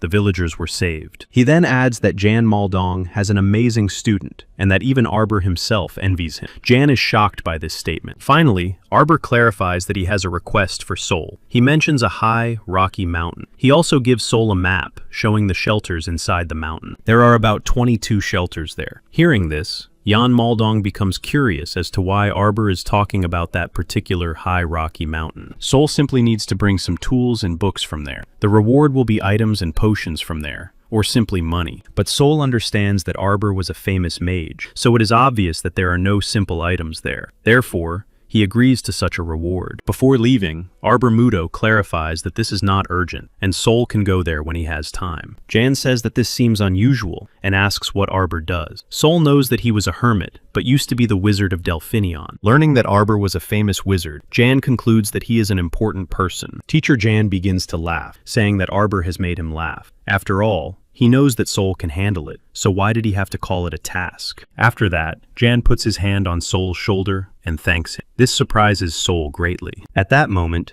the door opens, and Maldonga is called again. Jan is obviously tired of constant meetings, so he rolls his eyes in dissatisfaction. It turns out that it is Teacher Ian inviting Jan to have a drink together, but Jan does not want to, so he looks dejected. Soon they are at the bar. Teacher Ian insists that Haramaga still needs Jan Maldonga's strength. Sighing, Jan is amazed at Ian's persistence, and asks if he isn't tired of it yet.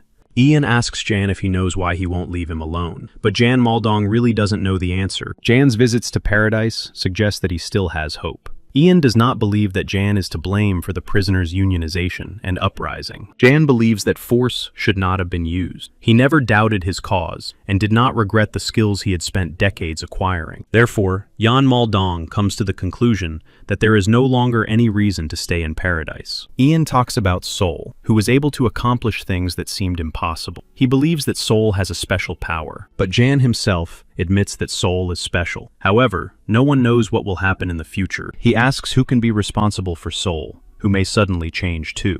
Ian replies that this is exactly why they need Jan. After a while, Jan and Ian are already on the street. The bartender is holding Ian, who is calling Jan to keep drinking. Jan tells the bartender to throw Ian out onto the street. The bartender does so. Now Ian is lying on the ground and yelling at Jan that he is not drunk yet. Jan adjusts his hat and walks away. He recalls their conversation. Ian didn't ask Jan to intervene because they had both already failed and moreover grown old. But hope is alive. Jan believes that words are always easy. Meanwhile, Soul reads information about the magic spear and wonders what Kunshintenyong is. He has seen something similar in martial arts. He doesn't know what it is, so he decides to start training rather than thinking about it. At that moment, a man enters the hall who wants to ask something. Soul did not expect to see him here. With a contemptuous look, Jang Maldong asks why Soul Jihu came to Paradise in the first place. Lowering his head in embarrassment, Sol replies that he just likes it here. Jang asks him to answer specifically and without abstract jokes. He says it's money or fame. At worst, profit or freedom,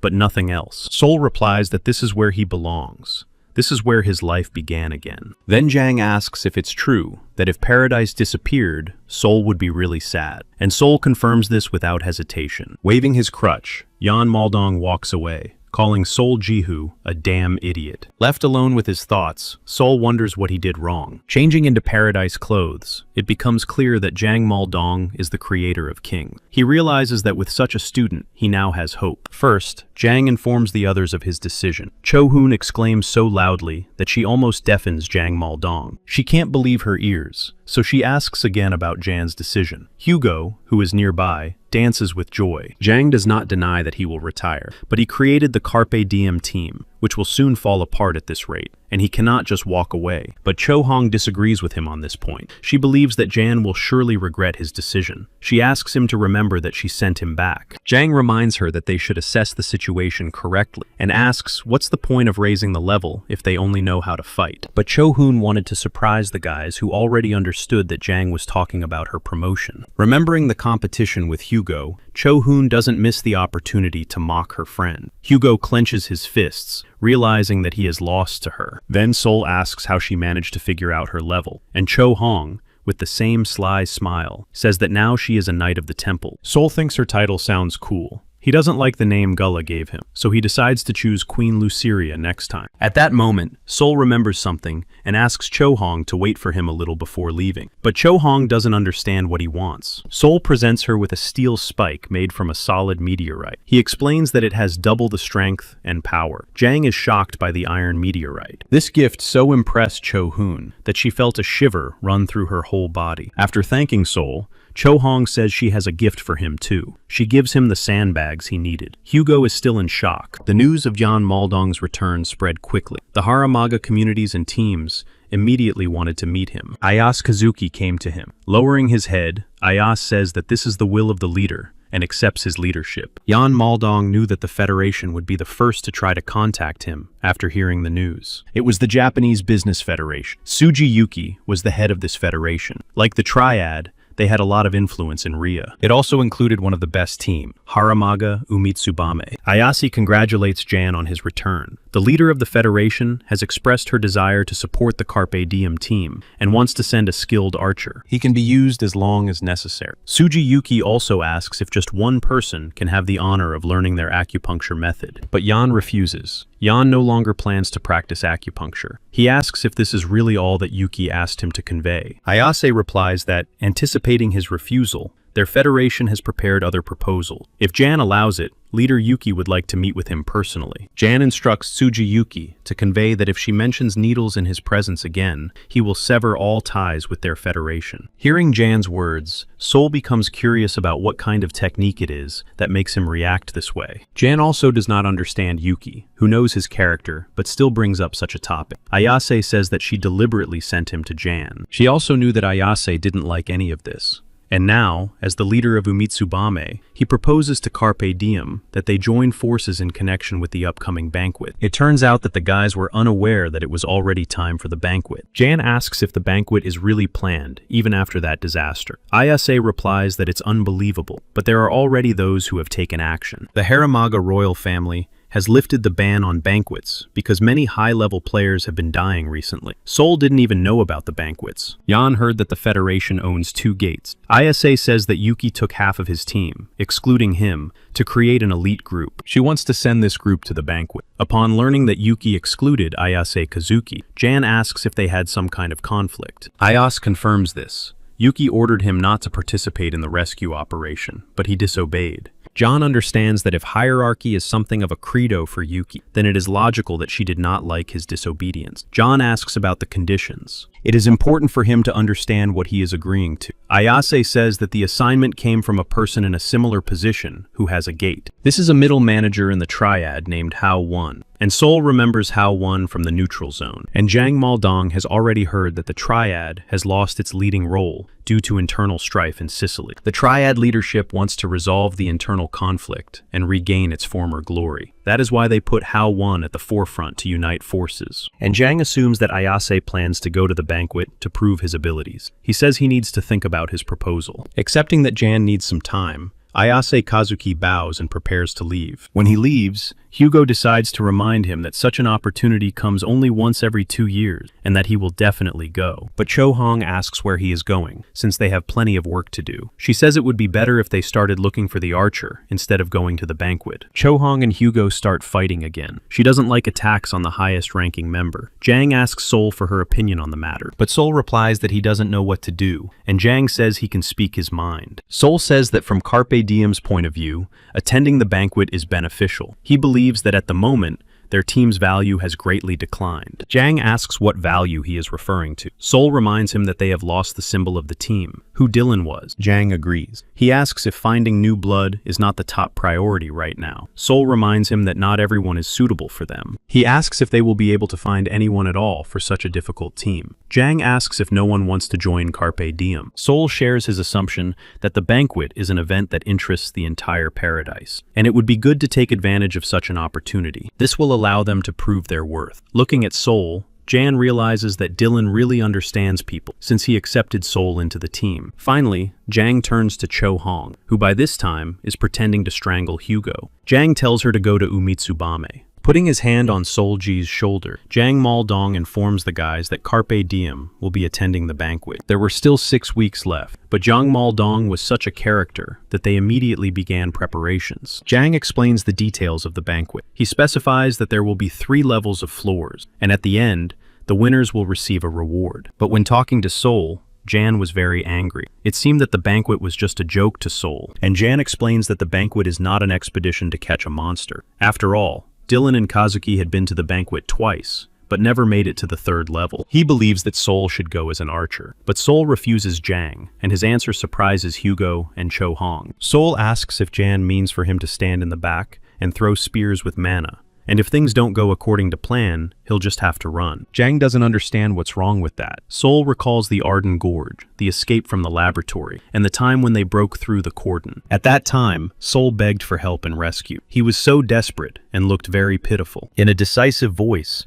Sol Jihu asserts that he is not training in order to run away later. John has no answer. Sol asks for permission to participate as a warrior. He says that John should change his decision. Lowering his gaze, Jan asserts that Sol is just a cheeky boy who can do nothing but wants a lot. Gritting his teeth, Jan hits the floor with his crutch and says that since Sol doesn't understand words, he'll have to learn the hard way. He tells Hugo to pack his things immediately. Hugo asks why, and Cho Hong, guessing where Jan is going with this, turns pale. Jang's decision is to go to a high, rocky mountain. He orders them to gather everything they have and go down. Realizing the scale of the problem, Cho Hoon and Hugo look at their teacher with terrified eyes, but they cannot refuse his order. Pointing to Sol, Jang warns that this is all because he wanted it, and now Sol has no right to cry halfway through. If Sol fails to keep up with the training, he will be expelled. And if he does not meet Jan's expectations, there will be no question of participating in the banquet or giving a speech. He asks Sol if he understands what is being said, and the determined Sol confidently accepts these conditions. After a while, they were already on their way. Sol, satisfied with the circumstances, looks out the window,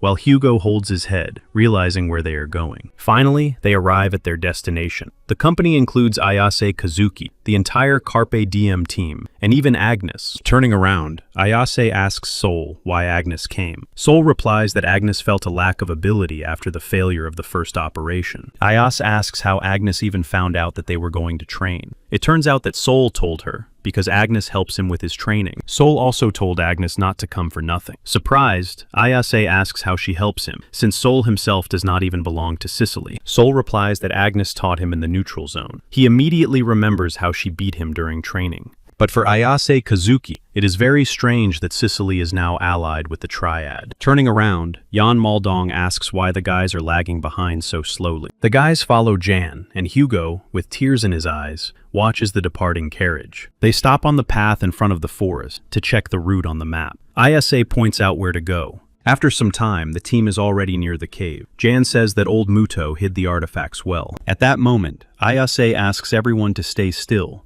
and placing his hand on the ground, informs them that there are cave ettins in this area. Jan asks if there is one ettin or a pack. Seeing numerous tracks, Ayase replies that there is a pack here. There are 8 ettins in the cave, but he cannot sense their movements. Without hesitation, Ayase Kazuki immediately takes out his bow and aims, but John stops him at the last moment. Turning to Sol, Jan Maldong orders him to name the 4 decisive factors of Qi. Sol replies that they are quantity, flow strength, flow speed, control, and imagination. After his answer, Jan immediately picks up a stone from the ground and rushes straight into the cave. Watching what is happening, Ayase wonders why he is doing this and hopes to hear the answer. Jang takes the spear from Sol and says it's time to get ready. Now Sol needs to strike as soon as the ettins jump out of the cave. Sol activates his magical ability. Hugo says that the ettins are already approaching the cave exit. Then Sol swings and throws a magical spear at the ettins. Seeing his actions, Agnes realizes that this is the perfect position. The first ettin to leave the cave immediately takes the magical spear. He falls to the ground, screaming in pain.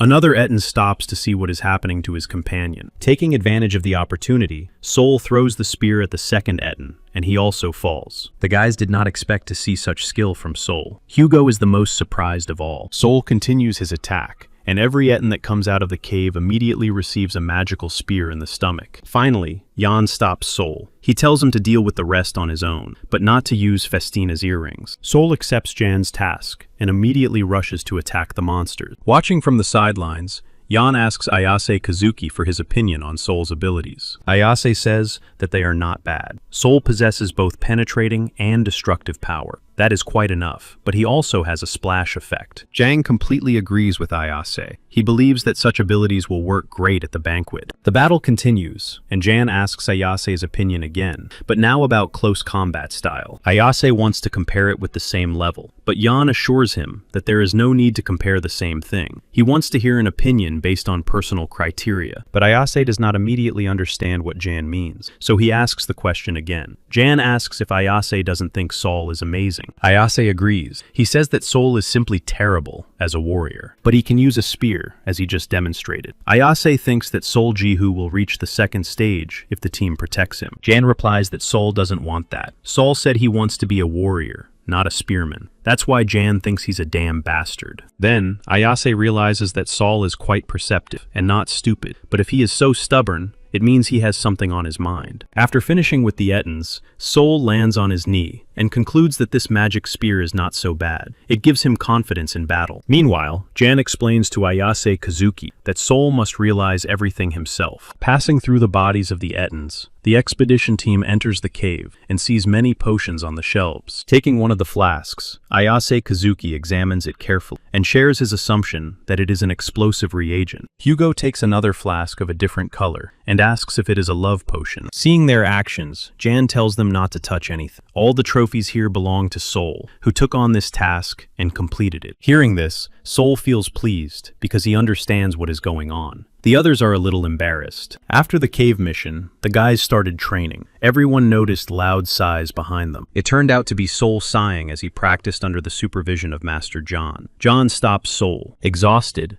Sol sat down on the ground, assuming that he had completed his first training session. He asked Jan if the training was really over for the day. Jan asked him what he was talking about and told him to get up. Lifting his head, Jan looks intently upward and says that this is just what is needed. Pointing to the path that leads to the mountain, Jan orders Sol to run back and forth 50 times. He is allowed to remove the sandbags and use magic, but in return, he must complete the task in full. Earrings cannot be used. Finally, Jan Maldong says that he believes Sol Jihu will prove his stubbornness in action. After giving the command to start, Jan stands there with an angry look on his face, watching Sol Jihu's movements. Climbing the hill, Sol realizes that this is not just a run. Out of breath, Sol looks back, realizing that he doesn't know what might jump out at him. By the second lap, Sol was already drenched in sweat from exhaustion. It was already dark, but Sol continued to complete the task. When Sol had to run back and forth 45 more times, he was already exhausted. Looking at Sol with a contemptuous expression, Jang Maldong asks why he is not running. He ordered him not to stop and to keep running. At that speed, he would not be able to finish by morning. Sol asked John to listen to him, but Jan has no intention of listening to him and says that if Sol doesn't like it, he can pack his thing. And Sol had no choice but to continue on his way. Exhausted, Sol reminds himself that he beat his chest, declaring that he wanted to become a warrior, and now he has to prove his abilities. At that moment, he can no longer go on, and his whole body falls to the ground near the cave. In the morning, Sol wakes up from the stream of water pouring on his face. It was Jan, who had already assumed that Sol was no longer alive. He says that the sun has long since risen, and it's time to stop lying around. Sol obviously did not expect Jan to continue training him, so he sits up in confusion and asks what this means. After a while, Jan orders him to repeat the names Kyo and 10,000 more times. And when Sol finished, he would have to run another 100 laps back and forth. From such harsh training, Sol's face turned pale, and he felt nauseous. On the 4th day of training, Sol looks much more resilient to the difficulty. Jan stands nearby and watches his technique. Agnes approaches him. Realizing the audacity of her question, she asks why Jang is trying so hard for Sol. After all, this is not like Jang the teacher at all. Jan believes that Sol himself realizes that he is in terrible shape, both mentally and physically, and even his fighting technique. Agnes suggests that Sol is in disharmony with himself. Jan replies that Sol is out of order in all areas. His abilities are at a normal level, but his inner attitude is completely disrupted. From the outside, it seems that his technique is at a high level, but Sol does not understand how to use it correctly. Sol's potential is enormous, but his body cannot withstand such a load. Jan believes that before talking about disharmony, these elements must be corrected. On the 4th day, Sol tried to rest a little, leaning against a rock, but immediately he was struck on the head. It was Jang, who wouldn't let Sol stop. He ordered him to walk faster. On the 5th day of training, Sol was in terrible shape. Ayase Kazuki was watching him. Sol had no intention of giving up, so despite his body shaking, he still got to his feet. Ayase said it was better to do things in moderation. He is confident that Sol will reach the 4th level in 2 years, and try again. No one who has participated in the banquet for the first time has ever made it to the end. Ayase says that if it's because of old man Yan, there's no need to worry, because he also wants Sol to understand this for himself. With a slight smirk, Ayase Kazuki assures him that John Maldong will scold him, but in Ayase's opinion, Sol has already proven himself enough. At that moment, the tip of Sol's spear approaches Ayase Kazuki's throat. Ayase asks what this means, and whether Sol is really suggesting they fight. Sol says that he should not be touched, because he himself does not know what he might do. But Ayase Kazuki does not understand Sol at all. He asks what is wrong with a spear thrower throwing spears. At that moment, a small portal appears behind Ayase Kazuki, from which a magical throwing spear can fly out at Sol's command. Continuing to point the spear at Ayase, Sol says he will throw the spear at him, and warns him one last time. Ayase asks, what if the magic spear doesn't work? After all, they don't work as a team by accident, and such moments can be entrusted to them. With a smirk, Sol asks who recently said that there were many inaccuracies at the banquet. He expects Ayase to give him guarantees and be confident in his own words, but Ayase remains silent. So Sol exclaims that Ayase cannot give any guarantees. Therefore, he asks what is wrong with preparing for unexpected situations. Throwing down the gauntlet, Sol continues his training, while Ayase watches him. Then Jang Maldong arrives and asks where the bastard Sol is. Ayase replies that he went for a run. He clarifies that Sol's emotions are already at their limit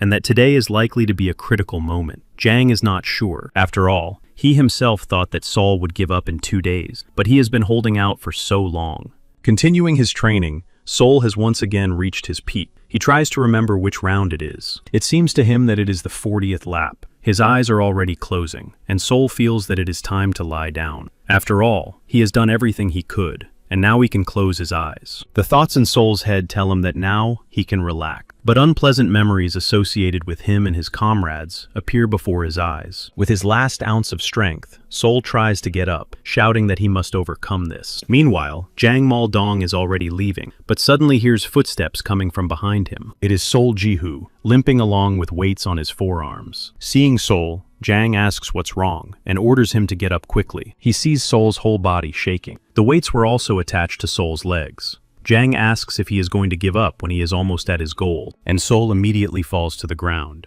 unable to stand up. Jang says that this is the first time in his life he has met someone like Sol. He asks why he is trying so hard for some banquet, because it's just madness. With tears in his eyes, Sol tries to explain that in the neutral zone, he didn't think about anything and went into battle with the skeletons without any preparation. He says he almost died there, and Jang finally understands what Sol wants. It's all about competence. Throwing the flasks in front of Sol, Jan says that he needs to drink 1 bottle before starting training, and starting tomorrow, the training will be more difficult. But if Sol has enough competence, he might be able to handle it. Jan clarifies that nothing has changed, and that the most important thing is that Sol has held out for another day. And if Sol shows even the slightest hesitation, Jan will immediately pack his things. Sol receives notifications. He has developed willpower. His patience has developed into self-control, and his physical strength has increased from low to medium. A month later, Cho Hong also arrives at the training site by carriage. She is glad that she has been freed from training as the deputy leader. Seeing Hugo running from afar, Cho Hong looks out of the carriage window and waves at him with both hands. She exclaims that Hugo can rejoice, because the Messiah has come to pull them out of this pit. When she comes closer, Hugo says she should have come earlier. Cho Hong points out that even though she is the Messiah, this mountain is full of dangers with a bunch of demons. Hugo realizes that Cho Hong, the savior, cares about herself first and foremost. Cho Hong judges by his chatter and concludes that the training is not difficult. Looking at the bare tree, Cho Hong realized that Master Jiang had once again arranged strange training sessions. They arrive at the place where Master Jiang is standing with his back to them. Without turning around, Jiang says that Cho Hong looks good, and you can tell by her voice. This statement was strange to Cho Hong. Finally, Cho Hong said that if Jiang wanted to train her too, he should give up on the idea. After all, she had a lot to do and needed to get back. But Jan stops her to look at something interesting. It turns out that Sol is training nearby. He is deftly handling logs attached to tree branches. Cho Hoon asks if Jiang is already teaching this to Sol. Meanwhile, Sol dodges a huge log flying behind him.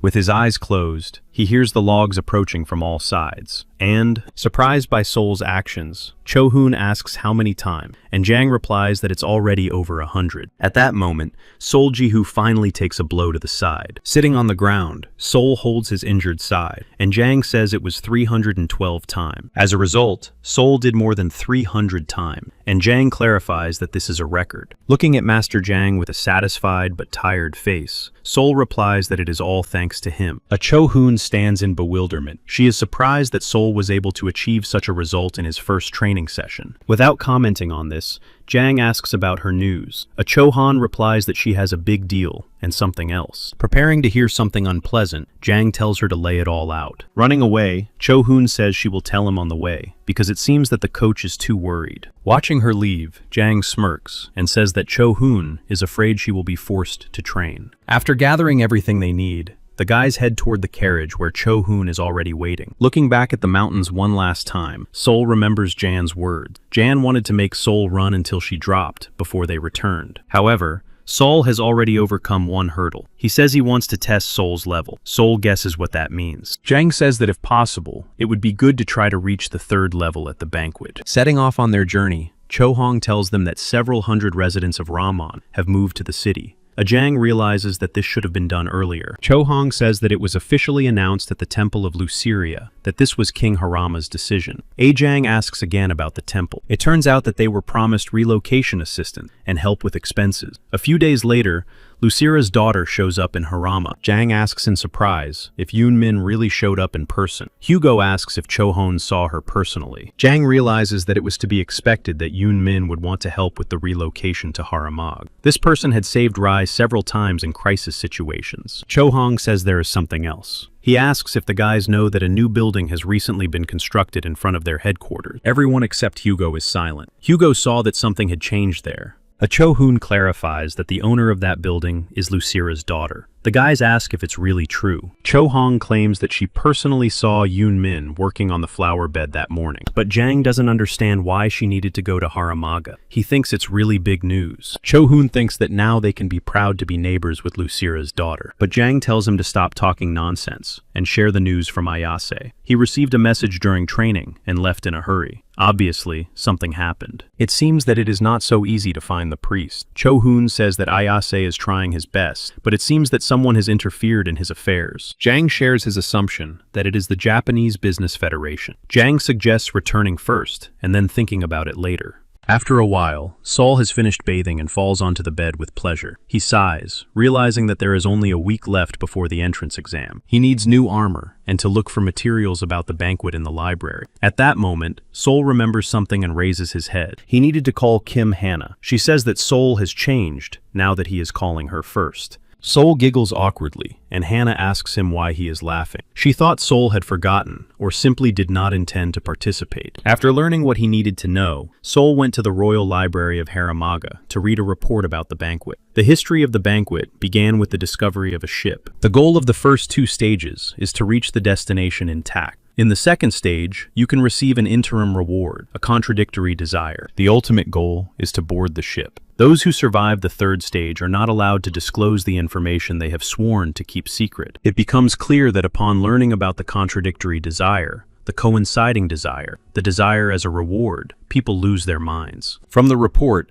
Sol learned that a disaster occurred in the 2nd stage, where the participants tortured each other indiscriminately, and it became clear what Yan Ayase was talking about. Sol does not understand what secret is hidden in this banquet, and why no one returned alive from the 4th round. At that moment, he decides that it doesn't matter, and falls asleep. In the morning, he is awakened by a notification about a package. It turns out that the guys brought Sol a package from the generous Kim Hana. Looking at the gifts, Hugo realizes that they cost several hundred silver coins, and Cho Hong suspects that Hannah has some other intentions regarding Sol. Sol remembers the message from Hannah, congratulating him on his promotion to the 3rd level. He doesn't understand why Hannah sent so many things. Now Hugo needs new equipment too. Cho Hoon thinks that Sol needs to be more careful, because nothing good will come of mixing business with emotions. Jang Maldong enters the room, and says that Ayase Kazuki has just contacted. Cho Hong asks if he really couldn't find the priest. Jang replies that someone like Ayase Kazuki has connections in other cities, but even he couldn't find him. It seems that Suji Yuki intervened. Jang also says that they need to wait for now. After all, Ayase Kazuki said that he has one last resort. Hugo has an idea. He suggests that Sol ask Maria Ariel for help. Sol immediately remembers what Maria Ariel looks like, who would agree to anything for big money. Jan Maldong says that when it comes to Maria Ariel, she is fine. She is kind and capable. Sol then thinks about it. He replies that he will ask her,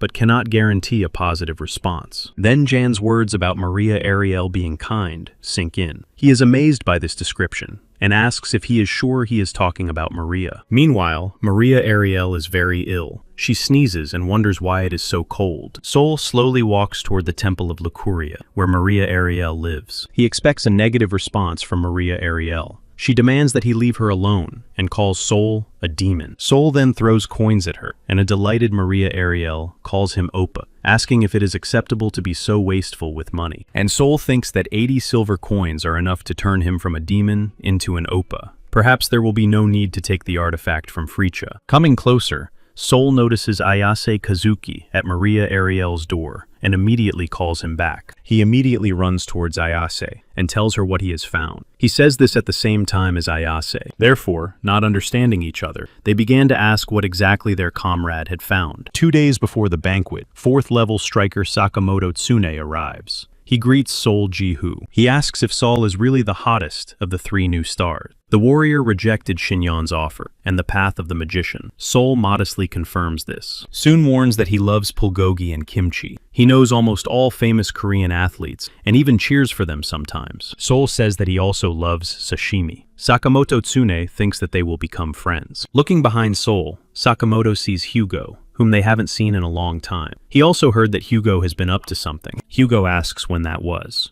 Tsun also notices Cho Hong and Maria Ariel. The girls ask him to shut up. Sol concludes that everyone knows each other. Tsun offers Hugo a cigarette, and Hugo accepts, while Cho Han reminds him that he doesn't smoke. Looking back, Cho Hong notices the fallen angel, and asks Tsun who it is. But Tsun doesn't know who it is. Outraged, Cho Hong asks if he invited the stranger. Ayase Kazuki intervenes, warning that there are personal circumstances. He is personally responsible for the stranger's abilities, and the rest does not matter. But Cho Hong insists that it doesn't matter what abilities he has. After all, if he joined the team, he should at least show his face. She says that the guest will have to forget about his image as a dark cult fanatic and take off his hood, because in Haramage, such tricks don't work. But Ayase demands that she watch her language, because this is not someone you can talk to like that. But Cho Hong has no intention of trusting her life to someone she doesn't know. She grimaces, and Jang Maldong demands that she stop complaining. Turning to Ayase,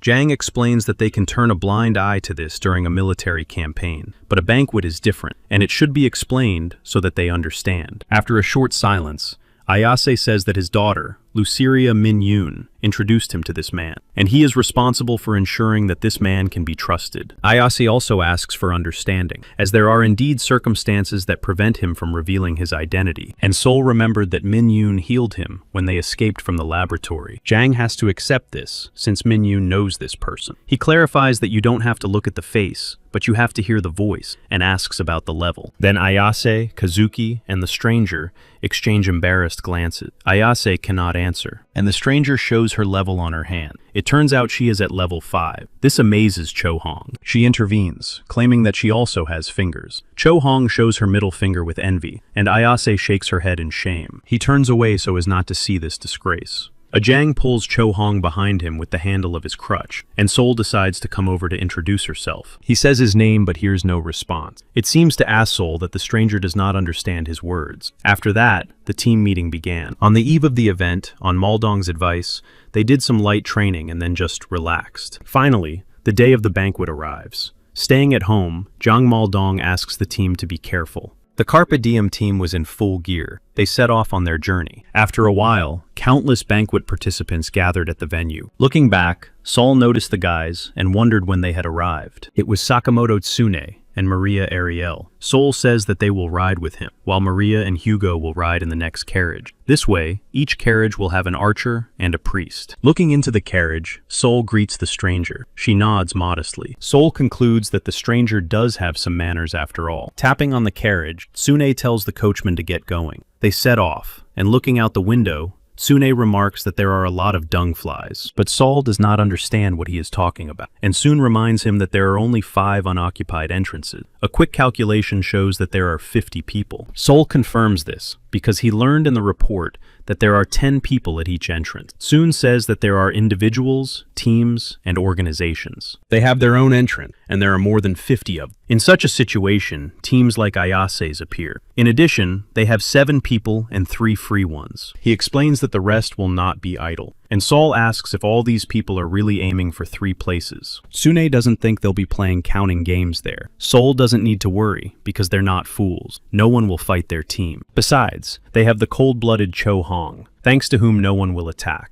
As soon as they get close, Cho Hong's mace will immediately smash their heads. And Sol realizes that they have 3 top-ranked players and 3 with the 4th level. They have representatives from each class, which makes the team balanced. Sakamoto Tsune asks if it's Sol's first time at a banquet. Sol confirms this. Lowering his head, Tsune sadly informs Sol that he may be in for a big shock. He suggests that Sol prepare for the worst. He explains that as soon as the team enters, Sol will meet all kinds of people. Cho Hong intervenes and asks Sakamoto Tsune to stop talking. Sakamoto closes the topic, but is surprised at how Cho Hong cares about Sol. It is already dark. The carriages stop on the wasteland. When everyone got out of the carriages, Ayase Kazuki said that from here, they would go on foot. Looking around, Sol noticed that there were far fewer other teams. When they left, there were about 100 people, and now there were only about half that number. He wondered if it was all because of the 3 remaining places. They had to walk all night, and by dawn, Maria Ariel was exhausted. She fell face down in the sand, and Sol immediately noticed. He had to put Maria on his shoulders, and the team continued on their way through the desert. After some time, the team arrived at the place where the entrance was, but it was a small pond surrounded by several trees. No one understood where the entrance was. Looking at the water, Sol remembered something. He had read that the entrance could take different shapes and sizes. In the reflection, Sol noticed that Maria had fallen asleep. Pointing to the pond, Ayase said it was time to hurry. Tsune looked contemptuously at the supposed entrance and asked if they really had to dive in there. Enemies are visible in the distance. Ayase says that there is nothing good down there. Just in case, he asks the stranger to take care of him. She looks at him, and Ayase asks what's wrong, since they're on the same team. The stranger uses her cross to create a protective dome that covers the entire entrance. The powerful dome that the stranger created without any spell simply amazes Maria Ariel. Ayase gives the signal to enter. Turning around, Cho Hong asks Sol to hurry up. Meanwhile, Sakamoto Tsune and Hugo jump into the water, exclaiming that they will meet at an unknown location. Cho Hong is splashed by a wave from their jump and calls them bastards. Then she immediately dives in after her companion. Sol continues to stand still. Ayase says that they will get wet anyway and asks her to hurry up. Sol notices Maria, who has quietly climbed down from his shoulders and is already half in the water. Looking into the water, Sol realizes that it is not that deep there, and judging by the fact that the participants have disappeared, it is indeed the entrance. The stranger puts her hand on Sol's shoulder. Sol asks if she will go with him, and assumes that this is what she wants. Looking at the stranger, Sol feels that he is like a small child playing in the water to her. Meanwhile, the other participants headed for the entrance, wanting to take the vacant places. Sol noticed this before he went into the water. The contenders couldn't get any closer because they were shot at with bows and arrows. As soon as Sol entered the water, the bottom disappeared from under his feet, and Sol fell into the abyss. After landing, Sol tried to figure out where he was, because the bottom was very soft. It turned out that he had landed right on top of Maria. Sol's weight made it difficult for her to breathe. Standing up, Sol asks Maria if she is okay. Clearing her throat, the pale Maria makes it clear that she is not. Sol asks where they are. Lara Wolf answers him, which is unexpected for Sol. She shares her assumption that Sol and Maria are from the same team and came in together. Indivia is sitting next to Lara. Sol is surprised by Lara's question. He looks around and wonders where the others are. Lara has already suggested that only part of his team has entered, but Sol doesn't pay attention, realizing that his team came in before him. He asks what happened, and Maria hopes that Sol won't leave her here. At that moment, another portal opens next to Sol. A participant who has entered the same dungeon knocks Maria off her feet, and Sol realizes how bad this is. It was the swordswoman Sophia Shallot, who did not immediately recover from the fall. Maria, indignant at the repetition of the situation, turns pale. While Sophia is recovering, Lara examines her. Meanwhile, Sol realizes that the rules of the banquet have changed. As soon as Sophia gets to her feet, Maria Ariel starts screaming. Using the worst words, Maria points her finger at Sophia, and Sophia keeps apologizing for the unpleasant embarrassment. And Sol understands that those who enter the same entrance end up in the same place. This rule remained unchanged during previous banquets. He understands that during training, even the impeccable old man Jan had no doubts, and focused only on javelin throwing. All this was only because of the rule that had no exception, as it was assumed that they would compete as a team. Realizing that this absolute rule no longer exists, Sol tries to pull himself together. In this situation, the most important thing is to stay alive. First, Sol needs to survive in order to get out of here and meet up with his comrade, and then think about what to do next. Sol sees the color gold. Sol knows that there are always good reasons for cause and effect. Perhaps it is possible to achieve something more than just survival. An hour later, two people join them in this mysterious place, Rahai and Dali. Looking at the assembled group, Sol realizes that only women are appearing. He wonders why no men are coming in. While Sol was worrying about the composition of the team, the portal opened again, and Nagai fell to the floor. With his last ounce of strength, he said that he had managed to enter. His body was severely poisoned, so blood was pouring from all his wounds. Hoping to help, Sol rushed to Nagai and asked about his condition, but Maria stops him, saying that it is too late. Not only do his wounds need to be treated, but the poison has already spread to his organ. Nagai begs for help, insisting that he needs to find a cure and return. Maria knows that sending him off peacefully is the only way to help him. Seeing the inaction of those around him, Nagai's condition worsens. He begins to call for his mother, his body shaking with pain. Dali approaches him and asks what he is carrying. She is amazed that such a fool has come here by happy accident and is now crying out for his mother. She is sure that Nagai is a loser and that if he is going to be punished, it should be done beautifully. But he has smeared poison all over his body, and now there is nothing to be done. Looking at Dali with contempt, Sol tries to understand that in such a situation, she really wanted to cleanse the body. At that moment, a real earthquake began in the room. Sol and Maria look up in bewilderment. After looking around the room, Sophia Shallot informs the others about the appearance of the door. Seeing the door, Lara Wolf immediately runs to it. She assumes that 8 people must gather in order to leave the room. Lara suggests that the other participants get to know each other, because it seems that no one else will come, and their meeting is fate. Seeing that Rahi has responded to her suggestion, Lara Wolf puts her hand on her heart, feeling grateful for her responsiveness. Lara proudly extends her hand to Rahi, saying that she didn't have to get up for this. But it turns out that Rahi is walking past. Lara didn't have time to introduce herself, so she started calling Rahi, who paid no attention to her. This situation made Dali laugh a lot. She approaches Lara, saying that she has confused the banquet with a neutral zone, or a trip with her classmates. Lara feels uncomfortable. She wants to sink into the ground and can't think of anything appropriate to say. Dali walks away, saying that the remaining participants can have a campfire or dance in a group of 5, and that it's none of her business. And then Lara Wolf has no words to describe Dali's rude behavior. Giggling, Sophia Shallot suggests that everyone else leave the room. Indivia and Sophia follow Dali and Rahi,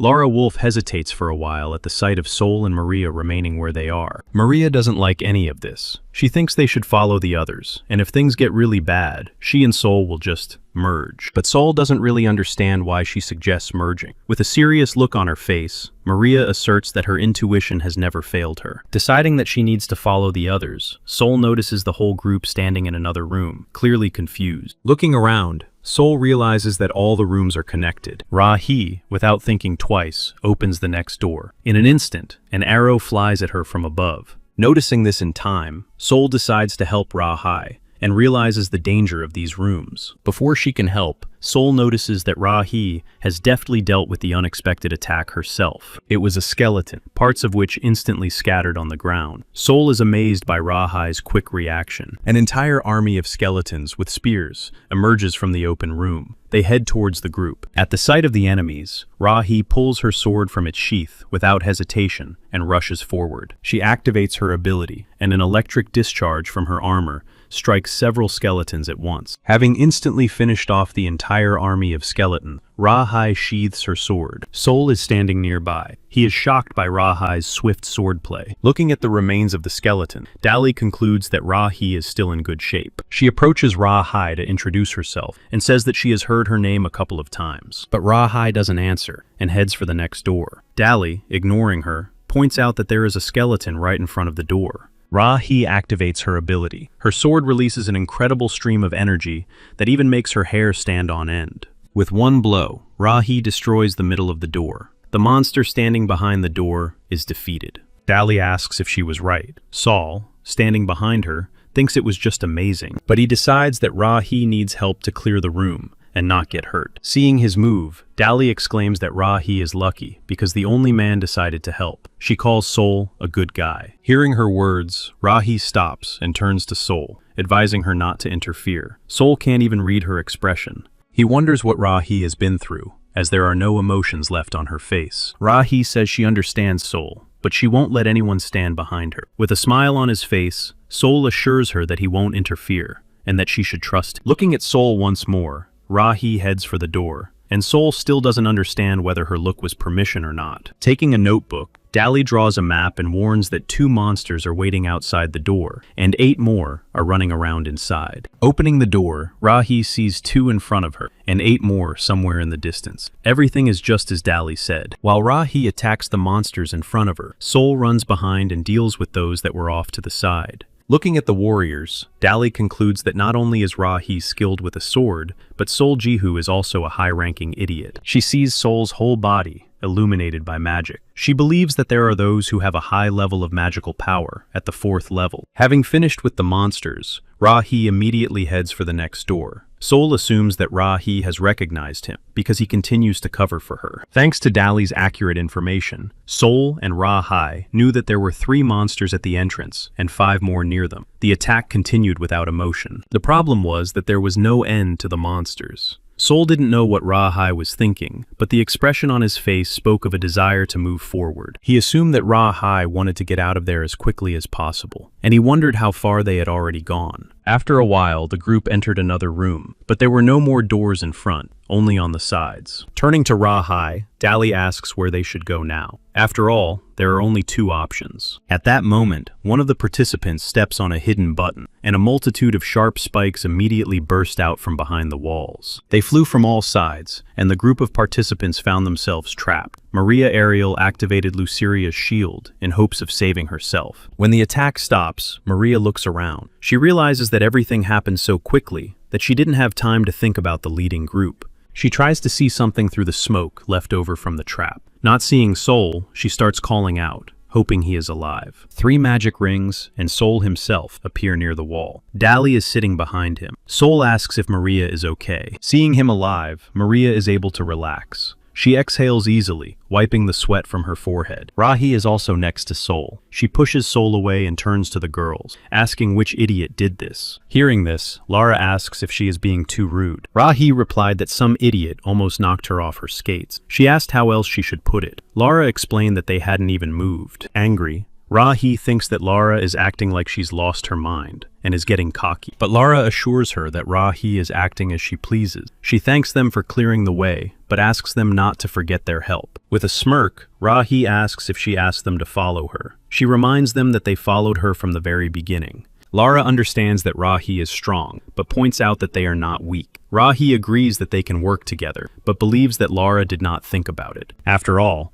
if she really wanted to help, she should have followed without falling behind. She cites Sol Dali and Little Maria as examples. Lara insists that Ra-hee could have revealed her level and class from the very beginning, or shared the information. Ra-hee thinks this is silly, and that Lara probably can't do anything until she is told her level. Although Lara herself looks like a third-level archer, Ra-hee also points out that she is struggling to break through and is being reprimanded for the first time. Lara apologizes for not thinking about it. Ra-hee considers it a good sign that Lara admitted she was wrong, but in any case, she already feels bad about it, and something needs to be done about it. She asks Dali about the number of doors broken down, but Dali pretends not to know. Ra-hee already knows that she is drawing a map. Frowning, Dali counts 42 doors. She takes into account Ra-hee's observant nature, who pretended not to care, but was actually thinking about it. Deciding that there is a gap in levels, Ra-hee orders Lara to break down 22 doors. She clarifies that they just need to open the doors and clear everything out. Ra-hee also states that Lara should not expect help and will have to act on her own. And if Lara doesn't want to clear the doors, then she can wash her hands of it and stop following Ra-hee. Lara agrees, but she wonders what will happen if she breaks through 22 doors. Ra-hee promises to tell her about himself, and that they will work as a team. Looking at the holy maiden Indivia, Lara Wolf realizes that she is flying by, and then she decides that she will only stay with the warrior Sophia Shalette. She believes that a warrior and an archer can indeed unite, so she asks Sophia Shalette for help in clearing the area, and Sophia agrees, shaking Lara's hand. She clarifies that she is a third-level swordswoman, and Lara is a third-level ranger. Sol decides that since this is how things turned out, he has no choice but to support them both. However, reality is not always perfect. Even the decrease in attack speed did not affect them as much as the fact that the participants got lost over time. It turns out that Lara was more focused on combat skills, so she didn't really develop her ability to find her way. Turning to Maria, Lara asks her to create a protective dome before she opens the door, but Maria points out that her spells have limitations. Dali intervenes and asks why Lara is taking so long. She also asks how Lara, with her abilities, decided to participate in the banquet in the first place. Dali also assumes that Lara's entire team is like that. At that moment, Sophia puts her hand on Lara's shoulder and suggests that they continue on their way. Feeling supported, Lara opens the door. A skeleton with a weapon immediately rushes out. It immediately strikes Sophie Charlotte, who falls backward. Lara stands aside and watches the scene in horror. Trying to close the door as quickly as possible, Lara asks Sophia Charlotte how she is feeling. It turns out that the skeleton has injured Sophie's arm, and Maria Ariel immediately begins to treat her. While Lara is nervous about what is happening, JJ asks her if it is really that difficult. She asks what to do now, since they haven't opened even half of the 8 doors. She adds that if asked properly, she will help. This offer confused Lara. She wants to say that it's too much, but Ra-hee interrupts her. With a smirk, Ra-hee demands that Lara Wolf crawl to her on her knees, and she must do it diligently. While Maria heals Sophia, everyone else looks at Ra-hee, who repeats her demand. Looking at Ra-hee's satisfied face, Sol assumes that she likes it. He himself does not know what to do because he does not want to stay here. While he is thinking about what to do next, he hears someone giggling nearby. Sol immediately notices this. It turns out to be the Holy Virgin Indivia. Sol wonders why she is laughing in such a situation. Looking at her sly face, Sol realizes that she doesn't look the same as when they first met. Finally, Indivia says that Sol misunderstood her. She was laughing, but it was not to mock anyone or this spectacle. Then Sol asks permission to inquire why Indivia was laughing. It turns out that Indivia did not think that at her age, she would be able to see such role-playing games. Although she did not play such games as a child, Indivia is also sure that they are behaving as usual. But then she remembers that this is not a virtual or fictional role, and that they are behaving as they would in real life. She comes to the conclusion that this cannot be called a normal role-playing game. Sol, who hears these strange thoughts, is truly confused. Indivia thinks that this scene or situation was deliberate. She believes that the conflict was inevitable. In her opinion, these are two extremes or symmetry. She understands what this means in her head, but she cannot express it in words. Soul has already realized that this is the fourth dimension, but he still doesn't understand what Indivia is talking about. She wants to give an example of what it would be like if she herself were a selfless person. Soul is already doubtful. Indivia assures him that she is very kind. Looking at Maria, Indivia is sure that she is mercenary. Soul does not understand how Indivia knew this. After that, Indivia turns her attention to Lara. She says that Lara values relationships in which people help each other, but Rahai, in her opinion, only thinks about herself. Sophia Chalet Indivia considers her to be a gentle person. Noticing Dali, Indivia says that she looks rather smelly. Looking at her, Saul asks again about the smell. Indivia replies that Dali stinks, and if she continues to behave this way, she will leave this world early. He decides to check for himself and activates the Nine Eyes ability, and the display really does indicate her stench. It turns out that Dali has an arrogant and malicious heart. After reviewing the information about the other participants, Soul was convinced that Indivia was not mistaken. Indivia suggests thinking about the fact that people who are like water and oil have gathered here. She asks how conflict can be avoided. Soul realized that these people were gathered here not by chance, but by someone's will. He also remembered Nagaya and thought about his role in this group. Indivia reminds him of the saying that in a group of 5 people, one is bound to be trash. But Soul does not consider himself trash. But Indivia reassures him. She hopes that Soul will turn out to be a treasure. Trying to smile, Saul asks if this is really the opposite of trash. Indivia confirms this, explaining that only then does an interesting situation arise. After all, if Soul turns out to be a talented piece of trash, that would be terrible. But if the opposite is true, Soul will be the only exception here. Indivia hopes to find out the intentions of the person who created this situation. Then Soul thinks about the will of the one who created this banquet. And Indivia is very curious about something. She decides to share it with Soul. She wonders if Soul is the leader who guides everyone, restores broken relationships, and smooths over conflicts. She sees that Soul has abilities, but his role is not yet defined. Soul is sure that the answer has long been decided with the help of the Nine Eyes. After all, those who lead others possess power. He is an outstanding storyteller, and fame, reputation, virtue, and charisma are united by faith. In the past, righteous evil sacred virgins like angels and witches like demons stood together with one heart, but they still lost. It was defeat and destruction. An unknown tingling sensation beyond memory gave Saul no peace. So he decided to try to achieve what no one else had yet achieved. Finally, Maria finished the healing. She says that to prevent shock, you need to drink a healing potion if you have one, and Sophia thanks her for her help. With a dissatisfied look on her face, Rahi demands that they finish and finally get up. She says that there is no point in wasting time, because waiting is very annoying. Taking out the potion, an excited Sophia apologizes, clarifying that she will recover immediately.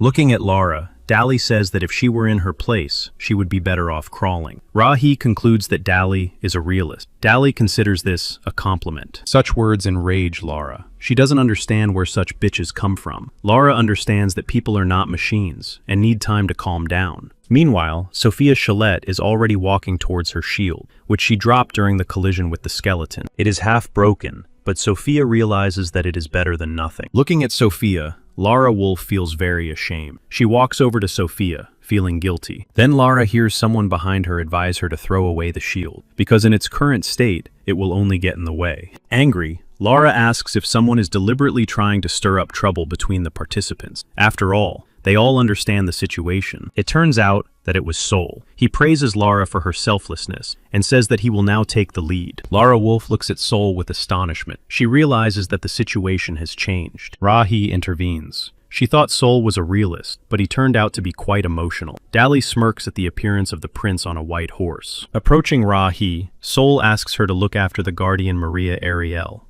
This request is strange to Rahi. She asks Soul in bewilderment if he really wants her to protect Maria. Soul turns to Dali and asks him to watch his back. Dali is shocked by his request. Soul explains that traps may reappear. She will need to watch from behind. Dali likes that Prince Soul turned out to be a big eater. After all, he is alone in such a raspberry patch, so it is not surprising. Soul understands that she is right. After all, the world does not turn the way we want it to, and we need to check if we can fit everyone into our bowl. But Dali does not say this. He talks about his concern about the rules. Probably in the first stage there may be a time limit. Rahi didn't know about this. Soul says that out of the 8 stages, only 2 had time limits.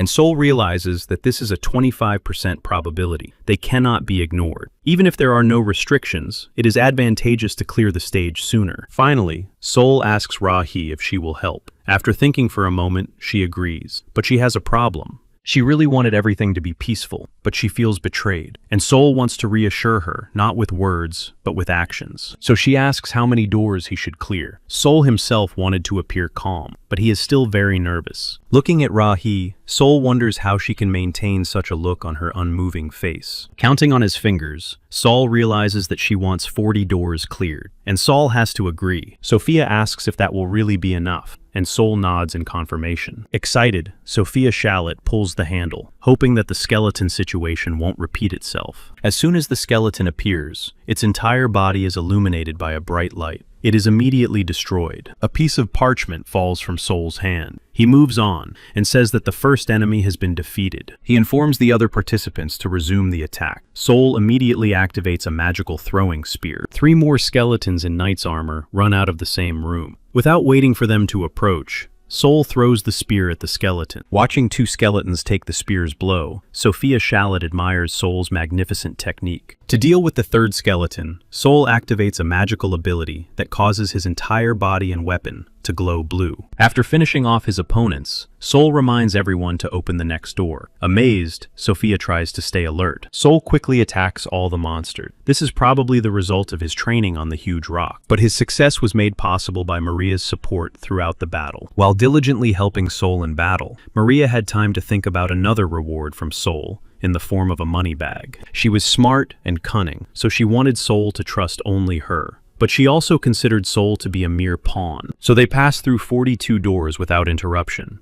and at some point, their number reached 3 digits. Activating the magic spear once again, Soul shares his assumption that the 120th door is approaching. Opening it, Sophia realizes that it is empty and immediately informs Soul. After deactivating the magic spear, Soul enters the room and realizes that there really are no doors ahead or to the right. He reflects on the fact that in the 40th room, only the right door was missing. He wonders if there is a reason for this difference in the number of doors. The other participants follow Soul into the empty room. Maria suggests taking a break and having a snack since there are no doors. Soul replies that everything is fine and suggests working a little longer. Maria gets angry and insists that she is not fine. After this response, Soul turns around and looks at Maria with a displeased expression. With a smirk, Maria asks how many doors they have already opened and why he is staring at her. She adds that if he says another word, he will be the last jerk. Behind Maria stands Rahi, who shares the same smirk and suggests that little Maria is saying this on purpose. Maria is indignant at the nickname. Giving Rahi an angry look, Maria warns that if she calls her small again, Rahi's head will be smashed. Rahi suggests that someone as formidable as Maria might have anger management issues. She offers her help in correcting these problems. Maria snorts and says that Rahi doesn't look any stronger than Agnes. Her words make Rahi angry. Baring her teeth, Rahi asks if Maria is referring to Claire Agnes. In her anger, she reaches for her sword, but Maria stands with her back to her and does not react. Soul notices Rahi's behavior. He asks her to stop, and with a smile on his face, announces a break. Finally, Maria begins to eat. As she eats, Maria stares intently at Rahi. Rahi doesn't take her eyes off Maria, so Maria turns away and spits into the air in dissatisfaction. Soul sits nearby and exhales. He activates his ability and realizes that for the first time, he has lost his sense of direction. When the front and right walls are closed, it feels like he is looking into a corner, and immediately realizes what this corner might mean. But his thoughts are interrupted by screams behind him. It turns out that Dali is asking Lara to let her go, and asking if she has hit her head. But Lara continues to beg for something. Soul runs up and asks what happened. Dali explains that silly Lara suddenly wanted to see the map. Dali thinks that Lara has gained confidence after the prince came and took pity on her. But Lara disagrees, because she just wants to help the team. Finally, Dali agrees and offers Lara to take the map herself. The map is in her cleavage, so Lara is shocked and thinks Dali is a psychopath. With a smirk, Dali asks if Lara Wolf has decided to look at someone else's map, but can't take it herself. Lara asks if Dali really enjoys tormenting people. Dali proudly confirms this, assuring her that she enjoys tormenting people more than she enjoys living. Witnessing this situation, Soul wonders whether she should separate the girls. Rahi approaches Soul.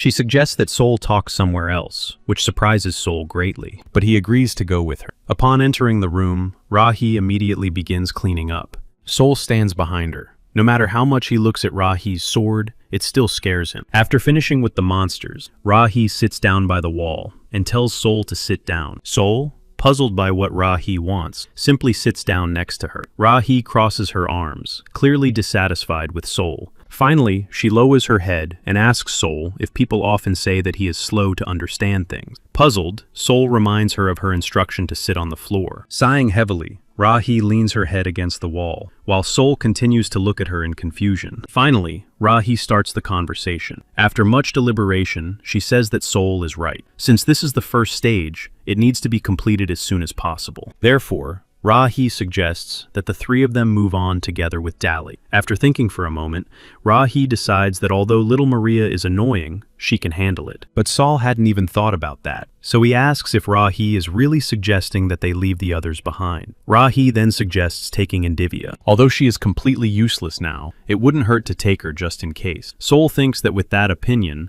they might as well take Sophia and Lara, but Rahi knows that they are of no use. She realizes that Sol is capable, so she agrees to help so that they can get through this faster. Sol is amazed by her character and wonders how to change Rahi's mind. He realizes that he cannot tell Rahi about the golden rule that he sees. Finally, Sol asks Rahi if she realizes that this banquet is different from the previous one, but Rahi doesn't see anything unusual about it. Sol asks if it all seems too easy. After all, they have passed 162 doors and have not yet encountered a serious opponent. Rahi then suggests that since the teams have split up, the level of difficulty must have decreased. She asks Sol if this is possible, but Sol rejects her assumption, assuring her that everything fits too well. After all, according to the records, cooperation between participants was encouraged in the past, and the initial stages could only be completed by joining forces with other participants. If the level has now decreased, there is probably a trap or some kind of condition. Sol obviously believes that they will fall into a trap if they abandon someone. Rahi understands everything, but it sounds as if Sol came up with this explanation. Sol asks her to be patient, at least during the first stage. Rahi practically agrees, but she can't stand it when someone tries to get a free ride. At that moment, loud exclamations are heard from the next room, where the other participants are sitting. Sol and Rahi pay attention to this. It is Lara Wolf running with Dali's card. She exclaims that she understands everything. All the participants gather in the room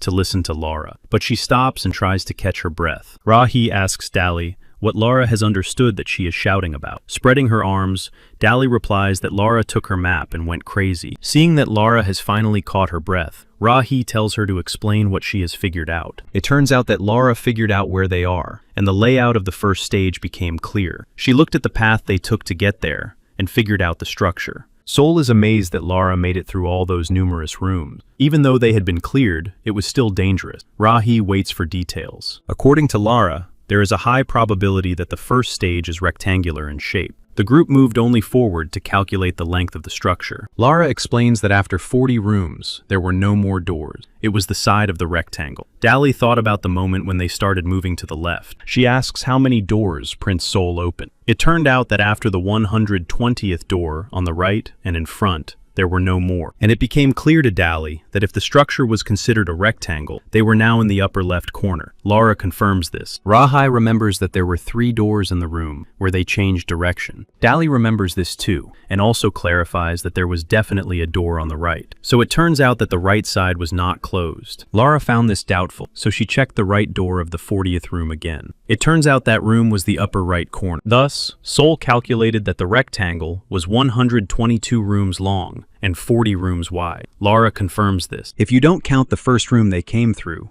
that's the right answer. Sophia points out that it's all like a game of snake, and Dali suggests that she is the snake. After all, she drew the map. Sophia giggles at her suggestion. It turned out that Sophia often played this game on an electronic book as a child. It is a game where you have to control a snake that eats lumps of food that appear. Turning to Dali, Sophia asks where in the remaining rooms there might be an exit to the second stage. Of course, Dali doesn't know. Then it became clear that they would have to open each one and check. The most effective way would be to move toward the center, like a writhing snake. But Dali is not happy about having to go around in circles again. Sophia says they will have to do so if no entrance appears along the way. In her opinion, This is the surest way. Seeing Sol's gaze on her, Lara is embarrassed. It seems that he knows where to go. Sol says that Lara has done a good job. With a blush on her cheeks, Lara says that they need to check again before changing direction. Sol reminds her that there could be monsters. Lara is worried, but she understands that the three of them are taking a risk,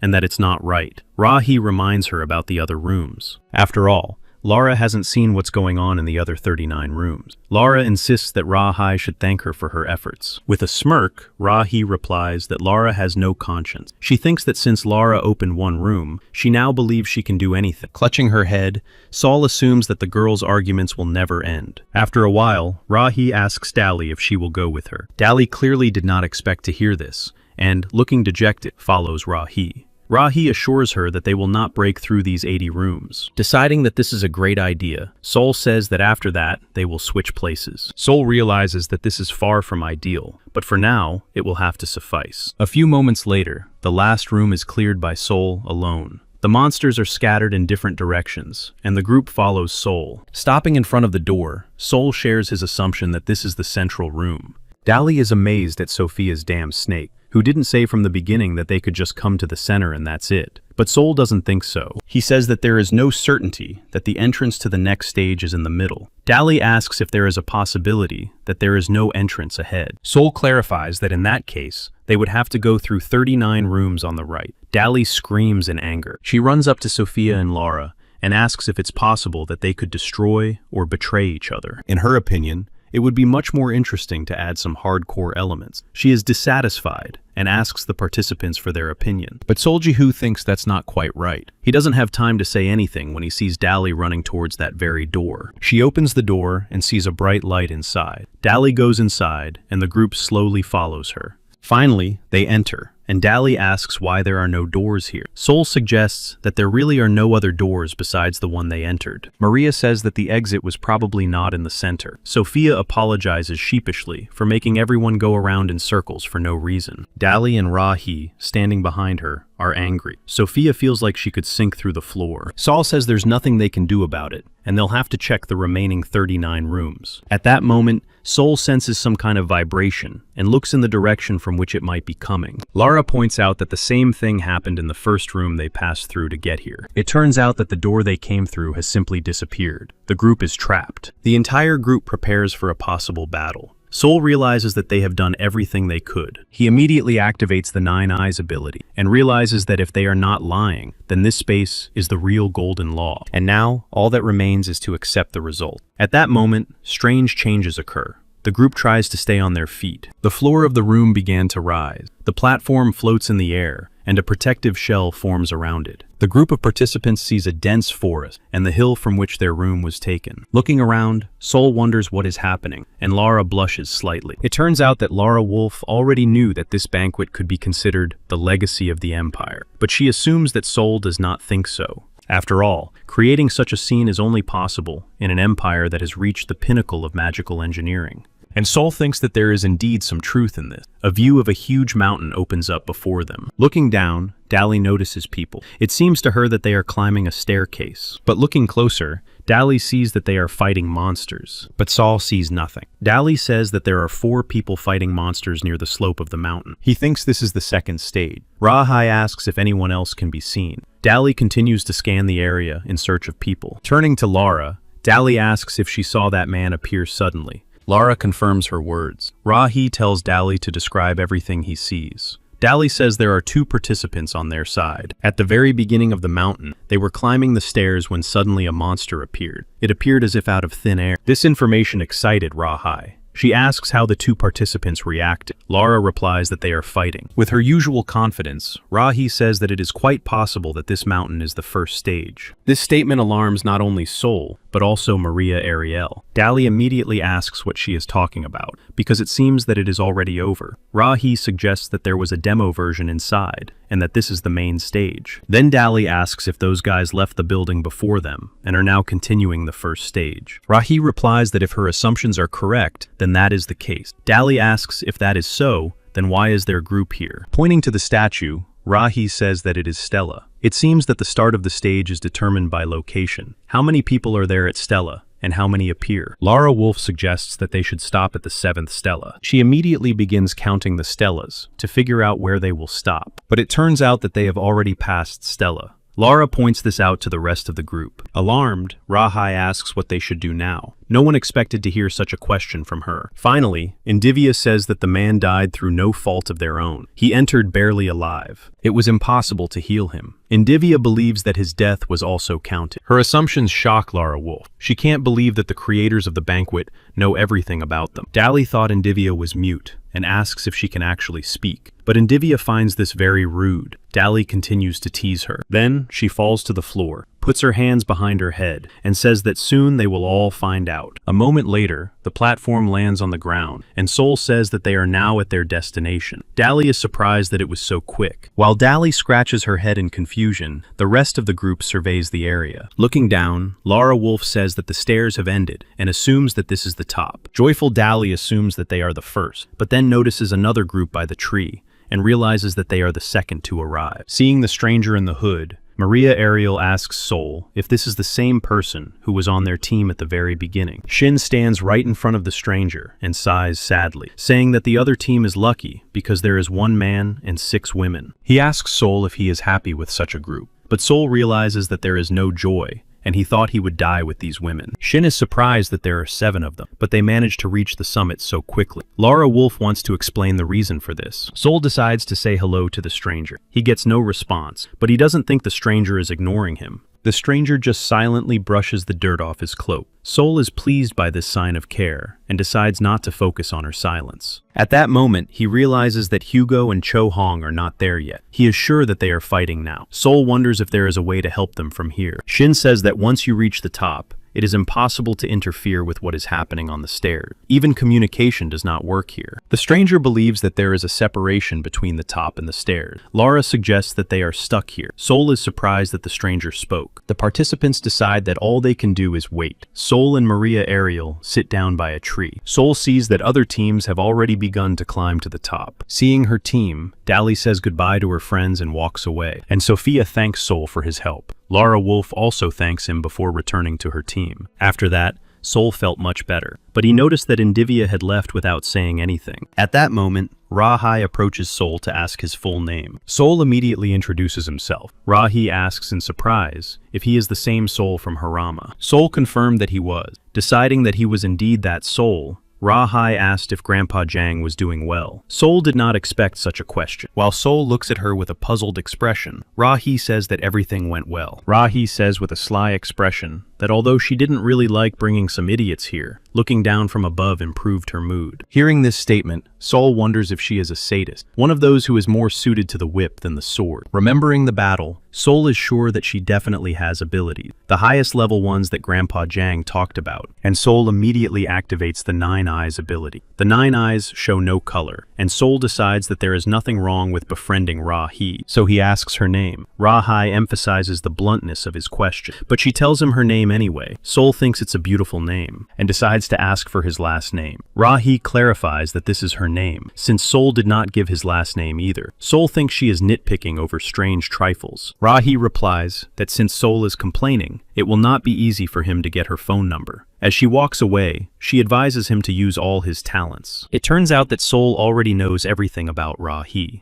but he decides not to tell her that. He watches her leave and thinks that this is not the last time he will see the colorless Miss Rahi. Finally, a group of participants, including Cho Hong, climbs to the top of the mountain. She exhales heavily. She thought she wouldn't make it out alive. Swinging her mace, Cho Hong says that the idiots in the group are useless. She had to control herself so as not to deal with them personally. But Sol doesn't believe that things are that bad. At that moment, they hear footsteps behind them, and Sol and Cho Hong turn around. It turns out to be Hugo. He has no face. Hugo says that 4 people came in with him, but 2 of them were dealt with. The injury he sustained in the laboratory is also taking its toll, After these words, Hugo collapses to the ground, exhausted. The guys are in shock. Sol quickly lifts him onto his shoulders and calls out to Maria, who is able to revive Hugo. The first stage. All the participants in Carpe Diem have passed. Ayase Kazuki notices Sol Jihu. Seeing Ayase, Sol asks when he arrived and what happened, because he has a strange expression on his face. Ayase says that he was finding out something here. He was unlucky with his team and had to work hard, and he arrived here an hour ago. Finally, Ayase Kazuki asks if Sol has seen Soon. Sol remembers Sakamoto and asks if he hasn't come out yet. Ayase says he's not here, and there are about 40 staircases. If there are 8 people per building, then a maximum of 320 people can participate. Only half have made it up. Sol assumes that in the first stage, about half did not pass or fell. Ayase Kazuki clarifies that there are still 4 teams left. He hopes that they are on the list of those who did not pass. While Sol and Ayase worry about Sakamoto, the other participants gather in front of the stairs. They are surprised that the participant climbed alone. After examining him, the participants say that June looks terrible, like some kind of demon. At that moment, the peaks standing in a circle above the area are illuminated by a bright light, and the participants immediately notice it. It turns out that it was a portal. This means that the first stage is over. The surviving participants passed through the portal and found themselves in a field with only a huge hourglass standing in it. There were holes dug near the hourglass. Meanwhile, Sol looks around anxiously, realizing that there are too many people here. He had just assumed that they had been scattered into different groups again, when he immediately saw his friends Hugo and Cho Hong. He was relieved that they had not been separated into groups, and that he and his team were together again. In his joy, Sol decided to scare Cho Hong. Sol jumps up and is about to shout when he hears someone's voice behind him. Sol doesn't have time to scare Cho Hoon. He also gets hit on the head by Maria. She demands that he stand still. Sol is shocked by her sudden appearance. Looking back, Maria shares her opinion that something strange is going on here. Sol looks in the same direction, trying to understand what Maria is talking about. Someone starts to get upset about the ridiculous conditions, and the participants hold their heads in excitement. In a moment, Sol also gets the same unpleasant feeling that makes him grab his head. It is a stream of information coming into his head. He is amazed that the information comes automatically. He wonders what sacrifices and unfulfilled dreams are mentioned in this flow of information. By that time, the hourglass is turned over, and the sand is rapidly falling. The participants watch this process in fear. Frowning, Sol assumes that this is the beginning. He has a feeling that someone is deliberately pushing them from behind to make them do something. It seems to him that the number of participants has decreased by 1/10. Sol realizes that this is a real game of attentiveness. Jenny addresses the participants and instructs everyone to go inside. After all, it was said that a minimum of 6 people could enter, but no maximum was specified. The participants look at her in confusion. Chimin wants to share his guess about what might happen if they all go inside together, and Hyojin asks why everyone should go in when 6 people can do it. He thinks it would be better if 6 people went to the victim's square, but Jenny asks how they are going to choose those 6. She reminds them that it would be fair to go there together, and then everything would become clear. While the participants remain silent, Jenny is the first to go to the pit, deciding to call the others. But at that moment, she hears several participants refuse behind her. Jenny frowns and turns toward them. She points to the huge hourglass and warns them that they need to hurry. Call asks why they should go in if there is no reason to do so. He clarifies that the 3 of them had planned from the beginning to only go to the second stage. They will return immediately after receiving their unfulfilled hope. Therefore, Jenny says to unite those who are interested, but Ra-hee doesn't like this decision. She claims that Kal is showing off his stupidity. Kal immediately responds to her statement. Ra-hee reminds him of the conditions. Upon entering the red portal, participants either go to paradise or to the 3rd stage. Sol hears their argument and begins to worry about Miss Ra-hee. Meanwhile, Ra-hee continues to argue and wonders what kind of idiot could have passed the first stage. This attitude makes Kal aggressive. He demands that she shut up, but Ra-hee is not willing to let it go and grabs Kal by the jaw. Lifting Kal with one hand, Ra-hee demands that he repeat his words, but he only makes sounds of helplessness. Seeing this, 2 of Kal's subordinates immediately rush to his aid. They order Ra-hee to take her hands off their boss, but in an instant, their swords are destroyed. It happens so quickly and unexpectedly that the subordinates freeze in bewilderment. Pointing his sword at Kal's subordinates, Ra-hee warns that their hands will be next. Ra-hee then turned his attention back to Kal, who was trying to push Ra-hee's hand away, with hands trembling with fear. Ra-hee says that if they wanted to show off, they should have done it quietly. After all, they are behaving too brazenly in the open, and it is infuriating. With her arm outstretched, Ra-hee leads Kal to the pit. She tells him that he should go in first and wait there obediently. With frightened eyes, Call turns his gaze to the pit and moans plaintively. Rahai, with a satisfied expression on her face, says that he barks well. Sol himself understands that no one intervened because they don't want to get it from Rahi. Sol also thinks that this situation was deliberately provoked. At that moment, a demand to stop the mockery is heard from somewhere behind them. The crowd immediately turns around to look at this brave soul. It was Evangeline Rose, whom everyone recognized. The participants know that she is a great pioneer with the highest rank. She tells Rahi to let Ka go, because her team will go first. She also clarifies that they are not going there for no reason. Evangeline clarifies that 12 people from their team will go in, and Ka's team should go to the Square of Unfulfilled Hopes. Rahai asks what will happen if they reach the third stage. Evan explains that 10 people can enter it, but the order of entry is not specified. Moreover, there aren't even 6 people, and she thinks that 2 or 4 can be overlooked. After all, they volunteered themselves. With a grunt, Rahi realizes that there are now 2 more warriors. Without thinking twice, Rahi turns to Kal and points out that this is called being arrogant. With these words, Rahi pushes Kal aside. He falls to the ground with a tumble. Sol realizes that now is the right time. Such deals are only possible at the beginning, when there is still little information. Evan asks who wants to join them. After that, 10 more people join them on the same terms. As a result, one squad under the command of Evangeline Rose went to the victim's square. A few seconds passed, but no one else followed them. The doors slammed shut. Perhaps the system decided that the entrance was complete. Following this, the Square of Unfulfilled Hopes opened, and the promised number of participants disappeared under the watchful eyes. Sol hoped that nothing would happen to the 20 participants in the presence of high-level warriors, and also with the Golden Law. The remaining people waited. After a while, the gates opened, and Alexander noticed it. He began to point it out to the others. The gates opened, and someone's body was thrown out. It was divided into 2 parts. Coming closer, Sol saw the face of Evangeline Rose, and it was very disturbing. The other participants heard sounds behind them. It turned out that the clock had started a new countdown. The second stage began with the worst-case scenario. Following Evan's body, the pit threw out the rest of the participants. Everyone was shocked by their execution, because the players were high-ranking. Seeing Ayase Kazuki sitting above Evangeline's head, Sol decides to ask what happened. Ayase is sure that this is the work of the Devourer. The Devourer is a pretty strong undead monster. It's especially obsessed with living flesh. Looking at the mutilated bodies, Ayase can't think of any other option. He realizes that with such a monster, the 6-person limit is a real trap. While Ayase and Sol are dealing with the supposed monster, Rahi comes closer and says that it could be a lich. Ayase Kazuki says that lich also hunts for living flesh, but the probability is low. After thinking for a moment, Rahi says that his words do make sense. At that moment, a loud cry is heard from behind, and the participants immediately turn their attention to it. It is Dali, who has cleaned up the warrior's body. She says that he must be of the highest rank, because she could not even dream of such weapons, and the equipment caught her eye. Rahi asks Ayase if the Devourer will reappear. Ayase confirms this, but clarifies that a monster of a similar level may appear. Rahi then asks if Ayase Kazuki will go inside, where the warriors' bodies were thrown out. Ayase replies that they should all go. Rahi is more than satisfied with this answer, so she tells them to get ready. Sol and Ayase watch her leave. After waiting for her to walk away, Ayase decides to warn Sol. He says that when the participants go to the sacrifice square,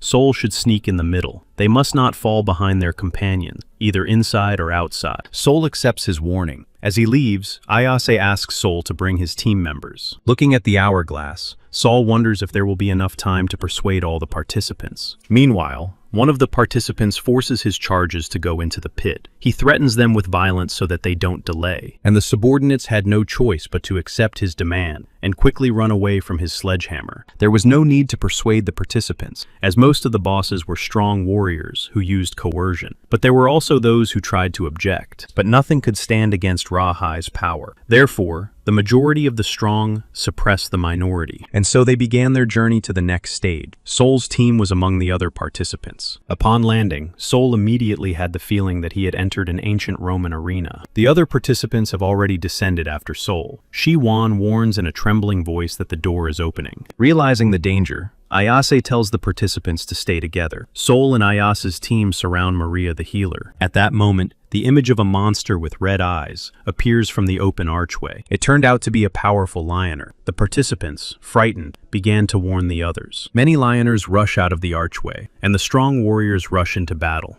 The fight is devastating. Seeing the powerful lioner striking the warrior's shield, Sechong immediately began calling for reinforcements. His call was heard by Hao Wan's team. They understood that they had to act immediately. The lioners continued to surround the participants, who were certain of their defeat. The participants hoped for help from high-ranking warriors. Sol realizes that this is complete chaos. After all, they didn't have a specific plan to begin with, so panic ensues. Asie Kazuki warns Sol not to relax because their main enemy is approaching. The incredibly large lioner attacks Hugo and Cho Hong. His power is so great that his blow is followed by a fiery explosion. Ayase Kazuki comes to the rescue. He deftly fires several sharp arrows that rush towards the enemy. Taking the blow, several lioners immediately recoil. Ayase is able to withstand the powerful blows of the lioners. Taking advantage of the moment, Sol Jihu approaches and delivers a powerful blow to the enemy. Blood spills from their bodies. At that moment, one of the main lioners decides to attack Sol from behind. When Sol sees the enemy, his body is already protected by Luceria. It turned out that Maria Ariel had arrived in time and saved her comrade from the impending danger. Realizing the scale of the incident, the stranger activates her ability, and an energy flow rapidly rises upward, following her hands. It turned out to be a mass curse that suspended all the lioners present. They had to act immediately, and the entire Sol team immediately set to work. After a while, everything stopped. The participants realized that the condition for the first battle was to stop the hourglass. 130 people were alive. Returning, the participants began to discuss what had happened. They realized that they had been very confused at first, which is why they lost 12 people. Meanwhile, Sol Jihu decides to talk to Ayase Kazuki. Sol feels relieved because their team remained unharmed. Looking at Ayase Kazuki, Sol became alarmed. He asked what had happened. Ayase shares his concern that there are always a couple of selfish people. Meanwhile, one of the participants counts the survivors. After finishing the count,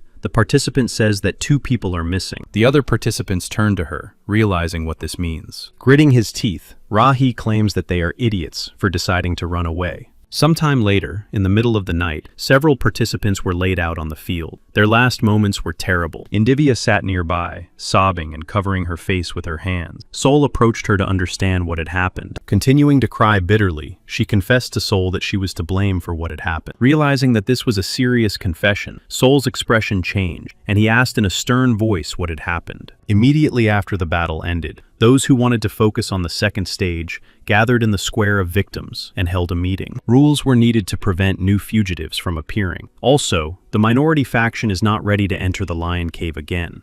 Hao Wan says that since the fugitives have appeared, the best way would be for everyone to go in together. Besides, the battle wasn't that difficult. Alexei intervenes and questions Hao Wan. He claims that during the battle, he pretended not to know him. Hao Wan explains that his friends from the group were nearby, so he couldn't pay attention to everyone. Gaon claims that they don't have such a strong rear guard. His comrades support him, clarifying that most of them fight for themselves. Rahi intervenes, saying she is disgusted by this whining. She asks the protesters who is to blame for coming here when they can't even take care of themselves. Clenching his fists, Gaon explains that this is exactly why he wants to go back. Rahi is ready to listen to his suggestions. She repeats once again that no one can go back. Sighing loudly, Gaon is ready to offer his own suggestion, since the participants are worried about the number of places in the third stage. Therefore, he suggests not going to the square of victims, but going to the square of unfulfilled hopes last. Rahi smirks because his group is going to sit idly by while the others are slaving away here. There is also the possibility of sneaking into the square. Gaon agrees to be the supervisor. Rahi explains that it will take 20 people to keep an eye on everyone, but they already have every person they can spare. But this is not a problem for Gaon, so he asks Rahi with irritation in his voice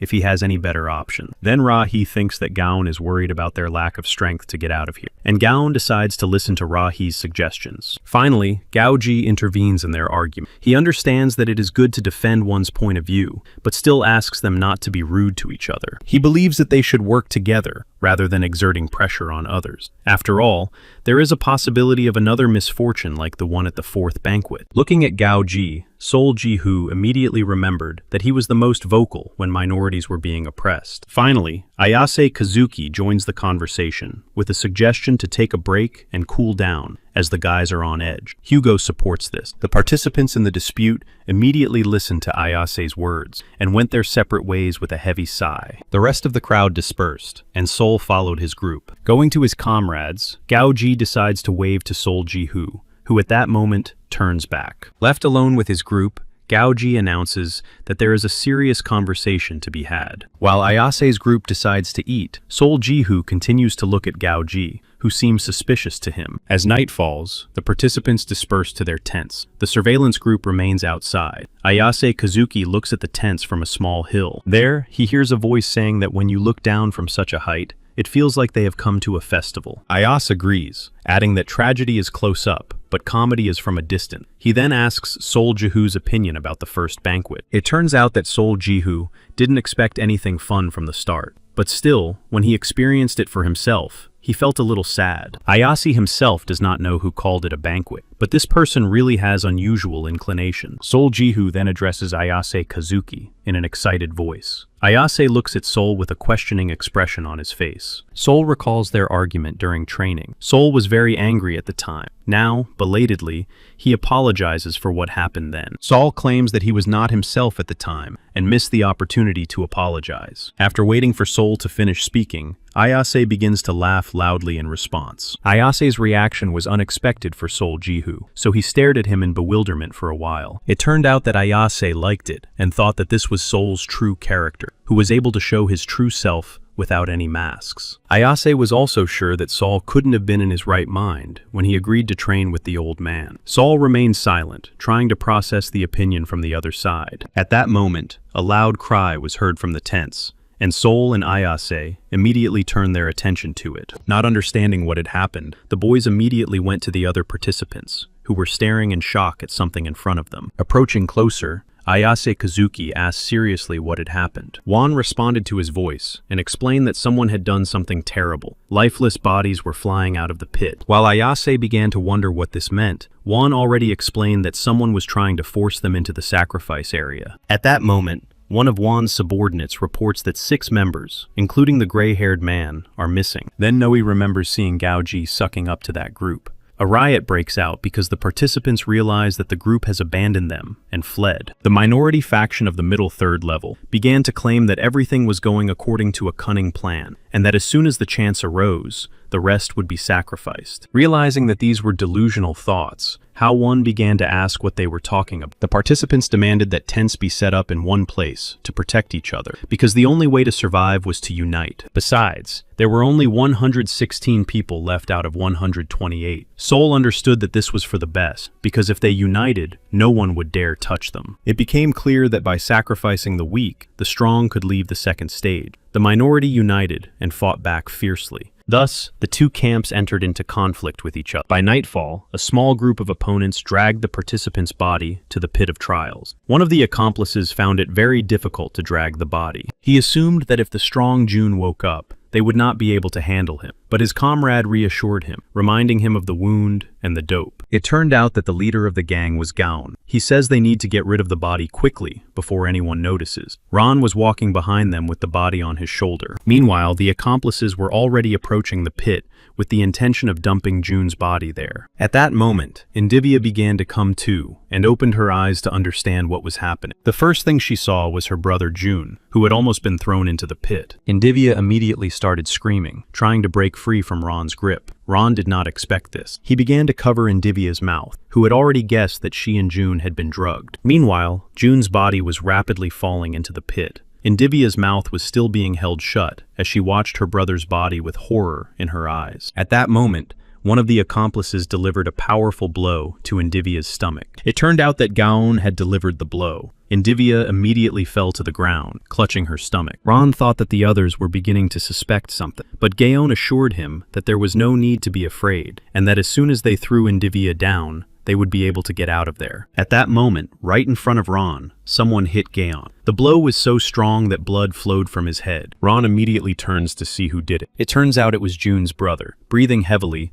June climbs out of the pit and now stands in front of Ron, holding a sharp sickle with a tip on a rope. Trying to recover, Indivia lay with her eyes closed and called out to her brother. Realizing what was happening, June bared his teeth. He looked at his opponents, his eyes burning with a thirst for revenge. Frightened, Ron's accomplices flee to avoid punishment. Remaining standing, June swung the sickle, and the rope with the metal tip instantly caught up with the enemies, striking each one who tried to escape. Having finished with his opponents, June immediately crouched down, continuing to breathe heavily. Behind him, another group of participants gathered. Among them was Sol Jihu. Looking at the lifeless bodies, Sol wonders what happened. He assumes that the participants fought among themselves. Meanwhile, June claims that all participants are the same, and it doesn't matter whether they have power or not. At that moment, Sol hears crying and immediately notices Indivia. He recognizes Indivia by her headband. She continues to cry bitterly, her face buried in her knees. Sol immediately runs to Indivia to find out what happened and why she is crying. Without looking up,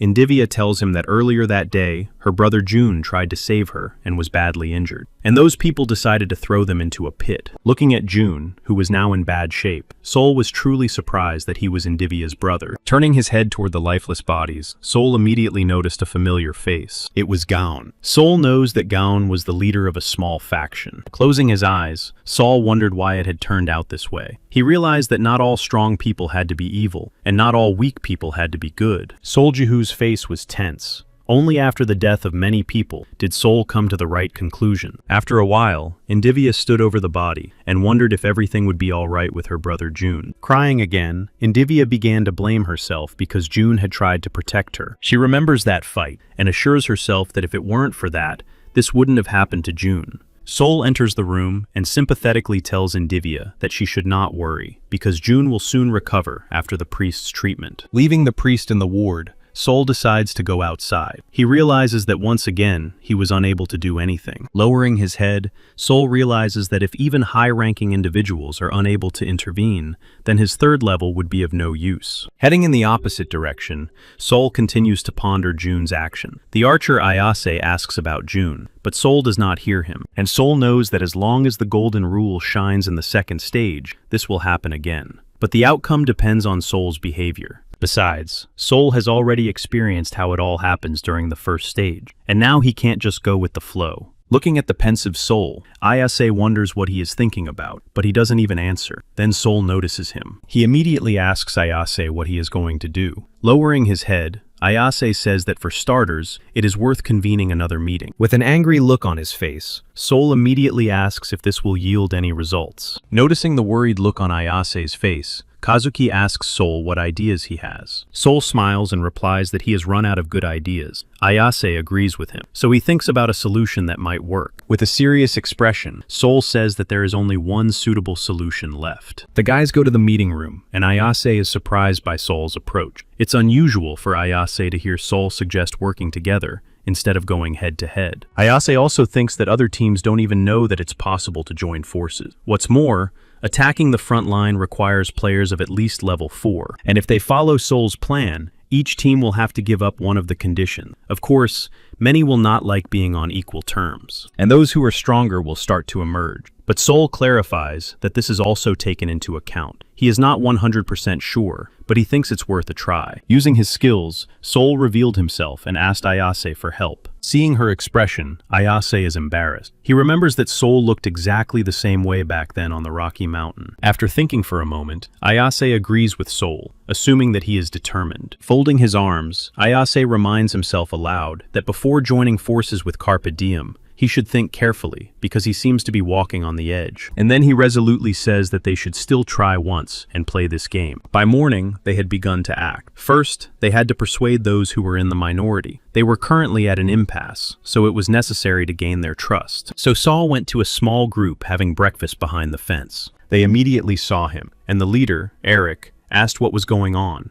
and what he wanted. Hearing his question, Sol realized that he was not welcome here. This was exactly what he had expected. At that moment, Lara Wolf appeared to Sol's right. She did not expect to see Sol, so she immediately addressed him as Prince. Embarrassed, Sol gave his name and clarified that he should not be called Prince. Lara immediately apologized for blurting it out without thinking. Sol did not know that Lara would be at this camp, and not with her companions. It turned out that Lara had not found her companions in the second stage. Sol felt ashamed for asking such a question, so he apologized for his excessive curiosity. But Lara was not upset and assumed that they simply did not pass the first stage. Therefore, she decided to find out how Sol ended up here. With confidence in his voice, Sol replied that he had come to offer something. This answer was very unexpected for Lara. Shrugging her shoulders, Lara looked away and replied that she would come to Sol's camp to talk. But Sol clarifies that he will tell everyone here at once. He clears his throat to speak louder. Without crossing the fence,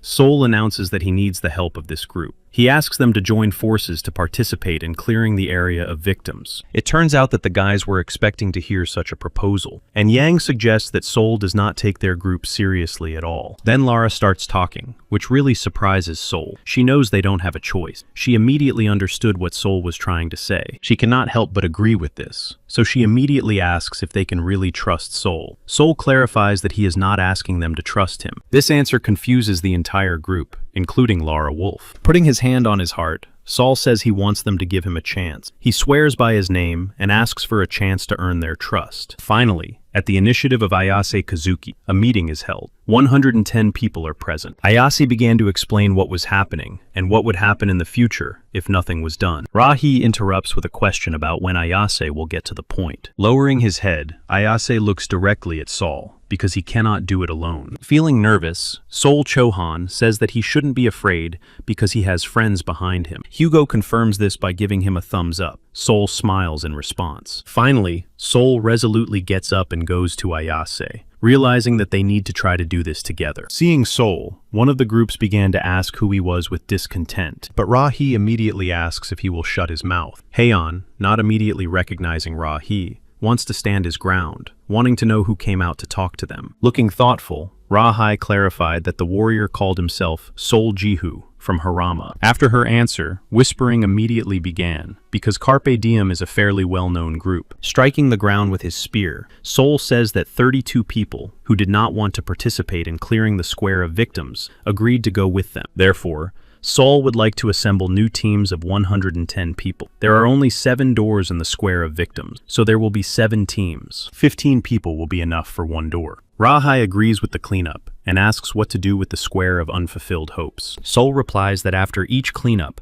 they will send 6 people there. After all, the more they clean up, the fewer participants there will be. Therefore, they need to find a way to replenish their forces, and for that, they need to get to the square of unfulfilled hopes. Rahi then asks how this relates to their forces. Sol clarifies that they will need to obtain a reward there in return. After all, if at least some of them can obtain good weapons, potions, and spellbooks, then they will be able to replenish their forces. Rahi asks where the guarantee is that those participants will be able to return. Sol decides that the team leaders will choose these 6 people, but Rahi reminds him that it will be impossible to select people from 7 teams. Sol clarifies that the selection should be based on a specific principle rather than on teams. 4 from the majority camp and 2 from the minority camp, and no one is connected to each other. The 4 will be able to keep each other in check, and if anyone changes their mind, they will still return because their team is stuck in the second stage. The 2 will make sure they don't do anything wrong. Then a voice behind him says that everyone is listening to Sol and can't find the words. Sol immediately turns around. It turns out to be Dali. Crossing her arms over her chest, she sighs and asks if Sol is really doing everything his own way. Looking around, Dali can't understand why the participants suddenly changed their minds. After all, they didn't agree to anything, but now they have yielded to Prince Sol. Looking at Lara Wolf with a sly smile, Dali points out that the participants are not bedbugs. This comparison infuriates Lara. Dali clarifies that Sol wants the teams to take on 5 people each,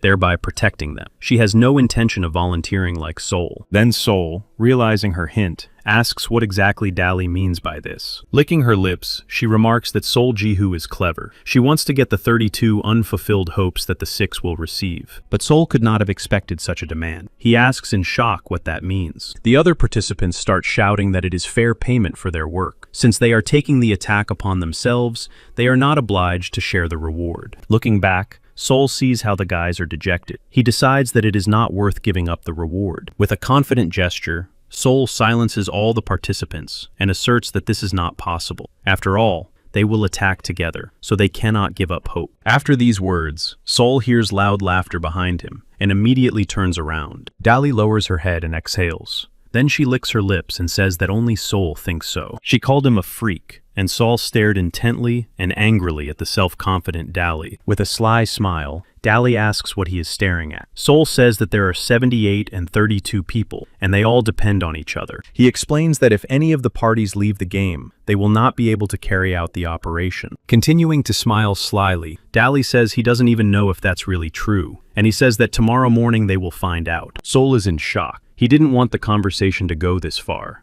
Realizing where this could lead, Indivia looks at Sol Jihu with concern. Sol Jihu is stunned by what is happening. After all, if a person understands why everyone has been summoned, he shouldn't say such things, even as a joke, especially in front of a minority group that he had struggled to assemble. He can't believe that Dali really thinks that way. Or maybe she knows everything but is saying it on purpose. She stands there giggling, sensing the excitement and shock of those around her. And Sol immediately remembered her words in the hallway about adding hardcore, because it would be much more interesting that way. While Sol was remembering the past, Dali, not seeing his reaction, decided to ask if he had already wet his pants. And Sol remembers Kim's words that even if he does nothing, there will be those who are dissatisfied with him. Celebrities always have detractors, and those who want to use them for their own selfish purposes. But despite this, Sol believed that it was worth trying at least once to lead the participants. After all, when you take away 2, you don't have to give back the same amount. Besides, there are people like Indivia who respond gratefully to help. But there are also those like Gaon who use their power. And there are those like Rahi who understand the words of others. And there are those who do not even try to listen. And if everything in the world could be exchanged in equal amounts, it would be painted gold. His thoughts are interrupted by Dali's voice. She looks at Sol and assumes that the prince is very angry. She wonders what he will do now. Finally, Dali reaches out her hand, saying that she got carried away and that Sol shouldn't be angry with her. She offers a conciliatory handshake. Sol has no desire to play the role of the angel of justice. He did not intend to be strong before the strong and weak before the weak. Dali says that if Sol makes a decision by tomorrow morning, he can do as he pleases. She is unhappy that Sol is ignoring her. Without waiting for an answer, Dali walks away, saying that she is bored because he has no emotions. Sol has made his choice. If the world is not the golden rule, then he himself will become the golden rule. Now his chaotic consciousness is changing to the golden rule. The golden rule says to treat others as they treat you. Sol decides to do everything according to the golden rule, so he tells Dali to sit down. Turning around, Dali asks Sol in bewilderment what he said. Sol firmly replies that he is not finished yet and that she should sit down. Enjoying herself, Dali asks if Sol is poking her. She asks what's with his gaze and if he might hit her, but Sol replies that he won't repeat himself a third time, so she should sit down. Such seriousness upsets Dali, and the smile disappears from her face. She frowns and says she wanted to close her eyes, but that jerk Sol seems to have completely lost his mind. She asks who he is to tell her what to do. Sol responds to such rudeness with a powerful punch to her face. Dali immediately falls to the ground. Her companions grab their swords, realizing that Sol must answer for his actions. But Cho Hong, Hugo Wan, and Ayase make it clear with a single glance that the same fate awaits them if they interfere. Realizing the danger of the situation, the group is forced to stop. Dali gets up, spits out her saliva, and says that their prince has found himself many friends, and finally, he has shown his true colors. She says she will bark as she pleases, because there is nothing complicated about it. Then she starts moving her buttocks from side to side, asking if she is wagging her tail correctly. Dali says that people like her, who are in the minority, must be prepared to do such things in order to survive. She asks if she needs to bark for real. Sol agrees. Dali didn't expect this answer, so her expression immediately changes. Sweat runs down her forehead, and her pupils narrow as Dali asks a question. Sol says she should bark, and since she's decided to do it, she should bark properly. Besides, in this position, she can lift her leg and pee. But Dali didn't know that Sol was capable of such a thing, so she is puzzled. And Sol reminds her that she herself began to behave like a dog. In a rage, Dali insists that Sol is greatly mistaken, because they are not afraid of Sol, but of those behind him, Carpe Diem Triad and Umitsubame. But Sol does not respond, only smiling back at her. She is surprised that Sol is smiling, and says that he can laugh as much as he wants. But when he returns to paradise, the situation may change dramatically. Crossing his arms over his chest, Sol shows complete confidence in his action, and clarifies that he can handle her on his own. Then Dali adjusts her sleeves, showing her readiness for battle, and says that Sol does have pride after all. She decides that Sol is already hooked. Jumping from foot to foot, Dali clenches her fists, while Sol stands still, holding her sword in front of her. Striking the air, Dali suggests that Sol fight her once without commands. Then Sol, looking at Dali with a completely indifferent expression, throws his spear to the ground. Warming up his hands, Sol stands in a fighting stance, waiting for Dali to attack him. Rushing towards Sol, Dali is surprised that Sol knows so many moves. As soon as she gets close, she immediately receives such a strong blow to the face that her head is thrown back. Without waiting, Sol swings to deliver another blow. His earrings glow bright blue, and his face looks terrifying. And Sol delivers another merciless blow. Dali cannot resist and falls backward. Her eye immediately swelled up, and her nose turned red from the blow. She frowns and asks Sol to wait, but Sol ignores her and activates the rings. Dali wonders how she can lose to a warrior of the same level. Deciding that this simply cannot be, Dali grabs her sword. Meanwhile, Sol Jihu instantly moves through space. Appearing nearby, Sol immediately kicks Dali's arm, and her sword flies away. Striking her in the face, Sol reminds her that if 32 people become victims, then 30 of the 78 will be out of the game. Sol continues to strike, informing her that the remaining 48 will then have to fight. Recalling her words about the morning, Sol asks what nonsense she is talking about, and delivers another crushing blow to Dali's face. She is unable to stay on her feet, so her body flies several meters away from Sol. There is not a single clean spot left on Dali's face. She continues to lie there, groaning in intense pain, causing her whole body to shake. Sol approaches her and tells her to get up. When she cannot find the strength to do so, Sol lifts her up by her hair. Dali starts screaming in pain and admits she was wrong, so she apologizes and promises to do as he says. Sol's eyes burn with a green light. He says he didn't suggest that Dali fight alone until she lost her pulse. It's all for the sake of everyone, and she should have listened. With a trembling voice, Dali just asks Sol to spare her, and Sol pushes her away. Looking at the exhausted Dali, Sol notices that the yellow light has changed to colorless. For the first time, the color of danger has changed, and Sol guesses what is going on. Exhaling, Sol addresses everyone present. He says there is one more condition. Sol says that the team will consist of Audrey Baslio and 32 guys. Hugo puts his hand on Audrey's shoulder, and Audrey breaks out in a cold sweat from fear. Turning to Cho Hong, Sol glances at Dali, and Cho Hong understands what this means. Putting his mace on Cho Hong's shoulder, Cho Hong agrees with Sol, saying that he can wait until the end of the banquet. Dali's gaze seems furious to her. Coming closer,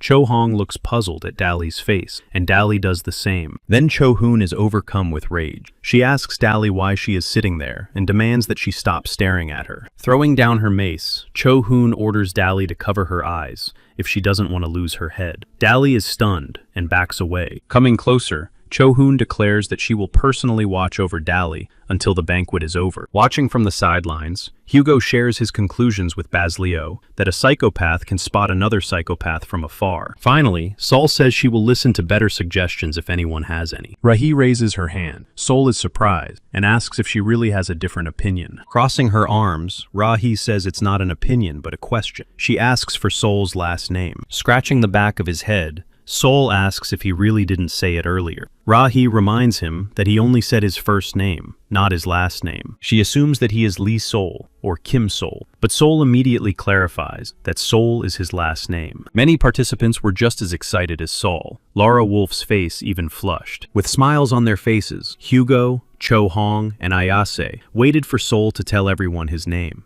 And to everyone present, Sol confessed that his name was Jihu. Finally, the 78 people from the majority faction divided into 7 teams. These were the strongest participants. 32 people from the minority were divided into teams of 5 or 6. The leaders chose 6 people to go to the Square of Unfulfilled Hopes. Hugo was chosen from the general team. He is lucky when it comes to choices. It was also decided that Ra Hai would go there as the leader. After a while, everything was ready. The clearing of the Square of Victims should result in minimal casualty, and those who go to the Square of Unfulfilled Hopes will return from there safe and sound. Sol understands that otherwise, due to a lack of people, they will not be able to clear the second stage. If this happens, it is unknown when the clock will be activated. If the players do not activate the Victim's Square before the last grain of sand falls in the hourglass, huge monsters will appear on the field. It will be complete annihilation. Sol exhales heavily, realizing that the die is cast. All that remains is to believe. The leaders rally their teams and warn them that they must hurry before the monsters appear. The archers' team prepares to shoot as soon as the door opens. Approaching the team, Sol says that this is different from the first attack. Everyone strictly follows the order. Ayase clarifies that everything works thanks to the rule. This is the result of Sol's work. Ayase admits that he didn't believe in Sol, so he apologizes for underestimating. Sol clarifies that there are no results. Cho-hong approaches Sol and asks if he is worried. With uncertainty in his voice, Sol denies her assumptions. Cho-hong says that there is no need to worry, because she will destroy them all. Then it is reported that the door is opening, and the guys become alert. Ayase Kazuki orders the archers to start shooting at the monsters coming out. The archers immediately begin shooting. However, this turns out to be faster than the door opening. Ayase realizes that he wanted to strike first, but nothing came of it. Finally, the door opens, and the first thing they see is a huge green foot. Ayase Kazuki stared intently. He did not expect it to be an orc. The monster was very large and tall. Its expression was sullen, and an earring stuck out of its nose. All the participants tensed up. Ayase insists that this cannot be true, because he heard that the orcs disappeared 10 years ago due to parasites. But that didn't change the fact that the orc army was already advancing directly on the participants. Among them was the orc champion. He differed from the others not only in his attributes, but also in his skin color. There was also an orc spellcaster.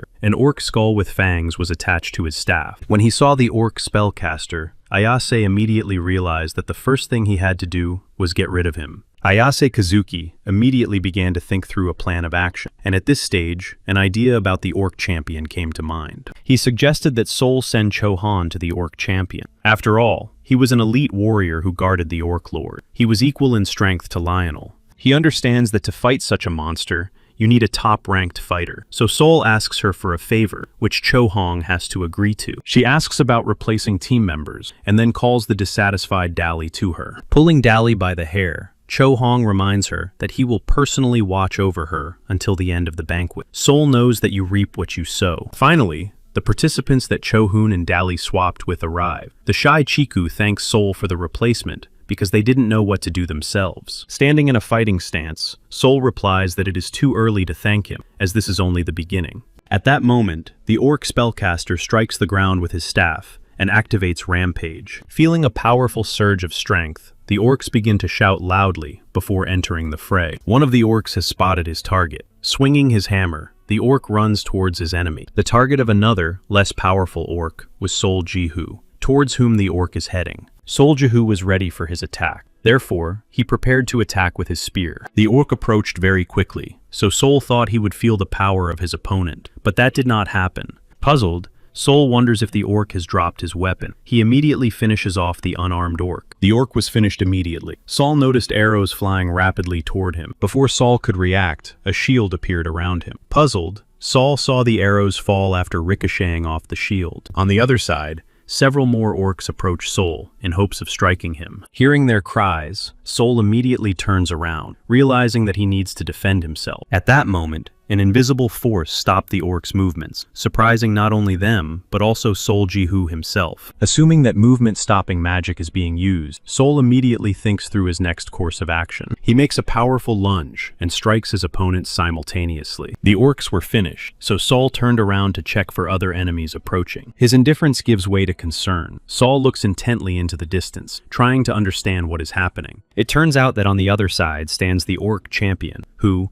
with a sly smile on his face, points his axe at Sol, hinting at their battle. Looking at the orc champion, Sol realizes that he looks very powerful. A dark energy hovers around the orc. As he continues to look at the champion, Sol realizes that just looking at him makes his whole body shrink. In an instant, Sol is frightened because the orc champion seems to have disappeared from his place. In an instant, the orc champion is already next to Sol Jihu. Sol is amazed at such speed, and the champion, hoping to finish off Sol, delivers a blow of incredible force. Only stone debris remains where Sol was standing. It turns out that Sol managed to react and jump back, but the blow was so strong that he couldn't stay on his feet. Falling backward, Sol concludes that the champion is not only fast, but also a strong opponent. Seeing that Sol was still alive, the orc champion became even angrier. He threw his axe straight at Sol's head. Trying to defend himself, Sol put his hand with the bracelet in front of him, which immediately activated. Streams of energy shoot toward the axe, throwing it upward. Hoping to buy some time, Sol immediately got up. His spear activated, glowing with bright colors. As soon as Sol gets to his feet, the orc champion approaches, swinging his huge axes, wanting to finish him off. He delivers a powerful blow that even the floor and walls cannot withstand. But Soul tries with all his might to resist the onslaught. He trembles from the strain, and blood flows from his mouth. His spear stands firm against the champion's axe. At that moment, something approaches Soul. Soul and the orc champion stop. Right in front of Soul Jihu, a shield appears. The champion tries to break through it, but nothing works. It turns out that the stranger has come to Soul Jihu's aid. She activates a spell that helps Soul survive the blow. Realizing what has happened, the orc glances at the stranger and growls in indignation. Taking advantage of the opportunity, Soul jumps back and prepares for battle. At the same time, he doubts that he made the right choice by sending Cho Hong to the orc. In addition, he does not see Mr. Ayase, which increases his anxiety. Meanwhile, the orc deftly spins the weapon in his hands and approaches Soul. Soul wonders how he is supposed to fight such a monster alone. Spinning his axes, the orc immediately throws them at Soul Jihu, hoping to finish him off. Looking at the axes, Soul's body begins to tremble, and his eyes fill with fear. Trying to dodge, Soul does not even immediately realize that the protective shell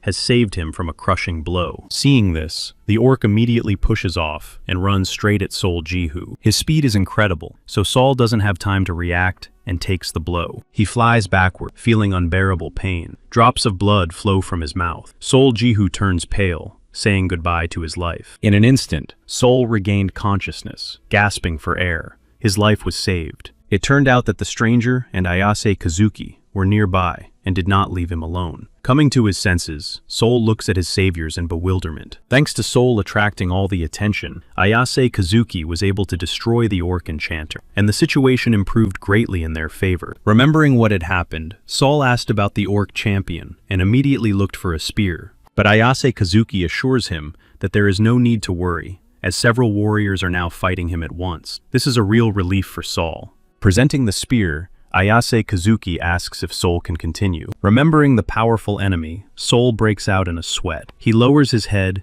and wonders if Ayase is suggesting that he fight the orc again. Putting her hand on her heart, the stranger silently sympathizes with the injured Soul Jihu. Ayase clarifies that if Soul is having a hard time, he can drop out of the game. After all, he has every right to do so. Holding out his spear, Ayase Kazuki hears his name again from Soul and raises his head, preparing to hear his decision. With trembling fingers, Soul reaches for the handle of his spear and mentally reminds himself that he himself dragged 110 people into this business. Then, with firm conviction, he takes the spear and clarifies that he will not be able to fight the orc for long, so he must finish him off with one blow. Soul realizes that he must thank these people for their trust in him. Ayase Kazuki silently nods in response, understanding the strength and wisdom of Soul Jihu. Looking at the powerful enemy, Ayase asks if Soul is really suggesting that they use their best technique and win immediately. Confirming this version, Soul Jihu asks if Ayase Kazuki can arrange a convenient moment for the decisive blow. Preparing to shoot,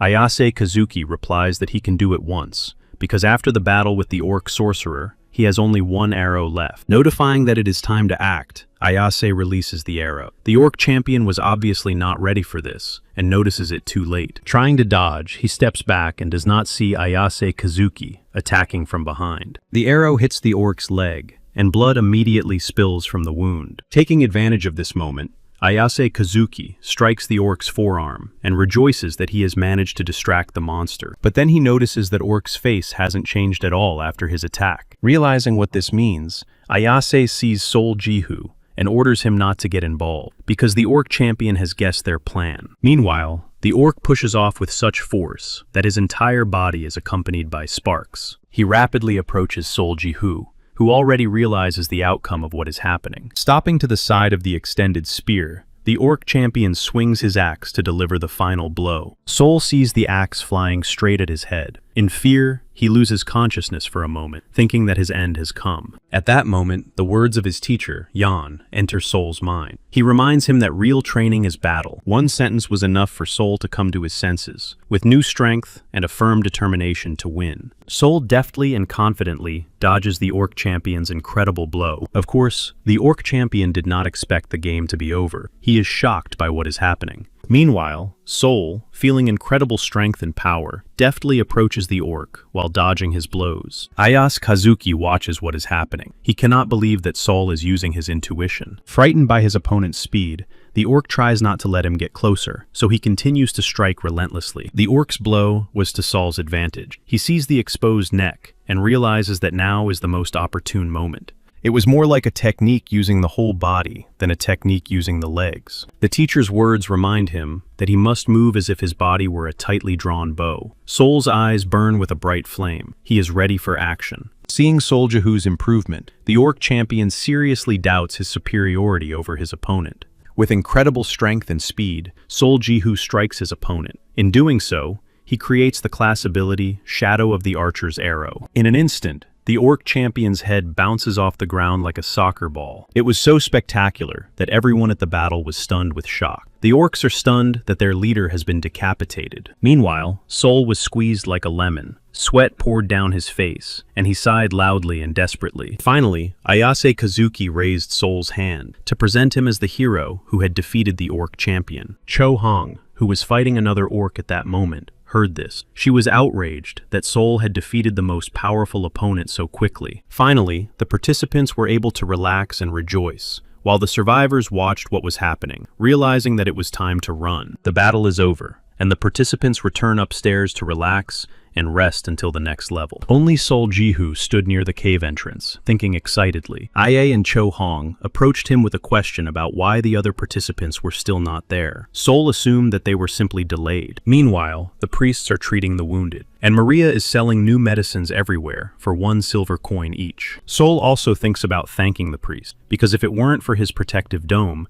they would not have survived. Cho Hong asks about her health. Sol's cheeks turn red. With a smile on her face, Sol says that the stranger, the priest, healed him during the fight, so now everything is fine. Cho Hoon is mentally furious that Sol only talks about this stranger. At that moment, a participant informs those present that the latecomers have arrived. Among the arrivals are Ra He and Hugo. All the participants look very downcast. Ayase Kazuki and Cho Hong ask Hugo what happened, since he is usually a cheerful person. Sol pays attention to Ra He. Ra He is holding an object covered with a veil. Sol Jihu assumes that it is their reward. Hugo says that the corridor leading to the rewards is quite long, and there are many rooms. Finding their room is also difficult, and there are 6 participants. That's where Hugo almost died. He explains that it was especially difficult to survive because of Ra He, but Ra He immediately asks what was so difficult for Hugo. Sol intervenes and asks what reward they got. Hugo lowers his head and says it's better not to know, and he's sad. This makes the guys even more curious. Cho Hoon asks to see the reward. When she sees the reward, Cho Hoon starts laughing loudly, saying that it could replace Hugo's toothpick. Sol begins to guess what is going on. Meanwhile, Ra He decided to leave, but Sol kept calling her back. Finally, Ra He couldn't stand his persistent shouting and stopped. She was annoyed by his excessive attention, so she asked what was wrong. Slightly embarrassed, Sol asked permission to see what reward she had received. Ra He opened her reward. It was an elegant axe with a 2-headed monster in the middle. Guessing what was going on, Sol asks Ra He if she wants to swap items with Hugo, but Ra He doesn't immediately understand the reason for the offer. She asks him to repeat his proposal in confusion. Meanwhile, Hugo holds a neat blade with powerful energy inside. A moment later,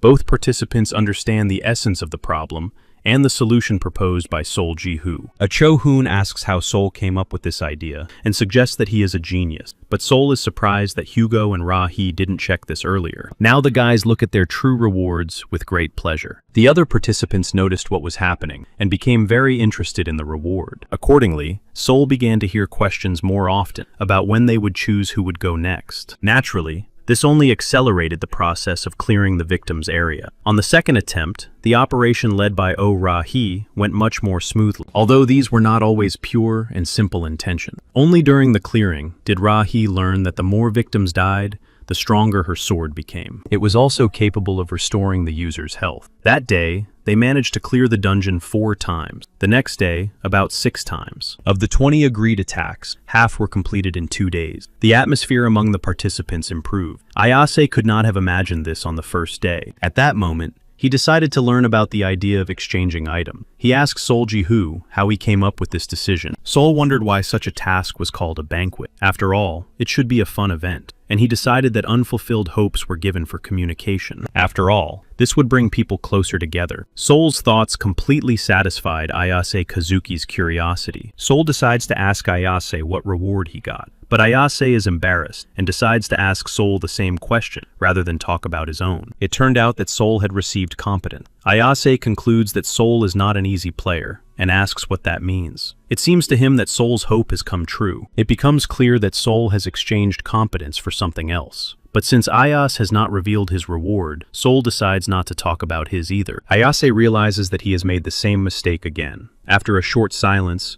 Ayase says that the second stage will end tomorrow. Raising his head, Soul Jihu confirms Ayase Kazuki's words with pleasant enthusiasm. The next day, the battle was no easier than the previous one. But the Leons were defeated by the archers. The remaining 4 clearings ended quickly, despite the fact that the enemies were once again powerful orcs. After some time, the second stage came to an end. Soul Jihu is exhausted from the battle. The clock notified them of the activation of the Square of Unfulfilled Dreams. Mr. Ayase ordered everyone to gather their belongings. The meeting place would be the portal to the Square of Unfulfilled Dreams. Anticipating the end, Soul's team accepted Ayase Kazuki's instructions. Soon, the participants stood at the portal, and Ayase explained the plan. Through the portal, they could either enter the third stage or return to where they were before the banquet began. Whether the participants would be able to reach the next stage depended entirely on luck. Those who could not reach the third stage would wait for the others outside. Mr. Ayase Kazuki was the first to enter the portal. Soul Jihu watched him go and wished him luck. Finally, he emerges onto the surface. It was an oasis. This was the third time Ayase had been thrown back into paradise. On the shore, he was greeted warmly by 4th-level striker Sakamoto Tsune. But Ayase Kazuki did not expect to see him here. Everyone thought that Tsun had died. Once on land, Ayase asked how Tsun had survived. It turned out that Tsun had safely passed the first stage and was already waiting for the others in paradise. At that moment, Ayase heard a cough behind him. This time, Tsune was surprised by the visitor. It turned out that Cho Hong Hugo and Priest Maria had also failed the stage. Upon meeting the group, Sakamoto Tsune states that Carpe Diem's team has done an excellent job. Hugo is pleasantly surprised that Sakamoto Tsune is still alive. Realizing that there are too few people, Cho Hong starts asking about Soul Jihu. Sakamoto confirms that Soul and the strangers are not there yet. Realizing what this means, Ayase Kazuki thinks about it, lowering his head. Meanwhile, Soul Jihu examines the room he found instead of Oasis. The ocean is visible outside the window. Soul assumes that this is a ship's cabin. At that moment, Soul remembered the report about the banquet. Then it became clear that he was inside a huge ship that was signaling the start of the banquet. This was the third stage. Soul realizes that he has managed to move on to the third stage on his first attempt, but he doesn't see anything special in this cabin. Heading for the door, Soul decides to go outside and look for information about the attack. At that moment, some letters appear on the door, leaving behind a light smoke. Soul Jihu stops, wondering what is happening. Looking at the inscription that appears, Soul assumes that synchronization is taking place. Finally, Soul sees 2 letters. He tries to figure out what they might mean, but at that moment, the letters flash and blind Soul. After some time, Soul Jihu was standing in the middle of the room again. His body was trembling, and he seemed to have just regained consciousness. In a slight daze, Soul moves forward without realizing it. He stops again in front of the door. His body shakes, and Soul raises his head. Coming to his senses, Soul looked around. He doesn't understand what happened because he was just in the cabin. He has no choice but to open the only door in the room. A large hall opens up before him, with a table covered with food in the middle. There are several rooms in this hall. As soon as Saul enters the room, new information begins to appear in his head. This was extremely unpleasant. Saul couldn't believe that this was really the condition for victory. Immediately, some people began to enter the hall. Saul quieted down so they wouldn't hear him. 3 people entered the hall, one of whom was the leader. He immediately realized that this was now a panic room. Trying to make out his face, Soul tries to understand who this man is. It was Chelsea's team. He reminds them that, contrary to Phil's assumption, it is not possible to escape from the third stage. It turned out that Oh-Ra-Hee and Indivi's brother June had also made it to the third stage. 3 more people entered from the other door, including Dali. She immediately noticed Soul Jiho. Meanwhile, Soul Jihu notices the priestess stranger. She also looks at him. Looking at the table, Chelsea invites everyone to sit down. as a table has been set for them. Therefore, out of politeness, they should at least try it. The new arrivals follow Chelsea's suggestion and begin to eat. Raising her glass, Chelsea offers a toast and immediately turns to Ra-hee. Everyone was very bored waiting for her to come out of the cabin. Ra-hee replies that because of someone, the barrier's resistance has increased. Therefore, she had to try hard to get out. Wiping wine from her lips, Chelsea replied that it was somehow awkward. She asked how the second stage had ended.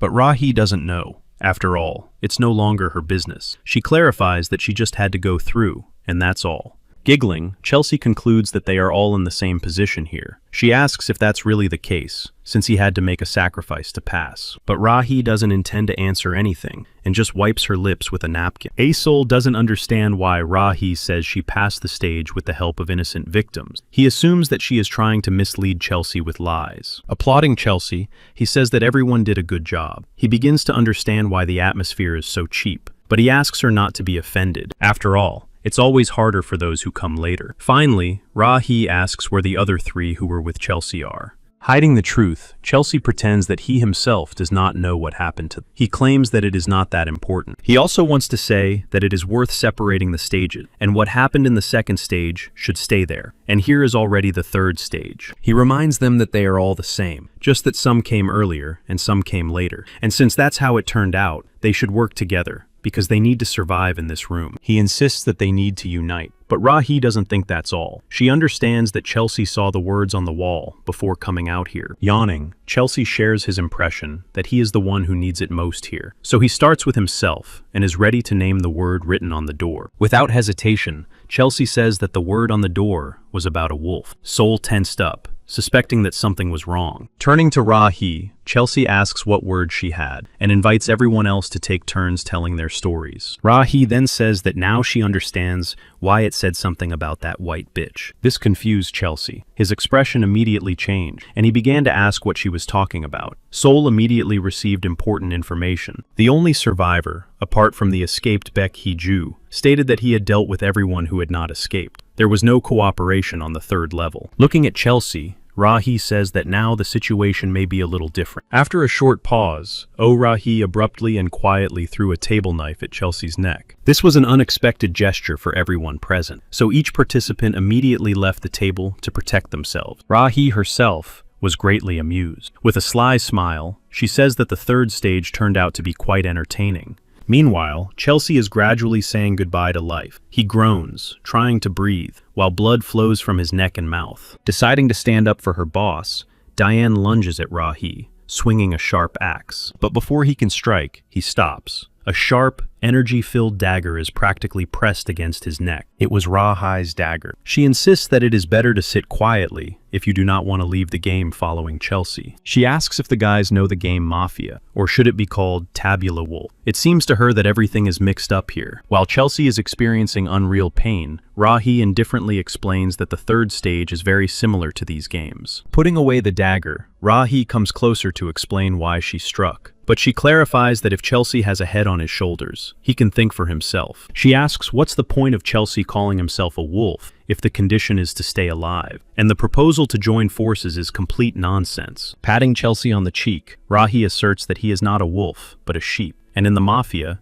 he would be an ordinary citizen. There is also a possibility that Chelsea is just a rat. Then the condition for victory would be for one person to survive, not everyone, and Ra-hee would be considered a hyena. She understood immediately when Chelsea started talking about the conditions. She believes that if the game requires her to simply stay in the shadows, then, judging by the conditions of the second stage, she just needs to deal with everyone. After ending Chelsea's life, Ra-hee says that then she will be able to join the team of wolves. Sol watches tensely and listens to Ra-hee's words. Chelsea's lifeless body leans on the table. Her face falls into the plate. Ra-hee wipes the blood from her hand. She says it's time to go. Ra-hee doesn't know what Chelsea's class was, but they need to contact the wolf as soon as possible. But June doesn't understand what Ra-hee is talking about, so he asks about the wolf. Everyone else stands waiting for Ra-hee's explanation. Ra-hee explains that they need to contact the wolf and make it clear that they are not enemies, but one team. Pulling on the chain, June claims he doesn't understand a word, but the remaining two members of Chelsea's team are also bad, so he suggests dealing with them. Hearing this proposal,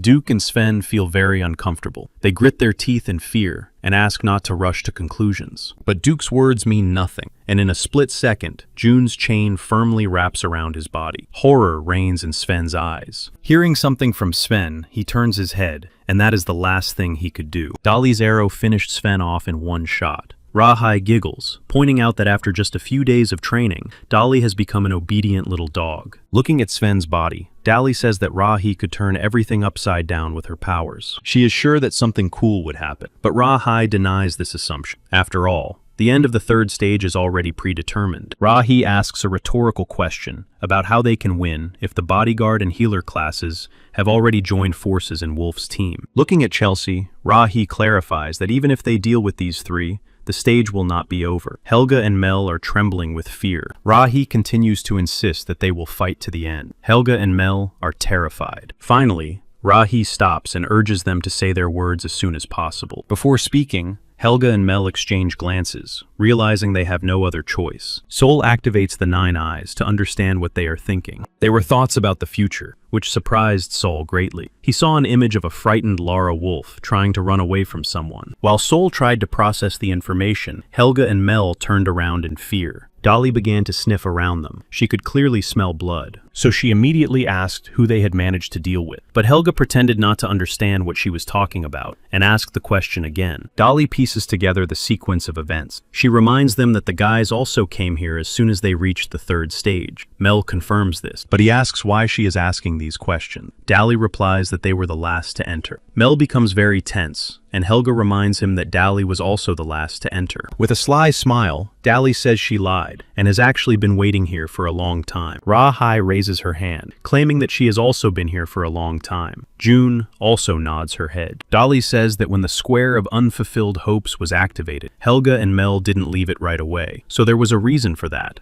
Helga starts to get hysterical. She demands that Dali provide proof. Dali then offers to search her. She asks what should be done with them if 3 unfulfilled hopes are found. Fear is visible in Mel and Helga's eyes. Everyone understands what they have done. At that moment, something happens that surprises everyone present. The guys turn around. It is Sol who forcefully grabs the spear lying on the table in front of him. His hand trembles with emotion, and in his head, there is a powerful energy that bursts out. Sol clenches his jaw. He gets up from the table and heads straight for the boys, cutting the floor with the tip of his spear. Realizing that their fate has come, Mel and Helga tremble with fear. They back away, but there is no door, and they cannot leave the hall. Sol Jihu's entire body is illuminated with light. Raising his spear viciously, Sol calls them damn bastards. It turns out that Sol has learned about Lara's story. She was running away from Helga and Mel, who were hunting for their unfulfilled dreams. Lara Wolf fell to her knees in horror and begged for mercy with tears in her eyes. But Mel and Helga's thirst for conquest overcame them. They mercilessly killed Lara Wolf. Taking her unfulfilled dream with them, they moved on, feeling joy at what they had done.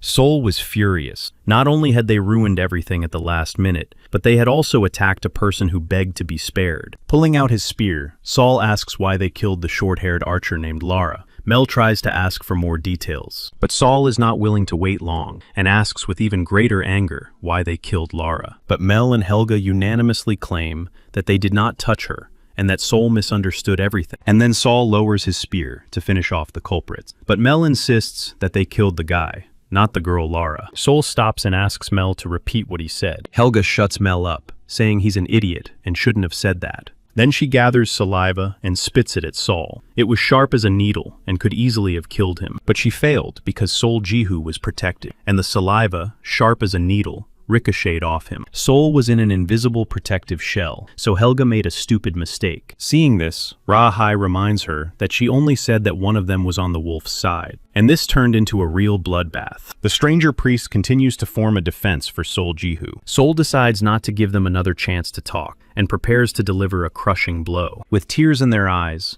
Helga and Mel beg Sol for mercy, but Sol is firm in his decision. His blow was so powerful that there was not a single spot left on the boys that was not covered in blood. Sol's face is covered in their blood. He himself realizes that there are only 5 participants left, and Sol commits such cruelty for the first time. But inside, he is so calm that it seems abnormal. He assumes that this may be due to the game system, because he perceived it as a normal game. But that's not the case. Sol Jihu clearly feels how he cuts flesh and breaks bones. The priest lowers his head. Sol realizes that there are 5 people left, and the game is not over. Feeling Oh-Rahi's gaze on her, Dalri asks what's wrong, since she has been quiet and keeping to herself. Oh-Rahi reminds her that it's all about Dali's team, and she needs to understand that. Sol's eyes burn bright green. He is very tense, and the corners of his lips are turned down. He raises his head and feels June's gaze on it, but everyone remains silent. Then a blue screen appears in front of Sol again. This time, he sees a picture from the first stage. The team is standing in the room, actively discussing something, and from somewhere, a man with a sharp weapon is approaching. In an instant, no one from the team is left alive. It was June, who quickly and deftly finished off his own team. Left alone, he holds his chain with a scythe in his hands and laughs loudly, enjoying the accomplished plan. Then Sol accepts his next target. He shoots a sharp glance at June. Standing in front of the table, Sol turns to June and asks why he is the only one from the first stage. Without changing his expression, June replies that there was a reason for the massacre, and that's all. But Sol is not satisfied with this answer. He asks about the reason for the massacre of all 7 people. June replies that there were 5 of them. They ganged up on June and another person. That's why he had to respond. Sol is confused. He reminds June that he went upstairs alone. June replies that the person who was with him died on the way at the hands of a monster, and June cannot be held responsible for someone who did not have the strength to defend himself. June's answer seems truthful, and Sol Jihu thinks about it. Sol thought about Mel's answer, which was about the guy and not Lara. Then it seemed to Sol that the vision was inaccurate this time too. June asks Sol directly if he will kill him too, but Sol realizes that he cannot make hasty decisions. He remembers Indivia. With tears in her eyes, Indivia said that June's brother tried to save her and was wounded. And Sol is confused. He is indignant and throws his spear on the floor. His whole body burns with rage. After a short silence, Sol says he is washing his hands of it. Everyone present is shocked by this decision. Clenching his fist, Sol Jihu exclaims that he will end it here. These words were decisive. The 5 survivors suddenly found themselves in an unearthly space. Everything around them was burning with white and blue light. A moment later, they are dropped to the ground. Everyone except Sol falls to the floor, lifeless. At that moment, a portal appeared above Sol's head, and the voice of the deity declared that Sol had become a nuisance. It was the 7th god. He asked if Sol had been doing so well, and then decided to give up at the end. Feeling the powerful energy on him, Sol Jihu cannot move calmly. The 7th god reminds him that he helped Sol move forward, and asks why he made such a choice. At first, Sol did not understand what help he was talking about, but then he decided to remember the past, and realized that there were many strange things there. In the first stage, everyone was scattered in different directions, and only he and Maria ended up together. It was like ensuring minimum safety. The same thing happened in the second stage. The priest protected only him. As Oh-Rahi said, the priest was like Sol's personal bodyguard. And Sol remembered the feeling that everything had been going according to someone's plan from the very beginning. For Sol, it felt like a stab in the back. This thought hurt the 7th god a little. It turned out that the 7th god had allowed Lucira's daughter to protect Sol Jihu just in case. The god explains that they are calling on Earthlings to save this world, which is at a crossroads leading to destruction, and Earthlings receive rewards for this. The participants were focused on destroying the parasites, but they wanted to profit. They staged a rebellion and began attacking the inhabitants of paradise and turning them into slaves. The first goal was to save those who had not managed to rise up, and at the same time, to nurture courageous and capable players. God does not understand how all 110 people who passed to the second stage considered the test difficult, and he admits that the conditions were lousy. It turned out that in the first and second stages, those who opposed the will of paradise were selected. After all, paradise has no need for those who only support disorder and chaos. And in the third stage, everyone awaited their sentence. The condition of the third stage was to decide the fate of 8 people, excluding the priest. In other words, Sol Jihu is the executioner of the 5th banquet. God reminds him that only June remains to be dealt with. If Sol Jihu deals with June, this terrible banquet will finally come to an end. Without thinking, Sol replies that he does not want to do this. This answer truly surprises the 7th god. He asks him to repeat his answer. The goddess intervenes. She thinks Sol is not bad. She has become interested in this kid, so she wants to hear him out. After all, Sol adheres to neutrality, according to which he intends to lead both the good and the bad. This makes him seem even more special. The deities begin to smile. Someone says that this is not like Sol Jihu at all. They believe that if Sol really thought that way, he would not have dealt with those two. At that moment, divine energy begins to pull Sol's head. Unwilling to give in, Sol tries to resist the energy and pulls his head back with all his might. Sol justifies himself by saying that Helga and Mel ruined the whole banquet that had been so painstakingly prepared. The one they dealt with, on the contrary, was loyal. Pointing to June, the seventh god asks him to admit that he simply did not like him. Moreover, it was he who helped Sol, and now Sol himself has given way. The seventh god waits for an answer from Sol, whose neck is tightly gripped by divine energy. Sol replies that the vision is a thought about the future, but the present, in which he finds himself now, is different. After all, the future has already changed, because Sol is present in this place, here and now. God is glad that Sol has understood a lot, and informs him that Mel did not touch Lara, but someone definitely suffered. Moreover, every person is born with a star of unique destiny. The movement of a star almost never changes, but it can deviate from its path. This is the reason why the future does not change just like that, because it is easier to get rid of a person than to try to change something and fail. God explains that June is a ghost with the aura of a destroyer. He has a rather terrible fate in the future. He will kill several thousand people, and Sol should consider that among these victims will be himself and his comrades. Finally, the seventh god asks if Sol has not yet realized this. Magical energy draws the spear to Sol, and Sol stares into June's face. He has already made a decision that he did not tell the deity about. A moment later, the seventh god is furious. He shouts that June is the destroyer, but Sol remembers the essence of the golden rule. Every outcome has a reason. Right now, it's impossible to say for sure whether June is the destroyer or not. If his destiny is to kill several thousand people, then there must be a reason. If the reason changes, the result will also change. After what he had done, the god began to laugh loudly. The goddess recalls a silly phrase, that there is almost no difference between passion and courage. The deities are amazed at how perfect a future Sol wants. The seventh god is sure that there is nothing to be surprised about, because Sol does not even understand what he is talking about. There was already a god of battle, who felt great pity when he saw an unattainable future among the many options. Finally, the goddess demands silence. She states that she will no longer allow herself to be manipulated. The seventh god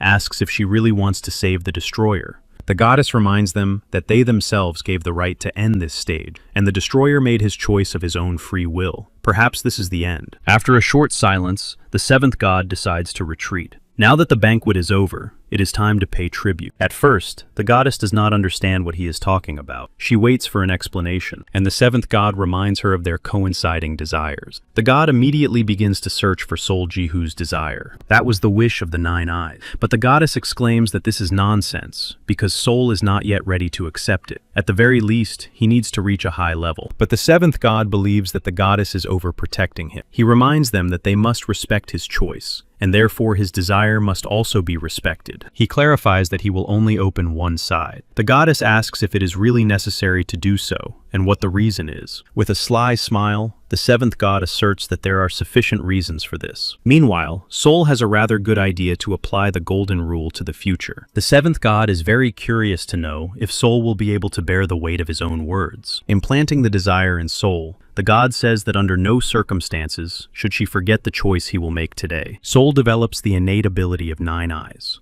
The skills of the innate ability of 9 eyes are unlocked. Direction of luck. Meanwhile, the kingdom learns of what has been done. Everyone understands that this is the hard work of the stars. The queen orders preparations for battle to begin. This is the beginning of a new phase. By order of the queen, countless monsters are sent to the city.